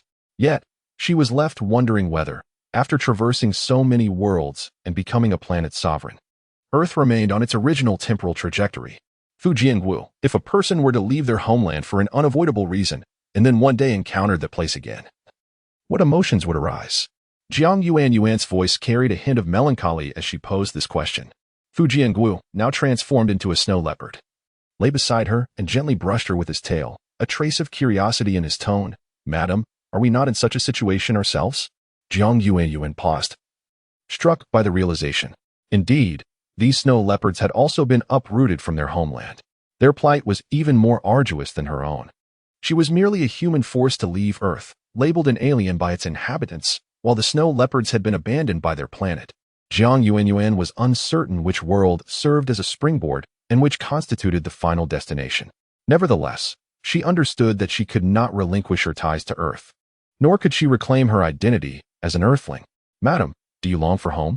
Fu Jingwu asked, striking a chord deep within her. Hearing this, Jiang Yuanyuan smiled softly. E001 is my home, and you all are my family. E001? Is that the name of the planet beneath our feet?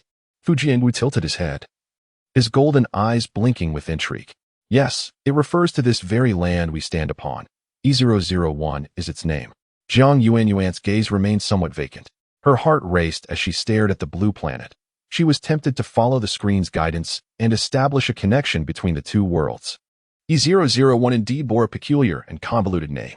The glimmer in Fu Jiangwu's eyes intensified. He extended his tongue to gently lick the fur on his left foreleg. Lost in thought, after a moment's hesitation, Jiang Yuanyuan, with the emergence of the sunset, ultimately clicked the button to agree. Chapter 148, Binding of the Submaster. However, connecting the two worlds was not a simple endeavor. Since the blue screen manifested as a gaming interface, the means of linking them had to be conducted in a similar gaming fashion. Despite Jiang Yuanyuan's desire to explore alternative methods, the screen remained obstinately unyielding.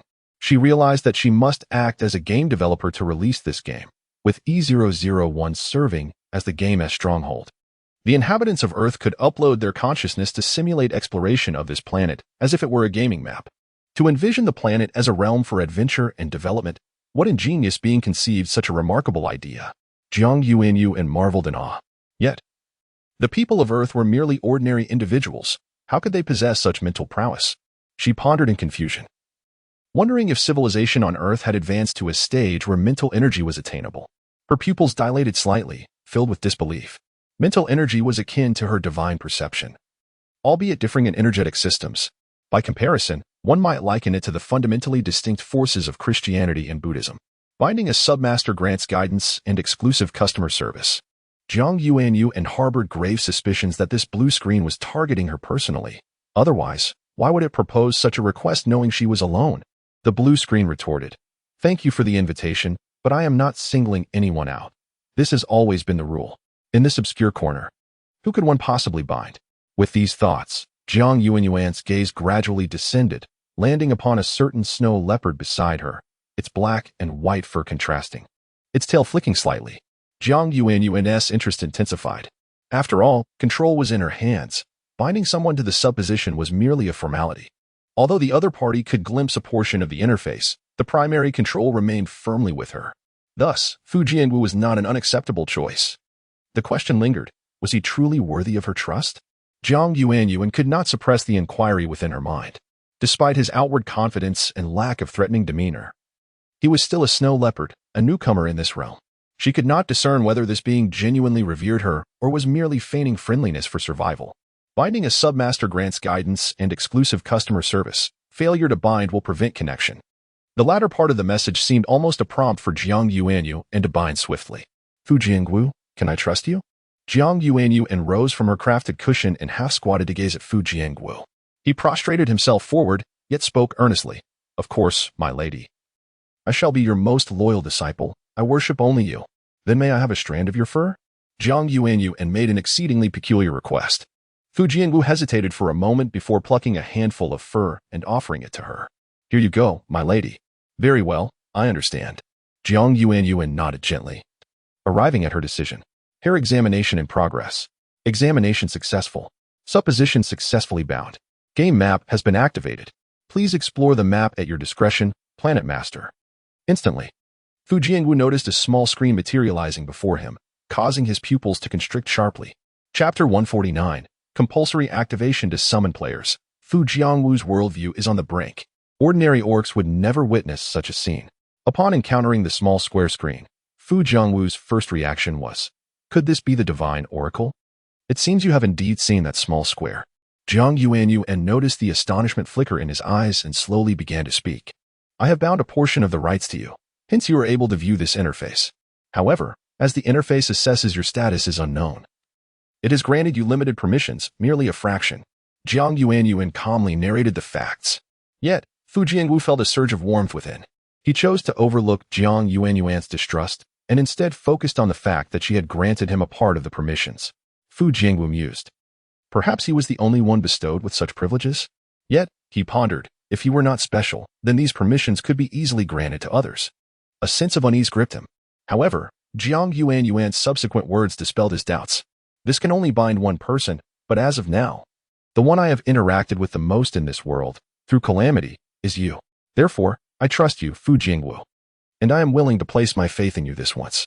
Jiang Yuanyuan uttered these exhilarating words in a calm tone, causing Fu Jiangu to tremble with excitement.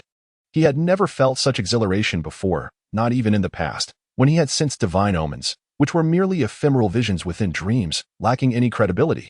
Unlike now, when he could directly witness this extraordinary phenomenon. This map possesses an automatic detection function, supposition binding successful, danger eliminated, doubts dispelled, loyalty increased. Jiang Yuanyuan's confidence in Fu Jiangu solidified upon hearing this. If her trust had been minimal, he would not have been detectable by the software or capable of being bound. Thus, everything is reciprocal. My lord, I am unworthy. Fu Jiangu slowly lowered his head to express his respect and sincerity. There is truly no need for such reverence. Let us interact normally, Jiang Yuanyuan replied with a smile. Her fingers deftly dancing in the air as she explored the various functions within this so-called game. As the publisher, she felt it essential to comprehend every detail prior to its release. Fu Jiangu could only watch in awe as Jiang Yuanyuan operated with remarkable speed. He now understood why she occasionally gestured in the air or gazed vacantly at certain spots. One of the mysteries that had perplexed him was now clarified. For there were elements visible to Jiang Yuanyuan and that eluded his sight. Is this blue screen where you operate? Fu Jiangu inquired. Having transformed into human form and donned his attire without realizing it, he leaned forward, his pointed chin directed at Jiang Yuanyuan's forehead. Sensing a shadow above, Jiang Yuanyuan could only remark on his impressive height. If humans from Earth were to arrive, they would likely appear diminutive in comparison. And these orcs would certainly find Earthlings lacking in stature and strength.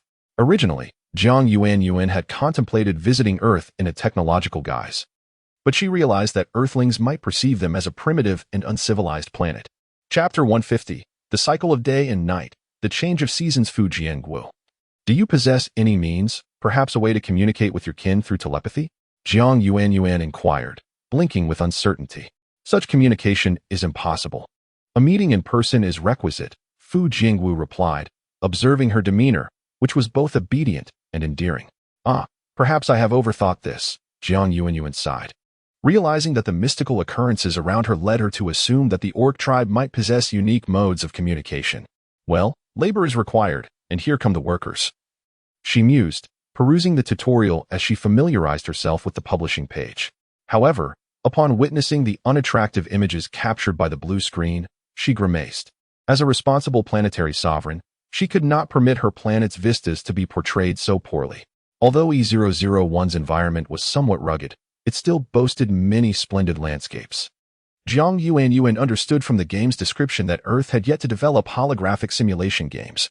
Hence, no matter how subpar this game might be, there would still be players. Nevertheless, her pursuit of excellence would not allow such inadequacies to persist.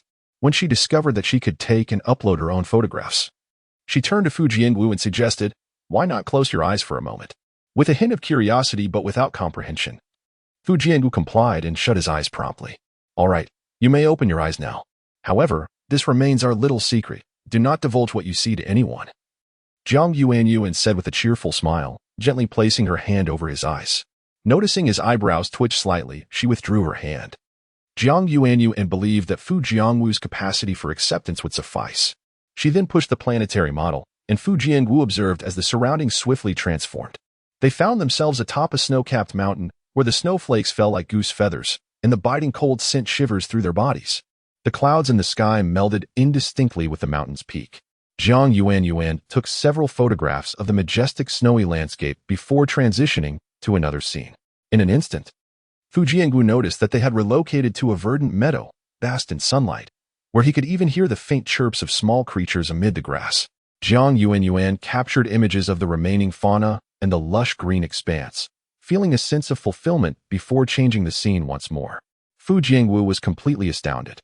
It became evident that a person could indeed manipulate the cycles of day and night, traverse vast distances, touch the stars, and explore innumerable diverse landscapes. Such wonders even allowed access to realms unattainable by any orc. Chapter 151. Venture into the most treacherous places in one fleeting moment. It was daylight, and in the next, it was night. Just moments ago, they were amidst hills, plains, and snow-capped mountains. In an instant, they could be submerged in the sea, fishing, or wandering through the forest, chasing squirrels. Fu Jiangwu had never realized the sheer vastness of the world before. Even in his previous existence, he had not comprehended the extraordinary beauty that surrounded him. It was as if his vision had been too narrow, his thoughts confined. He felt as though his feet had not moved an inch, yet his location had transformed entirely. Indeed, it was so. Their steps had not shifted even slightly. It was merely Jiang Yuanyuan who had nudged the planetary model, resulting in a change in their geographical coordinates. Jiang Yuanyuan, brimming with excitement, snapped photographs, having discovered a significant purpose for this blue screen. Although the future utility remained uncertain, at least she could capture numerous breathtaking images, with the only drawback being the inability to take selfies. Having explored nearly all the renowned landscapes of the planet, Jiang Yuanyuan, after taking a plethora of photos with the blue screen, began to experience visual fatigue. One could only remark on how exquisitely beautiful everything was. Yet, despite the stunning vistas, it could easily mislead one into thinking this was merely a scenic adventure game. Jiang Yuanyuan was troubled, pondering how to pique the interest of the players. She recognized that Huaxia was a nation known for its infrastructure. Engaging in such foundational endeavors would certainly attract them, though she was uncertain how to craft a compelling hook to draw them in. Perhaps these splendid landscapes paled in comparison to the allure of tempestuous storms and severe weather. After a prolonged internal debate between two conflicting thoughts, Jiang Yuanyuan ultimately decided on a balanced approach. However, she had always prioritized safety and had never sought out the most perilous locations. Perhaps we should visit some dangerous sites to capture photographs. Will you protect me? Jiang Yuanyuan earnestly asked, making eye contact. Fu Jiangwu paused, lifting his gaze, a brilliant light igniting within his eyes. Rest assured, my lady, I shall devote all my strength to safeguard you. Seeing the rekindled fervor in his gaze, Jiang Yuanyuan felt a quiet sense of relief. After all, they were indeed good partners in this endeavor, and it was essential to uplift their spirits. She had sensed his earlier demeanor was somewhat despondent and ethereal. This newfound energy was much more appropriate, as she observed his determination had visibly intensified. Turning her head, Jiang Yuanyuan manipulated the planetary model with her consciousness, and they found themselves in the eye of a tempest. The winds howled fiercely, so strong that it threatened to topple the two of them. Positioned at the very center of the storm, Fu Jiangwu instinctively shielded Jiang Yuanyuan with his entire body. With some difficulty, Jiang Yuanyuan managed to take a few rapid photographs before retreating from the tumult, arriving instead at a serene lakeside. Once she had gathered her composure, she transitioned to yet another scene, this time at the site of a volcanic eruption. Molten lava spewed violently from the active volcano, flowing outward, incinerating the surrounding vegetation, leaving the ground barren and desolate. The heat enveloped the space to an unimaginable degree. Fu Jiangwu, intolerant of heat, found this environment unbearable. Nevertheless, he gritted his teeth and pressed on, though his expression tightened increasingly, betraying his discomfort. Chapter 152. Earth is online. Jiang Yuanyuan did not linger here for long. Noticing the cold sweat beading on her companion's forehead, she promptly adjusted the planetary model to a colder region. Fu Jiangwu's complexion improved somewhat thereafter. However, Jiang Yuanyuan herself was not entirely comfortable. Her constitution was indeed frail. Each transition to a new scene left her momentarily disoriented. Although she was rarely ill, her body often exhibited a chain reaction of discomfort. Subsequently, they found themselves beneath the sea. While most individuals witness a tsunami from above or at the surface, they experienced a different perspective from the ocean floor. The spectacle was grand, resplendent, and magnificent. The source of the tsunami was unknown, but it surged relentlessly from the ocean's center towards the surface, with waves rising ever higher and crashing with increasing ferocity, with water beads clinging to their bodies. Jiang Yuanyuan and Fu Jiangwu swam through the depths, capturing numerous breathtaking scenes. They then deftly maneuvered around schools of fish, propelling the model until they reached a dry meadow, where they lay down, somewhat fatigued. Jiang Yuanyuan had not anticipated that photographing such wonders would prove more exhausting than evading an electronic storm. Reclining lazily on the grass, she indulged in the beauty of the sky, while Fu Jiangwu sat nearby, maintaining his characteristic silence. Still somewhat damp, Jiang Yuanyuan caught Fu Jiangwu's hesitant gaze, as he contemplated suggesting she change her clothes. Before he could voice it, Jiang Yuanyuan snapped her fingers, causing the moisture on her garments to evaporate swiftly. She then repeated the gesture for Fu Jiangwu, rendering his clothes dry as well. Fu Jiangwu remained silent. Frustration enveloped him. Despite his prowess within his clan, he now felt utterly ineffectual, merely a human shield with no other apparent utility. The tumultuous emotions within him battled incessantly. Consequently, his despondency became increasingly evident, with a small pointed ear emerging unexpectedly from beneath his scalp. Jiang Yuanyuan perceived herself as a geological explorer, tirelessly delving into E001, collecting both its wonders and perils. At last, she found a moment of leisure and reviewed the thrilling images she had captured. These daring photographs were undeniably more impressive than the picturesque landscapes, a feat unattainable by the unskilled. While she recognized the hint of self-aggrandizement, it was undeniably true. After uploading these images and editing the accompanying text, she released the map in the style of a planetary construction game. Suddenly, she paused as a thought struck her. It was unreasonable to continuously refer to it as the blue screen. Surely it deserved a name of its own. As if sensing her impoliteness, the blue screen flickered, its lower left letters seeming to beckon. Look at me. My name is here. Jiang Yuanyuan pondered slowly. Since she was unaware of its name, she decided to call it Earth Online, a moniker both memorable and fitting. The blue screen responded with a flourish. Open your eyes wide and take a good look. My name is right here. AF. Chapter 153. The Deceiver's Game. Far away on Earth, across countless galaxies, a rare meteor shower graced the night sky. A spectacle that occurred only once in a century. This celestial event was visible nationwide, capturing the attention of various social media platforms, where countless individuals offered prayers for health and prosperity, planting their wishes amidst the falling stars. At that moment, on a prominent gaming release website, an unremarkable game managed to carve out a small niche for itself, timidly emerging into view. Its icon was exceedingly simplistic, set against a green backdrop with a mere blade of grass at its center, exuding an air of utter indifference. This game lacked any form of promotion or recognition, leaving its fate to the whims of bored gamers who might scroll down to the very bottom in search of novelty. The platform boasted a staggering daily view count in the tens of millions, so despite its unremarkable position, a handful of curious souls stumbled upon this game. Among them was a young man with fiery red hair, idly clicking through the games on the site, growing increasingly disenchanted with each one he encountered. After years of playing, he felt trapped in a cycle of the same classic games, and he had grown weary of them.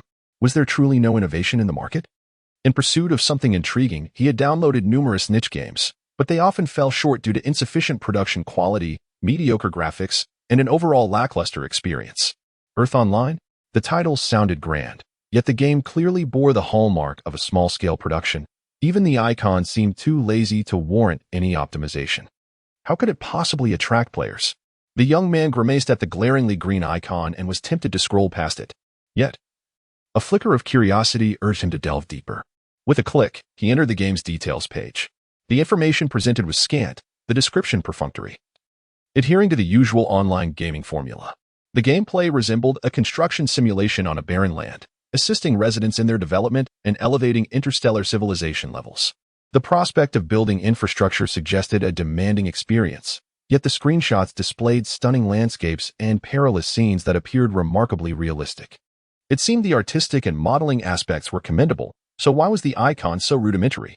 His skepticism intensified as he pondered whether this game had simply pilfered screenshots from elsewhere, presenting them as its own, a fate that had befallen other game developers in the past with dire consequences.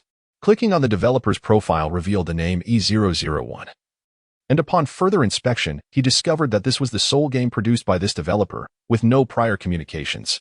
The only utterance had been the release of this game. And that was merely today. Maintaining his suspicion, the young man silently exited the details page, intending to seek out other games. New developers and their games often left much to be desired. Seconds ticked by, 1, 2, 3. He slapped his thigh in frustration, lamenting his own lack of resolve. No, that garish green logo was simply too unforgettable. The red-haired youth felt a twinge of regret for abandoning the game. His mind now consumed by the image of that verdant icon paired with a forlorn-looking blade of grass. Chapter 154. Game promotion. The players, with eager anticipation, extended their claws to download the game. However, upon clicking the download button, they discovered that the game was in a pre-open phase, allowing only the first 30 individuals to access it. What a ludicrous game, resorting to such scarcity marketing. Yet, these individuals were indeed ensnared by this tactic. Feeling a mix of relaxation and determination, they were eager to ascertain just how remarkable this game truly was. After all, numerous established game developers typically offer far more trial slots, and here, this game had made only 30 available. Surely, it wouldn't crash under the pressure, would it? Nevertheless, if it were to falter, it should not be in such a manner. However, the limitation on the number of players was not a whimsical decision by Jiang Yuanyuan. It was a rule set forth by the game's developers. Players who considered exiting the game felt a tinge of regret and casually followed the game's publisher, hoping to receive timely notifications regarding updates or new testing videos and images. Of course, this act of following was merely casual. Perhaps one day they would forget, and the game would linger in their list of interests, gathering dust. The red-haired youth stared blankly at the trial slots, realizing he had secured one, and surprisingly felt a subtle sense of pride. What was this strange emotion? He shook his head, dismissing the odd feeling, and calmly clicked to enter the game. As seconds ticked by, 1, 2, 3, the game remained in a perpetual loading state. Just as he began to suspect that the server had crashed, a line of text appeared in the center of the screen. Player ID 03 created successfully. Please create your character data. Login to the game is temporarily unavailable. As a reason for the trial, a holographic helmet will be gifted. The helmet will arrive via express delivery. Please provide your address and monitor the logistics. The red-haired youth was taken aback. Holographic helmet? Was it the kind of holographic simulation he imagined? As a gaming enthusiast with over a decade of experience in the industry, he had never encountered a company that had developed genuine holographic simulation technology. Although several renowned companies had conducted research in this area for years, they had yet to produce results. How could this game dare to use such a gimmick? Yet, rather than advertising this on the homepage, the revelation came only upon entering the game. Was it truly holographic? Skeptical yet intrigued, he thought that with nothing to lose, he might as well provide his information. Address submitted successfully. Logistics will arrive within 12 days. Currently, the game can only be played with the holographic helmet. Please keep an eye out for its arrival. Indeed, at present, there should not be any holographic simulations of this caliber. It felt like a sweet promise followed by a heavy blow. The truth of the matter remained shrouded in uncertainty. Chapter 155. Holographic helmet delivery upon receiving the package. The only thing adorning it was a light, insubstantial image indicating it had been signed for. The red-haired youth pondered when he had ever signed for such a large delivery. The box was square, yet it appeared to be the size of an A4 sheet of paper. He hesitated, questioning whether he had ordered something of that magnitude recently, or if someone had sent him such an enormous parcel. Absent-mindedly, he twisted the aluminum packaging of his favorite beverage, producing a series of soft crinkling sounds. Oblivious to the significance of the moment, his mind was consumed by two capitalized thoughts. No way. Could it be that unreliable game company has actually sent something? The rapidity of the delivery astonished him. It had only been a few hours. With a mix of excitement and trepidation, he carried the somewhat heavy package into his home. Once inside, he casually set aside his drink and seized a pair of scissors, eager to unveil the contents of the parcel. The exterior bore only a label with his name, address, and the name of the Earth-based company. As he dug through the peculiar foam packing and removed the wooden panel, he was astounded to discover a helmet nestled within. The helmet resembled those worn on electric scooters and motorcycles, yet it exuded a more sleek and high-tech aura. Almost immediately, he noticed a manual lying beneath the helmet and hastily began to read. The instructions revealed the existence of a power button, and in that instant, he disregarded his plans to meet friends for a night out. Instead, he donned the gaming helmet, eager to ascertain whether the company's claims of a revolutionary simulation game held any truth. The moment he placed the helmet on his head, a wave of dizziness washed over him. Upon regaining his senses, he found himself in an extraordinarily mystical realm, seemingly at the center of the universe. Surrounded by planets and shooting stars in motion, the red-haired youth was utterly flabbergasted, rendered speechless by the spectacle. Congratulations, player. You have become one of the first to experience this game. It is an entirely new simulation game with complete freedom. But you must adhere to the following rules to commence your adventure, announced a radiant blue font that materialized in the cosmic void before him. With burgeoning excitement, he thought, any rules are acceptable. As he began to comprehend that this game might indeed be a groundbreaking simulation, his exhilaration became nearly uncontrollable. If the game was truly remarkable, what did it matter to follow a few rules? After all, every game comes with its own set of regulations. It was merely standard procedure. Then, he noticed a lengthy scroll of paper unfurling before him, rolling across the ground for a meter or two, densely packed with text. Is there really this much to adhere to? He mused. And shouldn't a proper game present its rules in a more engaging manner? The straightforwardness of the rules seemed almost absurd. Resolutely, he decided to be patient. Although he might not excel in many areas, he prided himself on his memory. It's just a matter of remembering some rules, he reassured himself. He firmly believed that he could retain them all. Chapter 156. The game's login challenge. The rules seemed somewhat absurd, not entirely outrageous. The red-haired youth twitched his lips, momentarily at a loss for words. Yet, for the sake of playing the game, he felt he could endure a little sacrifice. After nearly an hour of effort, he finally committed the rules to memory. The text lingered in his mind, and he reflected that he had never been this dedicated to studying during his school days. For this game, he had truly made a considerable investment. The 30 slots available were swiftly claimed. However, less than half of those who entered the game actually made it in. Most were delighted upon receiving their helmets, but upon confronting the lengthy rules, they promptly abandoned the endeavor. They dismissed it as a rather unamusing prank. As for the scenes they witnessed, they believed them to be mere fabrications of technology. After passing 10 examination questions, the red-haired youth successfully navigated the game's scrutiny and entered the virtual realm. The surrounding cosmic scenery transformed rapidly, leaving him in awe. Although he had glimpsed the beauty of the universe through telescopes and seen it on television, nothing compared to the vividness he experienced within the game. He felt as though his body remained still, yet he sensed himself hurtling forward until he arrived at a planet that bore a resemblance to Earth. Only then did the surrounding speed begin to decelerate. As he regained his bearings, he found himself standing in a vast forest. The trees towered magnificently, each reaching heights of at least 10 meters, making him feel as if he had stumbled into a land of giants. The red-haired youth, in a daze, extended his hand to touch a nearby green leaf. Upon feeling its texture, he instinctively pinched his own arm. Ouch! It hurt. This confirmed that everything before him was indeed real. Astonishingly, a company had quietly profited from developing this technology, and he was the first to experience it. Overwhelmed with excitement, he dashed through the forest, absorbing the extraordinary exotic atmosphere surrounding him. As the inaugural player to log into this game, he was rewarded handsomely with a substantial beginner's prize, a tattered set of clothes. Upon receiving this reward, the red-haired youth fell silent. If such a meager beginner's reward was offered, what of those who received none at all? Were they to appear completely naked? To think that a company so generous in crafting such intricate models would be so miserly in this regard. Earth Online. Correct. We are indeed frugal. And as for the detailed scenery, it is merely a reflection of reality. Even the firewood and snow leopard tribe seem to have increased in number compared to usual, and they believe they need not worry about firewood, as the omnipotent adults would surely provide.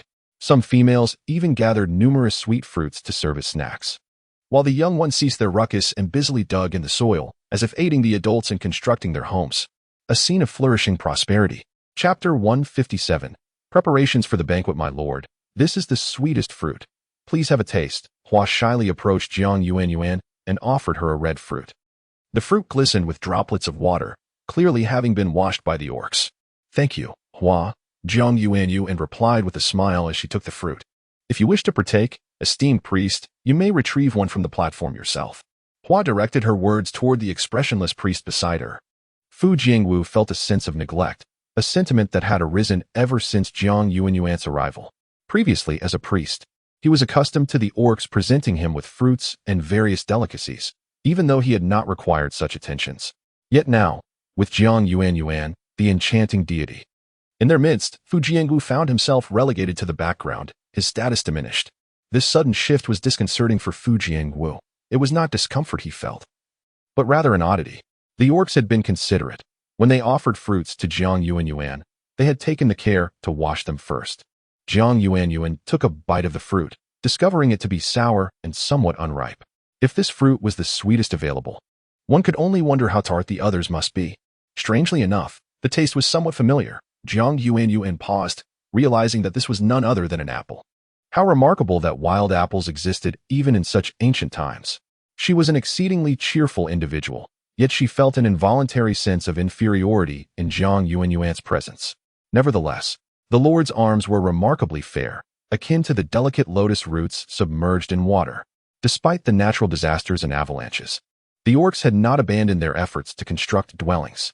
Once the surrounding environment began to recover, a portion of the blood warriors ventured out in search of food, while others transported timber to rebuild. Upon noticing the number 1 appear in the upper left corner of the blue screen, Jiang Yuanyuan recognized that a player had entered the area. All players who entered would be confined within a specific region, akin to a beginner's village in an online game. With the land being vast, Jiang Yuanyuan felt little concern. Should players arrive, she would first allow them to appreciate the scenery before enlisting them as helpers. With the game system in place to monitor activities, significant issues were unlikely to arise. Seeing another player enter, Jiang Yuanyuan experienced a complex mix of emotions. Logically, the game's release should have generated considerable interest. Why, then, had only 1 player entered despite the availability of 30 slots? One might ponder that the difficulty set by her and the game system had deterred many potential players from engaging. The blue screen's left side changed to display the number 2. Well, at least 2 players had now entered. Although the beginner's village location remained the same, the expansive area and the small player base meant that these 2 individuals had yet to cross paths. Chapter 158. 8 months the night had deepened, and the clear sky was devoid of clouds, revealing a multitude of starry clusters. The stars were densely scattered, some connected while others were dispersed. Streams of starlight wove a beautiful tapestry across the night. The bonfire gathering commenced. The snow leopard warriors were formidable, although they had hunted ample provisions. Their methods of food preparation were somewhat disconcerting. Jiang Yuanyuan observed as they viciously tore apart the wild boar's leg, using a dull stone knife to slice the meat before placing it over the flames. Her expression twisted momentarily. Perhaps she should offer them some pointers on how to properly roast the food to enhance its flavor. Esteemed one, this is what we have prepared for you. Suddenly, a remarkably clean young snow leopard transformed into human form, standing approximately between 1.6 to 1.7 meters tall, comparable to Jiang Yuanyuan's stature. The young snow leopard presented a generous array of food, evidently the finest offerings from the tribe, be it meat or fruit. As she listened to the boy's melodious voice, a smile involuntarily graced her face. I cannot consume all of this. Everyone can share. Just 1 piece of meat will suffice. Cultivators typically do not place great importance on their appetites, and Jiang Yuanyuan was among the more discerning of her kind. However, her selectivity was subtle enough not to offend anyone. Does the esteemed one not like the food we have provided? The lively boy tilted his head slightly, confusion evident in his golden eyes. Not at all, Jiang Yuanyuan replied, gesturing towards the basket with a smile. I simply cannot eat so much. The boy pouted, visibly upset. This was the first time the chief had entrusted him with a task, and he was disheartened to feel he had failed. "Just give it to me," came a voice from behind.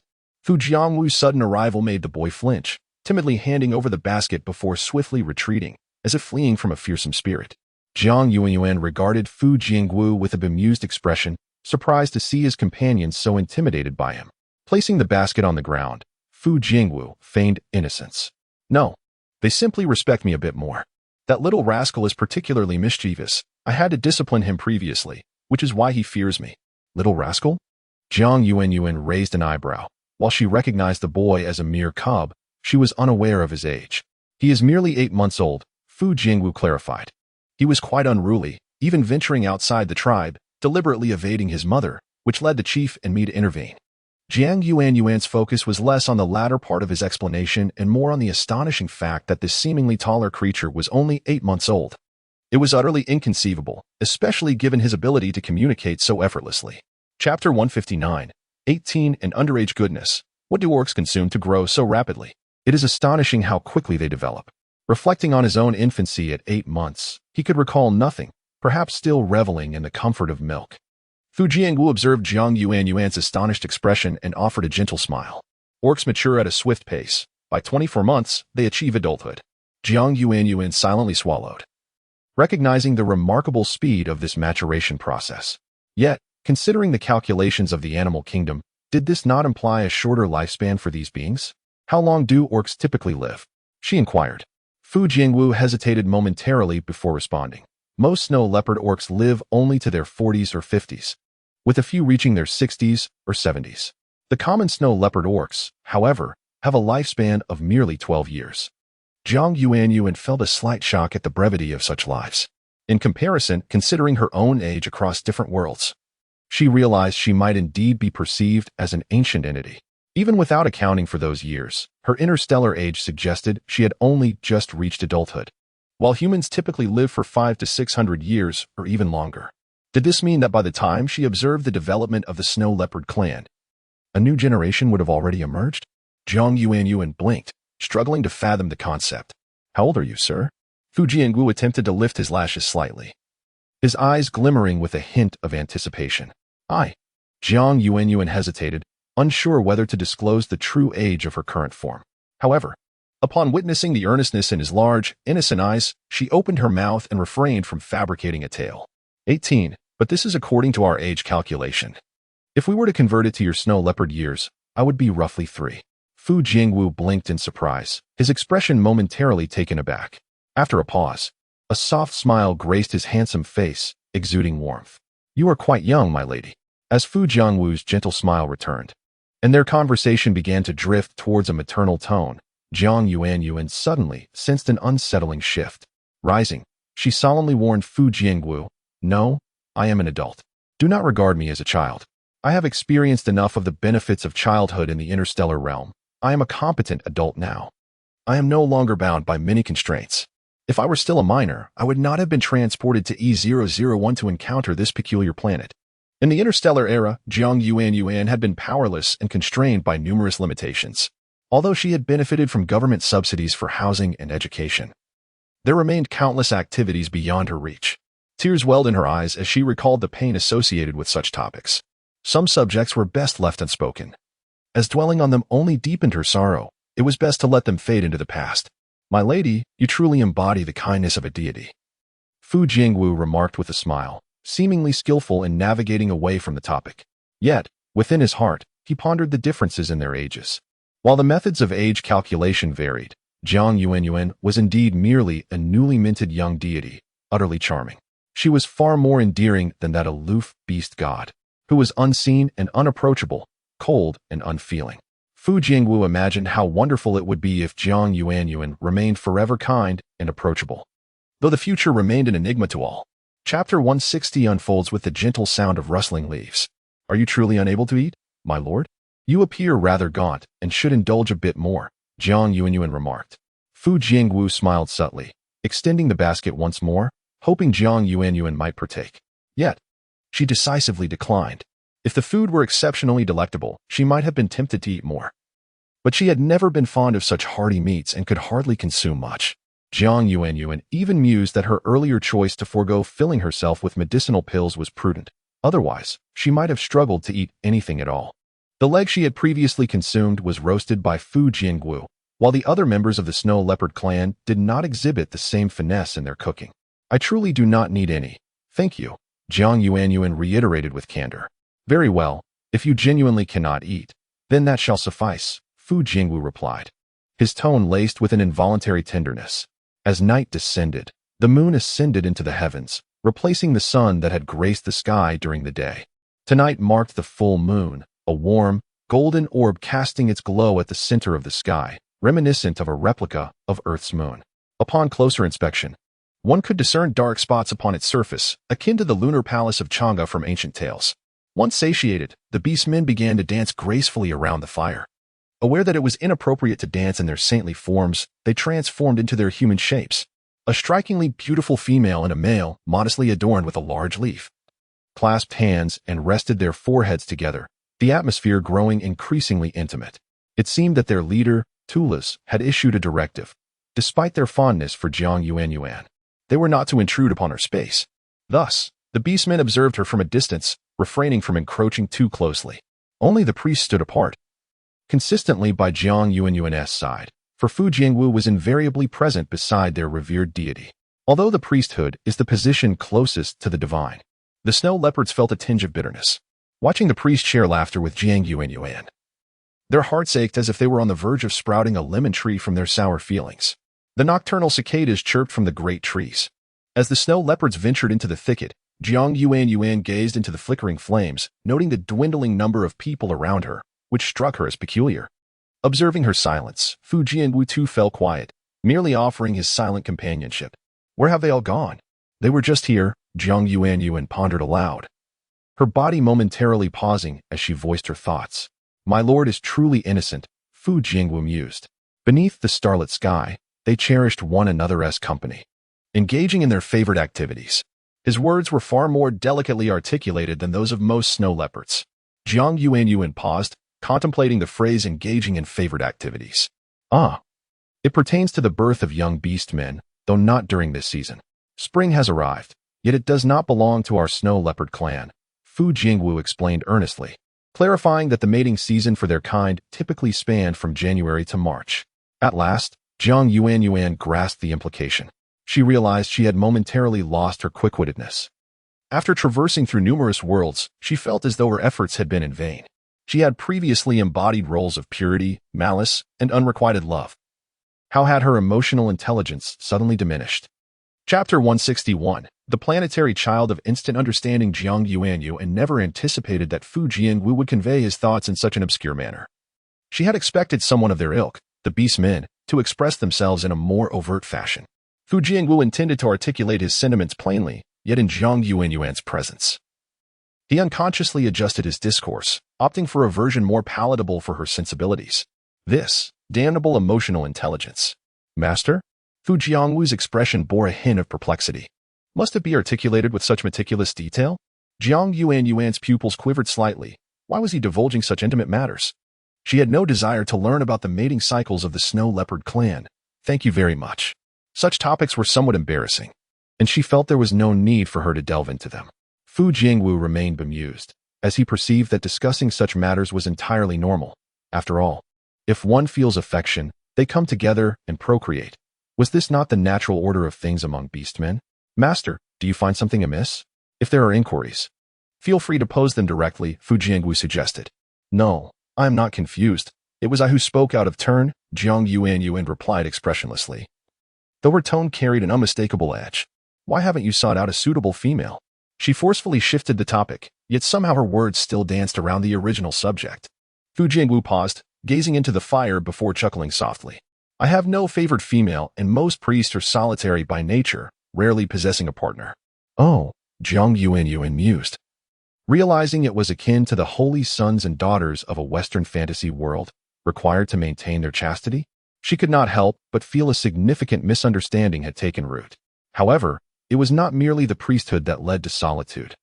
Most individuals who chose to be priests preferred solitude, finding greater delight in studying herbs and healing others, exhibiting comparatively less interest in romantic pursuits.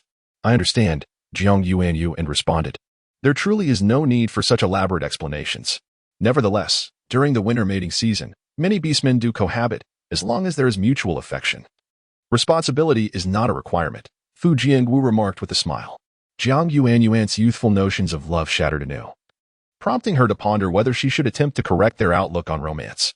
Despite traversing myriad worlds, she retained a certain degree of implicit modesty. Hearing these words, she felt a rush of embarrassment. Forcibly suppressing the heat that rose to her face, she feigned calmness and said, I comprehend now. I misunderstood earlier. Ahem. I shall sleep elsewhere and leave this space for them. Then the master may rest on the other side, Fu Jiangwu indicated towards a dimly lit area where shadows loomed. If you fear the darkness, he hesitated, I can accompany you. Not at all. I prefer the trees, Jiang Yuanyuan replied. Her feet lightly lifting as she sprang effortlessly into the branches, her speed akin to that of someone eager to evade pursuit. Chapter 162. Seeking space for development, the night grew deep, yet Fu Jiangwu was unaware of when he had departed from this place. Jiang Yuanyuan opened her eyes briefly, only to close them again slowly. With an expression as cold as ice, Fu Jiangwu walked towards the opposite direction of the snow-capped mountains. Unbeknownst to him, the snow leopard youth who had previously delivered food to Jiang Yuanyuan and had silently followed him. His method of tracking was remarkably clumsy. Fu Jiangwu could discern the footprints not far off with merely a sidelong glance. Stopping in his tracks, Fu Jiangwu cast an impassive gaze at the youth. The snow leopard boy, realizing he had been discovered, ceased his attempts at concealment and hesitantly emerged from the thicket of plants, his eyes darting anxiously around as he stepped forward in a state of mild panic. Why are you following me? Fu Jiangwu's gaze sharpened, his eyes glinting with an enigmatic light. Are you seeking medicinal herbs? I can assist you, the snow leopard youth stammered, his earlier bravado from the banquet now replaced with an awkward demeanor. In his view, the role of a priest was primarily to heal others within the tribe, and he was uncertain whether all priests from different beast clans appeared as intimidating as Fu Jiangwu. Indeed, he felt quite fearful of him. Priest. The snow leopard youth's voice rose slightly, filled with bewilderment. We have everything now, and the elders are on our side. Why do you still venture out at night to engage in these activities? Even if the gods are on our side, what does it matter? Do you intend to rely entirely on divine gifts? As Fu Jiangwu spoke, he redirected his gaze towards the youth once more. Though you are still a minor, you will soon reach adulthood. As a competent beast warrior, you must shoulder your responsibilities. Regardless of fate's favor, our future ultimately depends on our own efforts. Fu Jiangwu perceived the situation with clarity. However, if we do not acquire practical skills, we shall inevitably decline. If we continue in this manner, why even bother to endure? It would be better for everyone to perish across the way. Fu Jiangwu was resolute in his desire for his tribe to avoid becoming a community of sloth and complacency, solely reliant on others. He recalled the words of the chieftain who had adopted him, and he would not permit the snow leopard clan to languish in despair. Yet, the youth opened his mouth, attempting to protest. No one understood his inner turmoil better than he did himself. Chapter 163. The difficult night path. The plaintive cry of the snow leopard cub echoed, both long and helpless, clearly tinged with a sense of grievance and complaint. Observing the youth before him, whose tail drooped and demeanor appeared dejected, Chief Tulas couldn't help but chuckle softly. You all are well aware of the nature of Wu. He possesses a kind heart, albeit lacking in the art of communication. Wasn't it you who was quite formidable in your youth? Why, as you have grown, do you now seem to fear him? He's become increasingly ferocious, more so than before, Song Su lamented, a sentiment of injustice washing over him. Though not directed at Fu Jiangwu, Chief Tulas sobered, his gaze drifting into the void as he spoke gently. Do not fret about Wu. He is a person of strong opinions, and it is best to heed his counsel. After all, our lives have been improving steadily, have they not? With a languid turn, Chief Tulas transformed into a snow leopard, flicking his tail before curling up into a ball and closing his eyes in slumber. Many young snow leopards, like Song Su, were orphaned, nurtured collectively by their kin. The snowy mountains at night exuded an air of mystery, contrasting with the pristine elegance of their daylight appearance. The snow leopards, accustomed to their mountainous abode, found the surroundings familiar. The only aberration was their change of home. In the velvety darkness, Fu Jiangwu wandered, his eyes akin to a pair of X-ray lenses, undeterred by the night, which endowed him with a vision that pierced through the shadows. The vicinity bore no other creatures, or rather, none that could rival the snow leopards. Fu Jiangwu understood that the world harbored few beastmen, and they might very well be among the first settlers. Being pioneers, they must seize the initiative. As the population of beastmen grew, the complexities of their circumstances would undoubtedly multiply. Lost in thought, Fu Jiangwu found himself engaging in a series of seemingly inexplicable actions, wandering aimlessly without purpose. No one could discern what he was truly up to. Jiang Yuanyuan slowly opened her eyes, only to be startled as a snow leopard's head came into view, her pupils contracting instinctively as she prepared to retaliate. Upon noticing Jiang Yuanyuan was awake, the little snow leopard transformed into a cub, appearing about 7 or 8 years old, and joyfully scampered to her side, exclaiming, "Annie, the grown-up is awake! The grown-up is awake!" Jiang Yuanyuan managed a wry smile, finding the exuberance reminiscent of returning from the dead. It was evident that a private space was necessary, otherwise, her sense of security would remain elusive. The app had finally completed its long-awaited update, and Jiang Yuanyuan opened the interface to explore the changes. However, after perusing for what felt like an eternity, she discerned no difference from its previous iteration. What an anticlimactic update, she mused, merely a solitary anticipation for naught. Chapter 164. The update of the Planet Master app. Jiang Yuanyuan, still somewhat reluctant to give up, once again checked the software. Well, aside from a few additional emoji options, there truly was little difference. Wait, there was indeed a slight distinction. She realized that amidst a plethora of seemingly extraordinary abilities, which felt somewhat less than extraordinary, she held the primary control. Following her, there was the Planet Master app, in the consciousness of the planet. The planet's consciousness had separated from her heart with the installation of the software, while the ring and the inexplicably appearing game map had merged into a single interface. Jiang Yuanyuan's expression became somewhat nuanced. With this amalgamation, it increasingly resembled an online game. Number of summoned players, 3. The solitary number 3 was both lonely and amusing. The game interface displayed numerous features, yet these could only be accessed after gameplay commenced. For now, they remained in a grayed-out, frozen state. Jiang Yuanyuan never anticipated that after a night had passed, only 3 players had entered this world. Had the enthusiasm for gaming among Earth's populace dwindled to such an extent? She had believed the gaming market to be expansive, especially given that this was a holographic game. Moreover, without her consent, these 3 players could only wander aimlessly in one location. Fortunately, they were merely projected in a state of consciousness. Should they die from hunger, it would solely be a virtual demise, not a real one. Jiang Yuanyuan felt it prudent to meet these players today. "Milady, here is your sustenance." Fu Jiangwu presented her with several fruits. In their realm, there was no concept of breakfast, only lunch and dinner. However, Fu Jiangwu was inexplicably convinced that Jiang Yuanyuan required 3 meals, thus he prepared some sweet fruits. Jiang Yuanyuan took a bite of the fruit and said, "You may commence constructing the dwelling today. After the electronic storm passes, it will be many years before another arrives. I have some little guests, and we need to meet them." Fu Jiangwu maintained a calm demeanor, inquiring, "Does milady require my company?" Jiang Yuanyuan hesitated, contemplating whether her choice was wise.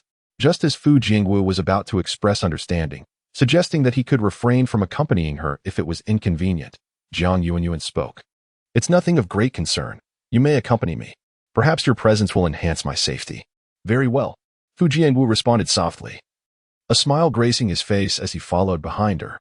Chief Tulas appeared as though he wished to say something further, but he opened his mouth only to ultimately remain silent, watching as Fu Jiangwu and Jiang Yuanyuan departed. "Never mind, with the shaman present, there will surely be no issues. Milady is formidable enough to handle any situation," Chief Tulas mused, harboring inexplicable confidence in both the priest and Jiang Yuanyuan. After all, Fu Jiangwu was aware of his ability to teleport, while Jiang Yuanyuan intended to utilize a straightforward method to rotate the planetary model, guiding it to her desired destination.